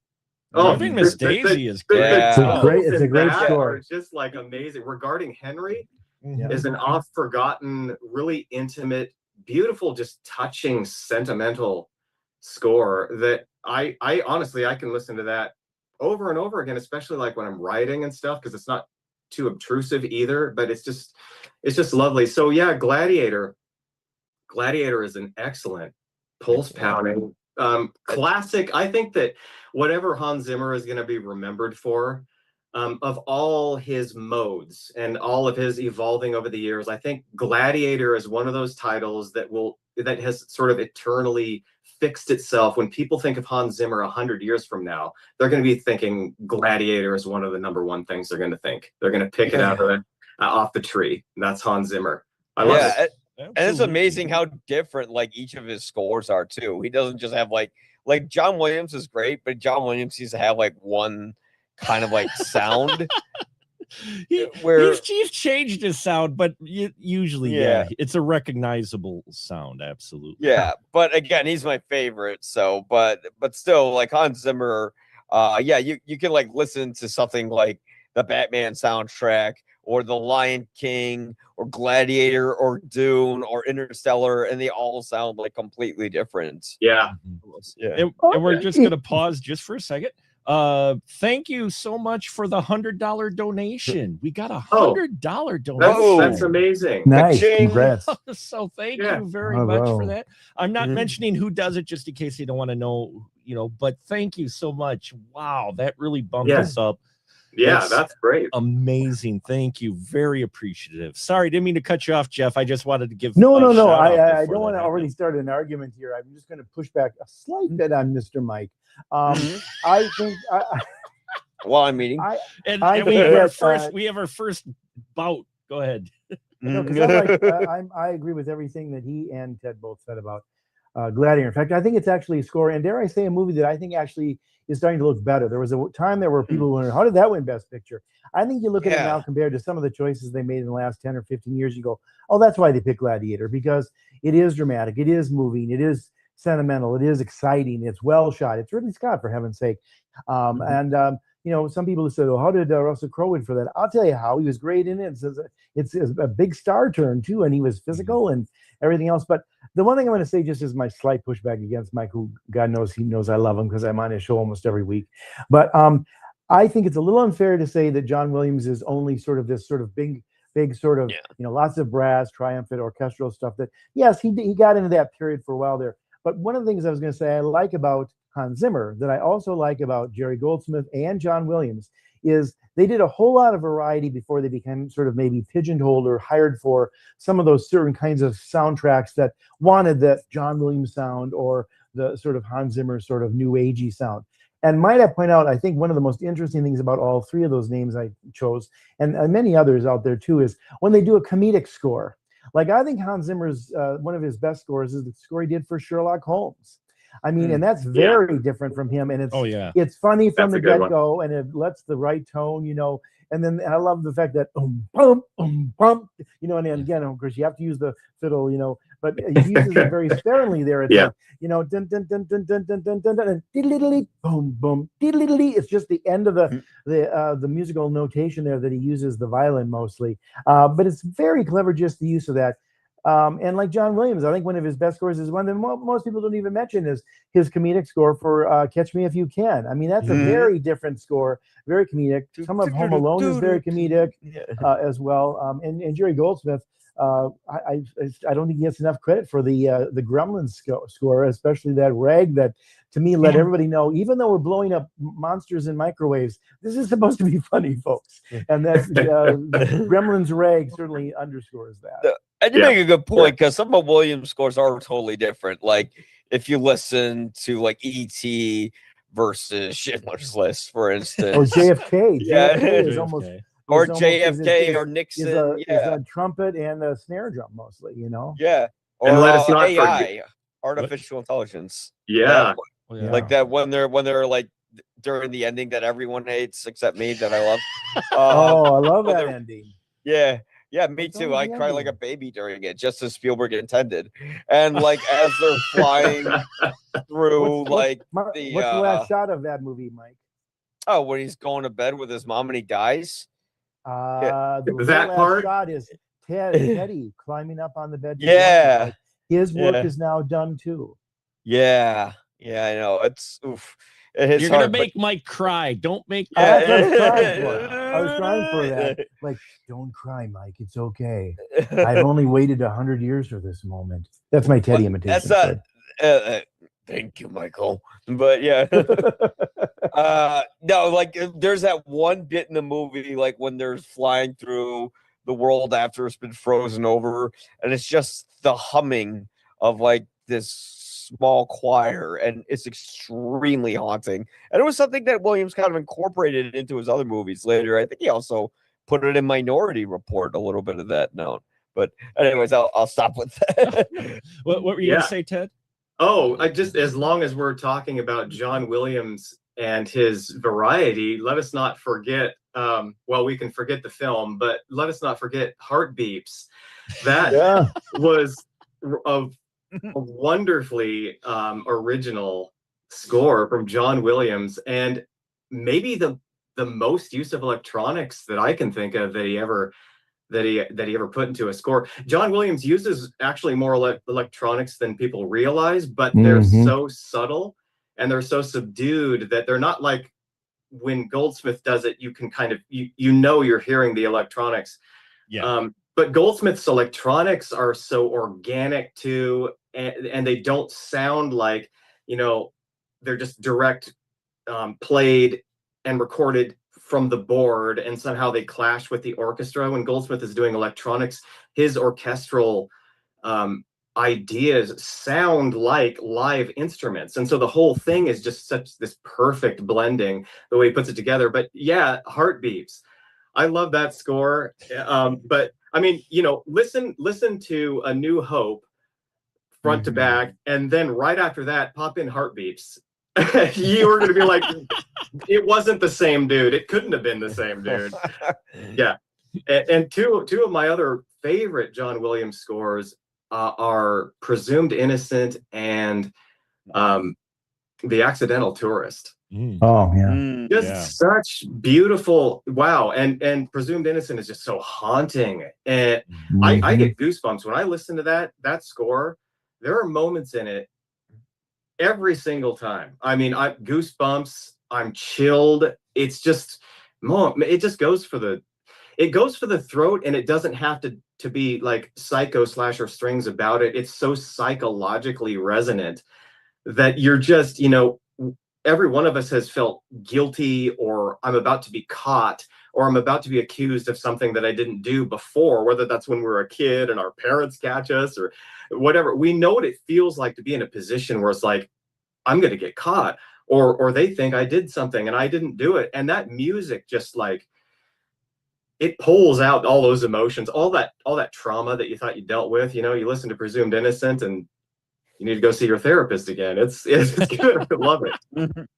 You know, you might actually have a second show right there with that as the sort of, dare I say, theme of it, because I think one of the extraordinary things about composers, as you become a fan of them, as we all have, is you hear where the composer truly sort of, and the term is often underscores, and it basically, you know, highlights the emotion.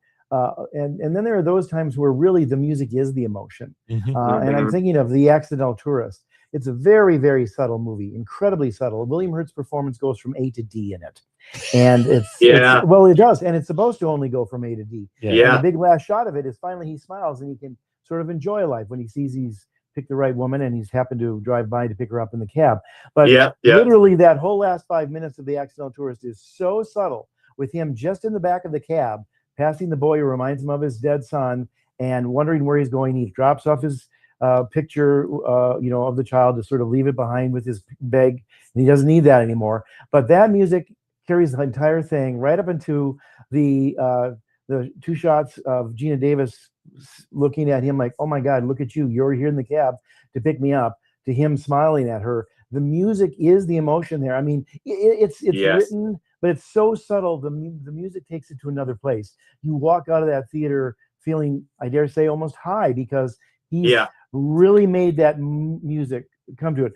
I'll just give a quick comparison. I think is another place he did that is, you know, everybody talks every time they talk about Jaws and how great the score is. And, you know, he was very judicious about not bringing it in if the shark isn't there. It's not in the kids playing cardboard shark fin at all. But I think they underestimate the fact that not only did he scare everybody by giving the shark this villain's voice, which we're going to talk about in a minute, or how many minutes, but also he made the movie fun.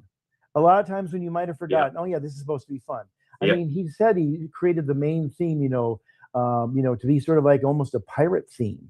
You know, like these guys out to sea and stuff like that, you know, dun dun dun dun dun ba ba ba ba ba. You could see that almost in Hans Zimmer's Pirates of the Caribbean, but instead it's in, you know, the orca going out, and then he slows it down to be sadder. Sometimes it's at the very end when the two guys are kicking back into shore, and yet, you know, even the tourists on the menu, the one track on there that doesn't seem to work and fit with all the rest of it, it's there to say, like, this is still supposed to be a fun romp, if you will, in a way, at least an adventure, that we have to underline the comedy or the fun of scenes that are opportunities to be a little more fun, because it's not like Alien, and nothing against Jerry Goldsmith there, but that movie's very depressing. It's very tense. It's very hard to watch. And the music never gives you a break, where John Williams is giving us a break in Jaws, and he Yeah. heightened the score, his score to heighten the emotions, to make sure that people weren't quite as quiet about the rest of the movie Accidental Tourist. Well, yeah, Yeah, because yeah. you've got that wonderful epic, not epic, but very high adventure nautical section Yes. in the Jaws soundtrack. It's like all this lower stuff, and all of a sudden he comes in with these high strings. It's just like Yeah. you know, they're when they're chasing the barrels of the ship, Yeah. you know, and it's Right. Yeah. and it's I mean, you suddenly get that one part. Oh, good, good. yeah, Sorry. you just Go suddenly ahead. just have this large, very adventurous, upbeat nautical theme that sounds like something taken from an old, like, yeah, seafaring movie. Or But he can turn on a dime too, because you get that part where we're waiting for Hooper to tie off the rope. Right. And, don't wait for me. Hurry up, Mr. Hooper. You know, and done. Just the tension, yeah. Dun, dun, dun, dun, dun, dun, dun, dun, dun, and then suddenly, boom, he gets it, and then suddenly it turns into the pirate shanty. Yeah. Dun, dun, dun, dun, dun, dun, dun, dun, dun, dun, Mhm. and now we're off to the 3-barrel chase. I mean, that kind of scoring is amazing. Everybody goes, oh yeah, Jaws, dun, dun, dun, dun. It's like, that's one of the most expansive scores he's ever written, and I don't think people even realize it. Yeah. Yeah, But I remember. I'm sorry. No, go ahead, Mike. Oh no, I was just. I remember I saw John Williams. I think in 2000 or 1999 at Ravinia, and he actually played a song from Jaws, and he kind of made a point saying this isn't the bum bum bum bum theme that you actually know. This is something different. And yeah, when I was hearing it, I'm like, boy, I don't remember it from that movie. This sounds like a totally different movie. And it's because it totally goes over our head that, yeah, Jaws actually is quite an eclectical score, but we don't realize it when we're watching it. But yeah, it kind of has like an old-timey, adventurous, fun theme to it. And it also has underlying horror element to it. And yet none of it feels out of place. It flows together really well. Yes. It does. Well, and we talk about beautiful scores. I mean, Hans Zimmer has that kind of reputation of the Hans Zimmer, which people forget about the Lion King, which is prominent. But at the same time, if you listen to Interstellar, some of I think the most effective tracks in there are the quieter, more beautiful piano, like the rolling piano sound, and it matches the action, when he's traveling through whatever it is, the dimensions or whatever. You hear that and he goes, it's just this melodic thing that emphasizes what's going on. There's like a religious kind of side to it. Like the way it plays is very much like an organ from a church, Yes. So it's kind of playing with the notion of, okay, it's us, but what if we're like God sort of thing? But yeah. Yes. I will say that he has one of the most effective opening soundtrack tracks, which is from The Dark Knight, right? From The Dark Knight. That Dark Knight where you've got the dissonant under serious tone, that tone that just is so uneasy, and Joker's theme, that Joker theme there, it just make your skin crawl, and you're just you found just that right tone to where you're like, prepare yourselves accordingly, folks. So, it kind of plays like a jump scare with the guitar riffs going dun dun dun dun, and you don't see it coming in. Like he really kind of gets into the head of the Joker with that music. I don't know how to say her name. I just know how to say her first name. Hildur, and then starts with a G, and she won the Oscar for Joker. And nobody knows how to say her name. So it's insanely hard to say. But but her stuff's amazing. I was actually just listening to her soundtrack from the Bone Temple. And it's great. When it comes to composers who can just handle like one violin, like she nails it. Oh, yeah. The music from Bone Temple is actually really good. Surprisingly, from that film, that's mixed reactions on that one, but but no, you get a great Guanadatar, I think is how you pronounce her name. But she's also to Ted's earlier point, where I think a lot of modern soundtracks, more often than not, that's maybe unfair to say, but quite often these days take on more of the sound design qualities versus necessarily something as inherently melodic or hummable, even as Jerry Herman used to call the difference between his scores and some of the modern Broadway composers. But I mean, I think that, and sometimes it works. Sometimes it's, there are those moments where, for a large part of the Batman scores that Zimmer did, it seems to be percussive, that dun dun dun dun dun, that kind of stuff and everything else. And it works great. I mean, when the Joker's at the party and Batman is breaking apart the gun and going to his panic room to change, it's like, okay, I'm waiting for the rest of it, and then it's just that, and that's okay. There's a lot of that, and I think that even the Joker was, in some respects, a lot of just this weird tension and uncomfortableness that's maybe not something you listen to on that desert island, as Mark wants, but it's still very effective. I mean, and I always think it's interesting when you hear different composers who can do that, but then can also turn around and create, oh my God, as soon as I heard the Sherlock Holmes score, it's like, that was to me one of the most hummable themes of the last 20 years. And yet Zimmer was kind of known as, other than some of the stuff he did with The Lion King, very much sort of a sound designy kind of person in some respects. I mean, and that's what he did with Dune, which as soon as that movie starts, it's like, oh my God, this is so immersive, and it's I'm on the planet, and it's farming the movie. Yeah. But it's not necessarily like, here's a Horatio Hornblower kind of Star Trek theme or something. Oh, come on, let's not put Toto's soundtrack. Let's not forget Toto's soundtrack. No, anyway, that's a good one too. Are you talking about Flash Gordon? I've got a quick question for Mike. Yeah, go ahead. Yes, I'm wondering now. Of course, Gladiator is your Desert Island soundtrack, so I'm wondering, do you happen to have like a favorite cue or cues on that album that just, like, I mean, obviously the whole thing is going to be a 10 out of 10 for you if you can listen to it over and over again on a desert island. But I'm just wondering, like, what are some of the highlight moments where you're just like, oh, this cue right here, and why? Well, there's the opening cue, which is Progeny by Yvonne S. Moriarty, and I think that those are like one of her songs is in this was before Gladiator. It was The Insider, and it was like the song where she's humming this very tragic, woeful kind of beat. I like that as bringing it in, and I also like the battle songs. So like when they're at war and they're fighting each other, like I love that song. I think you could use both of those as like, all right, I'll start listening to this, and then I'll listen to battle to get myself riled up, ready for a workout on the weekend, and then I go back to bed. I'll go back to Progeny. Yeah. So like you can listen to it in those two kind of orders, and you can make a day out of it as you live the rest of your days on the island. Yeah. Nice. Something that I always thought was really, really cool about how Hans Zimmer has approached scores like Gladiator is that, Gladiator is a period piece, right? But his music is so modern and so hip, and yet it's not.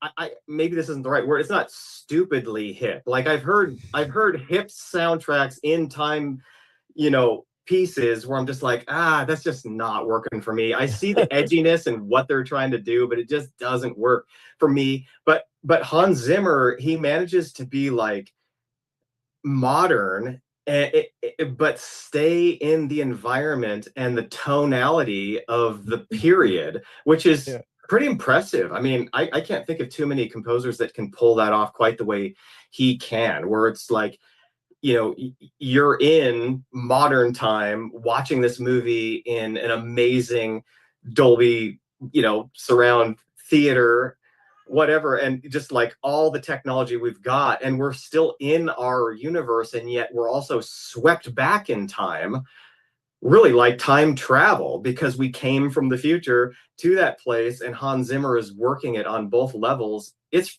amazing how he does that. So you bringing up, that the action scenes, that the way he writes his action music, I've thought about it before, and I'm like, that I can't think of too many other examples where composers are able to pull that where they have real melodies and it's not just click tracking. And you've got the drums and everything. It's like somehow it's got the sense of place, and yet it's hip. You know, Yeah. it's cool. It's modern. It's almost like a rock. Well, and he's got that actual influence. concerts. Yeah. So he does concerts. So he's got that like in his wheelhouse and in his blood. He's kind of a rock star type, and he pulls it off really well. So very I few think it's a people great do that choice, anymore. Gladiator. Yeah. And very few people do that. I mean, most composers do not, do concerts. They just don't. And if they do, it's a retrospective. Or it's someone else doing the music for them. Yeah, exactly. Yeah. Or they bring them in to salute them, but it's a one-off for one night at the. Well, rest in peace, Michael Kamen. He did that. He was one of those composers that did scores. And I'm going to tell you right now, the reason I bought and my buddy bought Metallica S&M concert was not for the Metallica songs. Don't get me wrong. It was for the fact Michael Kamen was conducting and composed, arranged orchestral scores for the Metallica songs, and on the CD you could choose the orchestral only track, and that's what I listened to every time, because Michael Michael Kamen, some of those tracks you just listen to, you're like, oh man, he just understood modern composing quite a bit, modern music. And he was great at melding both modern and classical together, I think, quite a bit. Michael Kamen 100%. He's got that guitar that guitar piece that he did, right? It's like it's been a while since I heard it, but yeah, it's a great album. Yeah. Well, and then you look at the Die Hard soundtrack. The score to Die Hard is hilarious because he takes common themes or songs that everybody knows, and he rearranges them, and he has fun with them throughout the entire Die Hard score. Kind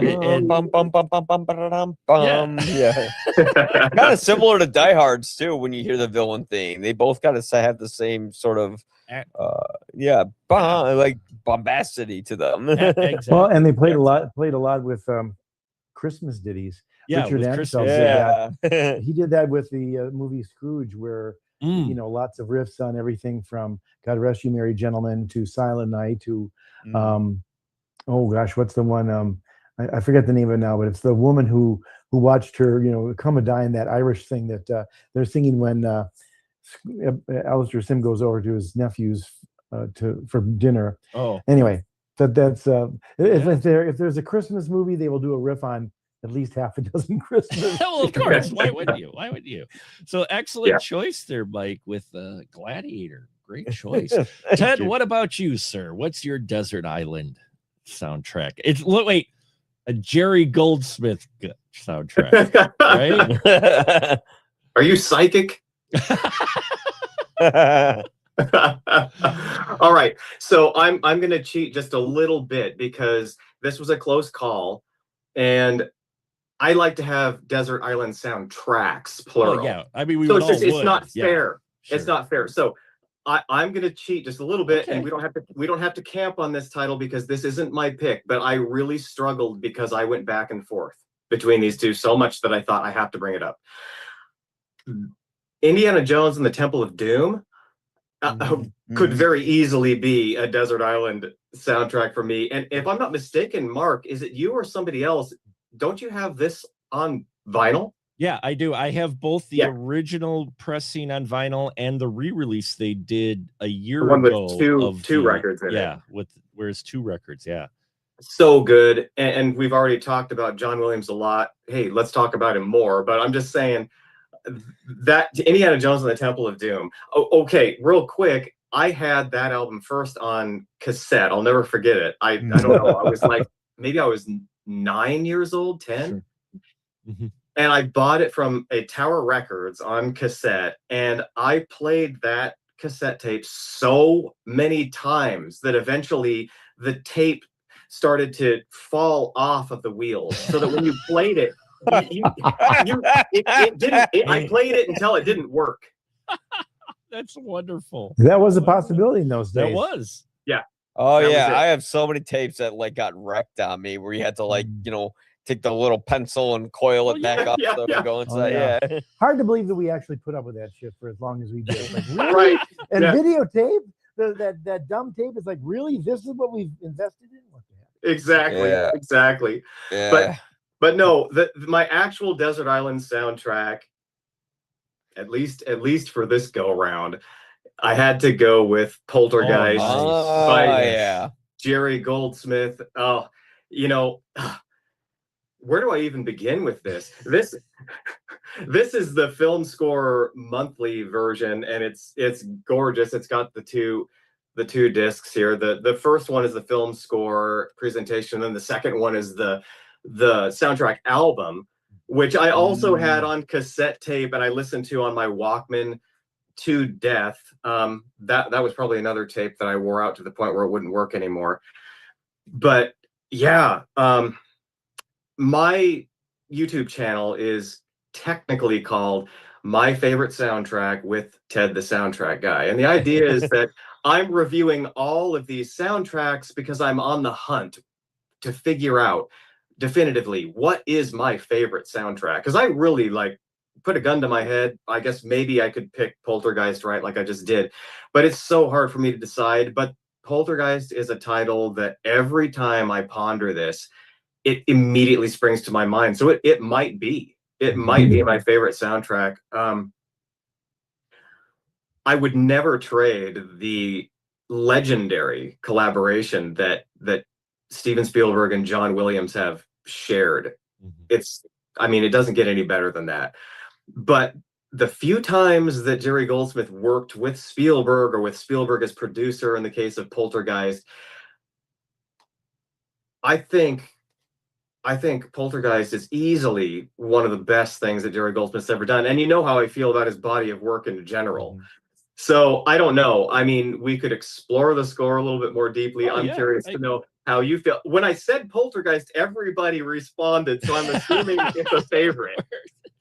It's a noticeable one, but it's also one of the ones that I think is a lost art with what Jeff was alluding to, is that, and it's a bad term, but it's a term that I took the soundtrack class in college. It was the alternative, and I was that guy. Oh, Mr. Cotter. Oh, arm up every time the professor finally just was like, dude, just enough. Right. But, the 80s soundtracks do it more than today's soundtracks, is that they were doing cartooning in which the score matched the action. It was enhancing the action. Like when you listen to a cartoon, the music is going along with the action, right? It punctuates. And so it's cartooning, I believe is what it's referred to. Otherwise, it's incidental, in which case it's playing over the emotions. Huh? Oh, it's called Mickey Mouse. When I went to film school, they called it Mickey Mousing, aka click track. Yeah. Right. Yeah. Where, but Poltergeist has kind of that, to where if you listen to it, you can almost pick out the parts of the movie that you're listening to. You could hear those scenes. And that's a great choice. Jeff, what do you think of with the Poltergeist? I love it. In fact, I think it's one of maybe, if not the exact example of the genius part of Goldsmith was to, dare I say, zig while others zag. Now, there are plenty of moments in that motion picture soundtrack where he knows how to deliver the scares and the sound design that makes and enhances the terrifying parts more. But it's a family story, too. It's about a mother's love for her children and them trying to get this daughter back. Yeah. And the pathos in that track, in that score, rather, is paramount. I mean, in some respects, the main theme of it, which is, hardly, this sort of tension. I mean, he's done tension in movies that were far less tense than Poltergeist. But I love the fact that he saw that and sort of got what the essence of it was, even though it is this scary story and plenty of, you didn't move the bodies, you didn't move the graves. It was great. I mean, I love that. But it's also about this family, and they're staying together and they're trying to get their daughter back. And it's very emotional. And that comes through so well in that score. And I think that, to me, is what I like most about Jerry Goldsmith, is I think that he's always looking at what is the essence of the story. Yeah. And I'll give you one example of it too. And this is the only one that he's won the Academy Award for, of course. And that was The Omen. But there is a way that you could have scored The Omen where it would have just been scary. And it is a very scary score. I mean, the idea of Satan worship is already scary, and a satanic choir is pretty awful and everything else. Yeah. But there is a certain amount of cheek in that entire score that lets you know this is also going to be fun. And that's the way Donner shot it. It's the way Seltzer wrote it. And I mean, I'll give you just one quick thing about Goldsmith that I love is, like, he never forgets that this has to be fun. Like, I think one of the most terrifying scenes in it is where they go to the old graveyard and they discover who the mother is and what happened to Ambassador Thorne's baby. But there's these dogs sniff around. And of course, the photographer says, oh, they smell the graves and all that. But the way Jerry Goldsmith cues that scene, it's funny. It's already scary enough, but he wants us to remind us, this is fun, folks. And we're going to watch Gregory Peck crawl over this really high fence and get his arms stuck in, like, bah! Make these contorted faces, almost like Arnold in Total Recall. And there's also a Goldsmith score. Exactly. There's just amount of cheek to that. And it's so funny the way he subtly does it too, because a lot of it is just sort of this, pseudo sound design with some wind and some, but then it starts in with a little bit of that choir, which is almost like laughing at these two men as they're thinking they're somehow going to beat the devil. And it's like, hey, hey, hey, hey, ha, ha. I mean, it's literally you almost like they're going, ha, ha, ha, ha, Johnny, ha, ha. And it's, I just love that he does that. So he got the essence of that movie. He got the essence of Poltergeist. It's a story about, we have to get our daughter back. We love her. This is a family. It's all of us together, even though the daughter shows up halfway through the film. What's going on? Well, you weren't here, but we'll tell you later. And that's what I think is brilliant about Goldsmith, is that he gets that more. Even like in Planet of the Apes, he used unusual instruments, garbage can covers and razor blades and saws and stuff like that to help the mixing bowls, right? The mixing bowls to make it sound different. Like, this isn't our world. This isn't a normal orchestra, because we weren't in a usual world. He gets the essence, I think, better than almost any other composer. Yeah. And sometimes it seems like it's counter, but it isn't. It's actually what's at the core of the story. Such a good point. Yeah. There you go. We got some kindred spirits here for sure for Jerry. Yes, we're starting to geek out on Goldsmith. Mike, about that, guys. Mike, what about you with the Poltergeist score?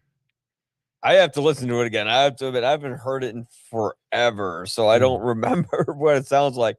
I do remember watching it again recently, and people were like, "Oh no, Steven Spielberg was only the producer on this," and he said it. I'm like, nah, look at the way every single shot is. that ye old debate of his fingerprints are all over it. Yeah. And Goldsmith. Maybe Joby had an earpiece in, and Steven's in the back. That's a good shot, but what about moving Joe Beth over to the side? Okay. Maybe let's move Joe Beth over. Yeah. Poltergeist is a great soundtrack. I remember because I had to rebuy it because I think the CD that I bought wouldn't actually play in my player because it was like one of those gold discs or whatnot, and it just didn't play. And I was like, "Oh, come on!" So I had to rebuy it, but I didn't mind. But I dig the Poltergeist soundtrack. I mean, being the horror consumer that I am, music plays such a part in horror films that you need a good score, and Poltergeist is a horror film. Let's not beat around the bush. That's just a straight horror film, and I think that music really adds to the emotion. I mean, whether it's accentuating the action of a woman trapped in a swimming pool with skeletons, or the most frightening scene ever that made everybody scared of a clown doll ever. With the kid getting throttled by the clown. All of that is accentuated by that score. So no, that's a good pick. That's a really good pick. Excellent. Well, there are many reasons why Jerry Goldsmith is my favorite composer. I mean, we call them film composers, but just in general, he's my favorite composer, and one of the main reasons, and there are many main reasons, that I love Jerry Goldsmith is because he is such a genius about scoring the subtext, scoring what you don't see, scoring what's beneath the surface, the stuff that really, like, as people that's where we're resonating. Mhm. It's so difficult for us to communicate on that level because it really is a level above, standard communication, Sure. nonverbal even, Mhm. and certainly above, Mhm. oral communication, speaking. It's on this spiritual plane, and Poltergeist was the perfect vehicle for Jerry Goldsmith to really just let loose at what I think he's best at, and that is doing that, because I actually think that the film is exceptional. Horror movies generally don't get appreciated, especially when it comes to the Academy Awards. They have a pedigree that they want to award, and I'm not saying that the movies that they acknowledge aren't worthy, because they are, but there's something about horror that's maybe a little bit too pulp, or too popcorn, I don't know what it is, but they tend to get overlooked. Poltergeist to me is a masterpiece as a film too, and the performances in that movie blow me away every time I watch it. Like Craig T. Wilson and Jo Beth Williams, they're actually married.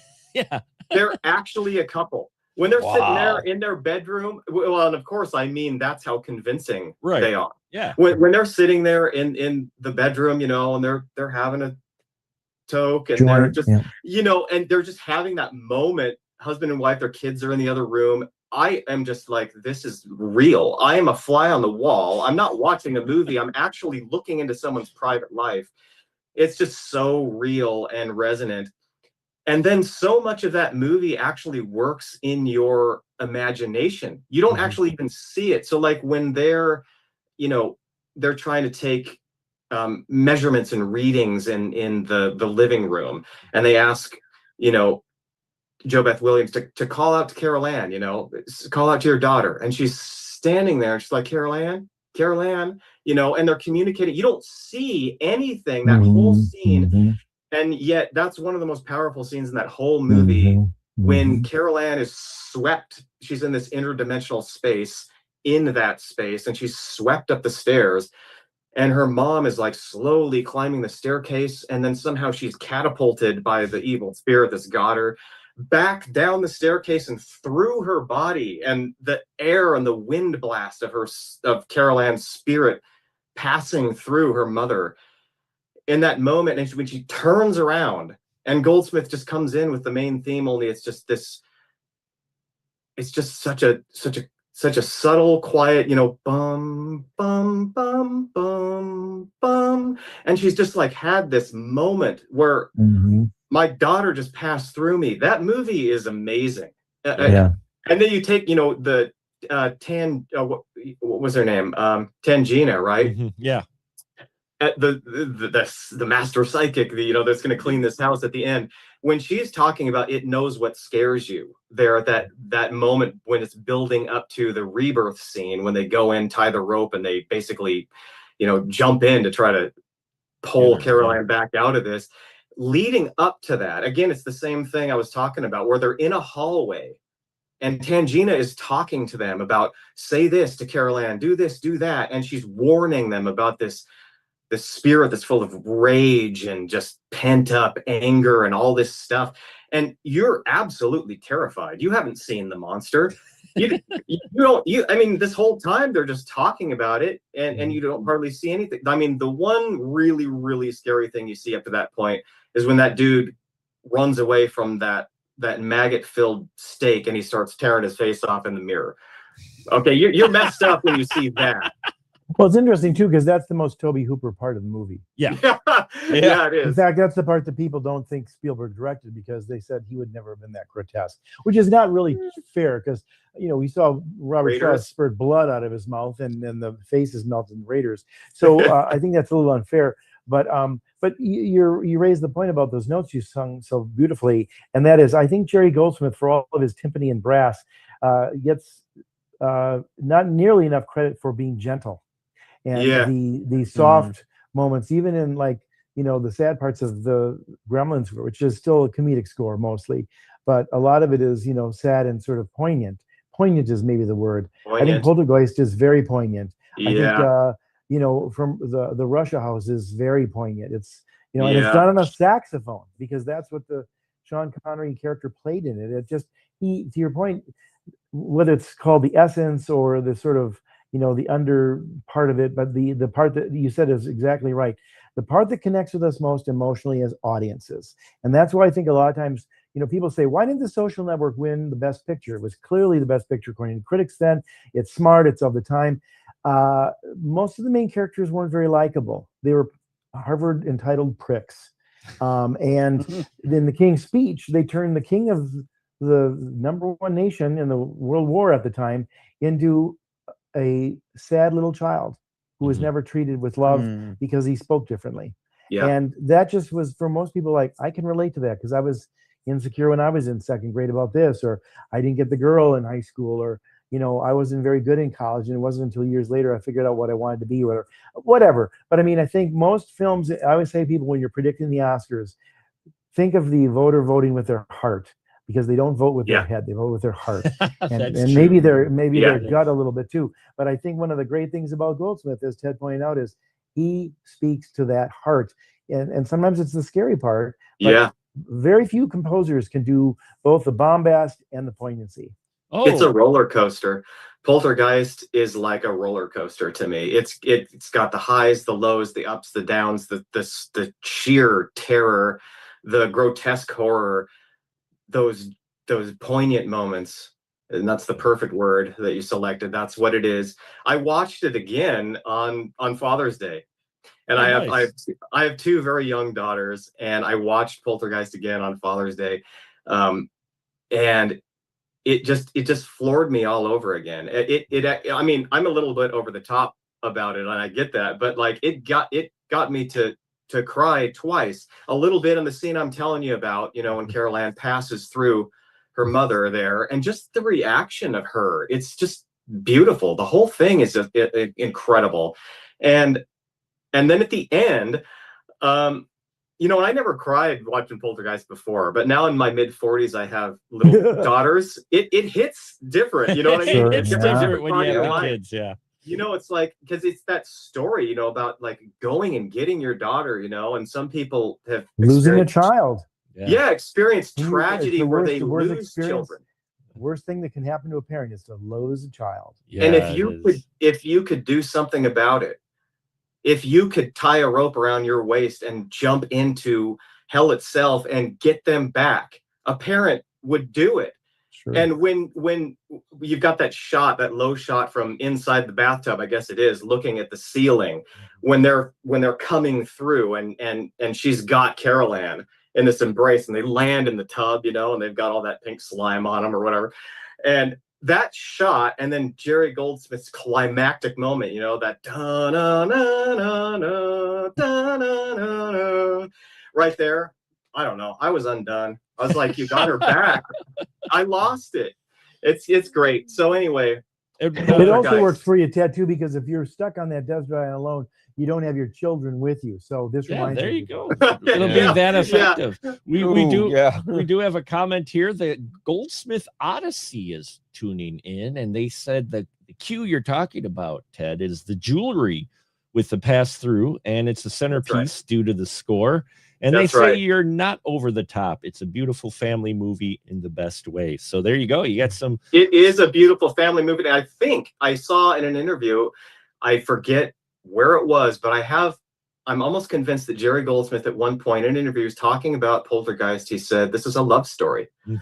This is a love story. And he's absolutely right. It is, of course, a horror story, but at its heart, it's a love story. And the horror gives it that contrast. It gives it the stakes to emphasize the love, because you've got the rom-com varieties, and most men roll their eyes, right? Oh, I gotta sit and watch a rom-com because she wants me to.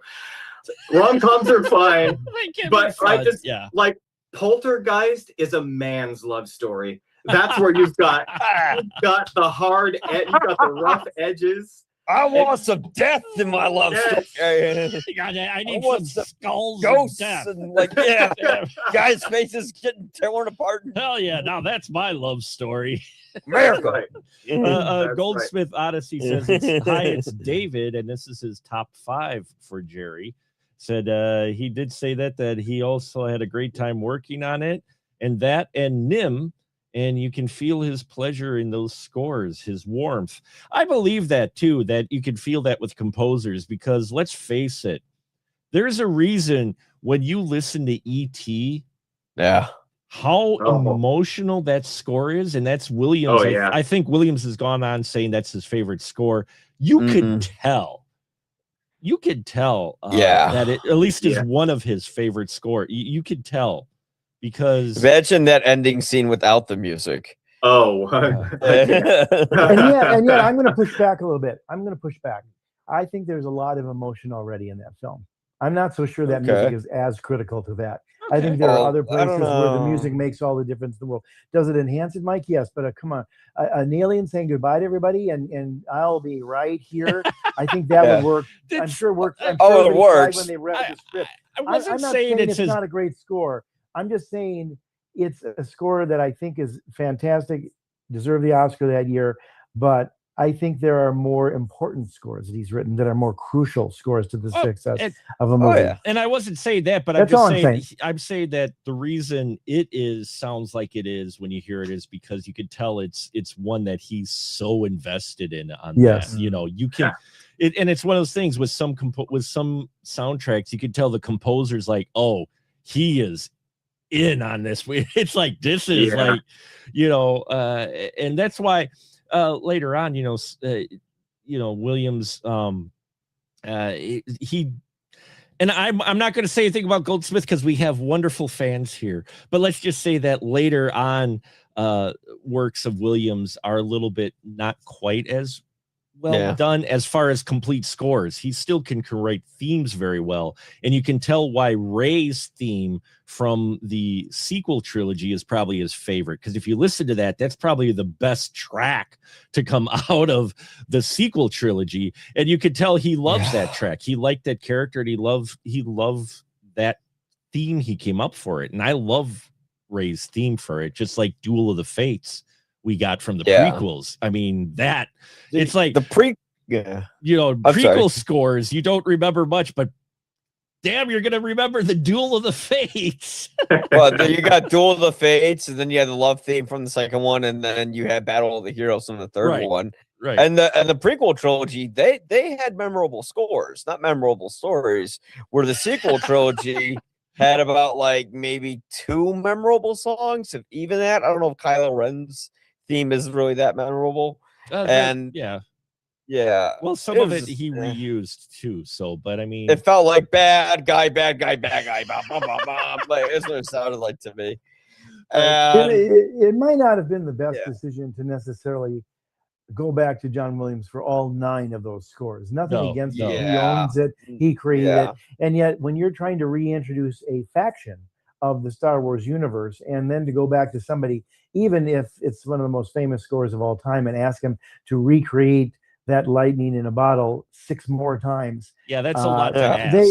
I think as new filmmakers, as decades later, they might have been smarter going with somebody different, just to say, what's your take on this? Let's give this a fresh spin. It's and a not new put too much trilogy. pressure on a 78-year-old composer. Or do a collaboration. I mean, we've got a number of songs. You know, Danny Elfman's probably one of my favorite composers, and there's soundtracks where he's done like the main theme, and then they had another composer do the rest of the score for it. They could have had Williams come in and maybe do one cool main hero theme or a couple things, and then have him collaborate a bit. But yeah, it wasn't a lot to ask him later, especially in his career, later in his career. Here, give us an Imperial March 6 more times. You can do it. We got a few more comments here. E.T., according to Goldsmith Odyssey, I do think a different score would have blown it. What Williams does is exactly right for the film, and something else could have been too much or tonally off. That's true. And he says not to pull you out, but to allow you to cry, which E.T. does make many people cry. It did for years for me. People don't cry if they're pulled away from it or pushed to it. It's quite a line to walk, and it is. I mean, and music really helps bring that emotion out. And E.T., while it is arguably maybe not his best, by many people. It's one you can tell he really loves. So the really good choice. So with Poltergeist there, Ted and Jeff, we are to you now. I know you've been wanting to tell what is no, it's all right. It's all good. All good. What all is good. your desert island? Well, I'm going to tell you why I picked this first, because I think it's important. It is a soundtrack that you're going to listen to alone, and it is going to have to sustain you through those kind of moments. And there's some scores that I like that are a little bit harsh or depressing that I wouldn't want to listen to over and over again on a desert island. That would only underline my fate. So I picked something that by and large is sort of buoyant, to create as like, well, I could get up and work out to this, or create a new hut for this, or look for food up there for this, and feel inspired. And I picked Jerry Goldsmith for my theme thing part of the show. But for this, I did go with John Williams. And it's the Superman score in 1978. Oh, yes. And I think of all of his scores, in some respects, that may be the most varied and sort of, because of that, impressive. He created not one, not two, not three, not four, but 5 different themes for that film. And that is unheard of in today's time. Most even... if they have one that's recognizable, you barely get exactly. A theme. If I can recognize one ditty, I'm happy. Let alone 5. And I also dare say, and because I was a teenager when that came out, yes, I'm that old. I could be your dad, Ted. Sorry to say, darn it. But maybe that's good. Maybe you're my long lost son from some college tryst or something. Anyway, it doesn't matter. He's a chip off the old block, that young man. I love him. That's right. That's right. But I dare say sometimes composers, and I think unfortunately or fortunately, maybe for him, John Williams is sometimes handed, you have to create a great score, but also has to do this. Yeah. And like, for example, in Jaws, and Steven Spielberg today says 50% of the success of Jaws is John Williams' score, because he did not have a shark to show. And it's all, the shark is there. Everybody thinks the shark is there unless they really study it. And that's because the music's there. And the music is this great villain theme, which we'll see if somebody picks that next.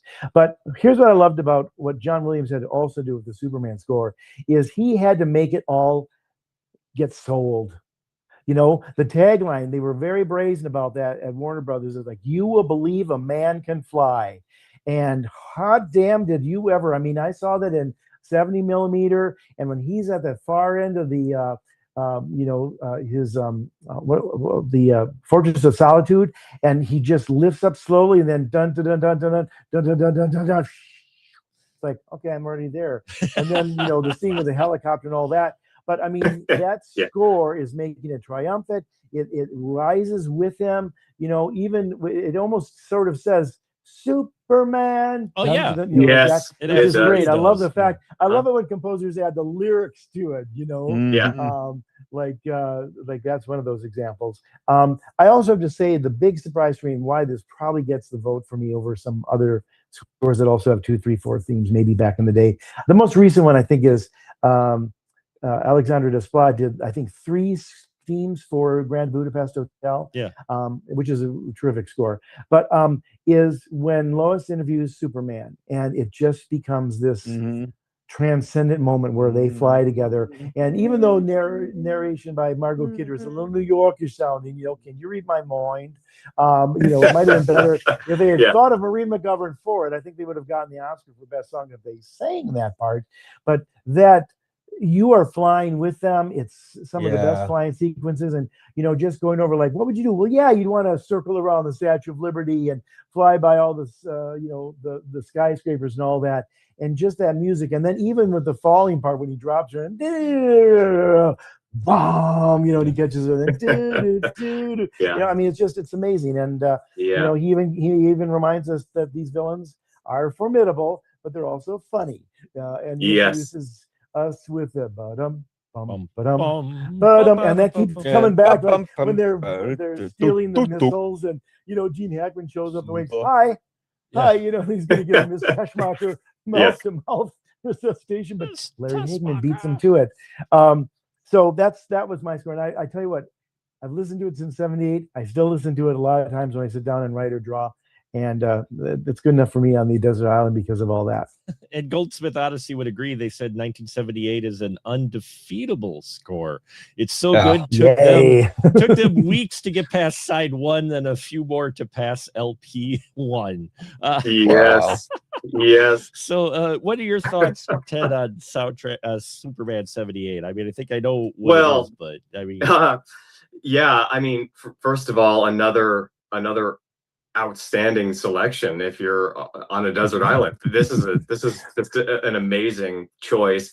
And if you have the La La Land Records version of this thing, it's a great choice too, because you've got so much of it. So it's not going to be quite as repetitive as some of the others, because they give you all the music. And so anyway, but yeah, Superman, boy, does he make you believe that Superman can fly? Yes, he understood the assignment. And you could even maybe technically pick your favorite villain theme from this one. Speaking of villain themes, John Williams has done so many memorable villain themes. It's like, you know, I was thinking about this, you know, like, who else am I supposed to pick from when I'm picking my villain theme? It's got to be John Williams. I didn't say Williams, just Imperial Yes, Arts I know, is off the right? table. Yeah. No, yeah, everyone uses it. Even at like you see videos online, people will follow behind cops and they'll be playing the Imperial March. So yeah, it's too ubiquitous with it's people. off the table, but go ahead. Sorry, Ted. No. Yeah, but Superman, you can't really get tired of it. I think it's just amazing. The you know, John Williams is known for his brass writing, obviously. In particular, his trumpet writing. He's written so many fanfares for trumpet. Even his work for Olympic fanfares are trumpet heavy, and even scores that are really, I guess the word would be subtle and sentimental, poignant. Again, maybe for something like Saving Private Ryan, is very, very brass and trumpet in particular heavy. Yes. John Williams is he is right at home with anything that he does. I mean, he's literally a legend for a reason. Like, no matter what he's doing, it's like, yep, I mean, you're the prodigy, you did it.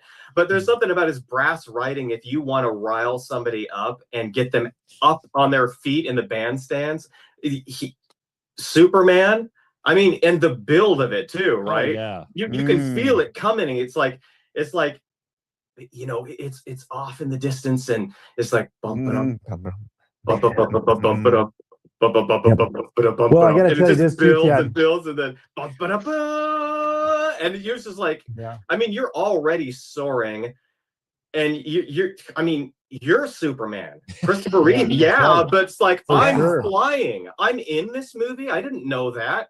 John Williams is the one that does it to you. And it's just, and the levels too, which you mentioned, Jeff, talking about the love theme. Just for maybe to pick the most obvious one out of the hat, the levels of you go from that march, the Superman march, to that love theme. I'm kind of a touchy-feely guy, and I'm not ashamed of it. I love romance, and again, I already told you what my favorite romance is, Poltergeist. There's something about romance and really just not holding back, because these days, you know, I notice there's kind of this thing in movies where it's like we're too stoic for that. We're too, you know, we're not going to show our heart because we're just too cool, or we're too cold, or we've been too hardened, and so it's embarrassing to weep in front of other people. It's embarrassing to admit that this is actually affecting me, and I'm a human being. You know, somehow I get this feeling these days that in cinema, and the movie scores reflected a little bit to some degree, not always, of course, but where it's sort of like there's this coldness. There's this, I'm too cool for schoolness, and we're not going to be maybe super geeky and just let it all hang out and just weep, or, you know, write the Valentine and let your heart just open up. John Williams writes music like that, and it's a great example here in Superman with the love theme. You can't be more like almost, you know, first love, high school, young love, maybe even earlier than that, like middle school, your crush, just, you know, da, na, na, na, na. I mean, Yeah. I love the transparency of it. And he turns us into Lois Lane in that moment. Oh yeah. We're Lois Lane. We're falling in love with Superman. We're falling in love with this whole idea. And it's not like we're falling in love with Margot Kidder, all the geeks and the boys out in the audience who want to be Superman. We're falling in love with the idea, and maybe secondarily fall in love with Lois. But the filmmakers and Williams' score is asking us to fall in love with Superman.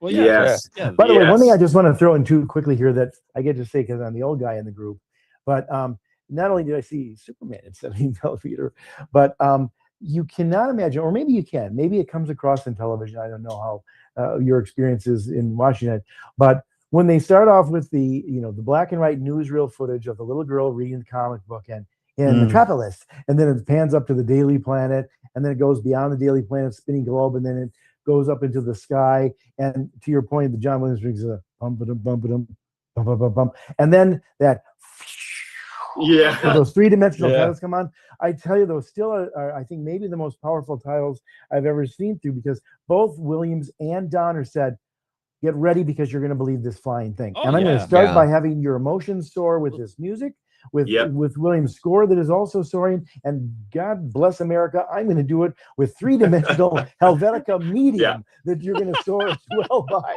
It's like, wow, I'm already convinced, and I barely have started the film. Let's not forget with that main theme, when he starts with the bump of the bump, he's teasing the main theme with a single solo horn early. It's like, that's right. You know, it's just like doing a happy Jaws. Yeah, and then it comes back like, because you're just like, but you're waiting for Superman to figure out that Lois is hanging by the seatbelt, and and then of course the cheeky thing where he can't use the actual phone booth. But I mean, just that bump where he's building, it's like we know it's coming, and then it finally comes in. It's spectacular.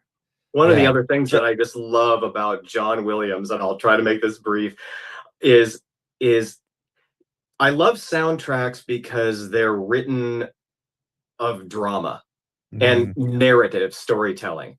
And John Williams is so exceptional at at creating an arc in not only the entire score, which I think Goldsmith is the supreme master at doing that from the entire score perspective, but John Williams does amazing arc work within a cue. So, like, speaking of this romance and the love theme, it starts off just so tenderly, and I think it's on clarinet that it starts. I think it's oboe, actually. Is it oboe? I think it's an oboe. I could be wrong. Yeah, I think, off the top of my head, I wasn't sure. But it's a great point you're making. We'll say it's oboe, and thank you for that clarification. And it's just so tender. But you trace that along, and speaking, of the dramatic arc, they talk about it in terms of climax. It takes you to the most satisfying, explosive climax you can imagine musically, and it's just so perfect. And especially when you're dealing with the emotive, like love, and you're not holding that back, because there's something about love that just, it's perfect for starting that way and ending, as a supernova. And John Williams, he does that so well in that score in a lot of different areas, not just the love theme, but his levels. Mike, you got anything to add to Superman? How explosively climactic it is. No, I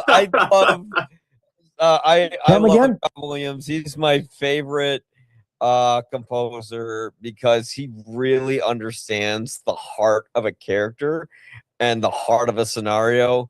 Like Star Wars, he understands that this is a big space adventure and it should feel larger than life. So immediately when he slams the audience with that first bomb, you're right in the movie. With Superman, like you're saying, Ted, that's great. There's a slow buildup where he's just coming towards you, and he's coming from a far distance of the sky, and he gets closer, and oh my God, it is Superman! It is Superman! It's Superman!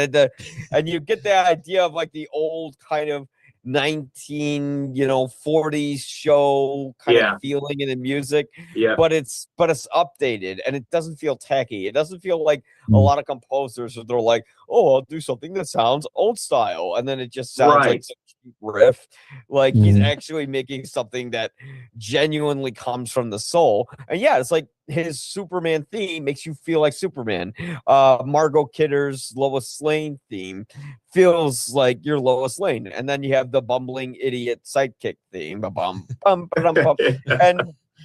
it never feels like it's Mickey Mousey, but it feels like it comes from like a real kind of. I think there's a reason why Williams and Spielberg worked together for so long. I think they're both kind of like very young souls. Yeah, and it comes across in their work. And yeah, there's just something so genuine in it. And of course, like, yeah, John Williams is in his 90s now. His stuff isn't going to be as memorable. But yeah, John Williams is the guy where whenever you listen to his music, you laugh, you cry, you do all the things because he is the goat of it. And yeah. This might be a good time, Mark, for me to tell my quick story because we're good. Yeah. Oh, yes. This has become such a Valentine too, as Ted pointed out. A Valentine. Okay, so when I started writing film criticism online in 2010, and I was one of the Examiner critics. I don't know if you remember the Examiner, but it was this online magazine that was across the world, but it was really where they had numbers of film critics and all this kind of stuff. But one of the things I used to write about every year was who the AFI picked for the Life Achievement Award. And sometimes I was very critical of them. I mean, of course, we know they stupidly picked Tom Hanks when he was like in his mid-40s. And there was a run there where they were picking some people that seemed a little too early or maybe even too late or whatever. But they picked Steve Martin, which I thought was a good choice in 2015. Because they never recognized comedy very often. And so I wrote about that. And then I thought, you know what? There's some people that they just keep missing. And I don't understand why that is. And I'd written about it before. But I wrote this singular article that said, the AFI needs to give the next Lifetime Achievement Award to John Williams. And I made the argument that he was the composer that everybody in the world knows. He's a household name. I think he fundamentally, in many respects, changed scores because of the bringing back of sort of the orchestral big sound. I mean, that was part of the charm of Star Wars is like, wait a minute, he's treating this like it's important. Like this isn't some weird thing that has like, the beep, like all the futuristic or space stuff tended to have then coming off of television and other places. And my God, this man could write a theme, and he was also heralded. I mean, people forget he was Johnny Williams, who did television theme songs and was one of the great studio musicians in the 50s and 60s. And if you wanted to play piano, you got John Williams. That's John Williams playing the Peter Gunn theme. My God. So I said, and you've never given it AFI to a below the line talent, which is also embarrassing because they've missed screenwriters. They could have given it to Edith Head. They could have given it to Jerry Goldsmith before he died. All these different great people that they passed over. So I published this, and this will be fast, the rest of it. And that weekend, I got a call from the president of the AFI, and his name was Bob Ghazali. And because I sent him a letter as well, or did I send him a letter? I sent him other letters, but so he knew who I was, but I think he somehow saw this one. And basically he said, you know what? We never thought of that. We should have. And how bad on us. And he took it to the board and said, you know what? We should start thinking of people like this. And to this day, he's still the only below the line person they've given the award to. But he was the next recipient of it. Now, I'm not saying I'm the reason exactly he got it, but I'm the person who put the thought into their head. Yes. So they voted for it. But Ghazali could not have been nicer either. We talked about the history of the award and some of the choices that were controversial, et cetera, but he was very gracious and very, dare I say, kindly grateful. But it was almost like it was like us. We could have been on your podcast, Mark. He was that easygoing and forthcoming about it. He said, we've been very controversial for many years, and I think he had just maybe gotten the presidency. But I was really impressed that he was receptive, and sure enough, John Williams was given it then. But but he's the only guy below the line that's gotten it so far, and fantastic. They do others. Fantastic. A wonderful story. That's awesome. better than my story of the reason why Gene Roddenberry died. I'm probably the cause of it. No, just anyway. Oh no! Did you start at the I was like, you read them over. Really? We do have some comments real quick here from the Goldsmith Odyssey, who said that Williams even nailed Schindler's List. Despite asking Spielberg to try to find a Jewish composer, he got Williams, but that theme never does not move me. And I'll agree. That's such a sad but moving theme. And then he says, what you're saying, Ted, reminds me of the Homer quote. It says, the job of the music is not to make you cry. It's allow you to cry. Which is true. And he thinks Williams does that for men's men with tough guys who all tear up for E.T. And that's a good point. And dare I say, Saving Private Ryan and many others. And Saving Private Ryan for sure. And the last comment before we move on here is he says, also when Superman came out, I didn't hear, it sounds like more Star Wars music. Likewise, when Raiders hit, he got a thing, but he doesn't clone himself. He doesn't clone himself on the bigger films. I've got the Fury soundtrack, which if you listen to that and never heard anybody say that it was John Williams and you listen to it, you're going, oh no, that's John Williams right there, because he does use a few cues. Well, and Ted's right when he talks about the trumpets and the brass, and you know, Star Wars was right before Superman, so of course everybody goes, oh, he's repeating himself. No, he is not. It's an epic genre. It's using brass. I think the better ears pick up on that it isn't that. And I don't hear that argument much anymore. But at the time, again, it's, you know, it was a little too close to Star Wars and became a phenomenon. So, of course, people are, you know, wanting to bring somebody down a peg or looking for, they didn't have the trolls on the internet then, but they still had trolls in magazines. Oh, yeah, they had trolls. It just took them a lot longer to write their commentary on it. Right.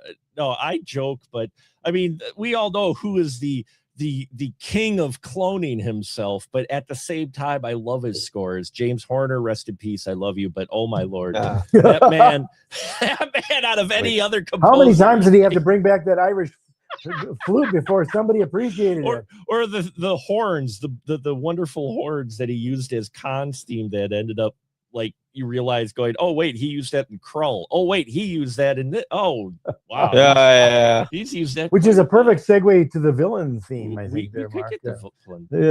We don't need my island, desert island. Oh, are you? Well, what about your desert island? What is your we do. What is yours? Mine is, you guys are. It's not a Williams, it's not an Elfman, though it would be, because I love them both, especially Danny Elfman. And as much as I love Danny Elfman's work, I love it. Edward Scissorhands is gorgeous. I think some of his earlier work is just phenomenal. And his later work is too, but definitely his early work. But for me, Basil Polduris, Conan the Barbarian, I have listened to that soundtrack more than any other soundtrack I have. And I know it sounds odd, but it's a good one. One of the reasons I go to it is because it's one of those scores that you could really listen to and never have seen the movie and really appreciate it. Now, Goldsmith and Williams have done that as well, but this one specifically, Polduris, I like Basil's work anyway. I don't think he's in enough conversation sometimes, because I think he's done some great work. But Conan, and I give this example, and if people have listened to our pre-show, they've heard me say this before, and we can just move on after I'm done. No one's interested in Conan, I know. But for me, that is not true, sir. but for me, the Conan, and I'm not talking about the extended score, because some of the extended score is a little slow and redundant, but the album they released of the tracks, every single one of them sounds like an orchestral piece on its own. It doesn't necessarily sound like it just came from a movie. It sounds like a composed piece, just a classical score. Yeah. But when you've got a film where your main title character doesn't speak for 20 minutes in the film, from the Tree of Woe to the battle at the Mounds is almost 20 minutes, and you need to fill the emotion with something. You need to fill the themes with something. And so you've got this sweeping, just wonderful score, this very just, the timpanis love Conan the Barbarian. They get to do stuff, you know, but you get the writers of Crom, that opening theme. I mean, how better to you open a film with that theme that, boom, boom, boom, boom, boom, boom, boom, boom, boom, boom, boom, boom, boom.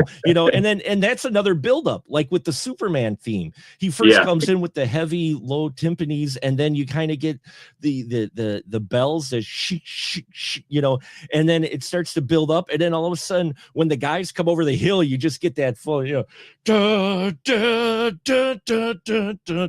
It's just so and the other tracks are like that. It's such a wonderful film because it's one of those things why I give a prime example of why scores are important. It helps give the emotion, because if you took that out, you wouldn't have nearly the scenes as moving, because Conan doesn't say much. There's not a lot of emoting. It's one of Schwarzenegger's first major films, so his acting isn't the best. But how do you do that? Don't get him to say too much, but you got to fill that in with something. So give me the score, and the score is so good, especially with the Blu-ray release where they did the isolated score. It's so good. But yeah, this is my Desert Island. I've listened to it more than any other, and I don't know why it's resonated with me so much, but it is a great score that Basil in general doesn't, I don't think, always get put into the conversation, because Hunt for Red October,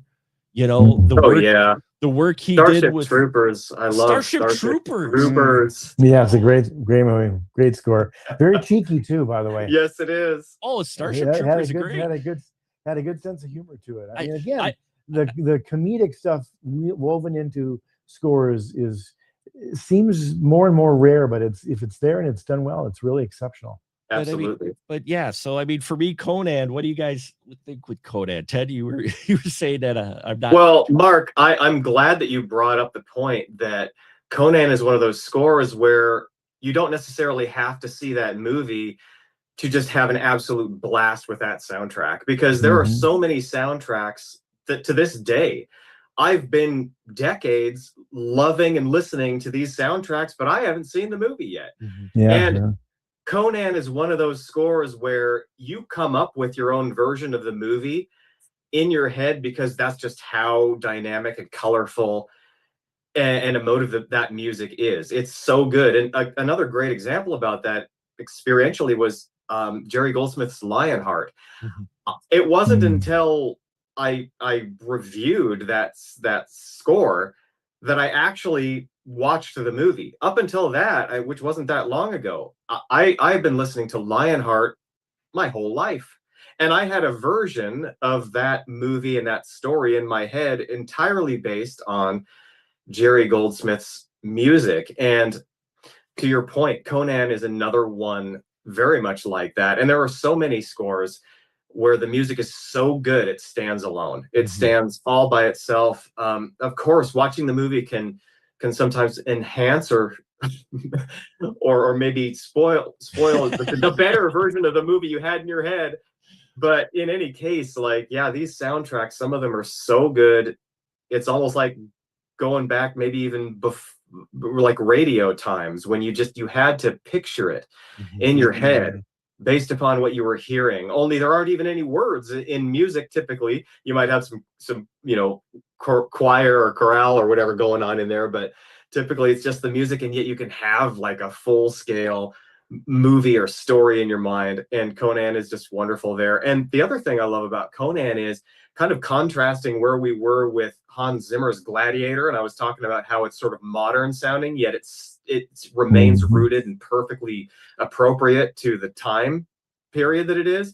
Now, Conan is obviously a fantasy, and it's not affixed to some sort of historical time, but it's obviously in a very barbaric, for lack of a more creative word, time. And that score, whenever I think about like the feeling that score has in terms of tone, I see like this giant, just buffed out dude wearing like a helmet with horns on it, and he's like striking an anvil. He's striking an anvil. It's just like ching ching, striking an anvil, and there's sparks and there's fire, and it's just like that score just sounds so raw and so ancient. Ancient. That's very ancient for sure. Jeff, what about you with Conan? Yeah, I'm not a big fan of that movie, but it was introduced us to Arnold, and he only did better since then. But it was a great score, I remember, and I think the details, production design wise, and costume and score and stuff, I think helped make that movie passable or good, where some of the other shortcomings weren't. I mean, it's one of those movies I've seen maybe twice in my life, and I like the movie on a certain level. But I do remember the score, and I agree with everything that people have said about the score for sure. What about you, Mike, with Conan? Well, I have never seen that movie, mostly because like the reviews weren't so great for it, and I knew that I think that's the one where that was Hercules in New York, but I was replaced. That's a different one. Yeah. Yes. No, I was about to say they replaced Arnold's voice in that one, but I'm like, oh, that's not. But yeah, I didn't see it, but. Based on what you're saying, when you say, "Oh, it's it's like one of those soundtracks where you don't have to watch the movie to enjoy the soundtrack." I almost feel like that with Gladiator too, a bit, where it's like I like the movie a lot. I think it's a lot of fun, but I might like the soundtrack more than the movie. Oh yeah, and yeah. So when you have like a movie like this, like Conan, it's like it was it reminds me of when I was a kid. I would listen to soundtracks, and I would just picture like a scene from a movie, and was able to like mold a story off of that. I think soundtracks like that really are great to listen to, and it's great to listen to. We don't really have fully orchestral movie soundtracks anymore. We don't have.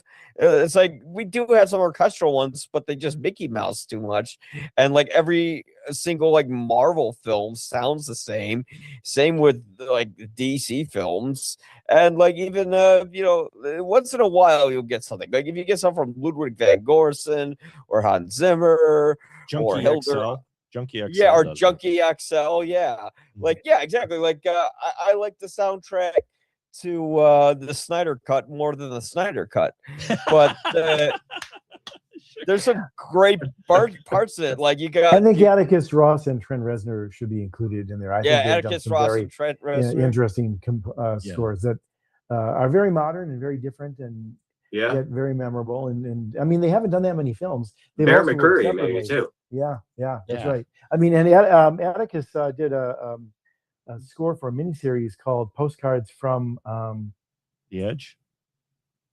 No, it was done by Jason Segel before he hit big with Shrinking.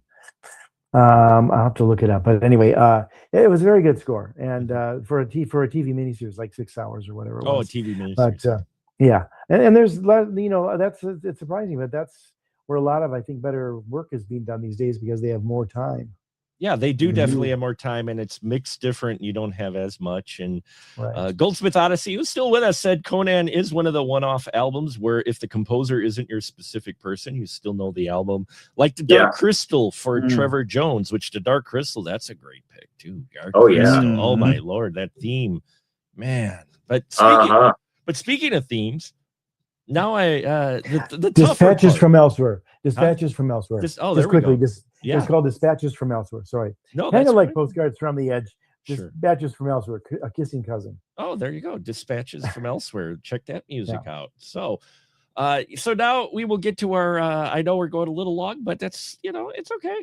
I knew this was going to happen with I thought we were going to we are going to Ted, so we're still okay. But we'll just be fast. You don't have to be that fast, but villain themes. Since Jeff, please. I'm so glad you're starting with me. Going back, this one is for you, Ted. All right. I love this choice. I don't think it's a great movie, but it's a fun movie. But I do think it is a great score, and I dare say the more you hear the score and watch the movie, you realize what Jerry Goldsmith was going for, and that is Capricorn 1, where the bum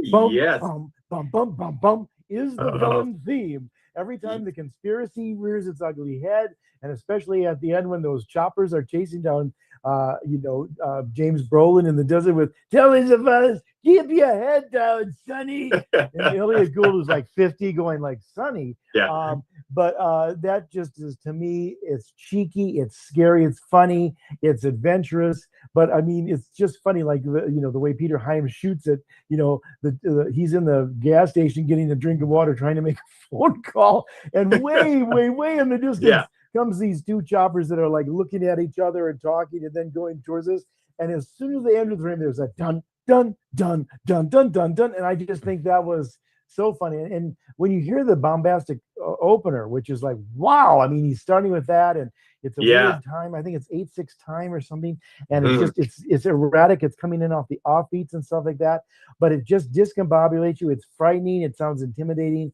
And then you get into the movie, and it's like, oh, every time there's, Robert Walden's disappeared from his desk at NASA. Dun dun dun dun dun dun dun. It's like, what the hell, man? It's so cheeky. I mean, I listen to it now, and it's hard not to laugh, but it's also, brilliantly mean and nasty in its way. But I think that's a great villain score, if you agree. Yes. Or villain theme. Yes.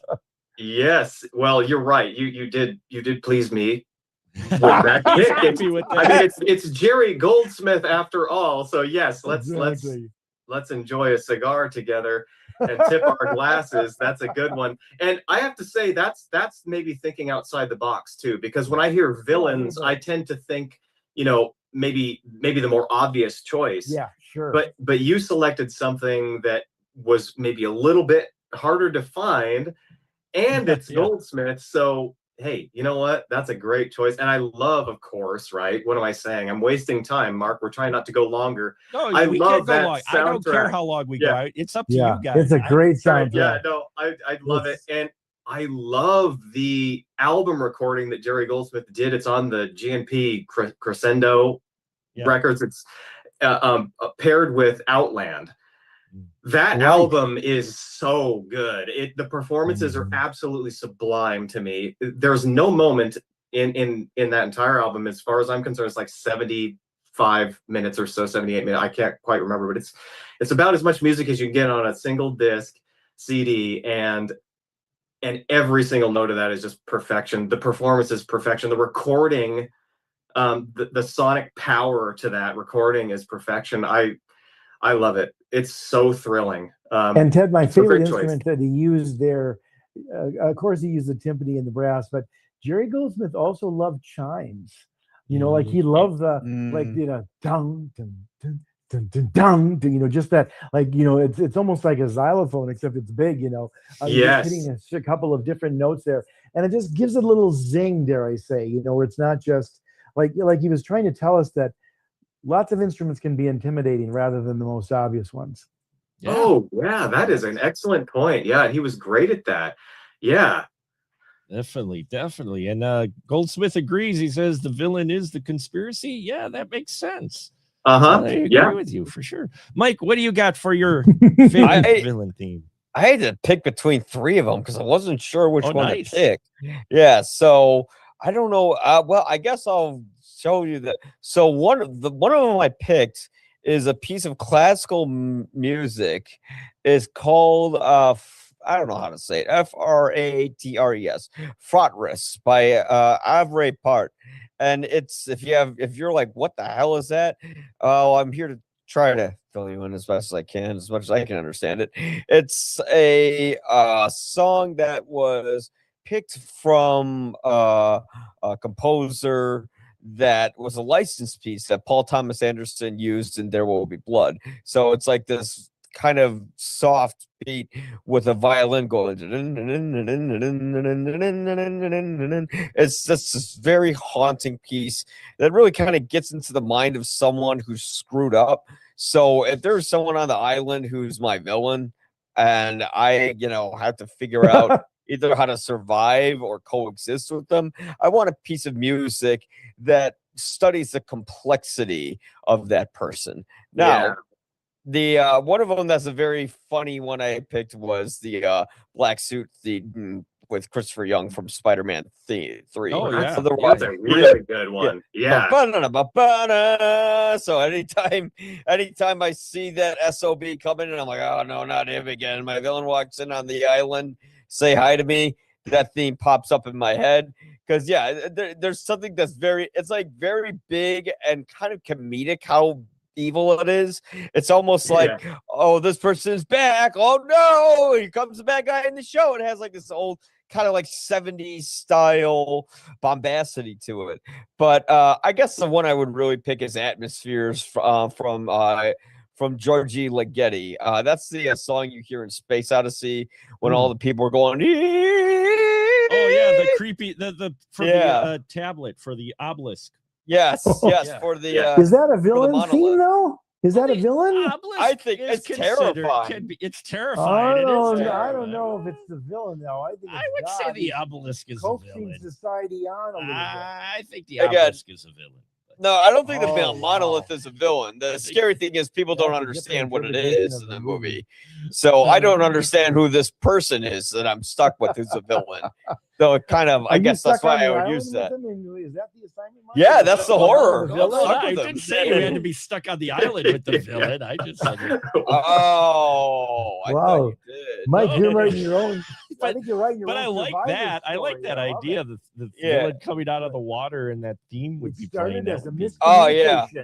It would just be the horror. Academy Award-winning screenplay.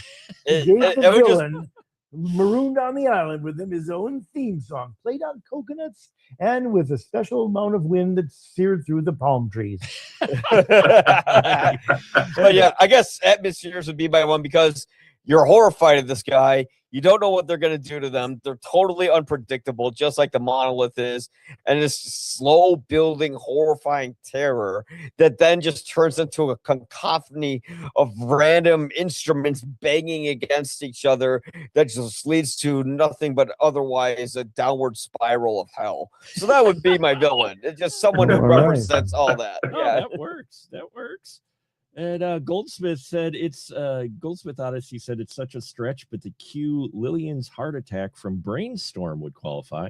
On that music, her heart is the villain. A big stretch, but it sometimes very interesting. So I've got Brainstorm on vinyl somewhere. Actually. One could argue that Robert Wagner was the true villain of Brainstorm. Well, yes, you could definitely say that Wagner was for sure. I mean, he was a heart stopper. He was a heart stopper. And also a hard stopper. Hard stopper. Hard stop. That performance made a hard stop. When he got older, for sure. He did. We'll see if the 10 o'clock comes at a hard stop tonight. No, it doesn't come as a hard stop at all. Okay. I could talk soundtrack with you guys forever. Ted, what do you got for your villain theme? Well, you said that I couldn't pick the Imperial March, so I'm gonna have to go with Vader's theme. Just kidding. Just kidding. Wow. Thanks. Just kidding. But sticking with John Williams, I thought about this, and it had to be John Williams for me if we're talking about a villain theme. At least for this stream, it is. Yeah. I had to go with the 1979 Dracula. Oh, yeah. The villain, the definitive villain, right? Dracula. I love this score. I've got that on vinyl. You've got this. Oh yeah, the original on vinyl. Yeah, this is another Coppola's Dracula, but yeah. Oh, that one too. Oh yeah, I got that. That's a great theme. Yeah. Oh yeah, that one too. What's it about the Williams Dracula, which is another obscure Williams reference for sure. Yeah, I love Dracula and I love the Fury. Oh man. But what I love about Dracula, since we're focusing on this at the moment, is its unabashed pulpiness. It is what the novel Bram Stoker's Dracula is. And if you've read Bram Stoker's Dracula, it's the same way. It's unabashed pulp. And that doesn't lessen it. It actually makes it the classic enduringly so that it is. It's so lovely because it kind of goes back again to what I was saying about being vulnerable and just letting it all hang out. I'm not talking about being sloppy. I just mean, there's so much, this is refined stuff that we're talking about here. I'm talking about just being real and raw and really just going to the center of things and letting it be what it is without embarrassment and holding it back. Dracula is pure pulp. It's pure gothic, Dun-dun. Oh, it's just gorgeous. And so on that level, that's why. And Dracula, if we're talking villains, we're talking villains. Like, absolutely. if I can't choose Darth Vader, it has to be Dracula. Yeah, well, I mean, come on, right? I wanted a little challenge because I mean, Imperial March, that's like the epitome, like villain theme. You're like, that's one of those where you could play it in a crowd and people who have never seen Star Wars know that theme means Darth Vader. They know Darth Vader and they know that theme, if nothing else, even if they've never seen a frame of Star Wars. Imperial March is one of those ingrained in our culture. And Goldsmith Company's Odyssey said Dracula is an emotional villain theme, and that's unusual. Yes, emotions like rage and stuff. And you're right. You're right. It is. Yeah. So my villain theme. I guess we have to get to my villain theme. And my problem is there's a number of them you could pick. I mean, I'm a Danny Elfman guy, so you could look at it. Beetlejuice is the villain in the movie, and That's true. And that theme is a wonderful theme. It's really hard for me to pick. Or we mentioned it already, Lex Luthor's theme in Superman. You could go with that, you know. But for me, I guess it'd be two of them, if you allow me to. One of them is just a cue, really. It's not a full theme, but it's a cue, and it's from Psycho. And it's the schizo for violent, the Psycho theme when he's killing, because that's the theme, because it shows up when he kills. When he kills Marion and when he shows up at the end, the dee, dee, dee, that's such an iconic sound. Yeah. He also kills Arbuthnot on the stairs. On the stairs, he's got that theme, you know. So that's his theme, and it's so unnerving and dissident, and all it is strings. And that whole soundtrack to Psycho is great because it's nothing but strings. It's nothing but strings. And you could even take Marion as a villain and her theme when she's driving away, and the theme song for that, you know, it's just this build. It's just like, oh my Lord. Arbogast, Arbogast, yeah. Arbogast. Now Arbuthnot is Colonel Arbuthnot. So that I'd take as the original theme. It's a great one. Thank you. But I have to say, one that stuck with me from the 80s, it's not an originally from the composer, but it's a variation on a very popular classical piece. And it's the theme for Hans Gruber from Die Hard, taking Ode to Joy and turning it on its head to make it the theme of the villain, to where you've taken it from the upper range and you moved it to the lower winds. And so when he first shows up, it's the cello and the bass. He totally takes this bombastic, uplifting score called Ode to Joy, and he spins it around and makes it the villain theme in this action film. And for me, I just loved that. The first time I heard that version of it, I fell in love with it. And it's one of those things where even when I hear the original version of Ode to Joy, I think of Hot I think But the interesting thing about that too, Mark, is that he actually uses the very high register, almost Christmassy sounding it when they finally break open the vault and get the gold on. And that's when it's like this triumphant Christmas sound, and yet it's celebrating the villainy. Right. And it's connected to him already, because you connected to him earlier. So now it's in its normal version, and you're like, that's the happiness of the villain. It's almost like that's the song he listens to. You could imagine, and that's why he likes it. I need my entrance music. Pick my entrance music now, so I can feel badass. But I mean, maybe that's a cheap cop out. I don't know, but that was great. But you know, I mean, in general, I mean, you know, he's wonderful in it. Hans Gruber is one of those iconic villains, but to take that piece and connect it to him and make that his theme and the theme of the terrorists. It's like, but that whole score is like that. That's Michael Kamen. He's taking these scores we know and he spins them on its head. If you've ever listened to the score, it even has the elevator music, which is right, which is this Western play, because they ask if he's if you think Roy Rogers, the theme is kind of Roy Rogers-esque for the elevator, but you can't quite hear it in the movie. But if you listen to the soundtrack, it's a play on that, but I guess that's for my theme to be something a little different, is the Ode to Joy version in Die Hard, because I like it. I love it. Very good.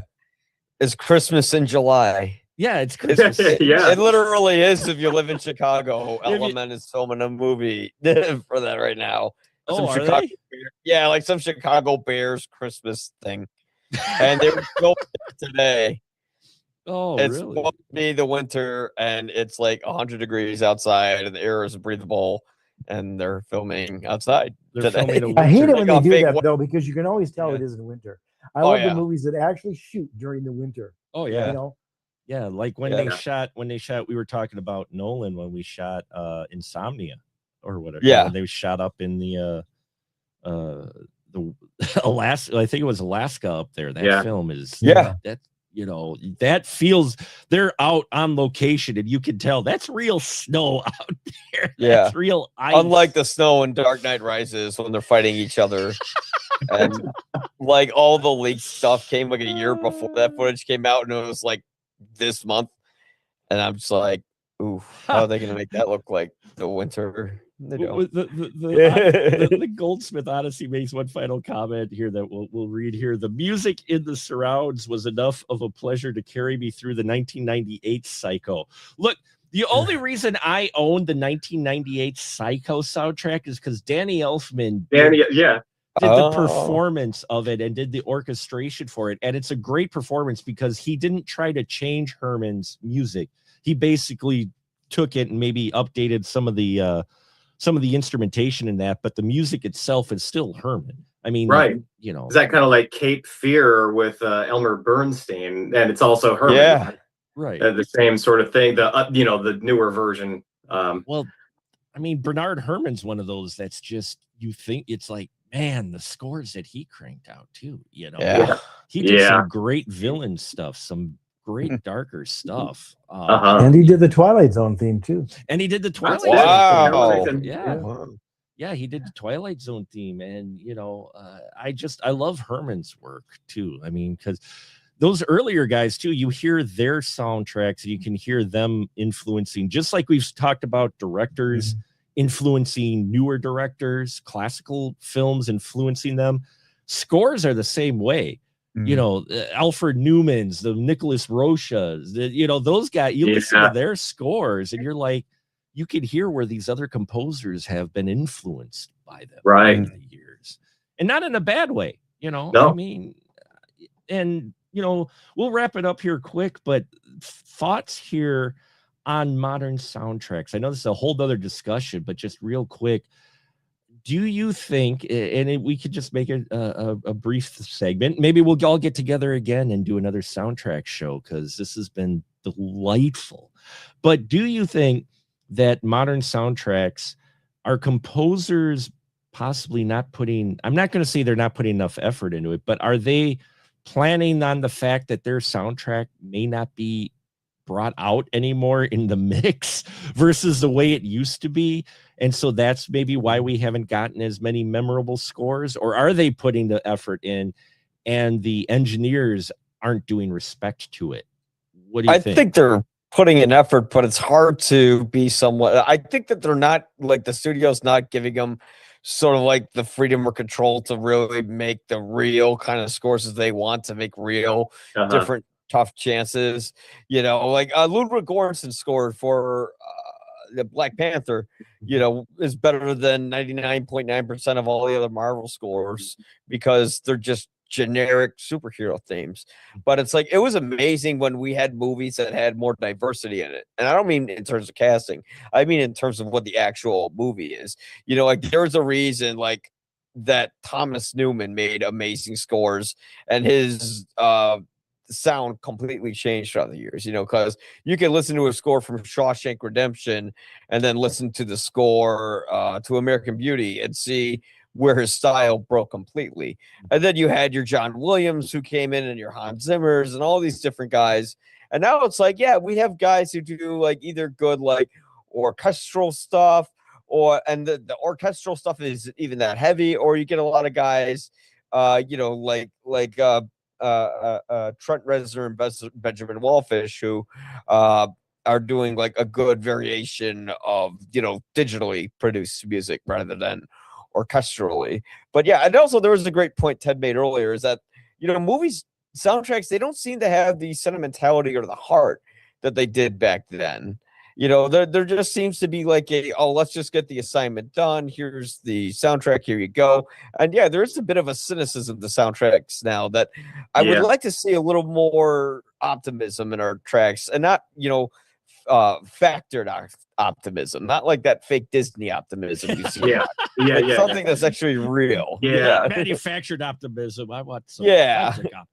Yeah. Exactly. Authentic, the way Christopher Nolan intends it. Yeah. There you go. Yeah, just you know, we know him. Jeff, what about you? Do you?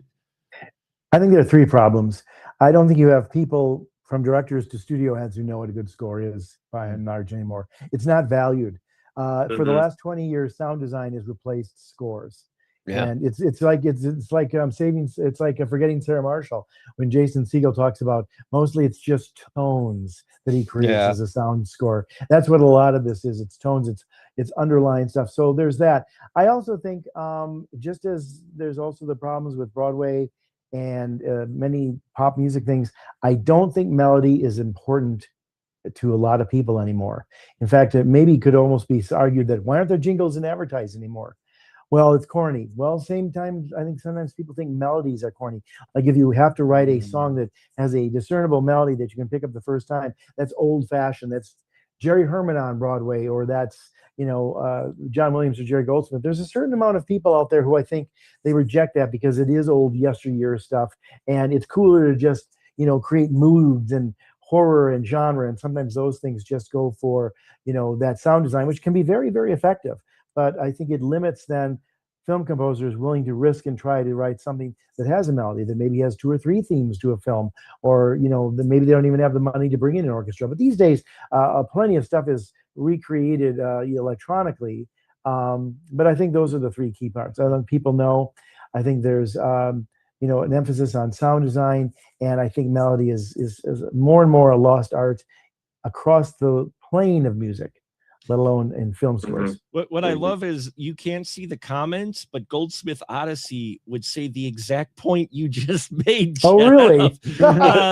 Another of my children. They write out there. 1 as directed, and 2 much later in the process is the score, and 3 an eye towards further film editing, which used to not be an issue. Usually, a film was locked before being scored, and all of those resist strong melodies. And optimism may be the new sentimentality falsely maligned, they think, in both cases. Yeah, that's right. And that's really great points. Absolutely. Yeah, very good point. Excellent. What about you, Ted? You consume a lot of scores like ourselves. What about the modern score? Yes. Well, first, I would like to point out that, of course, and I know we would all agree that there are still diamonds in the rough. There are still occasionally some amazing soundtracks coming out that just blow me away. I love them.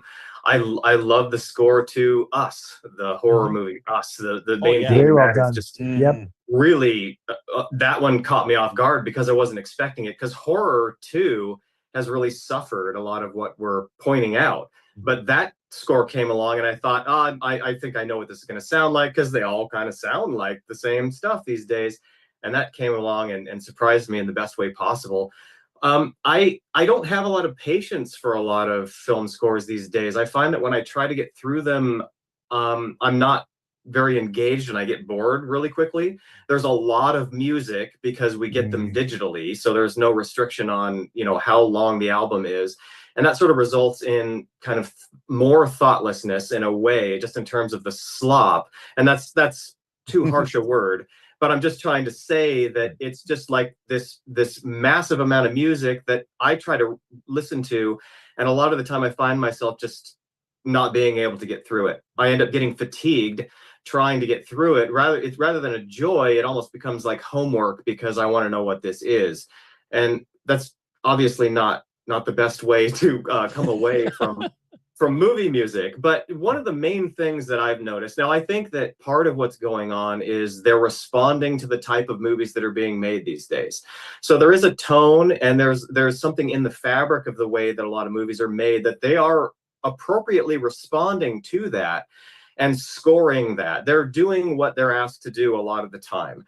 Whether that be because they're accurately reading what the movie is giving, or in combination with obviously the director's input and, you know, whoever else gets involved and says we want it to sound like this, and so they're tailoring it to all that kind of stuff.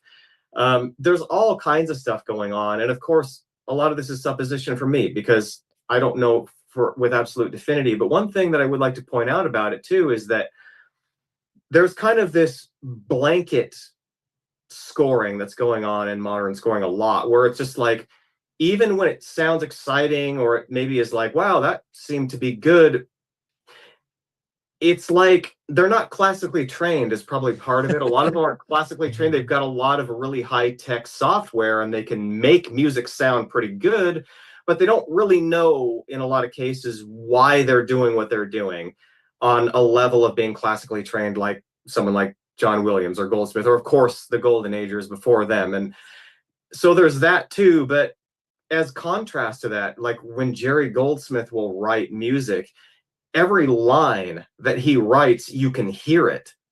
That it's not this blur, this wash of a blanket of sound that's just kind of like coming at you.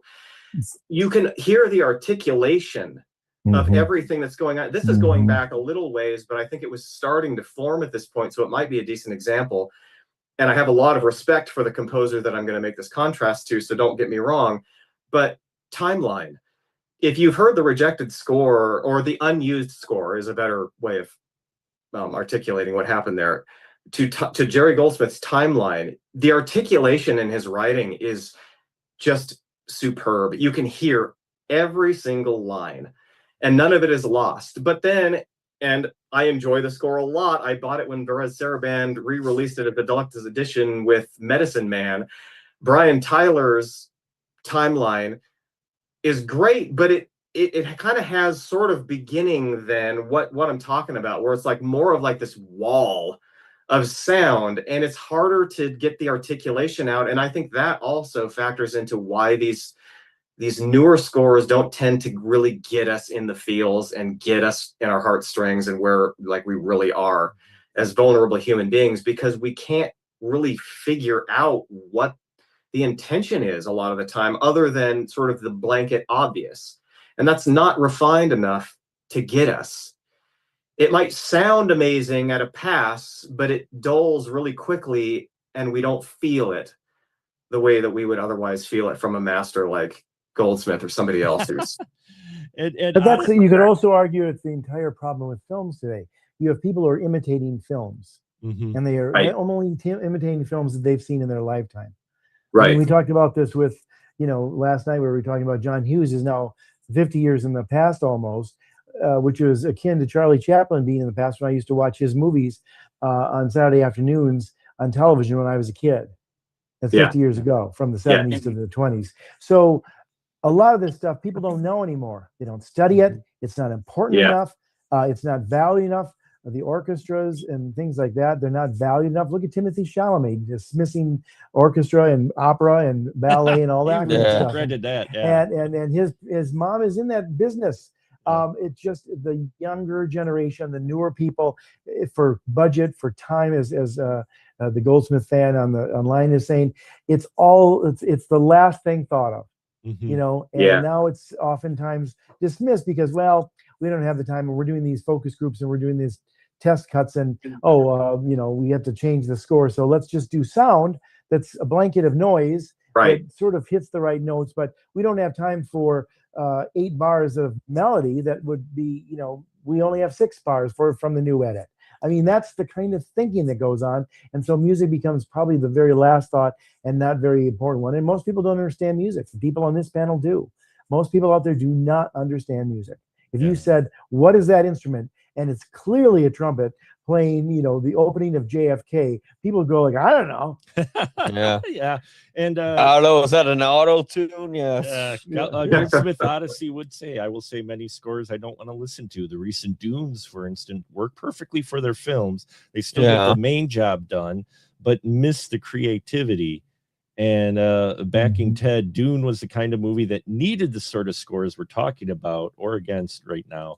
And yeah, it is. And for me, I'm going to say modern score right now.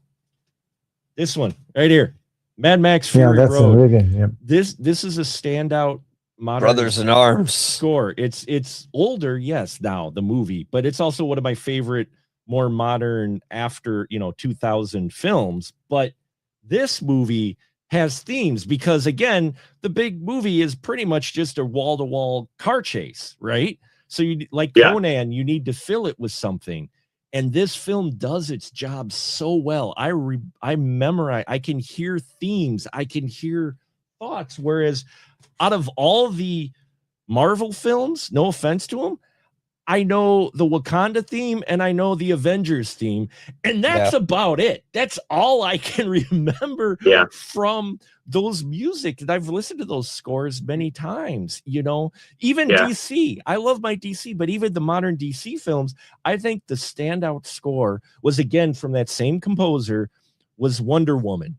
Wonder Woman was such a different score than the other superheroes, either in DC or Marvel. He went to that Amazonian sound, the heavy string. I mean, I remember that, but a lot of these themes and stuff that we get now, we don't get because they don't stand out. Either they don't stand out because it's not mixed right, or it doesn't stand out because they've been directed. This is what we need. And like we said, with the digital, people are editing stuff 2 weeks before it's released. Jeff, we had the prime example of that. And Mike, when you guys the screening for Evil Dead Burns, there was an end credit sequence that was cut out that was not added until a week before it was released after the press screenings. So they're messing with these movies up until a week before, 2 weeks before the film's actually released. So how do you score to that? You score to what the film you have, and all of a sudden they go, you know what, we're going to take this section out, or we're going to add this section. And then you're just like, well, okay. So yeah, maybe modern filmmaking is what's kind of hurt the score. But we still have some gems out there. And thank you so much. We're going to wrap it up here, folks, for the night. But this has been beautiful. This is exactly what I kind of expected was going to come from this discussion from these fine folks, all very knowledgeable soundtrack folks. And again, a license to shill. So Jeff, you get to go first tonight, sir. You're licensed to shill. Please let everybody know where they can find you at. Find my reviews at theestablishingshot.org. I also write for Script Pipeline, for Pipeline Artist Magazine online a couple of times a month about all different kinds of aspects of the business, both television, movies, and trends in Hollywood.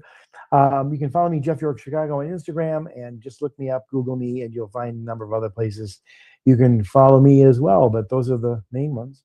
Fantastic. And of course, guesting on Mike's show, your show, Ian's show, so many different podcasts. Well, that you're a man in demand because you're so knowledgeable. I guess You're a very knowledgeable person. See, this is what I do with my shows. I surround myself with people who know what the hell they're talking about. See, and then I don't have to. It's kind of, that's the way we go. Mike, that's what I do. Just let it roll. Just let it roll. Mike, I just let him talk and I go, yeah. Okay, so now it's good. I totally agree. Absolutely. Let's move on. Mike, where they can find your stuff. You can find me at ypareviews.com. The YPA stands for You'll Probably Agree. I have new written reviews every week, along with podcasts and other stuff. And on all the social stuff, you'll find it on the website. on my TikTok and all that, you'll find little reactions to movies that come out each week, and sometimes just random videos that I think are funny to upload. So yeah, go check it out.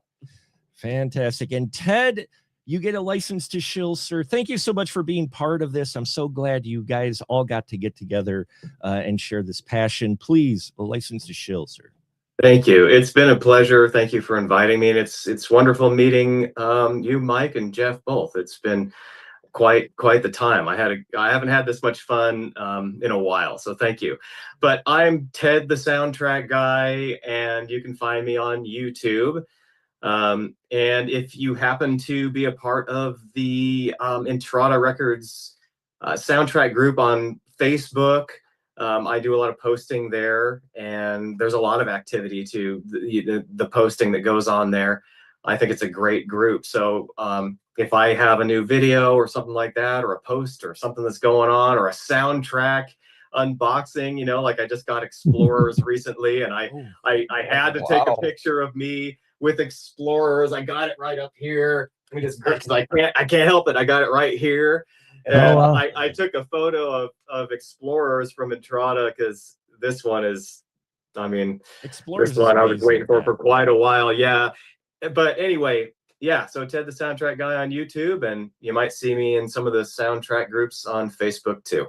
Fantastic. Thank you so much, all of you. Thank you, everybody who's did this. We are ending our streamathon. Our streaming to end Alzheimer's is coming to a close, my friends. Hour 20. For 20 years, we've been on YouTube. Thank you so much for coming on this journey with me.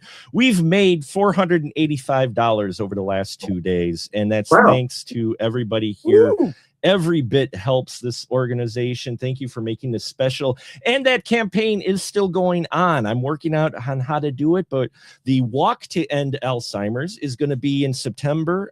And I'm going to continue our campaign till then, because I still think we can hit the ultimate high-end goal of $2,000 before September 19th. Yeah. And I'm going to try my hardest to do that. But thank you all. Hope everybody enjoyed these programs. And I know we got a little late, but yeah, everyone, I appreciate it. You stand by here. We got a lot to go. 20 years, and I am not slowing down until someone tells me, yeah, no, you've got to stop. And then maybe I'll stop. But that would only be my wife.